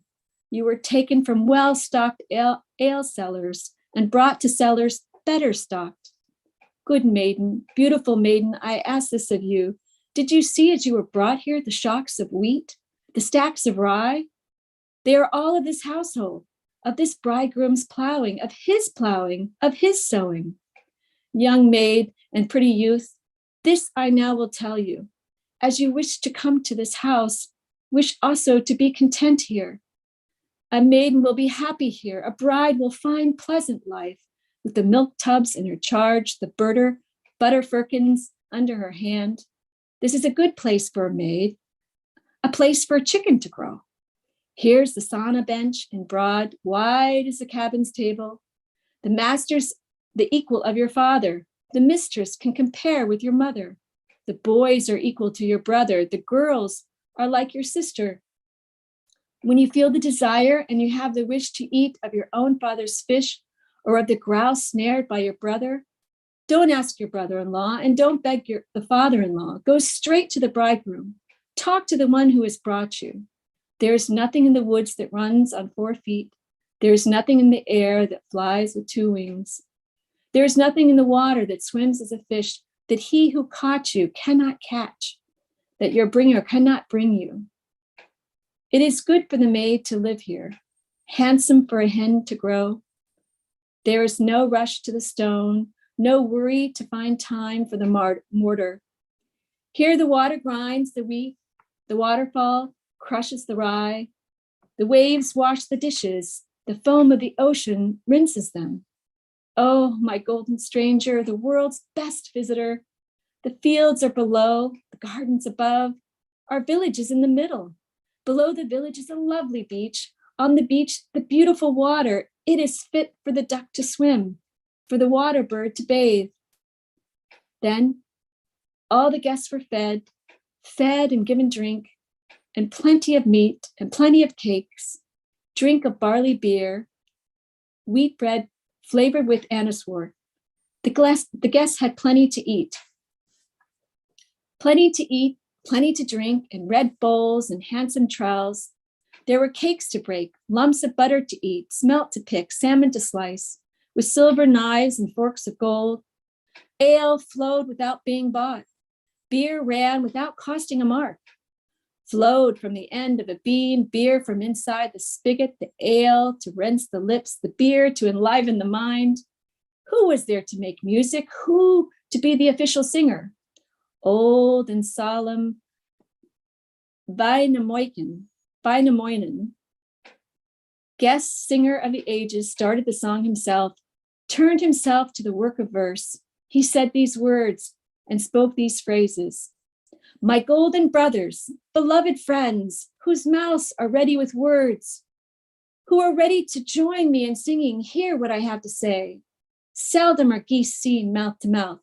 Seldom are sisters seen eye to eye. Seldom do brothers meet one another. A mother's children sit side by side on these lonely borders in this wretched land of Puliala. So shall we now begin to sing? Shall we turn to the labor of verse, singing in the work of the bard, warbling the task of the spring cuckoo, coloring the work of the dryer, weaving that of the weaver? I've heard the Lapland children chant. Those who stuff their boots with hay sing on nothing more than lean elk meat, on little chunks of boiled reindeer. Then why should I not sing? And why should not our children sing after eating food of rye, filling our mouths with bread of wheat? I've heard the Lapland children chant, the hay shoes voices raised in song, and drinking a cup of water and chewing a bit of pine bark. Then why should I not sing? And why should not our children sing on drinking brew that's made of grain and drinking cups of barley beer? I've heard the Lapland children sing, hey boots, rise their voices in song around their murky campfires and among smoke and embers. Then why should I not sing? Why should not our children sing under this famous ridgepole, under this handsome roof? Now the men are all up cheer, full of cheer, and women share the joy. Beside these kegs of beer, near these barrels of ale, these bayfuls of white fish, these fishing planks of salmon that seem not to diminish in eating, seem not to be empty in drinking. The men are full of cheer. The women all share the joy. No one eats in sorrow here. No one lives in woe. Everyone eats without sorrow. Everyone lines free of care in the life of this master, in the days of this mistress. Now, to whom shall I first give thanks? To the master or the mistress? The heroes in former times always thanked the master first, for he first built the shelter, hewed the house in the wilderness, hauled the trucks of thick pines, the logs of the fallen spruce, set them up on the chosen place, built the mighty foundations of the great family cabins, the handsome dwellings. He framed the walls from the forest, cut the logs on the great hill, the poles and thickets of new trees, the beams near the burying heath, the bark on a slope of cherry trees, the moss in the melted swamp. The cabin was squarely built, with every joint exactly fitted. 100 men erected the frame, 1,000 worked on the roof. When this cabin was built and its floor was laid, the master of this household and the building of this cabin felt many a cold gale on his head, many a terrible blizzard in his hair. Often his good master lost his glove on a rock, his hat in the thickets of fir, and his socks in the bog holes. Often this good master, at the very break of dawn, before the others awoke, and before the village stirred, arose at his campfire, awoke from his bed of pine boughs, his hair brushed by a spruce twig, his face washed with the dew. Then the good master filled the cabin with his friends, filled the benches with singers, the windows with the makers of music, covered the floors with speakers, the chimney corner with chanters, the sides of walls with standers, the fence rows with walkers, the meadows with travelers, the fields with newcomers. I have thanked the master first. Now I must thank the mistress for preparing all the food, for the filling of the long table. She raised the thick bread dough and kneaded the many loaves with her quick moving hands with her 10 bent fingers. She baked the bread gently to feed the guests all plenty. With surplus pork and raised crust biscuits, the blades broke from the knives, the handles fell from the daggers, from cutting so many salmon and splitting the heads of pike. Often this good mistress, the careful wife of the household, awoke before the rooster, was busy before the cock crow, preparing for this wedding, preparing all the food, mixing the yeast and brewing the beer. Well has the good mistress, the careful wife of the household. Well has she brewed the beer, fermented the malt drink from the sweetened sprouts of the well-flavored barley that were not stirred with a stick nor touched with a pole, but with her own very hands, only with her bare arms in a smokeless sauna on the well-swept platform. This good mistress, the careful wife of the household, did not leave the sprouts to chance, leave the malt to fall on the floor. She went to the sauna, often alone and at midnight, without worrying about wolves, being afraid of wild animals. Now I thank the mistress. It is time to thank the matchmaker. Who was chosen as matchmaker? Who was selected as a spokesman? The best man in the village. The most lucky is a spokesman. Our director and minister wears an eiderdown jacket. It is well suited to his figure, neatly worked from the waist. Our spokesman and director wears a narrow mantle. The hem drags in the sand. The train sweeps the ground. A bit of his shirt is showing. A tiny piece is visible. It looks like the moon maid's weaving, like the loom work of Kutar. Our spokesman and director wears a belt like vapor, woven by the sun maiden, embroidered by Kierzoginski. In the days before fire, when flame was unknown, our spokesperson and director wears silk stockings on his feet, silk laces on his stockings, and on his shins, noble ribbons that are stitched with gold, embroidered with silver. Our spokesman and director wears well-styled Saxon shoes, like swans on the river, like water hens on the ocean, like goose on the foam, the migrating bird on the breakers. Our spokesman and director has hair all tied with gold, beard all braided with gold. He wears a tall helmet that shines through the clouds and flashes through the forest, that could not be bought for hundreds, procured for 1,000 marks. Now I have thanked the spokesman. It is time to thank the bridesmaid. Where did we find the bridesmaid? Where was the lucky one discovered? We found the bridesmaid. We discovered the lucky one behind the castle of Tanika, behind the newly built fortress. We found her yet farther away at a distance unknown. We found the bridesmaid. We discovered the lucky one above the northern sea, far in the Arctic Ocean. We found her in another place and haven't come to the end. She grew as a berry on the ground, a cranberry on the moor, a waving grass in the garden, a golden flower on the hill. There we found the bridesmaid. There we discovered the lucky one. The bridesmaid's sweet lips are like the singing bird Asumi. The bridesmaid's sparkling eyes are like the stars in the sky. The bridesmaid's famous brows are like the moon above the sea. The bridesmaid, all bedecked in gold, chains of gold hang around her neck. A crown of gold sets on her head. Bracelets of gold deck her fingers. Beads of gold brighten her ears. Bands of gold cover her brow. Her lashes hang with pearls. I thought the moon was shining when I saw her breast clasp. I thought the sun was shining from the whitest of her collar. I thought a ship was splashing from the flashing of her hat. Now I thank the bridesmaid.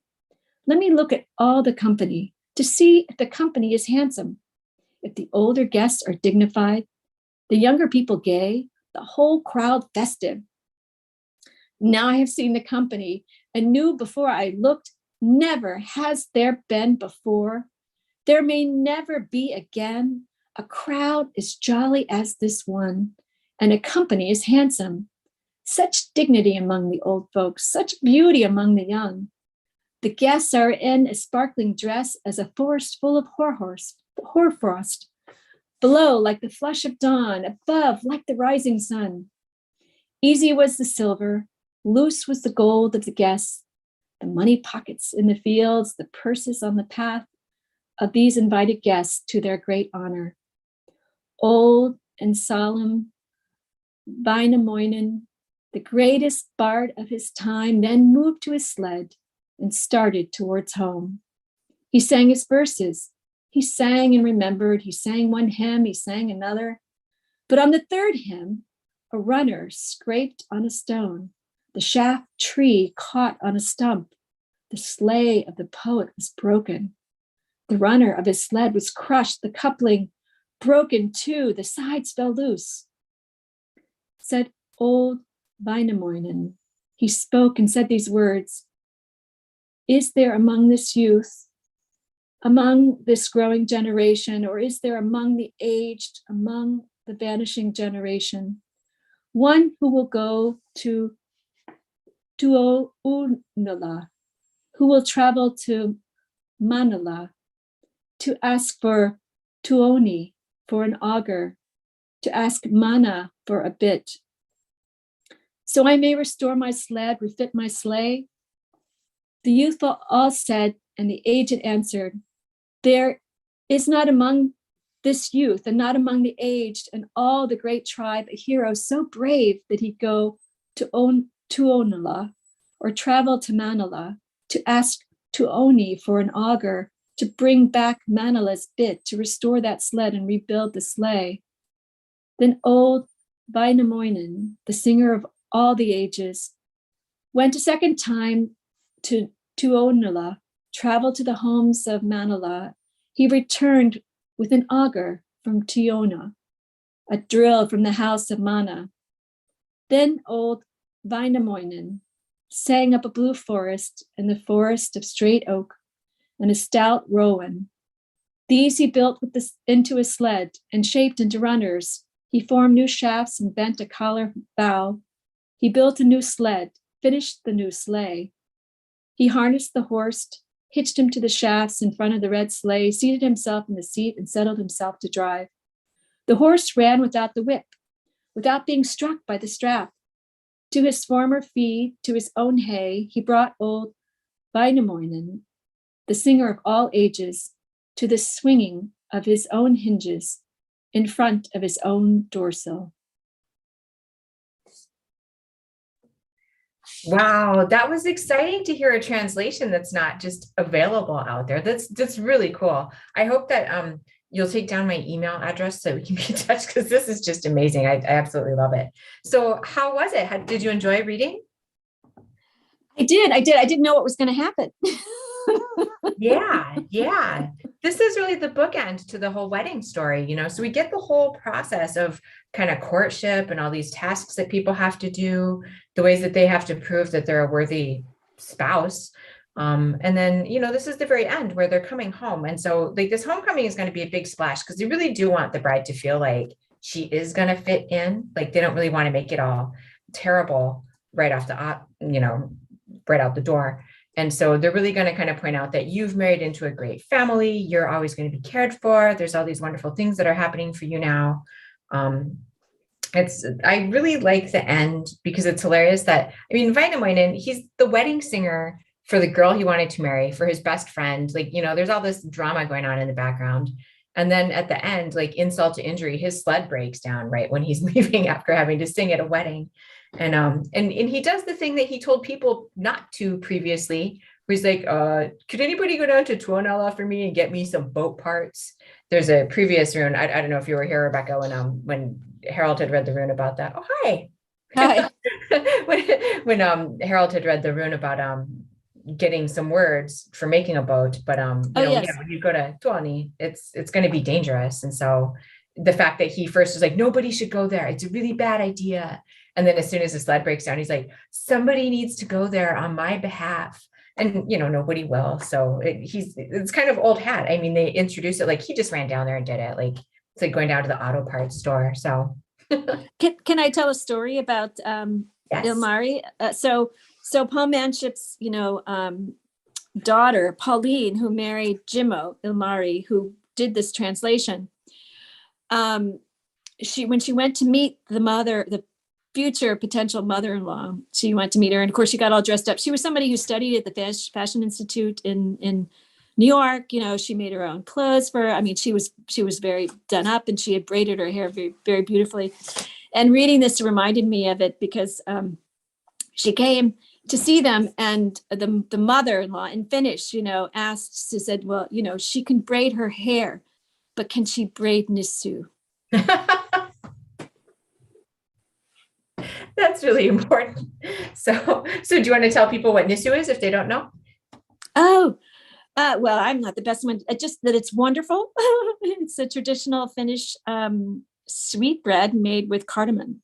Yeah. Mm-hmm. That's all I can say about it. Just that I love it. It's delicious. Yeah, it's really good. Yeah, it's a and staple. It's braided. Mm-hmm. Yeah, when you have the loaves, you want to have it braided, and it looks all just so. Yeah, I'm not a good nissu maker. I would totally disappoint any Finnish family I would marry into. So yeah, well, that's super cool. Thank you so much for bringing Thank in you for that letting me translation. share that. Yeah, that's really excellent. Thanks. Wow. So we've made it through the whole wedding sequence, and now we get to go back to adventure. So I don't know, is there anybody who would like to start reading about Ahti? We got Lemminkainen back, ready to go for a fight. Because of course, previously when he saw him, he wanted to, he could tell that the beer was being brewed for the wedding, and he's thinking, I'm going to get married, aren't I? But that's not necessarily the case. So do we have any volunteers? If not, I can go read.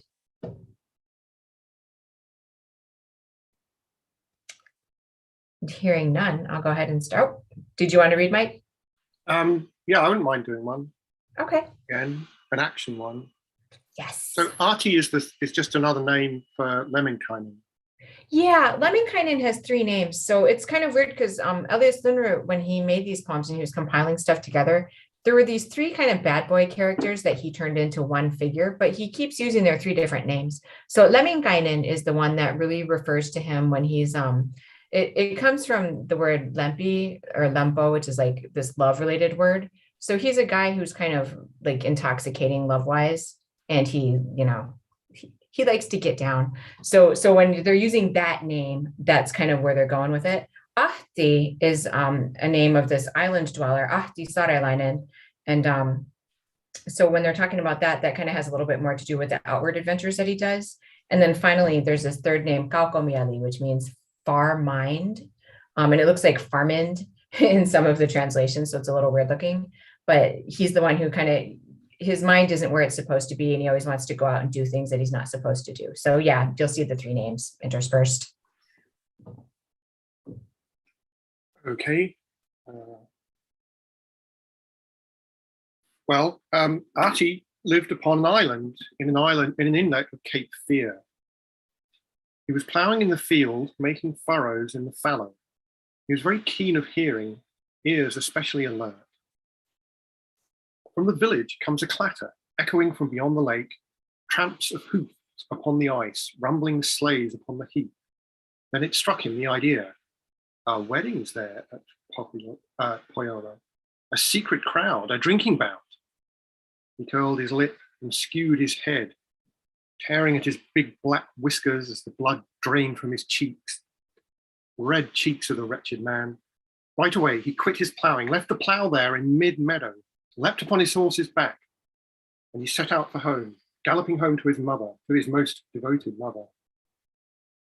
On arriving there, he said, "Oh, my mother, venerable woman, get some food out for me quickly. There's a hungry man may eat, for an eager man to bite on. At the same time, heat the sauna and prepare the cabin quickly, that a man may cleanse himself, that a man may groom himself."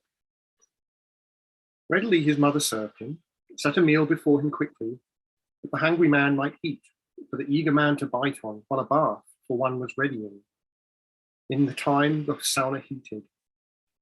So he ate his dinner quickly, and at once went to the sauna, went into the bathing room. There the chaffinch bathed himself, the snow bunting, cleansed his body, washed his hair to flaxen hue, scrubbed his neck to wondrous whiteness. On returning from the sauna, he again addressed his mother. "Oh, my mother, venerable woman, from the storehouse on the hill, bring me down my finest clothing, very best of all my wardrobe, so that I can dress in style, set my figure off in fashion." But his mother interrupted when he managed to inquire, "Where are you going, son?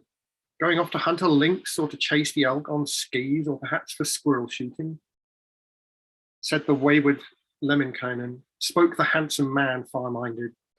"Oh, my mother, my dear bearer, I'm not going to hunt a lynx nor to chase an elk on skis, nor to any squirrel shooting. I am bound for Poila, for the secret drinking bout. So bring down my finest clothing, very best of all my wardrobe, to be shown off at a wedding, to be clad in at a party. Mother now forbade her son, and the wife forbade her husband. Vainly both of them protested, and 3 nature spirits joined them, forbidding Lemminkainen's leaving for the feast at Pohjola.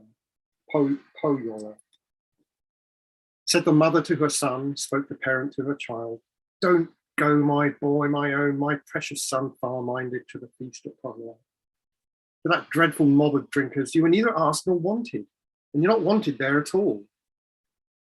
Said the wayward Lemminkainen, wretched people go on summons, worthy people like free dancers. Here's a summons old as moonlight, and a summoner unfailing. In my fire-swift sword enduring, in my flashed blade assuring. But his mother still insisted, do not go there, my poor boy, don't go to the Northland stewing. Many strange things there are on the way, and great wonders on the road. 3 times Tuoni will be waiting, thrice will death's hand reach out for you. Said the wayward Lemminkainen, spoke the handsome man, fair-minded. That's the talk of all you women, death, destruction everywhere. But a brave man does not bother, does not hedge himself with omens. Never mind that now, but tell me, that my ears may hear it plainly, what's the first doom that awaits me? Tell me the first one to the last one. And his mother answered firmly, said the aging gentlewoman, I will tell the doom that causes, not according to your wishes. I will name the first doom first, as it's what you will come at first. You will go a little way, just a journey of a day, you will reach a flaming river, blazing right across your road. First, there are the fiery falls. Beneath the falls, a blazing island. On the isle, a flaming hill. On its peak, a flaming eagle, sharpening its beak at night. Its 3 talons in the daytime for the stripping of all strangers, for the ripping of all rovers. Answered wayward Lemminkainen, spoke the handsome man fair-minded. This may be a doom for women, but for a brave man it's no menace. I recall a stunt already, cunning trick to foil the eagle. Out of order I will conjure horse and rider to precede me, or to go along beside me. I myself will dive down quietly as a mallard, or an old squaw far below the big bird's talons, out of reach of griffin's claw nails. Oh, my mother, my dear bearer, tell me what's the second doom. And his worried mother told him. Second day, second doom. On your second day of travel, you will reach a trench of fire stretching right across the road, running even farther eastward and northwestward out of sight, full of hot stones redly glowing, banked with crackling boulders blazing. Hundreds have attempted it, thousands try to force their way, 100 brave men with their swords and 1,000 armored stallions.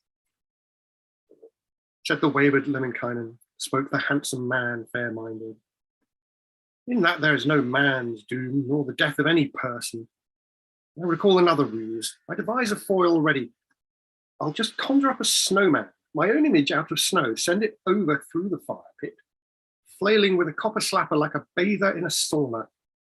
I myself, unharmed behind it, will come strolling through the fire without singeing a single hair from my scalp or from my beard. Oh, my mother, my dear bearer, tell me, what's the last destruction? Lemminkainen's mother answered, woe, the third, upon the third day.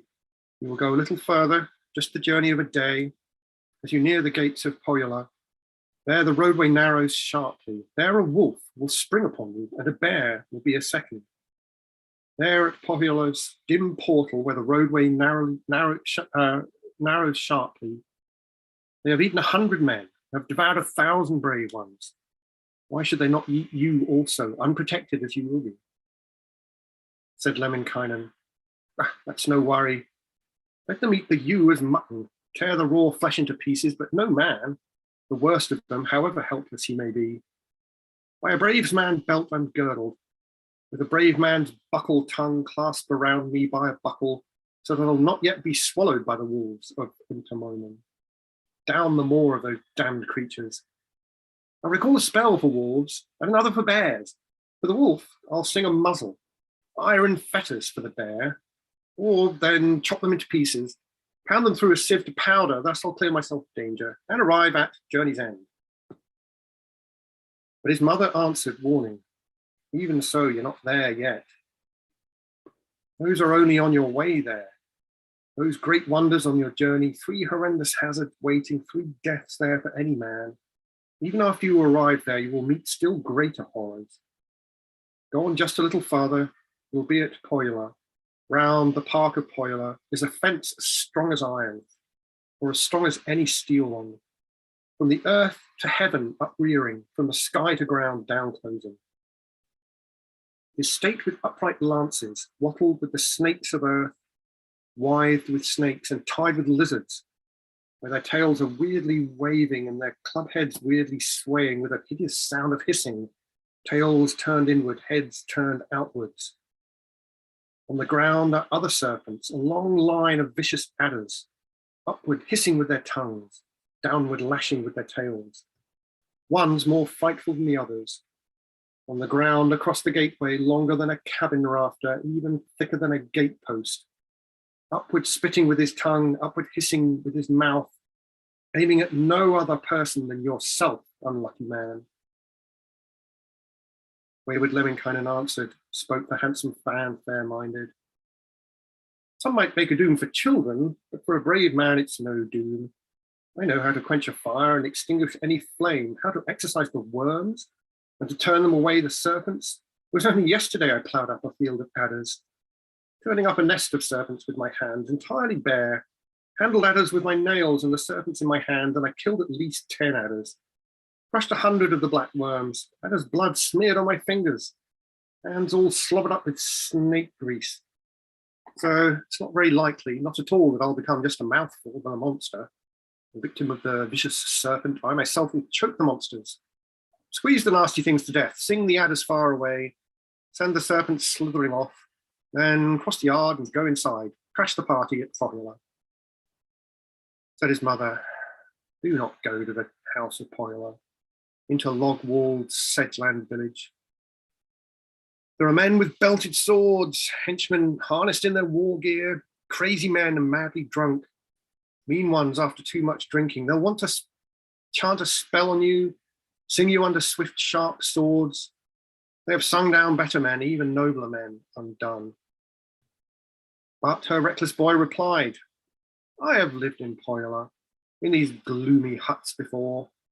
No mere Lapp is going to charm me, nor a Finnmarker coerce me. I myself will charm the Lapp, and I'll go do my own coercing, with my singing and my magic. Split his shoulders, break his jaw, cut his collar, crush his breastbone. My poor boy, exclaimed his mother, dwelling still on past adventures, boasting of your former travels. So you've lived there once before in the cabins of the Northland. You've swum in the stagnant pools and you've tried the hairy dog's tongue.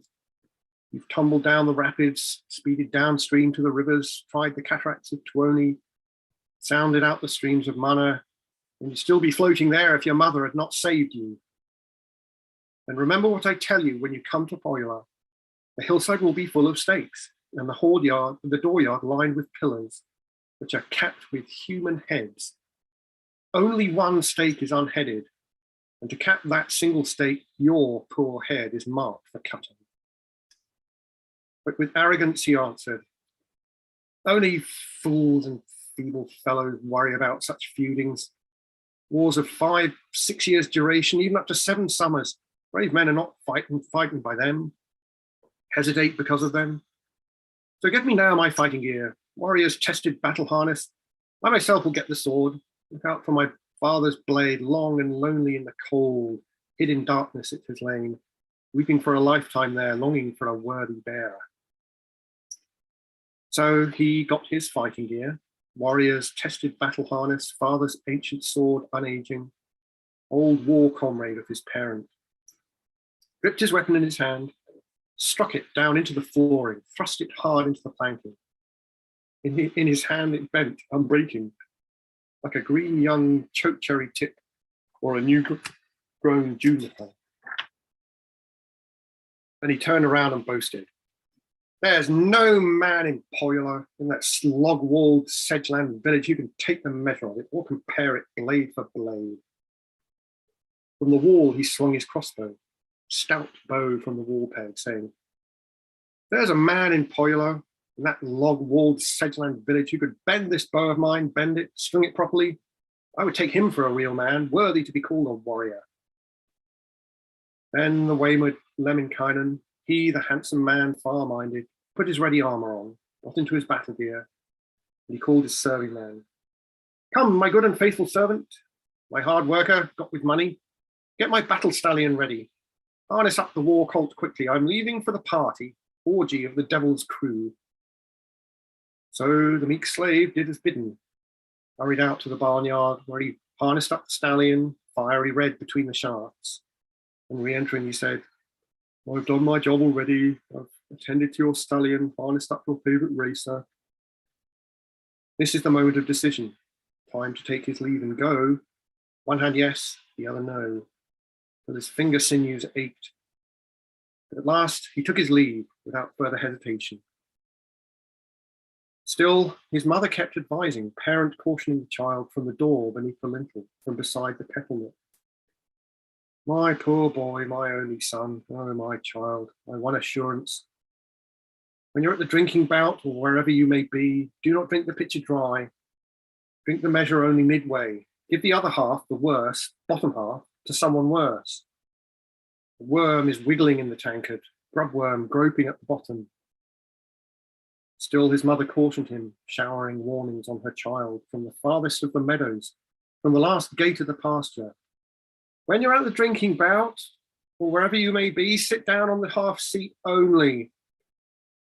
Step out with a half step only. Give the worse half to another.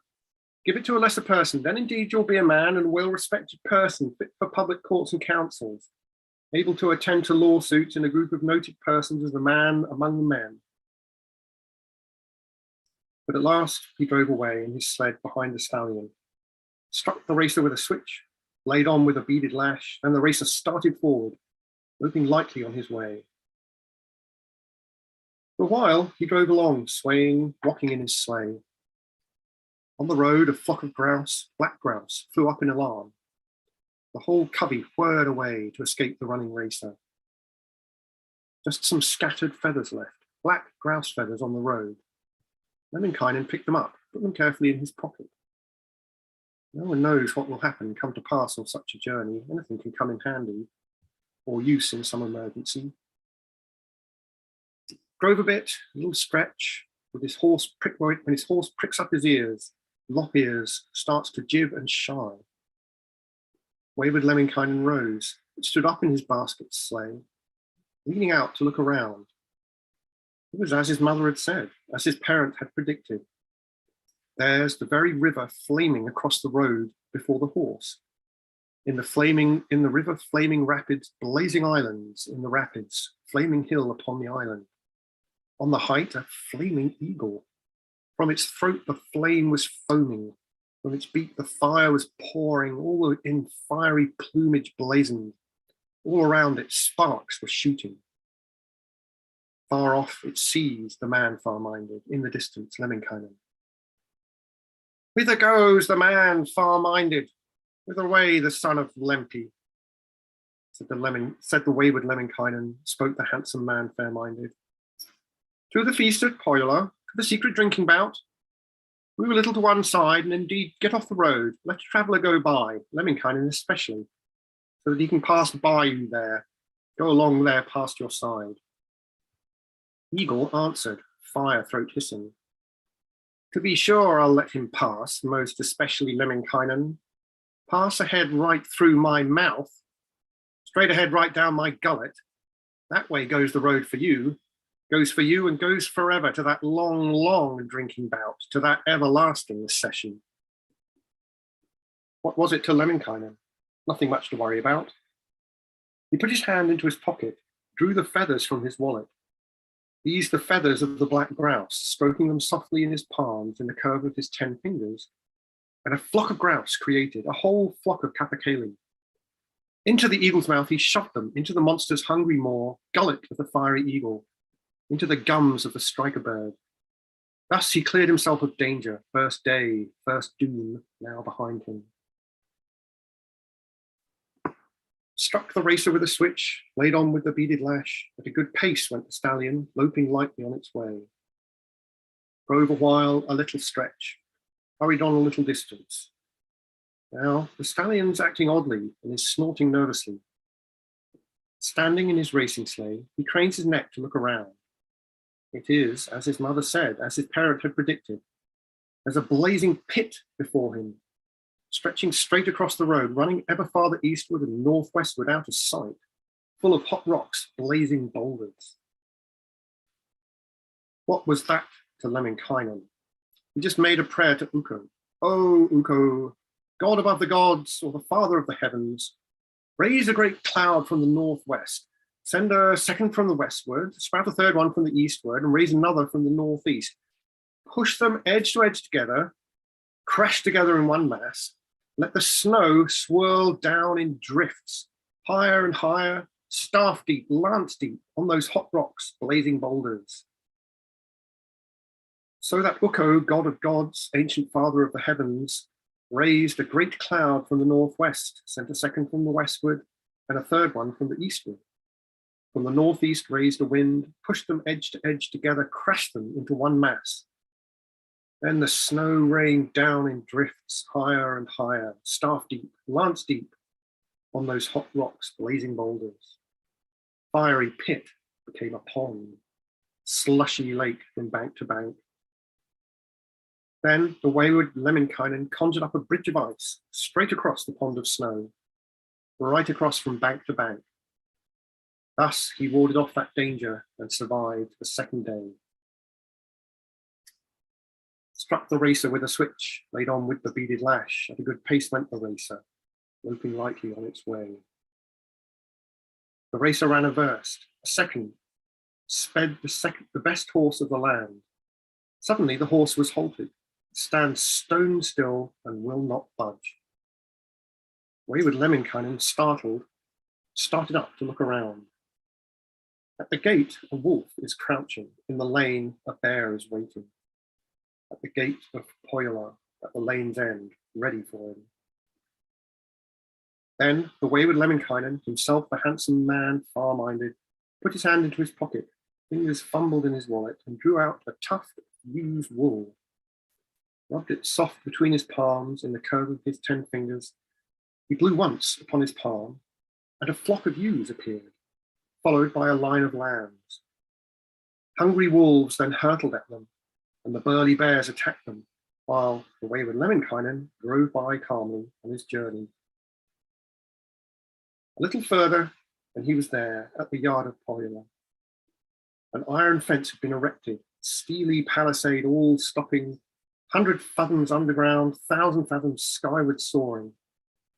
It is staked with upright lances, wattled with the worms of earth, and with serpents interwoven, and with lizards bound together. Their tails are weirdly waving, and their club heads weirdly nodding to and fro, the big heads swaying, heads turned outwards, tail turned inward. Lemminkainen stops to ponder. It is as my mother said, as my bearer fully warned me.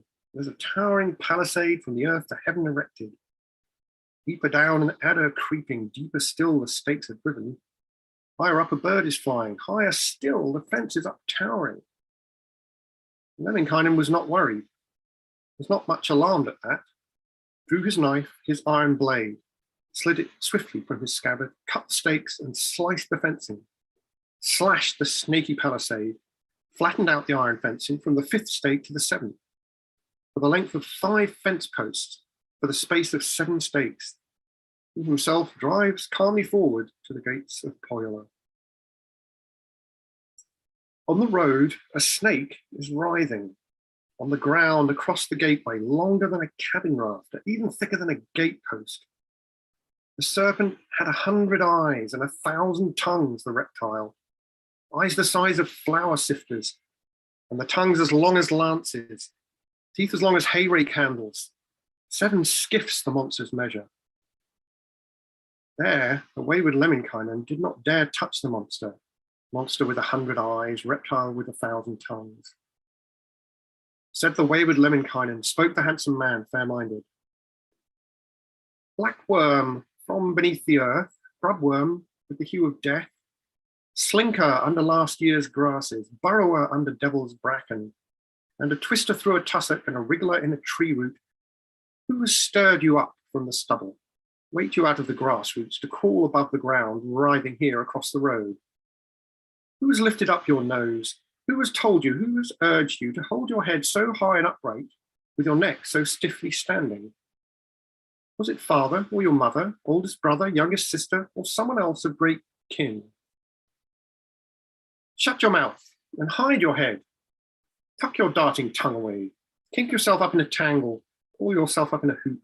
Give me roadway, half the roadway, that a traveller may pass, or get off the road entirely. So off the road into the scrub, slither off into the heather, hide yourself among the mosses, waft away like a tuft of wood, pass off like a stick of aspen, tuck your head into a turf, stuff it straight inside a tuffet. Turf your home, your hut a tussock. If you lift your head from there, Ukko God will break your head with steel-tipped needles, iron hailstones. That's what Lemminkainen said. But the worm did not obey, went on hissing, tongue out, spitting, vomiting its deadly venom at the head of Lemminkainen. Then the wayward Lemminkainen brought to mind some ancient spell once recited by a housewife, which was taught him by his mother. Said the wayward Lemminkainen, spoke the handsome man far-minded, since you won't obey my bidding, nor give way at least a little, you will puff up in great pain and swell up in agony. You will split in two, you bad one, into three, you nasty scoundrel. When I search out your own mother and reveal your honoured parent, name your origin, you coiler, and your rearing, your earth's horror. The old ogress is your mother, water witch, your honoured parent. Once she spat upon the waters, spewed her spittle on the billows. This was cradled by the breezes, rocked on by the breath of water for 6 years, 7 summers, out upon the clear sea surface, riding on the swelling rollers, by the water stretched and lengthened, by the sunrise warmed and softened, brought to land then by the breakers, washed ashore there by a wave. On the shore, 3 nature spirits were walking by the surging sea, by the edge of booming breakers, when they saw the thing. They wondered, what would such a thing become if the great God gave it life, blessing it with eyes to see with? The Creator overheard it and directly gave his answer. Out of evil, only evil. Devil vomit only devils. That is what would come of it, if I gave it breath of life and endowed its head with eyes. Demon Hisi heard the matter. The evil one examined it and himself began creating, gave the breath of life to it, to the evil creature spewing, to the spittle of the ogress, and the thing became a serpent and was turned into the black worm. Whence the breath of life to stir it? Breath of life from Hisi's ember. From what was its heart spewed out? Whence its heart but from the ogress? Whence the evil creature's brain, from the foaming of strong currents? Whence the sense of the destroyer, from the foam of boiling rapids? Whence the bad one's head put on? Head is from a rotten pea seed. From what were its eyes created? From the flax seed of the devil. Whence the ears on its head? From the leaves of devil's birch. From what was its mouth devised? From the buckle of the ogress. Whence the tongue of the wretched's mouth? From the spear shaft of an imp. Whence the teeth of the nasty thing? From the horns of Tuoni's barley. From what does it get its gums? From the gums of a graveyard virgin. From what is its back erected? From the charcoal fork of Hisi. From what comes its swaying tail? From the braid hairs of the bad one. Whence its knotted guts begotten? From the belt of death it got them. So much for your kith and kin, for your wanted reputation. Black worm, crawler underground, deadly coloured grub of Tuoni. Earthen coloured, heather hued, or all the colours of the rainbow, take yourself away from here. Let the traveller go by, leave the road and let him pass. Lemminkainer's on his way to the feast at Pohjola, banquet of the holy birth. And the weird worm did depart. Off the road, the 100-eye. Let the traveller pass by, Lemminkainen stride along to the feast at Pohjola, to the secret drinking bout. So he basically embarrasses it. Yeah. Yeah. So actually the whole that in this Freeburg edition, it's italicized, big chunks of it. The italicized parts indicate that it's actually a charm that you would sing to let the creature know that you know about its origins so you can control it. So because Lemminkainen knew enough about it, he was able to control it. I don't think you were here earlier when Lemminkainen died by being stabbed in the chest by a snake. And after you might have actually seen that part before a couple years ago, but yeah. And when he gets stabbed in the chest with a snake, his big thing is, oh no, my biggest problem here is I didn't learn the snake rune. And so when his mom comes and fixes him up, he's like, yeah, I didn't know what to say. So she teaches him that snake charm. So now he's using it. Like he knows it well enough to chase off that kind of beast. So, okay. So, yeah. If I read it again, that's the key thing. It's, I'll make you blow up when I search out your own mother and reveal your honor parent. Mm-hmm. So if he can do that, he can control Yeah. And that's why so often, like all these charms keep mentioning people's parents, like, I'm going to tell your mom on you, because it really is tying again to that origin. Like, I know your origins, and so I can control you. So yeah, I mean, he's setting out on this adventure. A bunch of dooms have been brought forth that either his mom, predicted or made happen. And now he's passed through those, and he's at the gate of Pohjola. And so remember, he's mad that he's figuring out he was not invited to a wedding, which he was hoping was going to be his own wedding. So this is going to be a problem for him. So yeah, thanks, Mike. This is super. We have, No, sorry, my apologies for always stumbling over Pohjola. I was pronouncing it weird. It's it's really insulting. I was going to shut off the Zoom and stuff, but no. Finnish is a tough language. You did a wonderful job. The advice I always give people is, hit that first syllable, pronounce every letter that you see, and just run through it like it's a gauntlet. You'll do just fine.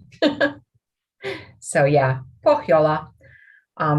We have Stephen Trimble from out in Hyannis, Massachusetts. So we've got a good East Coast contingent coming here today. Stephen is actually a good friend of mine. We probably talk about Finnish stuff for like 2 or 3 hours a week sometimes. So Stephen, you said you have to be somewhere in a little bit, but you'd like to read a bit of the next rune, rune 27. And so Stephen has the Magoon translation. And so I've pulled out my Magoon translation too. And so if you feel like you have to run midstream, I can just pick up where you left off. Okay. I have a Boy Scout meeting at 7 p.m., a Zoom meeting, so I've got to prepare for that. But I figure if I could read a couple of pages or so, and from the Magoon translation from rune 27. Now indeed I have guided my man with a far-roving mind, have escorted Island Atti past the mouth of many deaths, beyond the reach of the grave spirit's tongue, to that feast at North Farm, to the farmstead of that crowd meeting in secret. Now must be told, reported by tongue, how reckless Lemminkainen, that handsome man with a far-roving mind, came into the dwellings at North Farm, into the log cabins at Sedgy Farm, uninvited to the feast, without escorts to the drinking party. As soon as reckless Lemminkainen, the lad, ruddy-cheeked rascal, came into the house, he stepped onto the middle of the floor. The lindenwood floor shook. The firwood house resounded. Reckless Lemminkainen said, uttered a word, spoke thus, hail my arrival here, hail the hailer.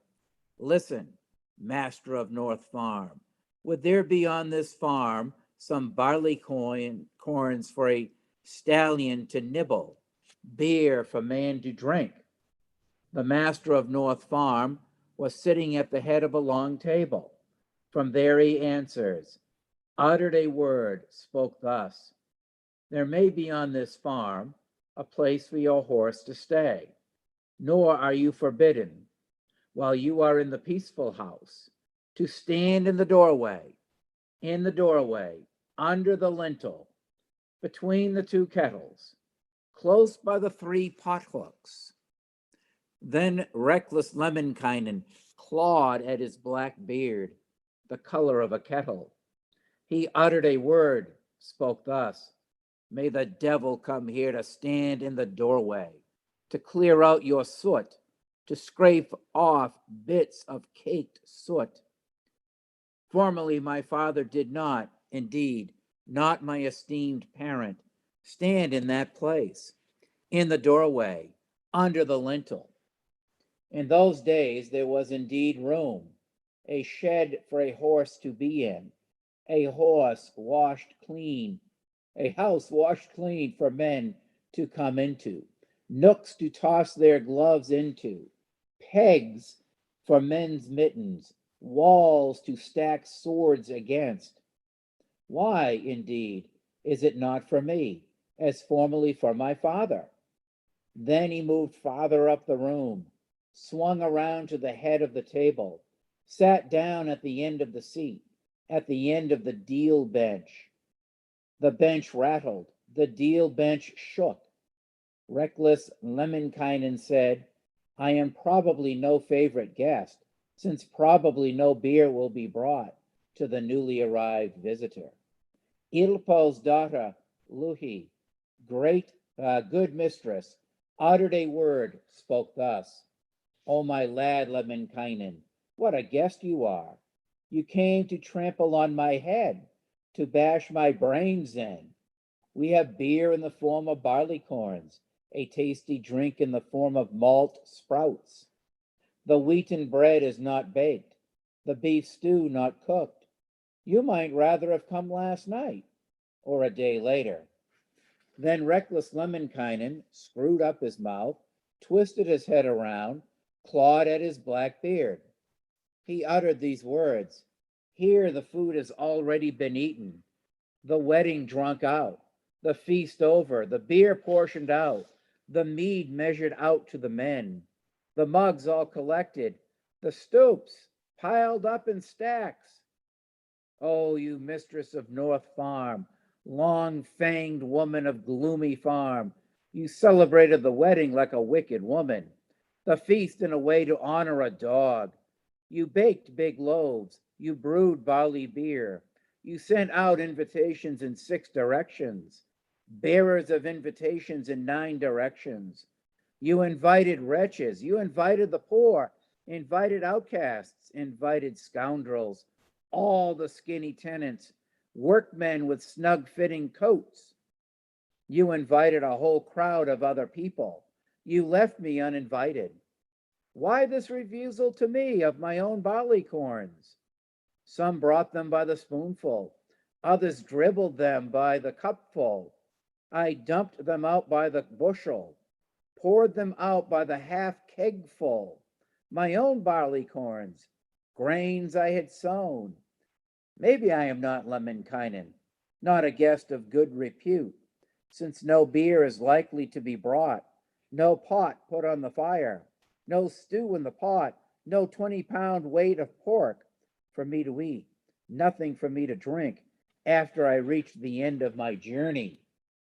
Ilpo's daughter, good mistress, uttered these words: "O little maidservant, my perpetual slave, put stew in the pot, bring beer to the guest." The little maid, desolate child, washed a dish badly, cleaned the spoons badly, scraped off the wooden ladles badly. She put stew in the pot, meat bones, fish heads, old turnip stalks, crusts of hard bread. Then she brought a stoup of beer, a jug of the worst brew, for reckless Lemminkainen to drink, for the ravenous man to drain. She uttered these words: "I wonder if there is anything of a man in you, drinker of this beer, drainer of this jug?" Lemminkainen, reckless lad, then looked into his stoup. A grub was at the bottom of the mug, snakes in the middle. On the edges, reptiles were creeping, lizards slithering about. Reckless Lemminkainen spoke.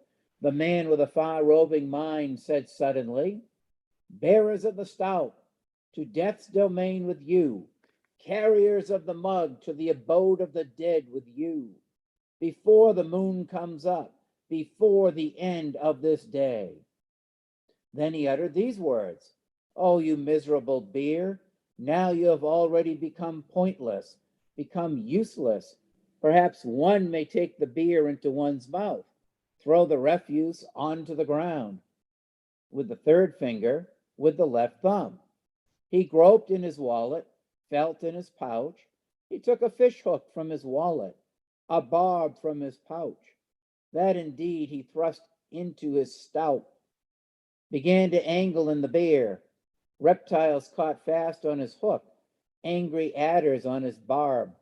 He brought up 100 frogs, 1,000 black reptiles. Those he cast onto the ground, for the ground, threw them all onto the floor. He pulled out his sharp knife, that keen sheath knife. With it, he cut of the reptiles' heads, broke off the snakes' necks. He drank the beer to his own health, the dark mead to his own good luck. He uttered a word, spoke thus: "I am probably no favorite guest, since no beer is likely to be brought me.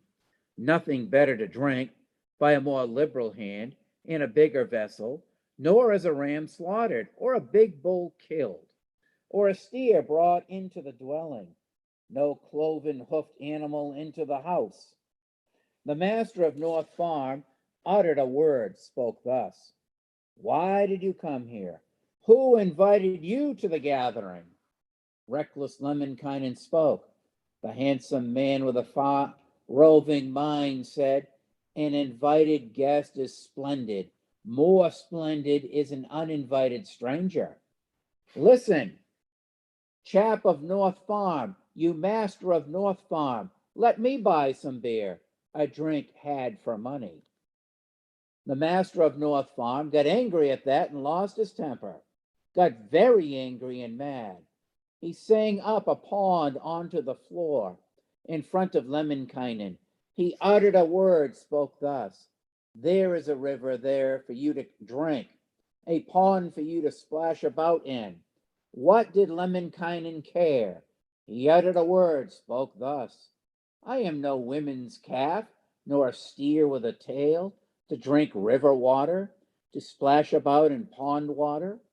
He began to practice magic, suddenly started to sing.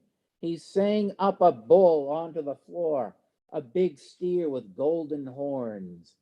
That was the one that splashed about in the pond, drank up the river to its own good luck. The man of North Farm, tall fellow, by his words created a wolf that he sang onto the floor as a death to the fat bull. Lemminkainen, reckless lad, sang up a white hare onto the floor to hop about in front of the wolf's mouth. The man of North Farm, tall fellow, sang up a dog with an undershot jaw to kill that hare, to tear up slant eyes. Lemminkainen, reckless lad, sang up a squirrel onto the lintel, to climb about on the lintels, for the dog to bark at. The man of North Farm, tall fellow, sang up a golden-breasted marten. The marten snatched the squirrel from where it was sitting on the lintel. Lemminkainen, reckless lad, sang up a russet fox. It ate the golden-breasted marten, destroyed the one with a handsome coat. The man of North Farm, tall fellow, by his words created a chicken to patter about on the floor in front of the fox's mouth. Lemminkainen, reckless lad, by his words created a hawk. By his utterance created one with fast working claws. It tore the chicken to pieces. The master of North Farm said, uttered a word, spoke thus: "The feast here is not likely to get better unless the guests get fewer. The house to work, the guest away, even from a good drinking party. Get out of here, demon's rascal, away from all humankind. Make for your home, rogue. Flee to your land, evil one." Reckless Lemminkainen spoke. The handsome man with a far-roving mind said, by exorcism one does not get a man, not even an inferior man, to move from his position, to flee from where he is. Then the master of North Farm seized his sword from the wall, snatched up his keen blade. He uttered a word, spoke thus, O you island Ahti, or handsome man with a far-roving mind, let us measure our swords, appraise our blades, to see whether mine is the better sword, or just island Ahti's. Reckless Lemminkainen said, what is left of my sword, now that it has splintered on my bones, smashed to bits on skulls? But be that as it may, if that feast is not likely to get better, let us measure them, appraise them, to see which of our swords is the more eager. Formerly my father did not hold back in the measuring off of swords. Has his son's generation changed? His child's clan degenerated? He took the sword, bared the blade, snatched the sharp steel from its leather sheath. From the baste-lined belt they measured, appraised the length of those swords. The sword of the master of North Farm was a little longer, longer by the edge of one fingernail, by the joint of half a finger. Island Ahti said, the handsome man with a far-roving mind spoke. Your sword is indeed longer. Yours must be the first to strike. Then the master of North Farm struck out, made a pass, made a try, did not hit the crown of Lemminkainen's head. Once he hit a beam, knocked against a lintel.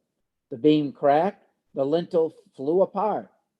Island Ahti said, the handsome man with a far-roving mind spoke. What harm did the beams do? What evil deed the lintel, that you are aiming at the beam, knocking down the lintel? Listen, chap of North Farm, you master of North Farm, a fight in a house is grievous, adventures among women grievous. We will damage the new house, get blood on the floors. Let us go out to the farmyard, outside to a field for the fight, to the meadow for the fray. Blood is better in a farmyard, more beautiful out in a yard, more fitting on snow. They went out to the farmyard, they came upon a cow hide. They spread it out on the yard, so as to stand on it.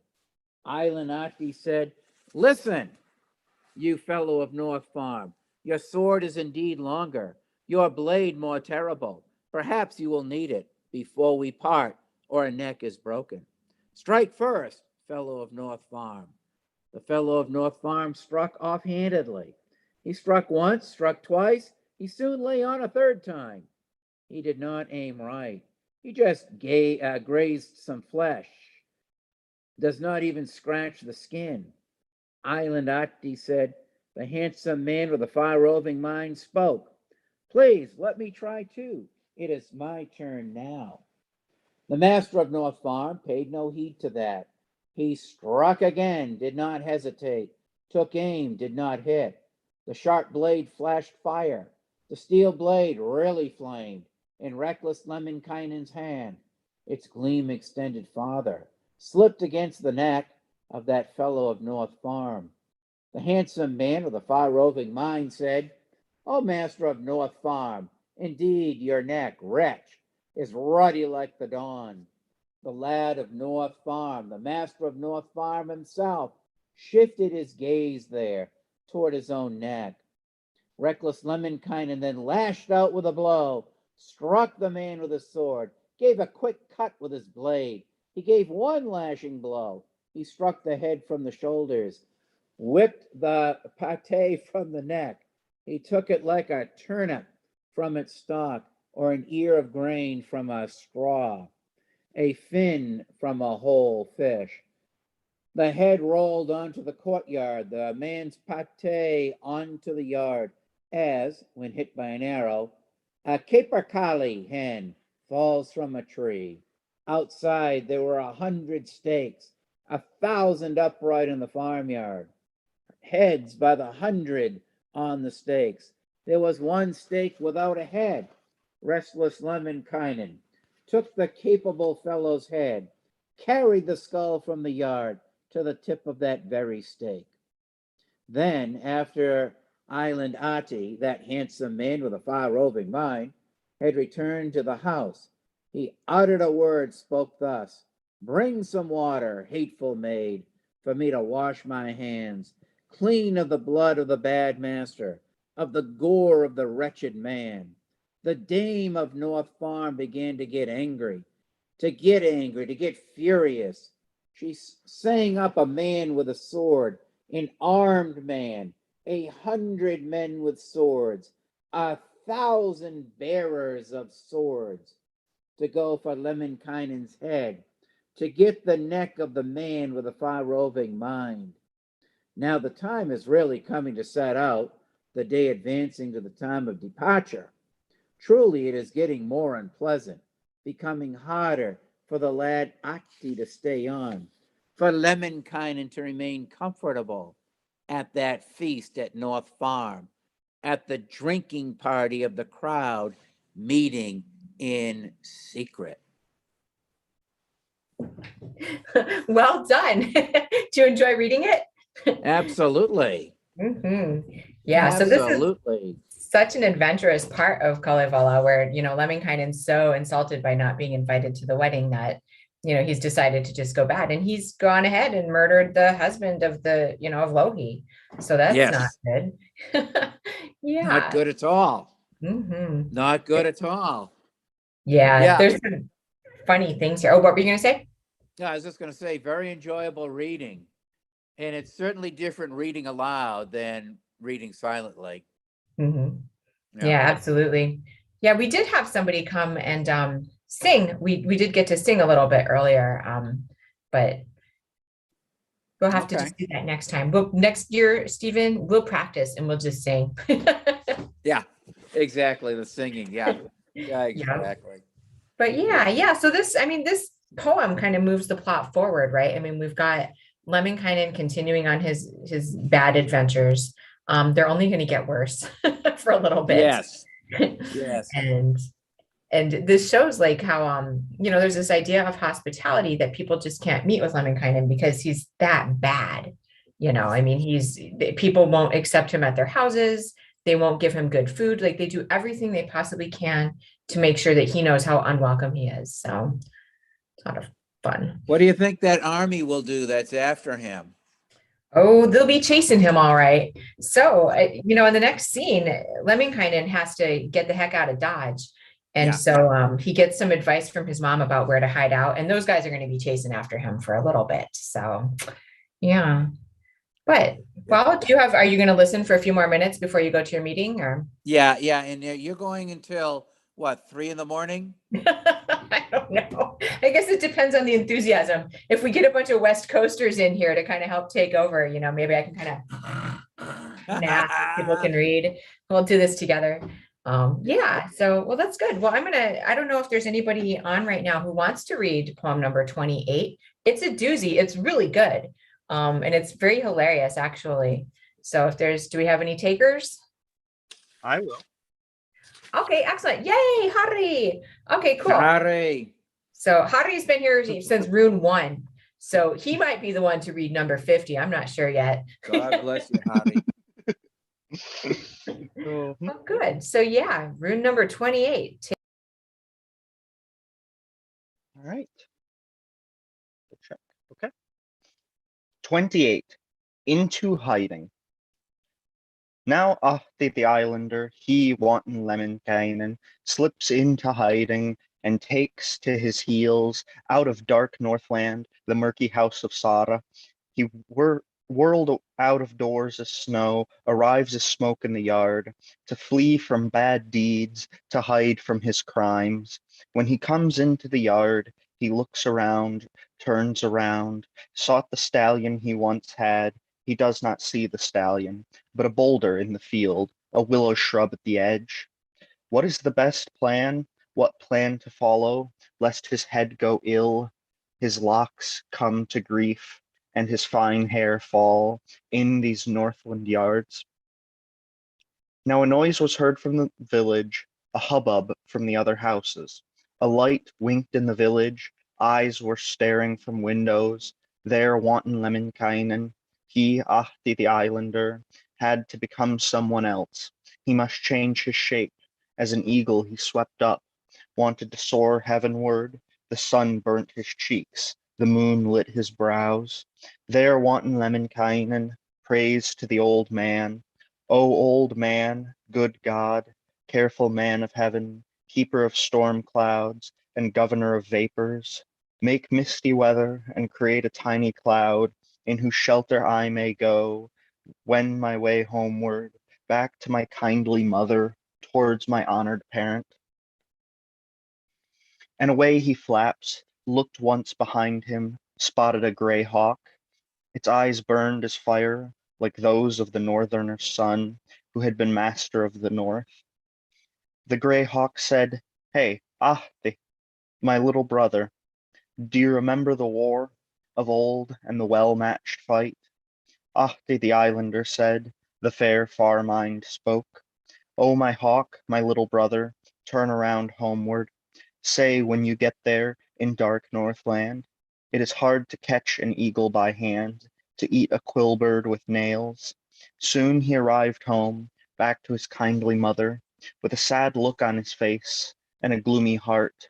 He meets his mother as she walks along the lane, steps beside the fence. His mother hastened to ask, "My offspring, my younger one, my child, my baby, why are you in bad spirits as you come back from Northland? Was there cheating with tankards at that Northland feast? If they cheated with tankards, you'll get a better tankard, got by your father from war, fetched back from a fight." Wanton Lemminkainen said, "Oh, my mother who bore me, who would cheat me with tankards? I would cheat masters myself. I'd cheat 100 fellows, 1,000 men I'd take on." Lemminkainen's mother said, "Why are you in bad spirits? Were you beaten with stallions, shamed with the foals of a horse? If they beat you with stallions, buy a stallion that's better, with the goods your father's got, your parent laid up." Wanton Lemminkainen said, "O my mother who bore me, who would shame me with horses or beat me with foals? I would shame masters myself, beat stallion drivers, stout men with their foals, and fellows with their stallions." Lemminkainen's mother said, "Why are you in bad spirits? And wherefore gloomy of heart, coming from Northland? Were you disgraced with women, or mocked with wretches? If you were disgraced with women, mocked with wretches, others will be mocked again, women will be disgraced back." Wanton Lemminkainen said, "O my mother who bore me, who'd disgrace me with women, or who would mock me with wretches? I'd disgrace masters myself, all the wretches I would mock. I'd disgrace 100 women too, and 1,000 other brides." Lemminkainen's mother said, "What's the matter, my offspring? Has something happened to you on your visit to Northland, or after eating too much, eating and drinking too much? Have you had a strange dream where you spent the night?"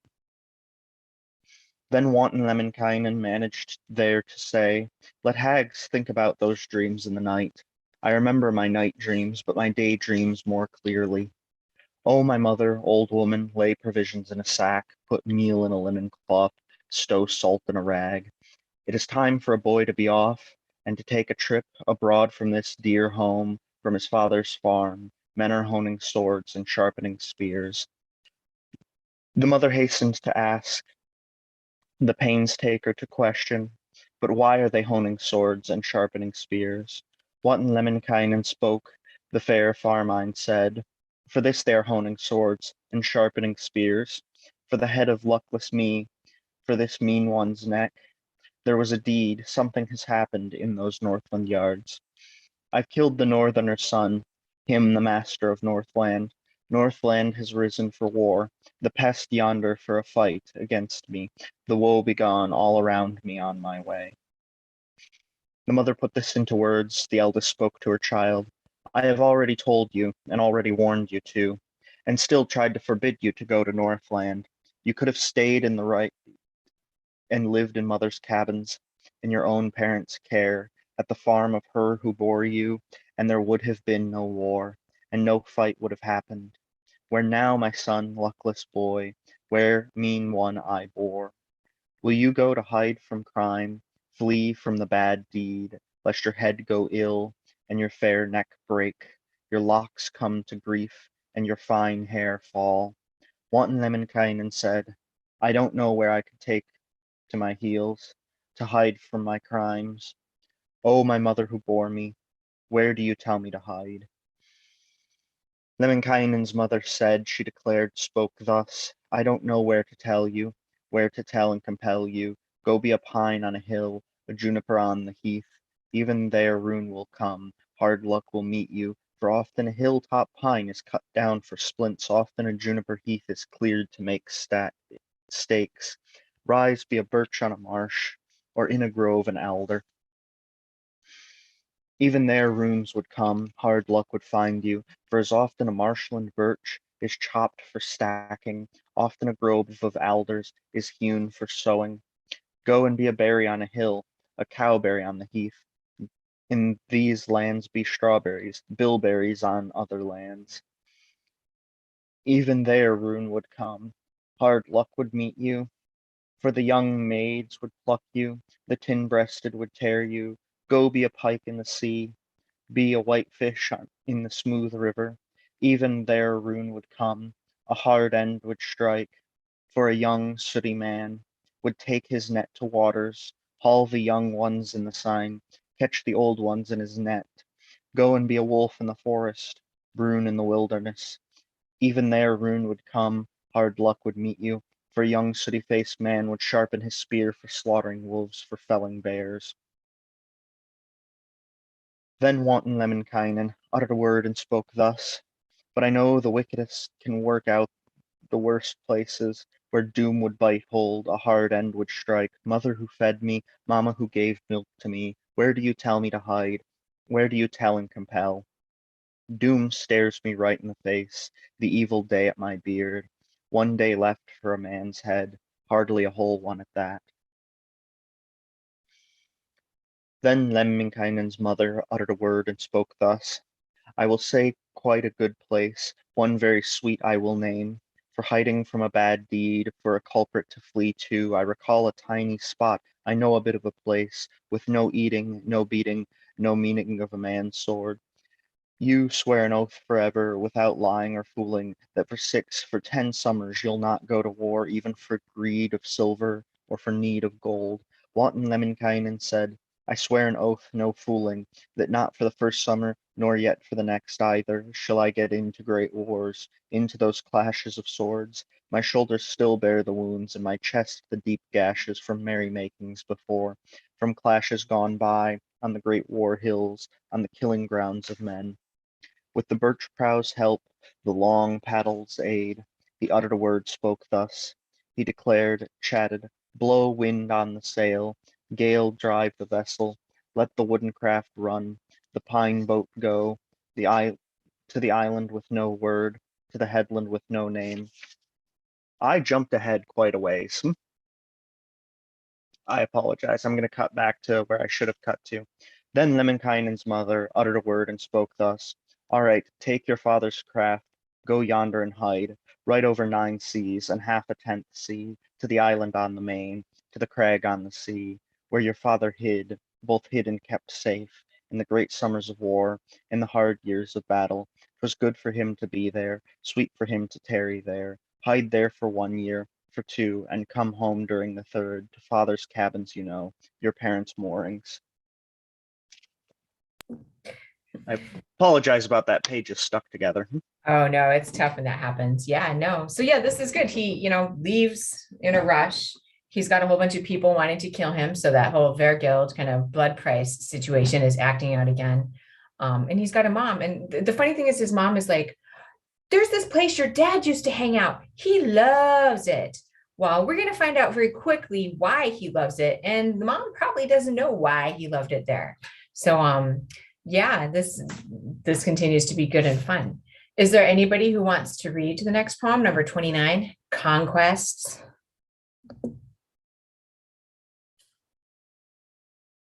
I'm going to step off, Hilary. I might be back on depending on how long this meeting is. Right. Okay, cool. Well, yeah, Yeah. have fun at your meeting and thanks for coming. Yeah, I'll talk to you. Okay. Hey. Bye. Hey.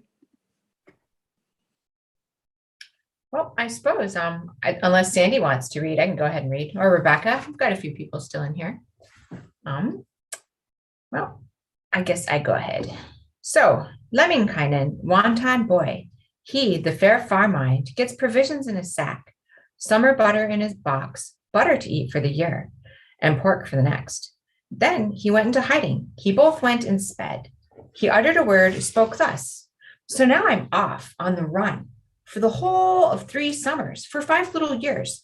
I leave lands for worms to eat, groves for lynxes to rest in, fields for the reindeer to romp in, and glades for geese to dwell in. Farewell, my good mother.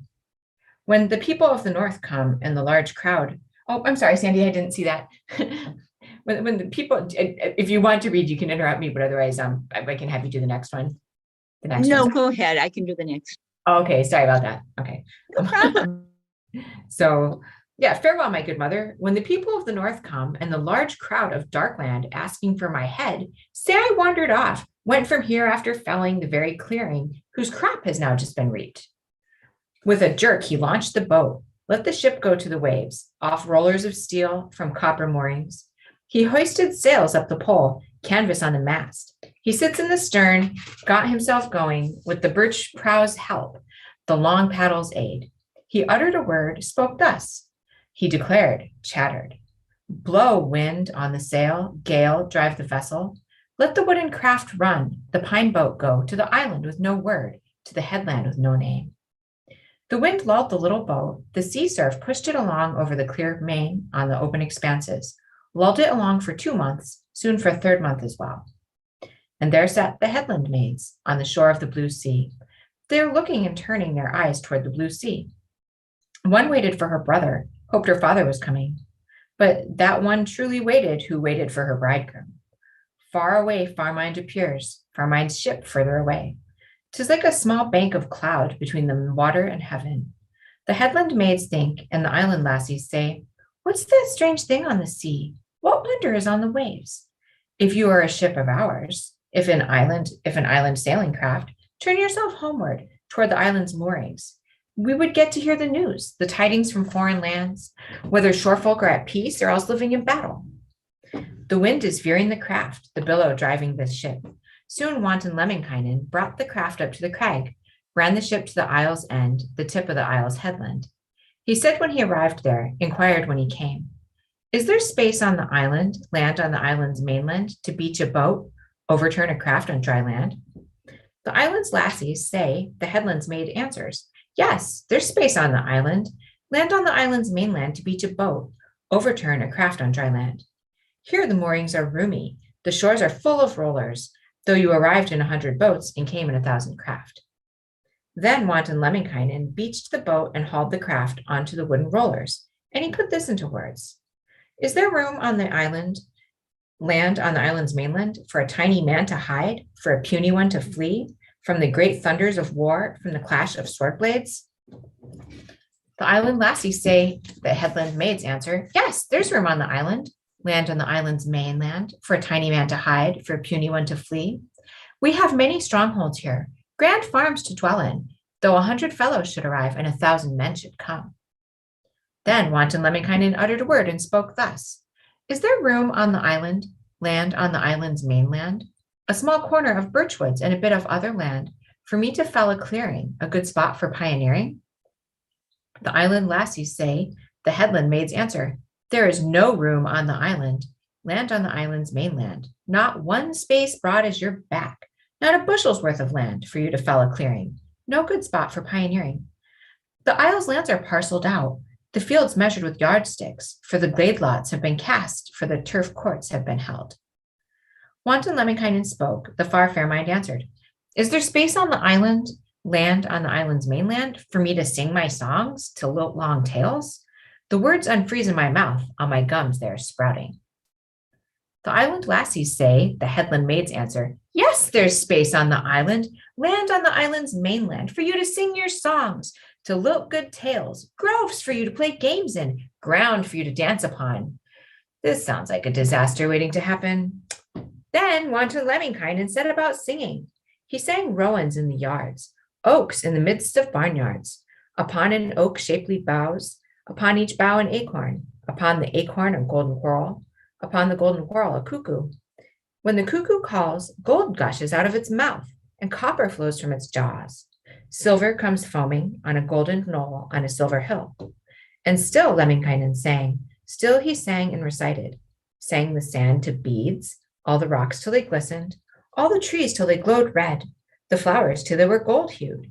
And then Lemminkainen sang a well in the farmyard, a golden lid on the well, a golden pail on the lid, from which the brothers drink water, sisters wash their eyes.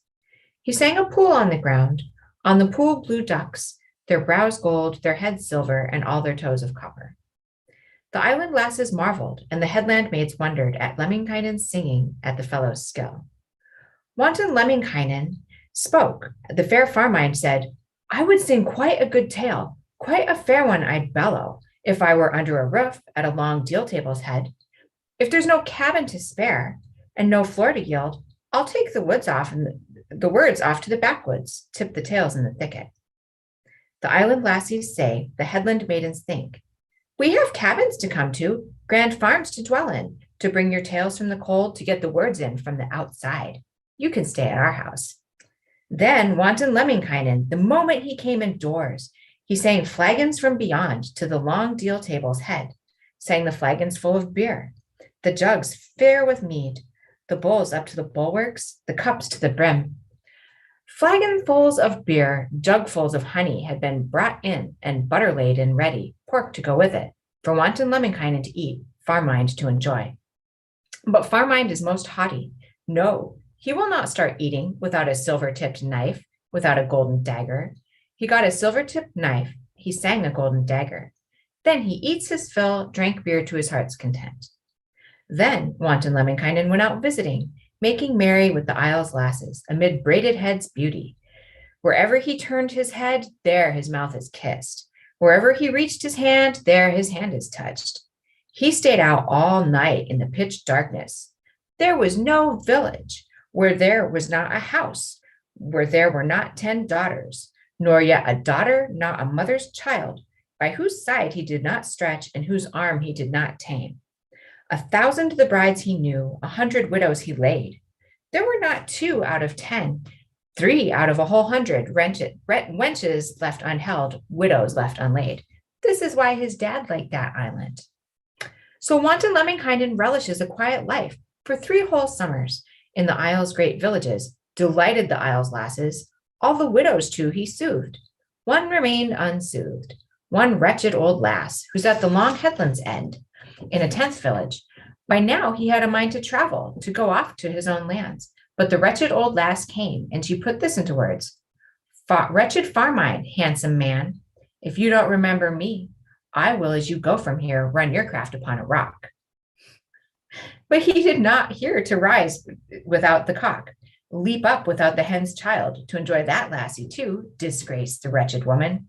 So one day among others, one evening among many, he set out an hour to rise before the moon, the cock too, and he rose before his hour, before his appointed time, and straight off he went roaming through the villages to enjoy that lassie too, disgrace the wretched woman.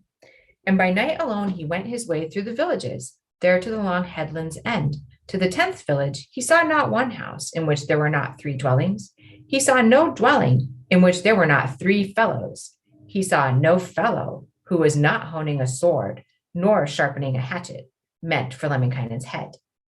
Then wanton Lemminkainen uttered a word and spoke thus. Ooh, darling day has broken, and the dear sun has risen on me, luckless boy on this mean one's neck. Will the devil shield but one fellow in his clothes, keep him in his cloaks, guard him in his capes, as hundreds arrive, as thousands set upon him? The maids remained unembraced, and the embraced unfondled. He strolled to the boat rollers now, the luckless of his craft. The craft had been burnt to ash and reduced to dust. He felt his ruin coming, his day of trouble catching up.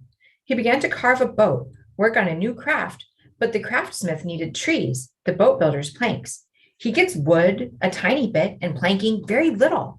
5 pieces of a distaff, 6 fragments of a bobbin. Out of that he carves a boat, works on a new craft. He built the boat with knowledge on stalks of wisdom. He struck once, one side emerged. He struck twice, 2 sides were born. He struck a 3rd time as well. From that the whole boat arrived. Now he launched the boat, let the ship go to the waves. He uttered a word, spoke thus. He declared, chattered, be bubbles, boat on waters, water lilies on the waves.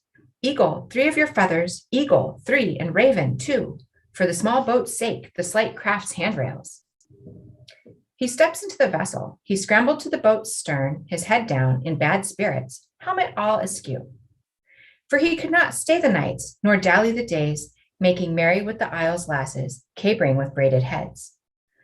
Wanton Lemminkainen spoke, the fair Farmind said, "'Tis time for a boy to go on his way from these abodes, from making merry with these lasses, capering with these fair ones. But for sure, when I have left, when I've gone from here, lassies will not make merry, nor braided heads skip about in these dull cabins, in these mean farmyards." Now the island lasses wept, the headland maids groaned. Why, Lemminkainen, have you left, departed best of men? Were the wenches too proper, or were the women too few? Wanton Lemminkainen spoke, the fair Farmind said, the wenches weren't too proper, nor were the women too few. Why, I'd have 100 wives, could hold 1,000 wenches.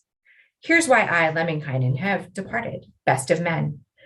I have felt a keen longing, a longing for my own lands strawberries, for my own slopes raspberries, for my own headlands maidens, my own farmlands hens. Then Wanton Lemminkainen let his ship go further out. A wind came, blew it, and a billow came, drove it. Out upon the blue high seas, upon the open expanse. The wretches remained ashore, the soft ones on a wet rock, the island lasses weeping, and the golden ones moaning. The isle's lasses only wept, and the headland maids cried woe, while the mast is visible, and the iron rowlock looms. They did not weep for the mast, yearn for the iron rowlocked, but for him below the mast, for the keeper of the sheet. Lemminkainen himself wept, but he only wept and grieved while the island's lands are visible and the island's ridges loom. He does not weep for the island's lands, yearn for the island's ridges, but for the island lassies, for those goslings of the ridge. Then Wanton Lemminkainen fared forth upon the blue sea.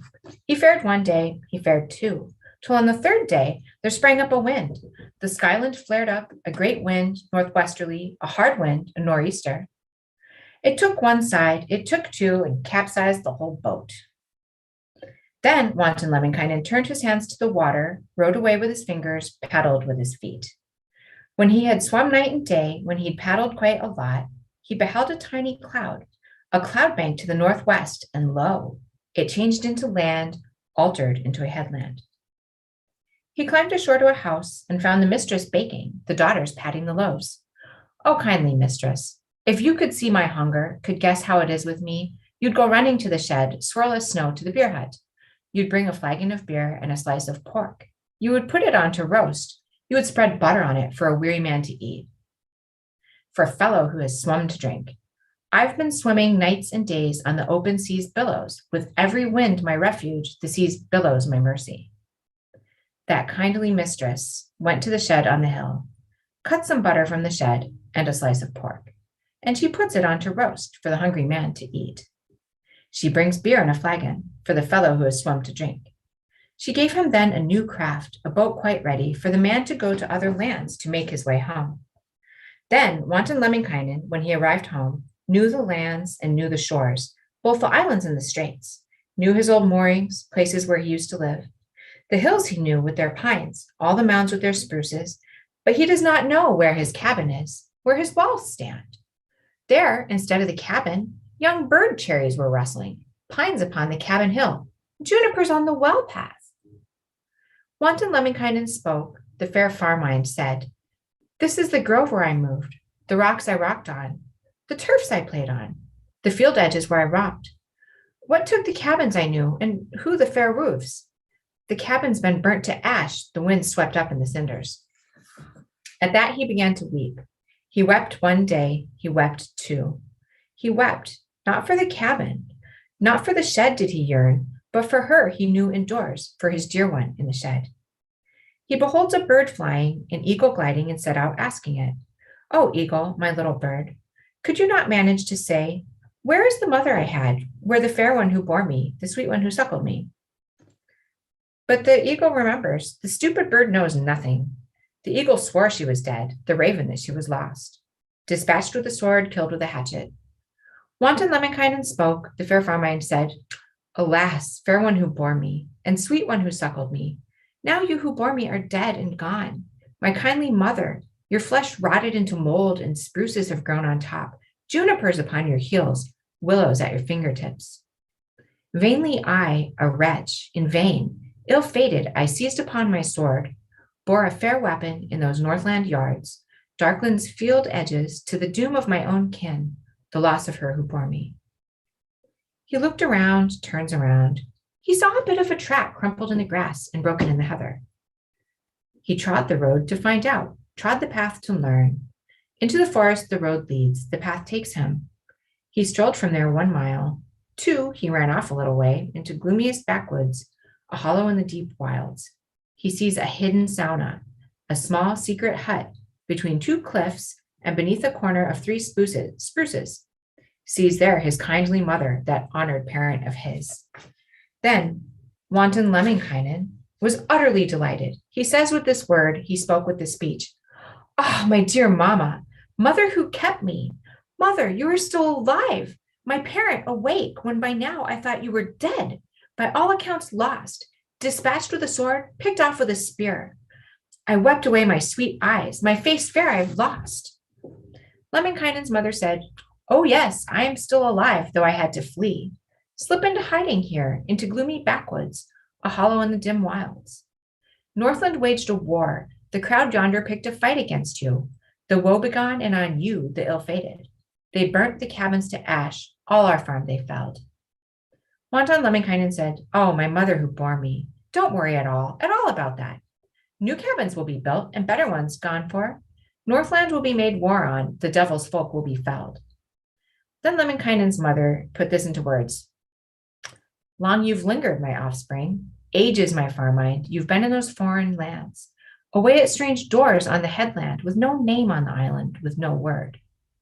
Wanton Lemminkainen spoke, the fair Farmind said, "'Twas good for me to be there, pleasant for me to flit there. The trees there shone red, the trees red and the land's blue, silver the fir boughs, gold the flowers of heather. There the hills were full of mead and the cliffs full of hen's eggs. Honey oozed from dry spruces, milk from rotten pines. From fence corners, butter dripped. 'Twas the stakes beer poured. 'Twas good for me to be there, sweet for me to tarry there. Then 'twas bad to live. Then 'twas strange for me to be.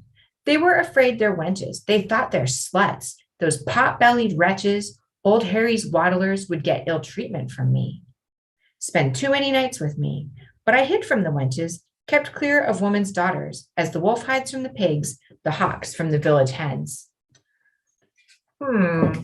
That's not how I remember it, Lemminkainen.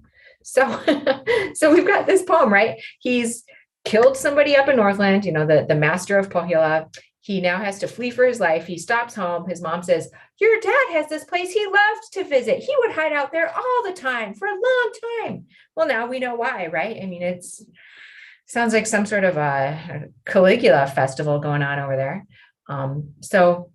So now he's gone home. It was kind of funny that these guys are all hiding out in the one house and they're all going to get him.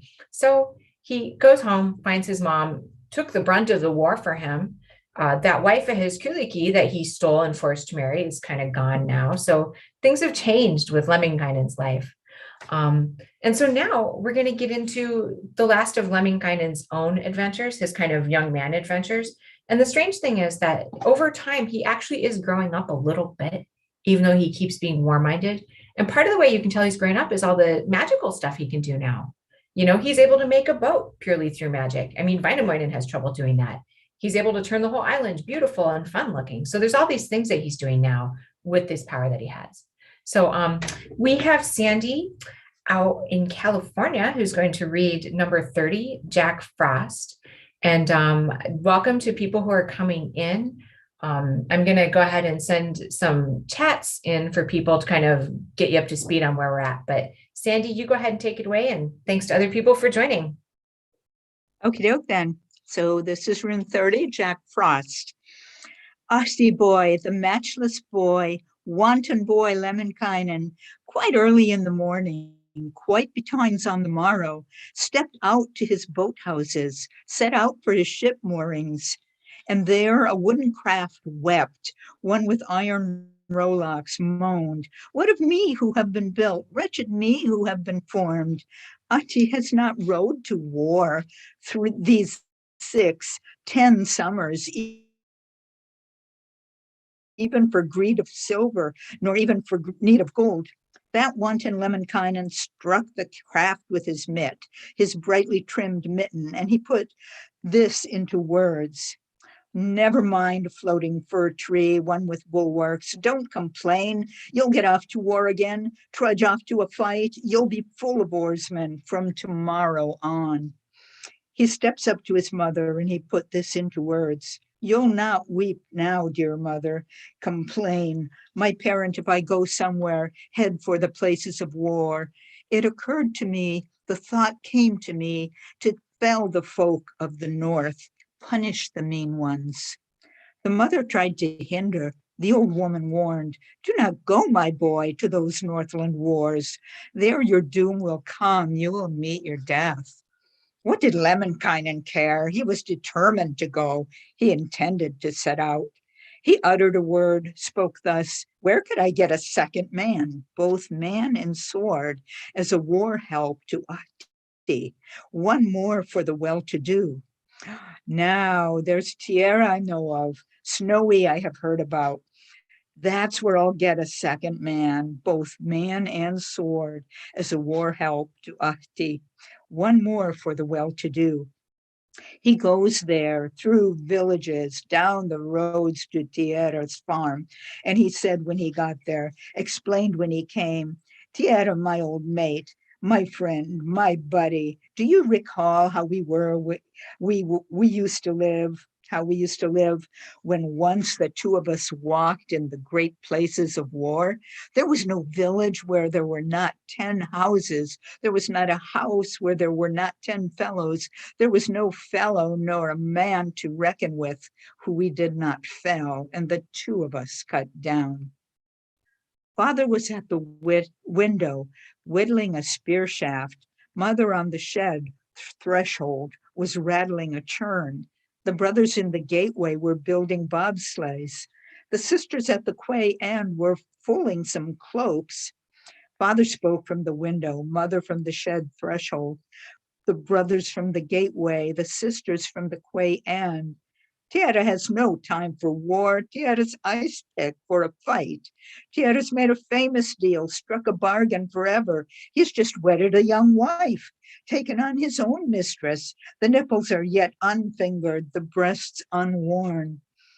Tierra, who is at the hearth, Snowy at the stove corner, put on one shoe at the hearth, the other at the seat's edge. At the gate, puts on his belt, and outside paces about. Tierra snatched his spear. It is not a great big spear, nor a little tiny spear, but a spear of middle size. A horse stood on the edge, a foal frolicked on the side, a wolf howled upon the joint, a bear growled where the peg went. He brandished his spear, brandished it, yanked it, hurled the spear shaft a fathom deep into the clayey field, the turf where nothing would grow, the land where no hummock was. Tierra thrust his spear in with Ahti's spears. He both went and sped as a war help to Ahti. Then Ahti the islander, he pushed the boat out like a viper in the grass, or a snake alive, and struck out northwest on that Northland sea. Then the mistress of Northland sent Jack Frost, the evil one, on that Northland sea, upon the open expanse, and she put this into words, both told and declared. "Jack Frost, little boy, my own fair one I brought up, go where I tell you. tell and compel you, chill the rogue's small boat, wanton Lemminkainen's craft upon the high seas, upon the open expanse, and chill the master himself. Freeze the rogue on the waters so that he'll never get out, never in this world be free unless I get to letting him out, get round to relieving him. Jack Frost of bad kin and ill-mannered boy went to chill the sea, to fix the billows, and on his way there, going overland, bit the trees leafless, the grasses huskless. Then, when he got there to the edge of the North Seas, to the brink of the boundless, right on the first night, he chilled bays, chilled pools, struck seashores rigid, but did not yet chill the sea nor fix the billows. There is a small chaffinch on the main, a wagtail upon the waves. Its claws are not chilled either. Its small head has not felt cold. Only 2 nights after that, he sprang to full size, cast him about shamelessly, and grew to be quite dreadful. He chilled then with all his might, the force of frost bit, chilled with ice a cubit thick, snowed a ski pole deep, and chilled the rogue's boat, Ahti's ship upon the waves. He meant to chill Ahti too, to freeze the mighty fellow. He asked for his nails, went for his toes from below. Then Lemminkainen was angry, took it badly. He thrust Jack Frost into fire, pushed him into a furnace. He laid hands upon Jack Frost, seized the hard weather. He says with this word, he spoke with this speech, Jack Frost, son of blast, winter's slushy sun, do not chill my nails, don't demand my toes, and don't touch my ears, do not bite my head. There's enough for you to chill, a lot too to bite without man's skin, the body of one born by a mother. Chill swamps and chill lands and chill chilly rocks, bite weeping willows, take gnarls of aspen, make bark of birch ache, nibble young spruces, not man's skin, the hairs of one made by a woman. If that's not enough for you, chill other more wondrous things. Chill some red hot rocks, some burning boulders, some cliffs of iron, some mountains of steel, the steep rapid of Vuoski, wicked Imatra, the mouth of the whirlpool's throat, the frightful eddy. Shall I tell you now, your kin, make your honor known? For I know about your kin, all about your growing up. Jack Frost was born on willows, hard weather among birches, deep inside a Northland tent, down in a Darkland cabin, of an ever rascally father, a useless mother. Who suckled Jack Frost, moistened hard weather, when mama was without milk, mother without dugs? A viper suckled Jack Frost, a viper suckled a snake fed with nipples, without tips, with a withered dug. The north wind lulled him, the chilly air dandled him upon evil willow streams, upon overflowing mires. The boy became ill-mannered, he grew destructive, but he had no name yet, the worthless boy. Bad boy was called a name, he was called Jack Frost. Then along fences he dashed, among brushwood he rustled, summers he darted in mires, on the largest open swamps. Winters he throbbed among firs, pounded among pines, slammed about among birches, among alders flapped about, chilled trees and haystacks, leveled out bare ground, bit the trees leafless, the heather flowerless, stripped the pines of bark, the firs of slivers. Now you have sprung to full size, come up to be most handsome. Do you intend to chill me, to inflame my ears, go for my feet from below, ask for my nails from above? But you'll not chill me, nor bite me badly either. I'll thrust fire in my stocking, firebrands in my shoe, fire embers into my hands, and beneath my shoelaces, A blaze Jack Frost cannot bite, and hard weather will not touch. There I banish you to the furthest north.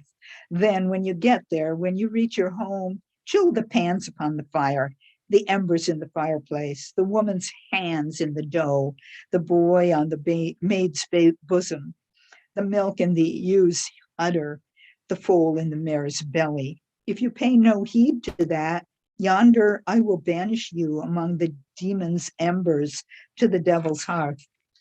There, thrust yourself in the fire, set yourself on the anvil for the smith to beat with his sledgehammer, to bash with his hammer, beat hard with his sledgehammer, painfully with his hammer.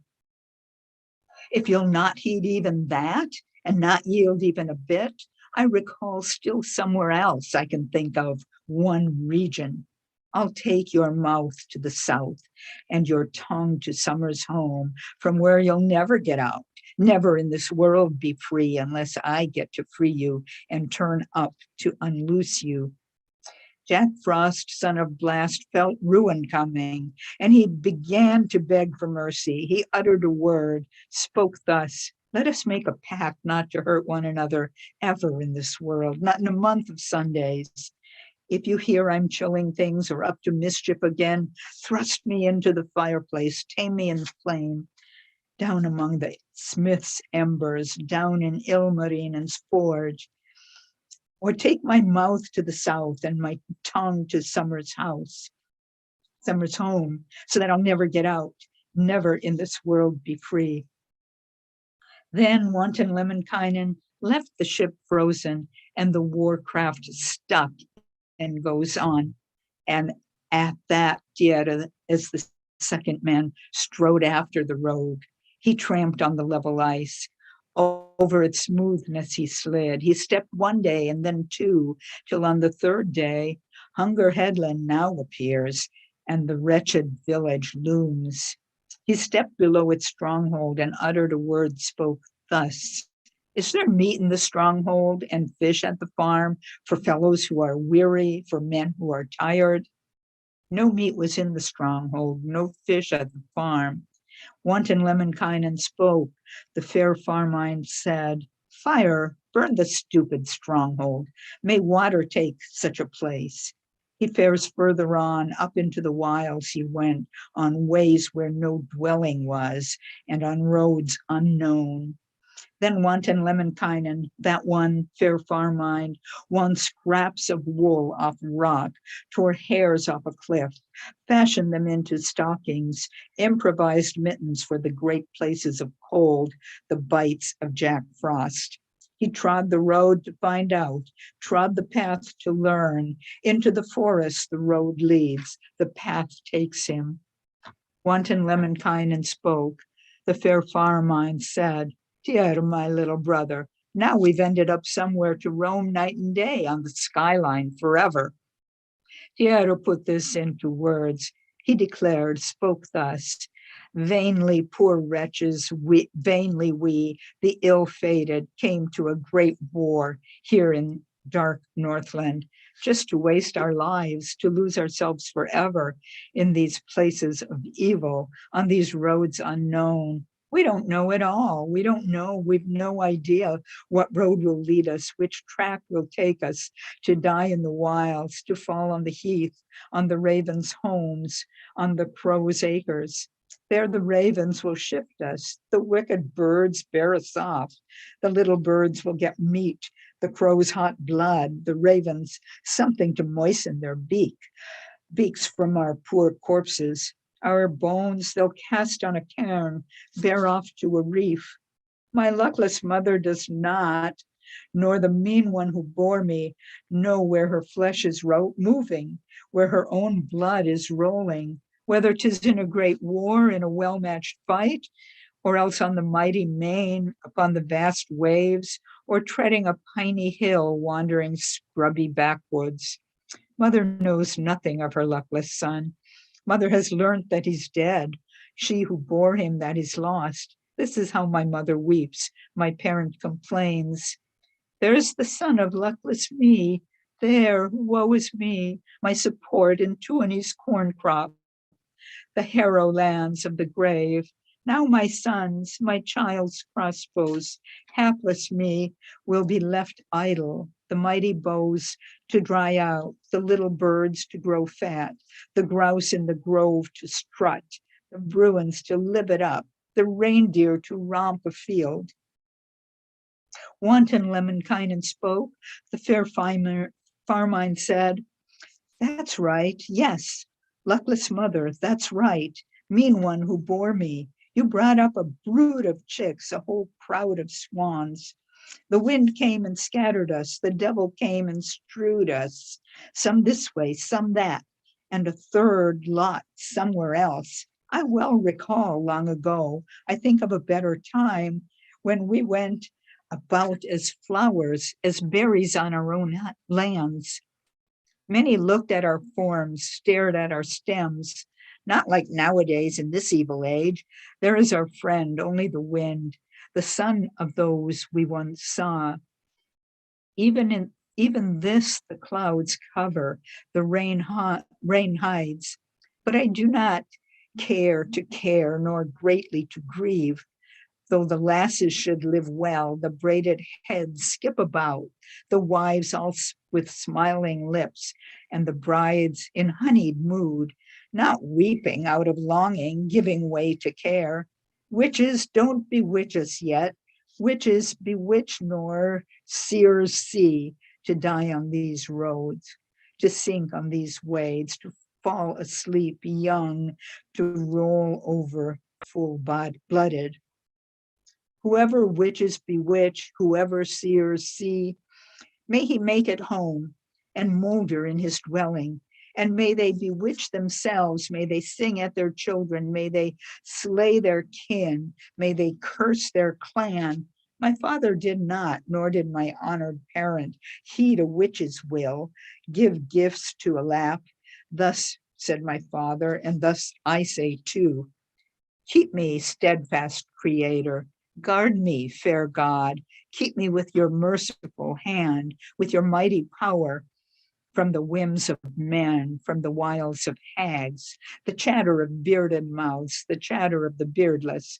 Be a constant help and a steadfast protector, lest a son should turn away, one born by a mother stray from the trail the Creator has blazed, God has brought about. Then wanton Lemminkainen, he, the fair Farmine, made his cares into horses, sorrows into black geldings, headstalls out of evil days, saddles out of secret hates. He leapt on a good one's back, upon a good blaze brow's flanks, and he thunders on his way with his friend Tierra, and he clattered along shores, he swished along sandy shores, back to his kindly mother, towards his honored parent. There I will leave my Farmine out of my tale for some time, sending Tierra down the road on his way homeward, and I'll switch the tale, set it on another track. Yay! So it's weird that Lemminkainen's adventure just ends completely, anticlimactically, right? I mean, you think something's going to happen, and it's just like, poof. And I also like how they're frozen, they're kind of stuck there. Louhi sent Pakkanen after them, and after a while, Lemminkainen's just like, I could just make some horses. I'll just do that. So they're just wandering around, and they could have gotten out of there the whole time. So. So yeah, it's also, this one too has a little bit of medical folklore in it, because they do have a charm for frostbite. So the part where he's, talking to Pakkanen about Pakkanen's origins and the things that he'll do to kind of protect himself from it. And then the banishment of frostbite, that's an actual charm people could traditionally use to prevent frostbite. So what do you think, Sandy? Did you like reading it? Yeah, it was fun. That was a fun one. Mm-hmm. Yeah, it's funny too in the beginning, Tierra, he just seems like the guy who just kind of goes along with everything, hey, we're going to go, cause a giant bonfire. Okay. Hey, we're going to go destroy some automobiles. Okay. And he just got married. His family's like, he literally was about to go on his honeymoon. You need to just let him be married. And nope, Tiara, once Lemminkainen shows up, yeah, he's kind of the Batman and Robin sort of. Yep. I wanted to go to adventure to war. Yep. Yeah, so that's no good.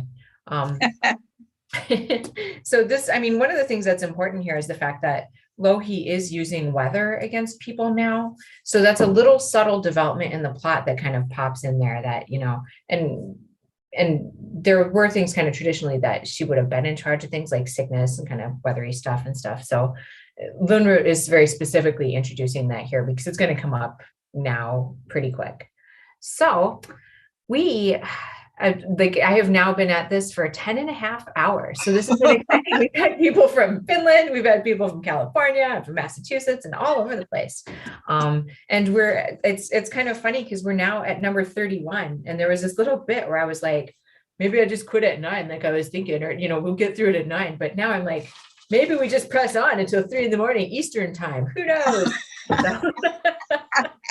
I'll just start calling people. It'll be like a telethon. Could you please help read a rune? So we do have some folks on here. So thanks to everybody for coming. It's great to see faces. And, I've actually seen a lot of people I know, people that are my friends that I only know over the internet. Like, it's very strange. It's been a fun day. So I appreciate everybody coming out and helping with this adventure of wackiness. I should say, I haven't really mentioned it yet, but in Finland, they celebrate the Kalevala on February 28th, which is 4 days from now. We're not celebrating Kalevala that day just because it's spring break, so nobody will be here, including me. And so as a result, I had it on this day. It was a good day just because a lot of students also traveled the day before spring break. Some for athletics, some for, personal reasons. So we're accommodating that. And also this is a perfect day for me because I don't teach at all on Thursdays.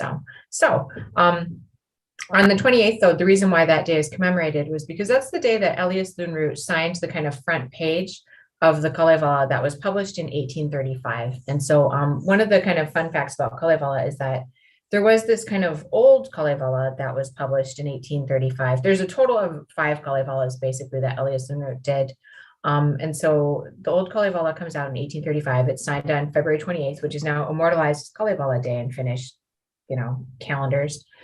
So it's a flag day. They have their flags up on that day.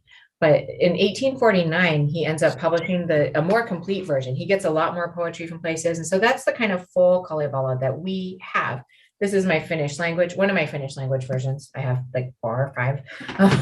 And then, the translated ones too. So the translated Kalevalas, all are from the 1849. So that's the one that you get is the fuller story. Lönnrot really wanted to make this kind of narrative epic that starts with the beginning of the earth and ends with Finns moving into the modern era, whereby Christianity and the things that aren't really Vainamoinen are, the thing that's kind of set, the order of the world. And so between all that, we have Vainamoinen setting people up to be farmers, setting things up to have like the social relationships between different communities and stuff like that. So the next cycle in the Kalevala that starts now is actually, it's totally different, but it's destructive. Like if you wanted to describe the next like 5-6 chapters of Kalevala, it would just be scorched earth. Like the whole thing just is wacky. And so there's a lot of adventure and a lot of kind of revenge and a lot of like human emotion going on here in this next one. So this is the mini epic of Kullervo. And Kullervo is actually a mini epic you could read on your own. Like you don't actually have to read any of the rest of the Kalevala in order to appreciate and understand the Kullervo story. But Kullervo is actually the hinge upon which the whole rest of the Kalevala is set. So he's central, but you could also just read it on its own and never read anything of Kalevala again. I don't recommend it because Kalevala is magnificent. But with that said, is there anybody here who would like to read Rune 31 for us? And remember, you can use any version of Kalevala. And if you want to read it in Finnish, you're welcome to do that too. Or Spanish, or in the 47 other languages that have been translated. I'll do it again if Mr. Winter doesn't want to. He looked like he might. Am I? Oh. Now I'm unmuted. Yep. What did you say, Steve? Oh, I said I accidentally clicked mute twice, so. So did you want to read, or do you want to let Rebecca, or what do you want to do? I would love to read because I love reading aloud, and you'll have to forgive my Finnish pronunciation. And this is a relatively short rune, so I'm also gonna switch glasses. Cool. So yes, this is Kullervo. So the short rule of pronouncing Finnish words is hit that first syllable hard, emphasize it, and then just rush through the whole rest. Okay. Well, I mean, I grew up hearing my grandparents speak Finnish, so. This is true. Yeah, you have nothing to preemptively apologize for. Nobody does. All right. Okay. Way. A mother reared chicks, a great crowd of swans. She set the chicks on the fence, brought the swans to the river. An eagle came, snatched them up. A hawk came and scattered them. A winged bird strewed them. One it bore to Karelia, one it took to Russian soil, and the third it left at home. The one it took to Russia grew to be a trading man. The one born to Karelia grew up to be Kalervo, and the one it left at home sprang up to be Untamo, who would blight his father's days, who would break his mother's heart. Untamo let down his nets in Kalervo's fishing ground. Kalervo looked to the nets, gathered the fish in his bag. Untamo, a lively man, he was angry and furious. He made war from his fingers, from his palm ends a lawsuit, raised a quarrel from fish guts, a row from perch fry. They quarreled, they fought, but neither beat the other. Whatever slang the other got back as good as he gave. Another time after that, at the end of 2-3 days, Kalervo sowed oats behind Untamo's cabin. Untamo lands, fine you ate Kalervo's oat crop. Kalervo's fierce dog tore Untamo's ewes to bits. Untamo threatens to slaughter the kin of Kalervo, his brother, to smite the great, smite the small, to strike down all the people, to burn the cabins to ash. He put swords in the men's belts, weapons in the fellows' hands, pikes in the little boys' belts, billhooks on striplings' shoulders, and he went to a great war with his own brother. Kalervo's handsome daughter-in-law was sitting by the window. She looked out of the window, uttered a word, and spoke thus. Is that thick smoke, or is it a dark cloud, on those furthest fields at the new lane's end? But it was no hazy haze, nor was it thick smoke. It was Untamo's fellows approaching for war, and Untamo's fellows came, the sword-belted men arrived, and they felled Kalervo's crowd. And the great kin they slaughtered, burnt the house to ash, razed it to the ground. One Kalervo lass remained, who had a heavy belly. Untamo's fellows took her home with them to clean a small room and to sweep the floor. A little time passed, and a small boy child was born to the unhappy mother. What shall he be named? Mother called him Kalervo, but Untamo warrior. The small boy was put, and the orphan child was laid in a cot to sway, and a cradle to rock. The child rocked in the cradle. The child rocked. His locks wafted. He rocked one day. He rocked two. Till soon by the third, when that boy kicked out, tensed himself. He burst through his swaddling bands, got on top of his cover, smashed the rocker of limewood, ripped up all his rags. A promising one was seen, a fit one spotted. Untamo land waits for this one to grow from this into a good mind, a man, a right fellow, to become a serf worth 100, to turn out one worth 1,000. He grew 2-3 months, till by the 3rd month, the boy at knee height began to think for himself. Would I were to get bigger, to grow stronger in body, I'd avenge my father's knocks, I'd pay back my mother's tears. Untamo happened to hear, and he put this into words. From this my kin's doom will come, from this Kalervo will grow. And the fellows consider, all the hags think where, and the boy shall be put, and where he meet his doom. He's put in a kilderkin, thrust into a barrel, then he's taken to the water, dropped into the wave. They go out to sea after 2-3 nights, whether he is drowned in the water and died in the kilderkin. He's not drowned in the water, not died in the kilderkin. He's escaped the kilderkin, was sitting on the billows, a copper rod in his hand, a silken line on the end. He is angling for sea fish, measuring the seawater. There's quite a lot of water, for he has 2 ladlefuls. Were he to measure it right, he would get part of a third. Untamo considers, where shall the boy be put Where will this one be destroyed and where meet his doom? He told his serfs to gather birches, hardwood trees, firs with sprigs by the hundred, lumps of tar wood they knew of, for the burning of one boy, the loosing of Kalervo. They collected, they gathered, birches, hardwood trees, firs with sprigs by the hundred, lumps of tar wood they knew of, birch bark, 1,000 sledgefuls, ash wood, 100 armfuls, and the wood was set on fire, the pile set ablaze. Into it the boy was hurled, right into the burning fire. It burned one day, and then two, it burned a third day as well. They went out to check. The boy was in ash up to his knees, in dust up to his forearms, with a charred hook in his hand, with which he stirs up the fire, rakes the embers together, without a hair being lost, without a curl being crimped. And Untamo rages, "Where shall the boy be put? When will this one be destroyed? Will doom come to him?" The boy is hanged on a tree, strung up on an oak. 2 or 3 nights passed, the same number of days too, and Untamo considers. It is time to go and see whether Kalervo is lost. The boy is dead on the gallows. He made a serf look.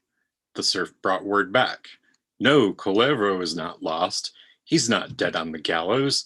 The boy's drawing on the wood with a small thorn in his hand. The whole tree's full of pictures. The oak is full of drawings. Here are men, here swords, here spears at the side. Well, what could Untamo do with this wretched boy?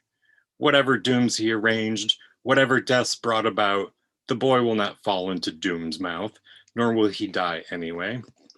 In the end, he had to tire of arranging dooms for him, had to bring up Kalervo, raise the serf as his own son, and Untamo said his say. He uttered a word, spoke thus: "If you live nicely, always behave well, you may remain in this house and do a serf's jobs. Wages are paid in arrears, earnings are assigned, a handsome belt for your waist, or else a belt on the ear." When Kalervo had grown up,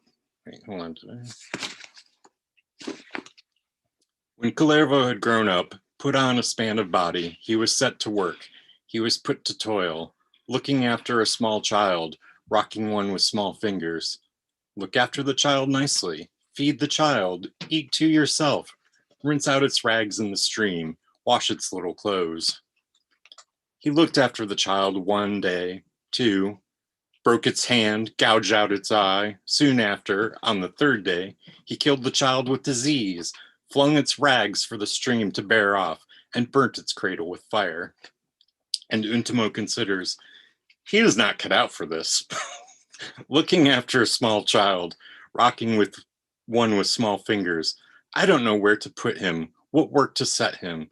Shall I make him slash and burn? And he made him slash and burn.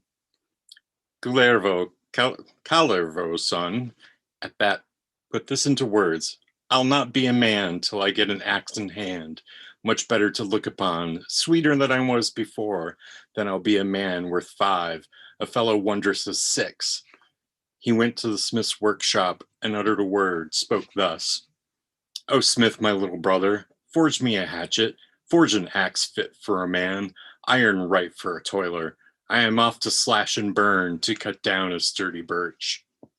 The smith forges what he needs, produces an axe, and out came an axe fit for a man, iron right for a toiler. Kalervo's son, then honed his axe. He spends a day honing the axe, an evening making a haft. He set off to slash and burn into the high wilderness, up to the best timberland, to massive standing timber. He struck a tree with the axe. He lunged with the even blade. At a stroke, good timbers go, and bad ones at half a stroke. Furiously, he felled 5 trees, by all accounts 8. Then he put this into words. He declared, spoke thus: "To the devil with this toil! Let the demon fell timbers." He bashed the top of a stump. He shouted out loud. He whistled. He shrilled. He uttered a word, spoke thus: "Let the slash and burn be done. Let the sturdy birch be cut. As far as my voice is heard, as far as the whistling rolls. Let no sapling stretch. Let no stem spring up. ever in this world, not in a month of Sundays in Kalervo's son's clearing on this excellent man's plot. Should the earth take on a shoot, should a young crop rise, if a stem should come stemming, and a stalk should come stalking, let it not bring forth a blade, nor the stalk produce an ear. Untamo, the lively man, went to look at that clearing of Kalervo's son, the cutting of the new surf. The clearing seemed no clearing cut by a young man, and Untamo considers, he is not cut out for this. Good timber he has ruined and felled the best timberland. I don't know where to put him, what work to set him. Shall I make him build fences? And he made him build fences. Kalervo's son, starts building a fence. Lofty firs from their places he sets for fence poles, and whole spruces of the wild he sticks in for stakes, lashed them fast with withes? From the tallest of rowans. He built a fence with no gap, knocked up one without a gate. Then he put this into words. He declared, spoke thus, unless as a bird he can soar, flutter 2 wings, let nobody get over the fence of Kalervo's son. Untamo chances to come and look at that fence of Kalervo's son, what the war surf has cut down. He saw that the fence had no opening, no slit, no hole, had been built from Mother Earth, pointed up into the clouds. He uttered a word, spoke thus, he is not cut out for this. He's built a fence with no opening, knocked up one without a gate, and he's raised it to the sky, lifted it into the clouds.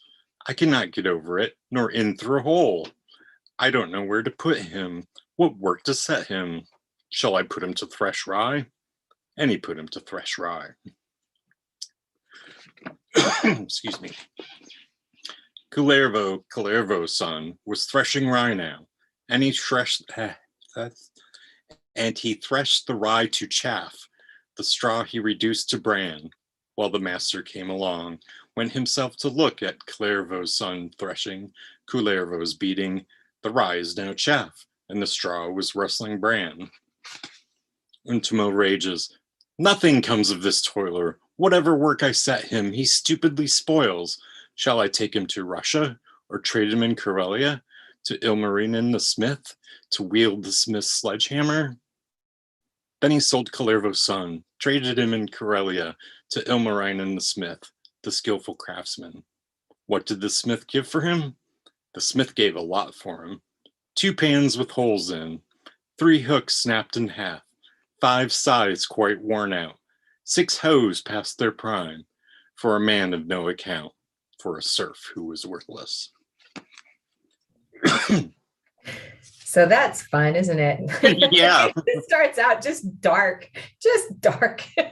It keeps going. Yeah, it's did you enjoy reading it? Yes. Mm-hmm. Have you ever done any? Go to a friend's house while she was sewing, and I would read books aloud to her while she was working. And so I read out loud, and I always enjoy it. But I haven't read this out loud, and I haven't read that part, so it was kind of a surprise to me. Right. So, because you've read some of Kalevala, right? Oh yeah. Mm-hmm. Early parts. Yeah, no, this is later, but the nice thing about Kalevala is you can pop in and read the rest later. It'll always be there. So yeah, this one, we've got this blood feud that starts it out, right? And we've got this boy who, he's kind of like a Hercules. He's got so much strength, but he's so full of anger. Like he's brought up from birth with the idea of revenge against this blood feud that's broken out between his dad and his uncle. And it's just ruined him. I like the jobs. It's such an understatement. He kills a baby and the guy's like, wow, he's a really bad babysitter. It's like, yeah, you got that right. So it's weird because it's so dark, but there are these little chunks of humor involved. Let no man ever get behind Kalervo's fence. So it's very, kind of dramatic and weird. And there's a lot of kind of melodrama going on there. And then in the end, no, this is weird. He gets sold back to Ilmarinen, who we've already met multiple times. Ilmarinen is Vainamoinen's best friend. He's the guy who forged the Sampo, and he's the guy who got to marry the maid of Pohjola. So now we've got this boy who's going to become a serf in the house of Ilmarinen. And, we already know these folks. So this is an important plot point. So is there anybody who wants to read rune 32?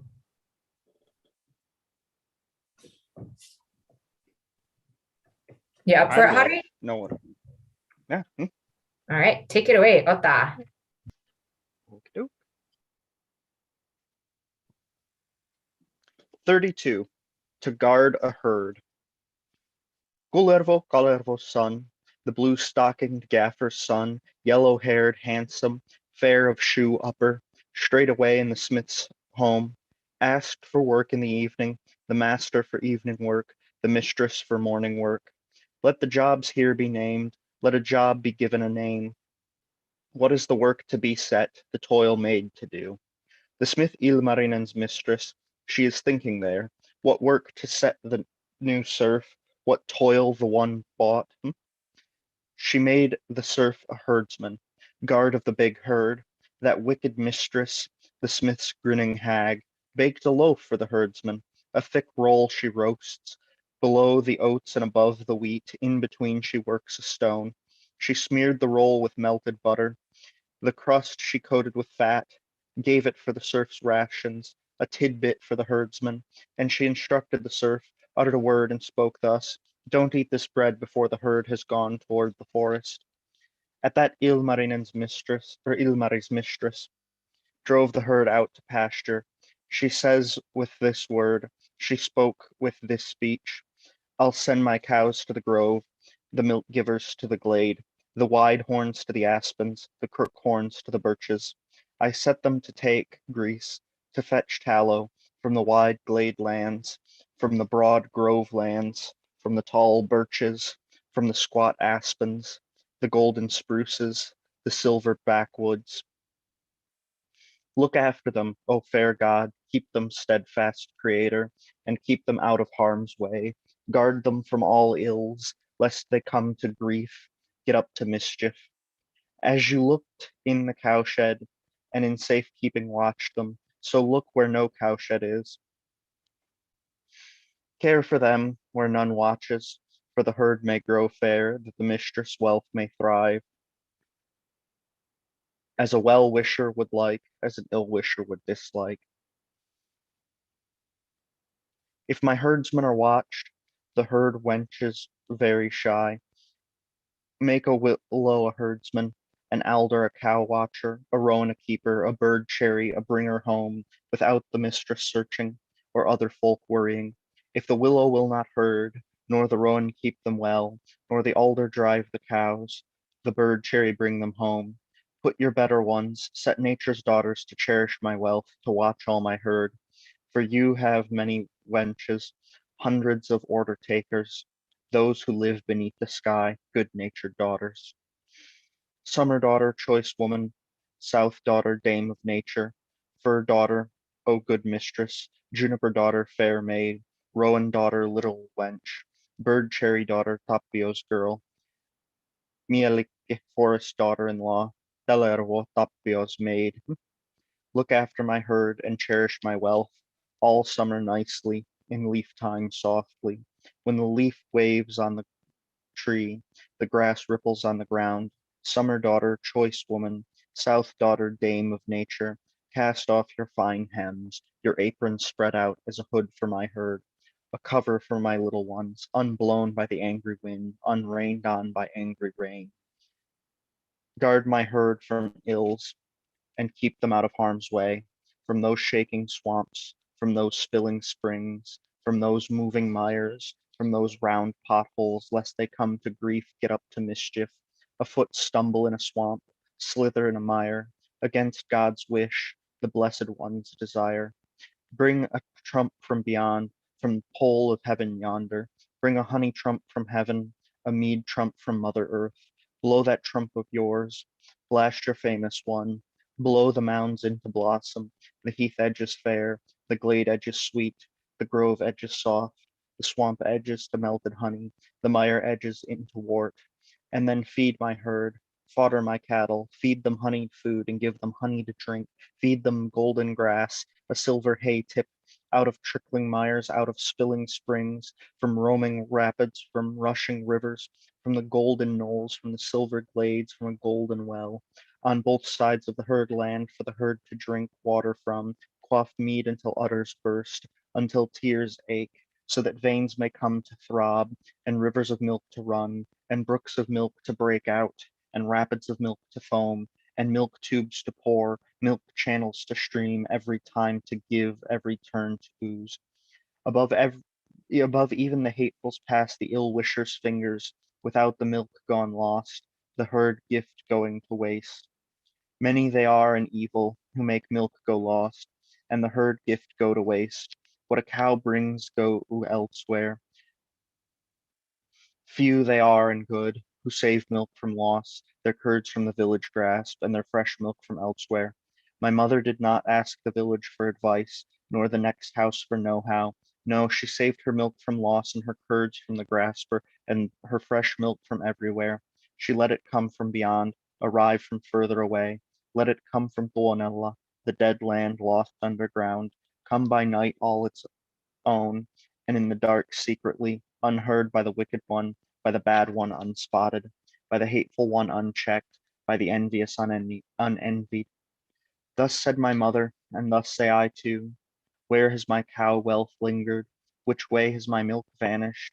Has it been taken abroad, tethered in the village yards, in the parish whore's bosoms, under envious folks' arms? Or in woods has it gotten tangled? In forest has it perished? Has it been spilt on grove lands? Has it vanished upon heaths? But the milk shall not go lost, nor the cow wealth go abroad to the parish whore's bosoms, or under envious folks' arms, nor in woods will it get tangled, in forests will it perish, nor in groves will it be spilt, nor will it fall on the heath.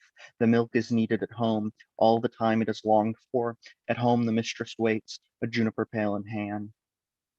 Summer daughter, choice woman, south daughter, dame of nature, come now and feed my muncher and give my guzzler a drink. Make nervy trickle and make a fresh one drip. Give milk to sweetie, to apple new curds out of bright hay tips fair dewy grass.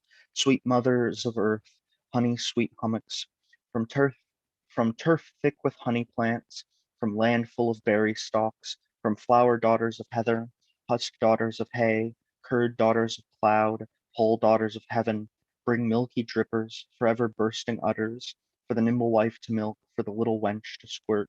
Rise made from a marsh, fine hemmed from a mire, warm made from spring, clear faced from the mud. Take some water from the spring, and sprinkle my herd with it, that my herd may grow fair, that the mistress's wealth may thrive. Before the mistress goes out, and the herd wench checks, the mistress who is worthless, the herd wench who's very shy. Mielikki forest mistress, broad-palmed herd dame, set the tallest of your wenches and the best of your hirelings to cherish my wealth, look after my herd this great summertime, the Creator's warm summer, the God-granted one given by the merciful. Telervo Tapio's maid, buxom forest girl, delicate shirted, fine hemmed, yellow-haired, handsome, you who guard the herd, you who cherish the mistress's wealth in delightful forest land, in careful Tapiola. Guard the herd nicely and cherish the wealth briskly, guard them with fair hands, with comely fingers guide them, brush them to lynx fur, comb them to a fish's fin, to a mermaid's hair, a forest ew's down. Come evening, darkening night, the dimming of dusk, bringing my herd homeward, in front of the good mistress, a moving mire on their backs, a pool of milk at their flanks. As the sun goes to the sheds, as the evening bird warbles, tell my herd yourself, say to my horn blind, come home with you, crook horns, milk givers, towards the shed. At home it is good for you to be, the ground is sweet for you to lie on, the wilds are gloomy for you to walk, and the shore for you to trot. For your homecoming, the wives are lighting a fire on turf thick with honey plants, on ground full of berry stalks. Nyyriki, Tapio's son, blue-coated thicket boy, stick-tall spruces by the base, shock-headed pines by the top, for a bridge where there is dirt, for hardcore across bad lands, on unfrozen swamps and soils, upon bobbing ponds, let a curve horn walk, a cloven hoof trot, and reach every smudge unhurt and unharmed, without sinking in the swamp or falling flat in the dirt. If the herd does not take care, does not come home for the night, rowan daughter, little wench, juniper daughter, fair maid, cut down a birch from a grove, take a lash from a thicket, use a rowan rod, a herd whip of juniper, from the back of Tapio's stronghold, that side of birch cherry slope, drive the herd towards the farm where the sun is being stoked, homeward the forest herd into forest land. Beastie, forest apple, bear, honey pawed hunchback, let us make a pact, settle our border dispute for our lifetime, for our world, for our age, for all our days, that you'll not crush a hoof shank, fellow milk bearer, this great summertime, the Creator's warm summer. When you hear a bell sound or the trot of a trump crash down upon hummock on the turf to fall asleep, thrust your ears into the grass, press your head on the hummock, or make for the wilds. Get into a mossy hut, go to the other hills, to other mounds move, so that no cowbell is heard, nor yet a herdsman's chatter. My beastie, my precious one, honey paw, my fair darling, I don't forbid you to turn, nor ban you from wandering. I forbid your tongue to touch, your ugly mouth to attack, to scatter with your teeth, cuff with your paws, swerve round the herd lands, hide from the curd heaths. Turn from the tinkle of bells, flee the herdsman's voice. When the herd is on the heath, slink off to a swamp. When the herd has slithered on a swamp, then make for the wilds. When the herd goes up a hill, when you step down the hill, when the herd goes down a hill, go over the hill. When 'tis stepping in a glade, stroll in a thicket. When it strolls in a thicket, you step in a glade. Go on as a golden cuckoo, as a silver dove. Shift aside as a white fish, withdraw as a fish, roll as a bundle of wool, move as a sheath of flax, hide your claws in your hair, your teeth in your gums, lest the livestock scare, the little wealth shy. Give the cattle peace, the hoof shanks quiet, let the herd wander nicely, neatly trot about, across swamps, across lands, through the heaths of the wilds, so that you never touch them, nor ever get rough with them. Remember your oath of old, there at Tuonella's river, at steep claw rapids, before the Creator's knees. Leave was given you 3 times in the summer to go within earshot of a bell on lands where cowbells tinkle, but it was not granted you, nor was leave given you. Start any rough stuff, get up to mischief. If you grow furious, your teeth desirous, fling your fury into a thicket, your evil desires into the firs, strike some rotten wood, fell some blocks of birch, turn logs into the water round, grub among berry hummocks. When you are in need of food and you have a mind to eat mushrooms from the forest, break up some ants' nests, roots of red angelica, forest lands, honey tidbits, but not my udder grasses, nor the hay I depend on. Forest lands' vat of honey is fizzing as it ferments on a golden knoll on a silver hill. There is food for the greedy, drink for the man who guzzles. Eating won't use up the food, nor will drinking shrink the drink. We'll make a pact forever, peace unravel forever, so that we may live kindly all summer nicely. We'll have the lands in common, and the produce separate. But if you shall want to fight, to live on a war footing, let us fight in the winter, in the snow time let us scrap. Come summer and swamp melting, when the pools warm up, don't ever come here within earshot of the darling herd. If you do come to these lands, chance on these backwoods, here there is always shooting, when no shooters are at home. We have clever wives, mistresses ever to hand, who will spoil your road, ruin your journey, so that you'll never touch them, nor ever get rough with them against God's will, the Blessed One's pleasure. O old man, chief God, when you hear himself coming, change my little cows and thrump my herd into something else, my own into rocks, my fair darlings into stumps, as the horror treads the earth, as the hulk wanders. If I were a beast and went about as a honey paw, I would not always be under hag's feet like that, for there is land elsewhere too, a pen further away too, for an idle man to run, a free man to dash about, to walk till your paw tips split, and your calf flesh comes away, inside blue backwoods, under the arm of the famous wilds, the pine heaths for your walking, and the sand for your clinking step, the roads made for your going, the seashore for your running, to the furthest north of the plains of Lapland. 'Twill be lucky for you to be there, sweet for you to tarry there, to walk shoeless in summer, in autumn sockless, on the largest open swamps, on the wide slime lands. If you'll not go there at all, nor find the right way, take a path for your running, a track for your tripping, there to Duonella's backwoods or to the Graves Heath. There's a swamp there to trot on, heather to wade through. There's Brighty, there's Flighty, and other yearlings, in iron traces upon 10 tethers. There even the lean grow fast, even the bones put on flesh.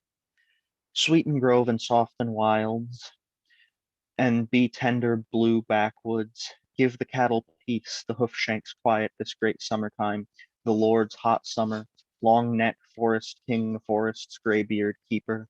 Carry off your dogs and clear away your curs. Stick a mushroom in one nostril, in the other an apple, so no scent is sniffed. The herd smelt out. Bind their eyes with silk and tie their ears with a tie, so that they'll not hear them moving nor see them walking. Should not enough come of that, should he not yet take good care, call away your son and ban your bastard. See him off these backwoods, from these shores thrash him, far from these narrow herd lands, from these wide borders, hide your dogs in a hollow and lash your curs fast.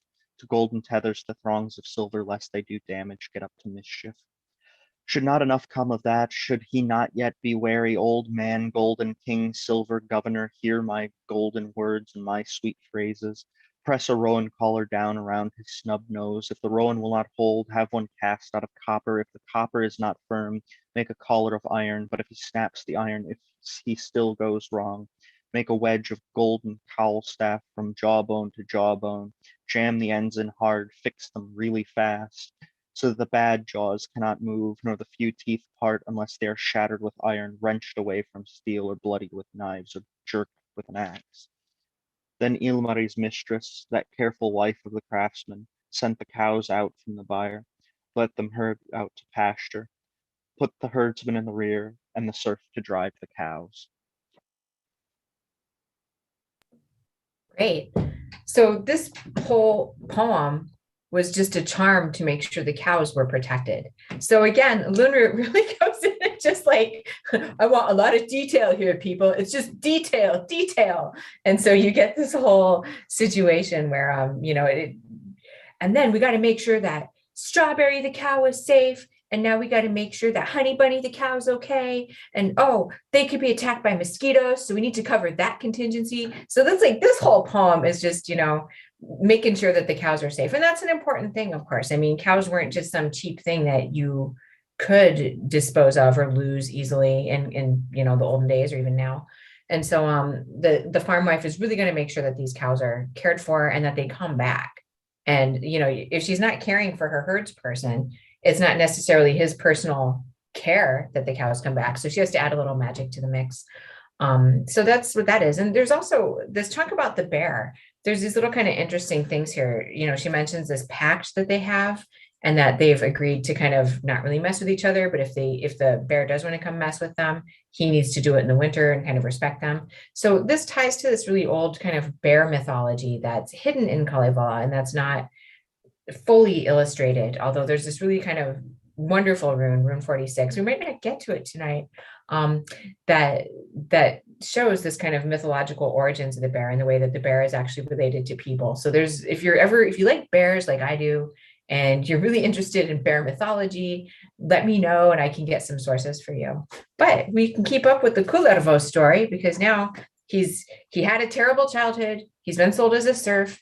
And his job now is to just watch cows. How can he mess that up? Will he bring the cows home as hamburger? Let us read poem number 33 and find out. Is there anybody who would like to read this poem?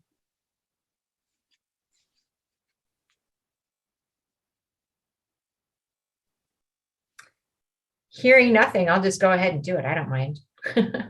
I was going to say, I'll read this one as well. Okay, go ahead and do it. Yeah, this one's, things get real bad here. That's kind of why I want to read it, because this is, if you remember when I took the Kalevala class, this is the one that I chose to write about.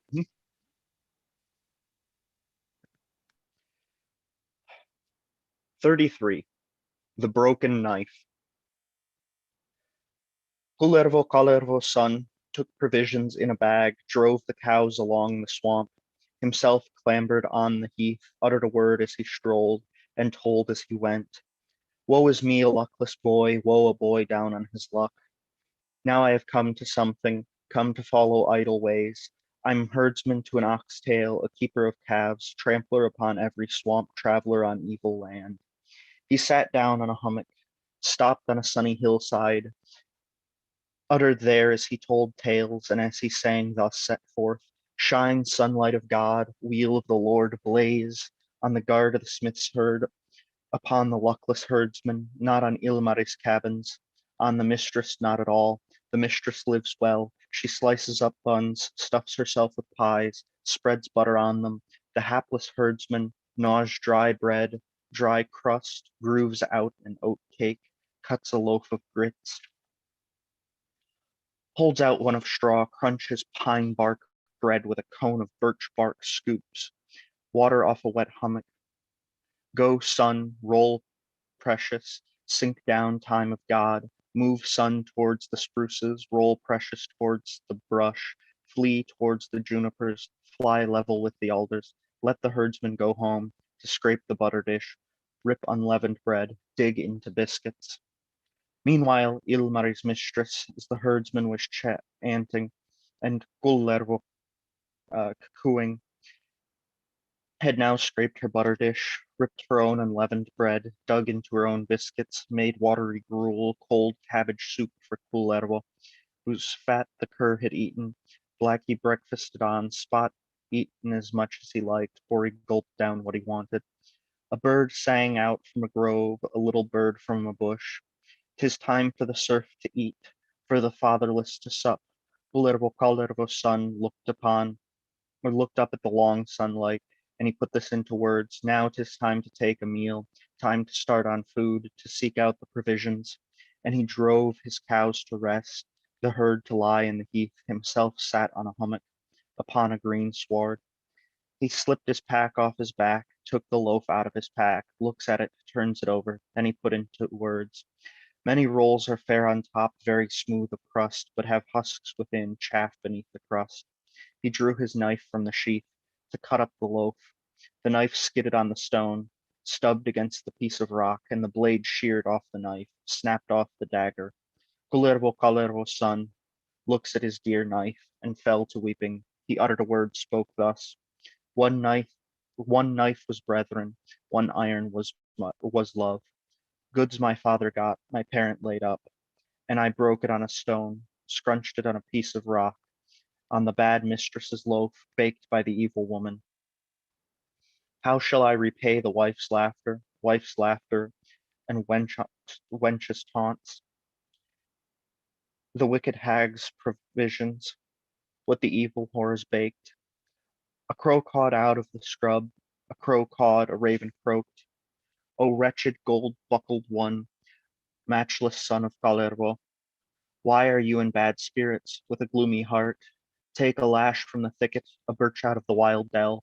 Drive the dung shanks to a swamp, in the ooze scatter the cows, half for the great wolves and half for the bruins of the wild. Round up the wolves, all the bears together.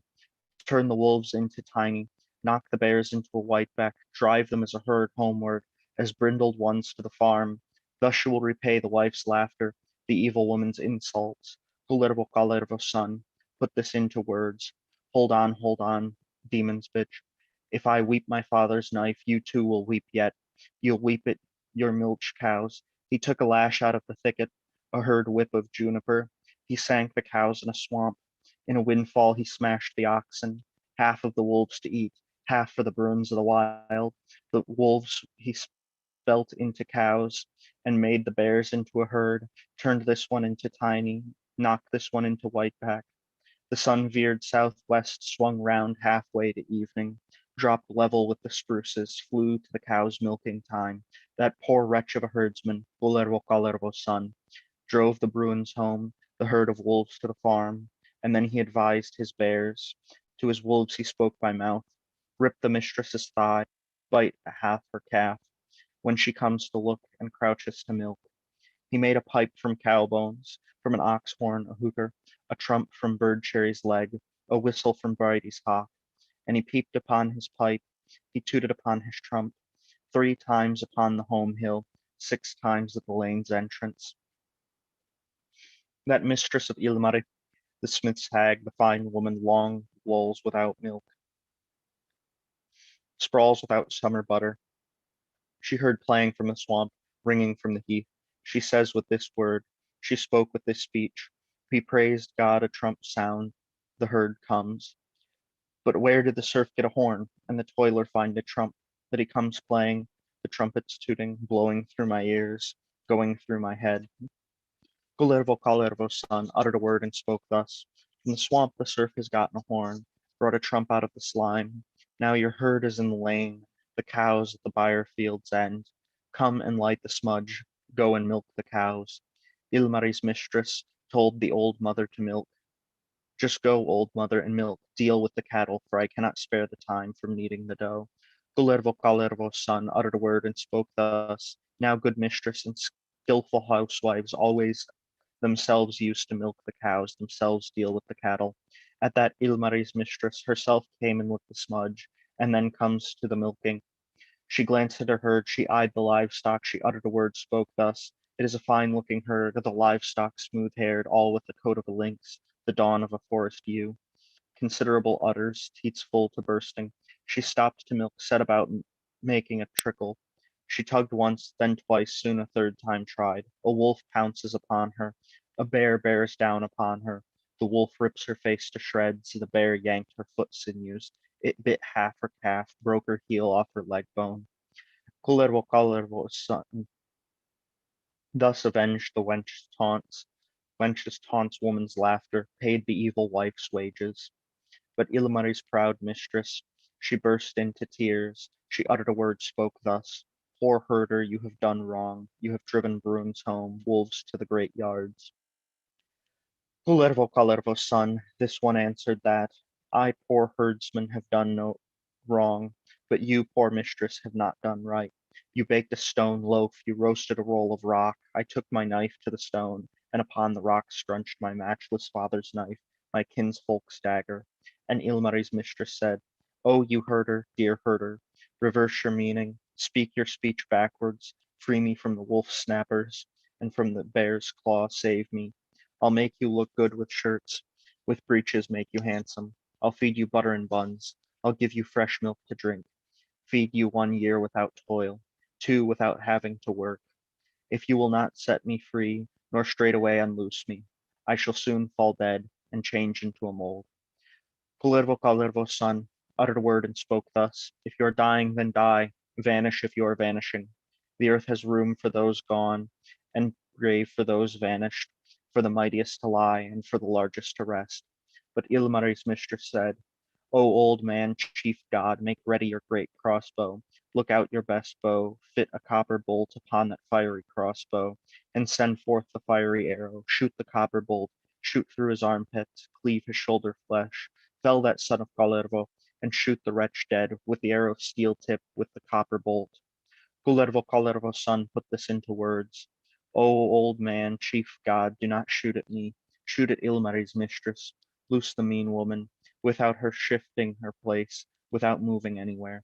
Then Ilmari's mistress, that wife of the careful craftsman, soon rolled over dead, fell to be pansoot in her own cabin yard, in her narrow farmlands.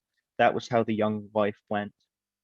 With her, the fair mistress, who had been long watched for, 6 years long asked after, to be Ilmari's joy forever, and the famous smith's honor. Yep. So that's pretty harsh, huh? There's a lot going on here. It's very interesting. Some people interpret this herd as him actually just herding actual wild animals back with him instead of cows. And I think he shapeshifted them. Like, I think he made all the cows look like, or all the bears and wolves look like cows. Like, that's just, it has to be kind of magical like that. And I mean, it has to be because she starts trying to milk them, right? And it's totally weird because her first response is, wow, he's so stupid. He didn't even bring back my cows. He brought back some wolves instead. She's not really getting the gist of the situation. And then at the end, there's this whole, both of them shouting at Ukko. Because again, Ukko is this very disconnected deity. What you do is you shout at him if you want him to either lower you into water or to throw things at you to help you out. And so, they're like, hey, hurl something at him. He's awful. No, hurl something at her. And so I think they kind of cancel each other out in that regard. And Ukko's just like, never mind, I'm just going to sit here. So it ends. I mean, all this effort that went into this woman, all of it ends just, and so it's just this kind of weird situation now. And now this is important. This is a very important situation because now that this marriage contract has been broken by a third party, that's going to cause some issues with regard to the dowry payment that was, or the bride price that was made for her in the first place, namely the Sampo. So, but Kullervo isn't done yet. He's still got problems to face. So I don't know, is there anybody who wants to read number 34, the ongoing difficulties of Kullervo's son?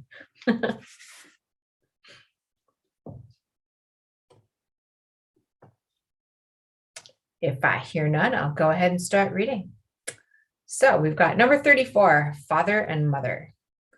Kullervo's son, the blue-stockinged gaffer's child, yellow-haired, handsome, fair of shoe upper, made his getaway from the smith Ilmarinen before the master could get wind of his wife's death, could sink into bad spirits, and could pick a fight. With music, he left the smith, rejoicing left Ilma's lands, trilling on the heath, shrilling upon the burnt ground. The swamp jarred and the land quaked. The heath echoed back Kullervo's music, the wicked one's merriment. 'Twas heard in the smith's workshop. The smith stopped in the workshop, went to the lane to listen, to the yard to see what was the music in the backwoods, the trilling upon the heath. Now he saw the truth without lying or fooling. Saw a woman gone to sleep, his fair one fallen in the yard, keeled over upon the lay. At that, the smith stopped with a gloomy heart. He settled down for the night, weeping, for long shedding tears, his mood no better than tar, his heart no whiter than coal. As for Kullervo, he walked, stepped forward somewhere, all day through hard wilds, heaths of demons' timber trees. Come evening, darkening night, he halted on a hummock. On it sits the fatherless, the unloved one considers. What could have created me, and who could have shaped this wretch to roam night and day all my life under the sky? Homeward others go, to their dwellings they travel. I have my home in the wilds. On the heath my farm, out in the wind my fireplace, in the rain my sauna steam. Do not, O good God, do not ever in this world create an unlucky child, nor one quite unloved, fatherless under the sky, motherless, that least of all, as you created me, God, shaped wretched me, created like one of a flock of gulls, like a seamew on a reef. Day comes to swallows, whitens for sparrows, joy for the birds of the air, but never for me does day come in a lifetime, nor joy ever in this world. I do not know who made me, nor who brought me here. Could a golden eye have made me on a road? A duck formed me on a swamp? A teal shaped me on a shore? A smew in a rock crevice? Small I was left fatherless, lowly without my mamma. Father died and mother died. The rest of my great kin died.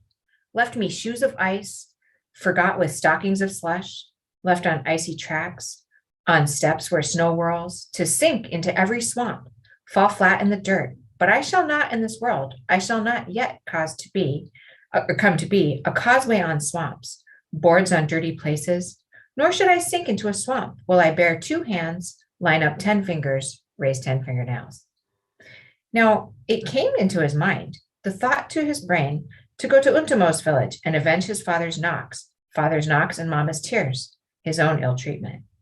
He uttered a word, spoke thus, Wait, Untamo, hold on, my kin's doom. When I come to war, won't I bring the cabins to cinders and the farmyards to firebrands? He came upon a hag, a blue-cloaked thicket dame, and she put this into words. She declared, spoke thus, Where are you bound, Kullervo? We're awaiting Kullervo's son. Kullervo's son, uttered a word and spoke thus. It has come into my mind. The thought has lodged in my brain to set out somewhere else, to go to Untamo's village, avenge my kin's doom. Father's knocks and mama's tears burned the cabins to cinders and reduced them to dust. The hag put this into words. She declared, spoke thus. But your kin has not yet been slayed. Kullervo's not fallen yet. You have a father alive, a mama on earth, and wow. Oh, my dear Gammer, say, my dear Gammer, where is my father? Where the fair one who bore me? There is your father, there, the fair one who bore you, upon Lapland's wide border, at the edge of a fish pool. Oh, my dear Gammer, say, my dear Gammer, how shall I get there? Which way do I go? 'Tis good for you to get there, though a stranger to make it, to walk a nook of the wilds, to run on a riverbank. You will step one day, then two, soon you'll step a third as well. You will head northwest and you'll come upon a slope. Step below the slope, walk to the left of the slope. Then you'll come to a river over on your right. Walk that side of the river, past the foam of 3 rapids. You'll come to a headland's tip, reach the end of a long cape. There's a cabin on the headland's tip, a fish hut at the cape's end. That's where father is living. There the fair one who bore you. There your sisters are as well, the 2 fair daughters. Kullervo's son, then stepped on his way. He stepped one day, then 2. Soon he stepped a third as well. He headed northwest, and he came upon a slope. He stepped below it, skirted the slope on the left. He reaches the river then. He steps by the riverside, follows the river leftward. He passes by the 3 rapids, came to the headland's tip, reached the end of the long headland. The cabin was on the headland's tip, the fish hut at the cape's end. He entered the cabin then, but he is not known indoors. Where is the foreigner from? Where is the wanderer's home? Don't you know your son? Not know your own child? The one Untamo's fellows took off home with them when he was big as his father's span, tall as his mother's distaff? The mother hastened to say, the old woman to declare, oh, my luckless boy, oh, wretched gold-buckled one. So with eyes alive you are traveling these lands, when I have been weeping you dead and lost, long since lost. 2 sons I had once, and 2 fair daughters. Of them I, hapless, lost the 2 eldest, lost the boy in a great war, the girl I do not know where. My boy has come back, but the girl won't come at all. Kullervo's son, he hastened to ask, where was your girl lost? Which way did my sister go? The mother put this in words. She declared, spoke thus. There my girl was lost. There your sister went. Set out for berries in the forest, raspberries under the slope. That is where the hen was lost. The bird died untimely. Went to a doom without a word, with a name unknown. Who mourned for the girl? Who else if not her mother? Mother was the first to search. Mother searched and mother missed. I set out, luckless mother, in search of my girl. Ran the wilds as a Bruin, as an otter roamed the forest. I searched one day and then 2. Soon I searched a third as well. At the end of the 3rd day, after a week at the most, I climbed a hill high up a lofty peak. There I shouted for my girl, pined for the lost one. Where are you, my little girl? Come home now, my girl. Then I shouted for my little girl, longed for the one lost, but the slopes talked back and the heaths echoed. Don't shout for your girl, don't shout or yell out. She'll never come in this world, not return in her lifetime, to her one-time mother's crofts, to her old father's moorings. So that's sad. You know, he gets a little glimmer of hope and then it's kind of dashed away. So there's more to the story, 2 more poems to the Kullervo cycle. Is there anybody who would like to read Rune 35, Brother and Sister? If not, I don't mind doing it. It's fine. I will if no one else is looking to. Sounds good. Take it away, Hari. Nope. Right. Sorry, I have to advance a few pages here. There we are. All right. Rune 35, Brother and Sister. Kullervo's son, the blue-stocking gaffer's child, came at that to live, watched by his parents, but did not come to grasp things, have a man's understanding, for he'd been crookedly reared, stupidly lulled as a child, with someone crooked rearing, with someone stupid lulling. The boy sets to work, puts himself to toil, and he waded out to fish, row out the big sign. There he speaks like this. thinks with the oar in his hand. Shall I pull with all my strength and row as hard as I can, or pull all the tools allowed? Row as much as is needed. The cox declared from the stern, uttered a word, and spoke thus: If you pull with all your strength and row as hard as you can, you'll not pull the craft apart, nor wreck the rowlocks. Kullervo's son hauled with all his strength and rowed as hard as he could. He rowed the wooden rowlocks apart, snapped the ribs of juniper, wrecked the aspen boat. Kullervo came, took a look, and uttered a word, spoke thus: You'll never make a rower. You've rowed the wooden rowlocks apart, snapped the ribs of juniper, and wrecked the whole boat. Go fish beating with the sign. Perhaps you'll be a better beater. Kullervo's son went fish beating with the sign. There, while beating, he uttered a word and spoke thus: Shall I beat with might and main, lay it on as much as a man can, or lay as the tools allow, beat as much as is needed? The dragger uttered his word. What use is a beater who does not beat with might and main, lay it on as a man can? Kullervo's son battered then with might and main, laid it on as a man can. The water he stirred to gruel, beat the sign to tow, and the fish he mashed to scum. Kullervo came, took a look, and uttered a word, spoke thus: You'll never make a beater. You've beaten the sign to tow. To chaff you've pounded the floats. The head ropes you've chopped to bits. Go and take in the taxes and pay in the rents. Perhaps you'll be better traveling, more skillful on a journey. Kullervo's son, the blue stocking gaffer's child, yellow-haired, handsome, fair of shoe upper, went to take in the taxes, went to pay the tithes. When the dues were taken in and the tithes paid in his sled he flings himself, settles in his sleigh, and started for home, traveling to his own lands. He rumbles along, paces his journey upon those heaths of vinyl, in the glades tilled long before, and he meets a maid, a gold-haired one, skiing upon those heaths of vinyl, in the glades tilled long before, Kullervo's son. There now he holds in, began chatting up the maid, chatting, tempting. Get up, maid, into my sleigh, lie back in my furs. But the maid says from her skis, she gives tongue from the skiing, May doom come into your sleigh, disease lie back on your furs. Kullervo's son, the blue stocking gaffer's child, struck the courser with the lash, whacked it with the beaded belt. The courser ran and journey sped.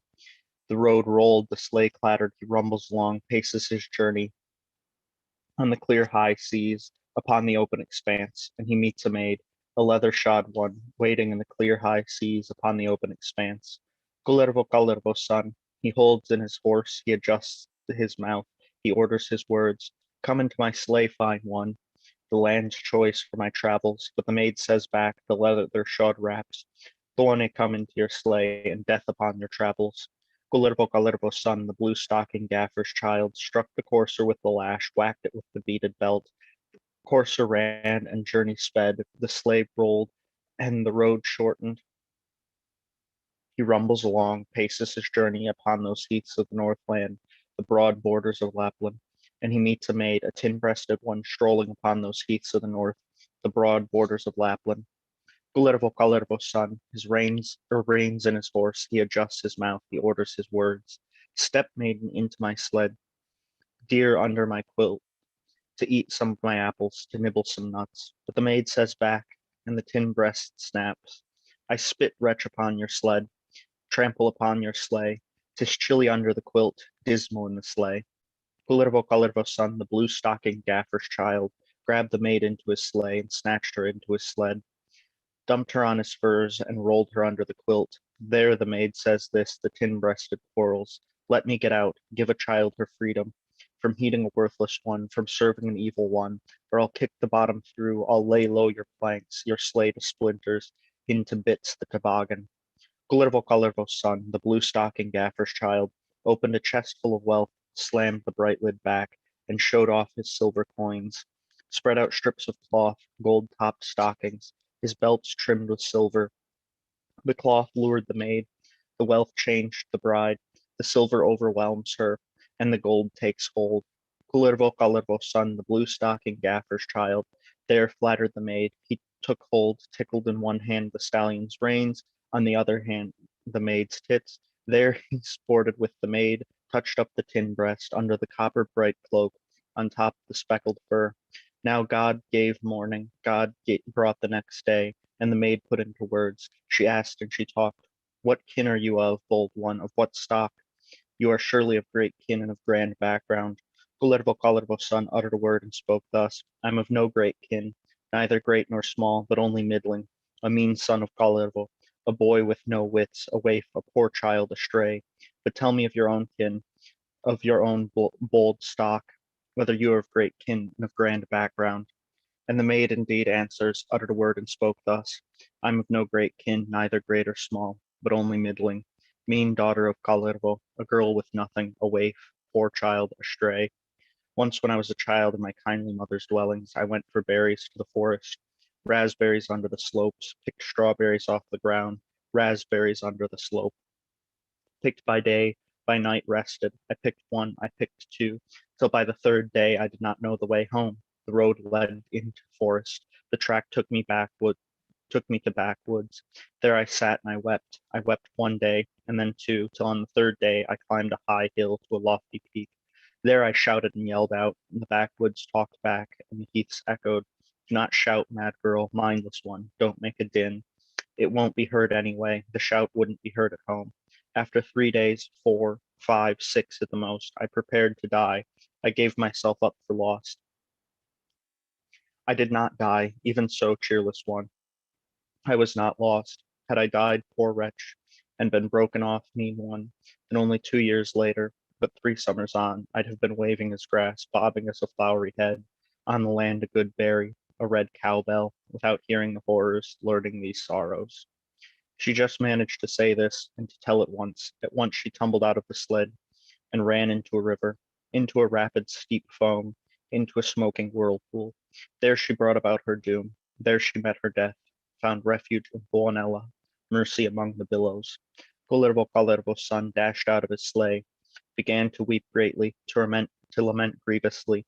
Woe luckless me for my days, and woe wretch for my horrors, that I have used my sister, and spoiled her my mother bore. Woe my father, my mother, woe, woe my honored parents. What did you create me for, and why carry this mean one? I would have been better off had I not been born, not grown, not been brought into this world, had not come to this earth. Doom did not deal straight, disease did not act aright, when it did not kill me, not lose me as a 2-night old. With a knife he cut his hames, with iron split his traces, leapt upon the good one's back, upon the good blaze brow's flanks, rides across the bit of land. A tiny bit he covers, and comes to his father's yards, his own papa's ground. Mother comes into the yard. O mother who bore me, had you, my hapless mother, as I was being given birth, but filled the sauna with smoke, shot the sun a bolt, and smothered me in the smoke, lost me as a 2-night old, brought me in burlap to the water, sunk me in a bed curtain, cast the cot into the fire, thrust the rocker into the fireplace. Had the village asked, where has the cabin cot gone? Why is the sauna bolted? You would have answered, the cot I've burnt in the fire, burnt the rocker in the fireplace flame. In the sauna I have been making sweetening malt. The mother hastens to ask, and his parents to inquire, what is the matter, my boy? What horror is in the wind? 'Tis as though you came from Tuonela and traveled from the dead land. Kalervo's son uttered a word and spoke thus. Horrors have been in the wind. Rascally things have happened. I have used my own sister and spoiled her my mother bore. I came from taking in the taxes, paying in the rents. When I met a maid, I sported with her. She was my little sister, my own mother's child. She has brought about her doom, has met her death, with a rapid steep foam, with a smoking whirlpool. As for me, I don't know, cannot guess nor grasp at all, where to bring about my doom, and where, wretch, to cause my death, in the mouth of howling wolves, or growling bear's jaw, or the belly of a whale, or a sea pike's teeth. Mother put this into words. Do not go, my boy, to the mouth of howling wolves, or a growling bear's jaw, nor the belly of a whale, nor a terrible pike's teeth. There's lots of room in Finland, within the murky Savo, for a man to hide from his crimes, to feel shame for evil deeds, to hide for 5 years, for 6, for 9 years in all, till time brings mercy, and the years ease care. Kalervo's son uttered a word and spoke thus. I'll not go into hiding. This evil one will not flee. I will go before doom's face, to the doors of the grave's farm, to the great places of war, to the killing grounds of men. Untamo is still upright, the mean man is still unfelled, still unavenged my father's knocks. Mama's tears still unpaid for, not to think of other woes, my own well treatment. So yeah, Kullervo just doesn't get a break, does he? I mean, it's everything just goes from bad to worse. And he gets there, he finds out his family's alive. And there's this weird Joe Dirt situation that, I mean, they knew he was left at Kullervo's house or Untamo's house. They might have checked there first. For those of you who haven't watched Joe Dirt, his family abandons him at the Grand Canyon. It's an also epic story with lots of implications for Kalevala research. But, this kid, like, all they had to do was go back and look for him, and they didn't. They just thought he was dead. He thought that they were dead. There's this whole kind of thing going on. And when he gets back, I mean, he's so abused that he can't even function as normal. And we've got this funny part where he keeps saying, should I just kind of half use my strength, or you want me to go full barrel Kullervo on you? And they're like, no, full barrel. Why would you ever use half your strength? And it's like, oh, because of this, so it's just this big mess. And then of course, the whole horror of finding his sister, but finding out that he's just committed incest, and I mean, it was incest rape. I mean, he kidnaps her. So there's this whole dark undercurrent of men in Kalevala who kidnap women. And, like I had been saying with Kullervo, Lemminkainen, when he goes and takes Kyllikki, I mean, once she disappears into the forest with that guy, she can't prove she's a virgin anymore. So that totally takes away a whole bunch of marriageability factor for her. Some freaky, skeezy guy takes her off into the forest. I mean, that's it. There's a whole class of guys whose parents are definitely not going to be interested in having a bridal contract with her. So it forces these women to kind of make peace with, oh, I guess you're Mr. Right from now on, So that's weird. So yeah, we've got Kullervo. He found his sister, but under horrifying circumstances, and he gets home, and his mom, don't do this, don't go. You can get yourself your own bear guild by just going off into exile for a while. It will be okay. It's her last kid, but it's too late for that. It looks like Kullervo's kind of got some stuff going on. So is there anybody who wants to read the startling conclusion of the Kullervo story? Number 36, the cowhorn whistle. Or cowbone whistle.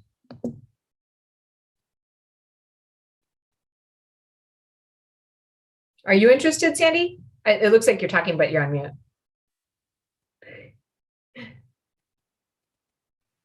I think I was talking to myself, but I would read it if no one else wants to. That's fine. Okay, sorry. I do say that to people. I force things upon them. I'm like, hey, Steve, it looks like you're talking. Start talking. Yeah, right. Right. It's like being in a class, and the teacher calls on you. You're like, oh, no, I didn't mean to raise my hand. Right. Well, just know I never force people to talk in my classes or in real life. So if you didn't want to, I'm more than happy to do it. But no, if you I'm good. I'm good Okay. with that. Okay, good. Okay, and this is rune 36, the cowbone whistle. And I don't remember it much, so it may be a surprise to me. Okay. Yeah, it's got a shocking conclusion. All righty. Kullervo's son. I always stumbled over those two names, but anyway, I'll try to keep them straight. Kullervo's son, the blue-stockinged gaffer's child, then fits himself for battle, gets ready for the warpath. For one moment, honed his sword, for the next, sharpened his spear. Mother put this into words. Don't, my legless boy, get into a great war. Don't go into a sword clash. He who gets into war without cause, into a fight on purpose in war, will be slain and killed in the fight. By swords he will be dispatched, by his brands he will be felled. You'll go to war on a goat, to fight on a nanny goat. Soon the goat will be beaten, the nanny felled in the dirt. You'll come home on a dog, on a frog you'll reach the yard. Kullervo's son, uttered a word and spoke thus. I'll not sink in a swamp, nor fall on the heath, in the ravens' homes, on the crows' acres. When I sink down in places of war, drop on battlefields, It is sweet to die in war, fair to die in a sword clash. War is a pleasant disease.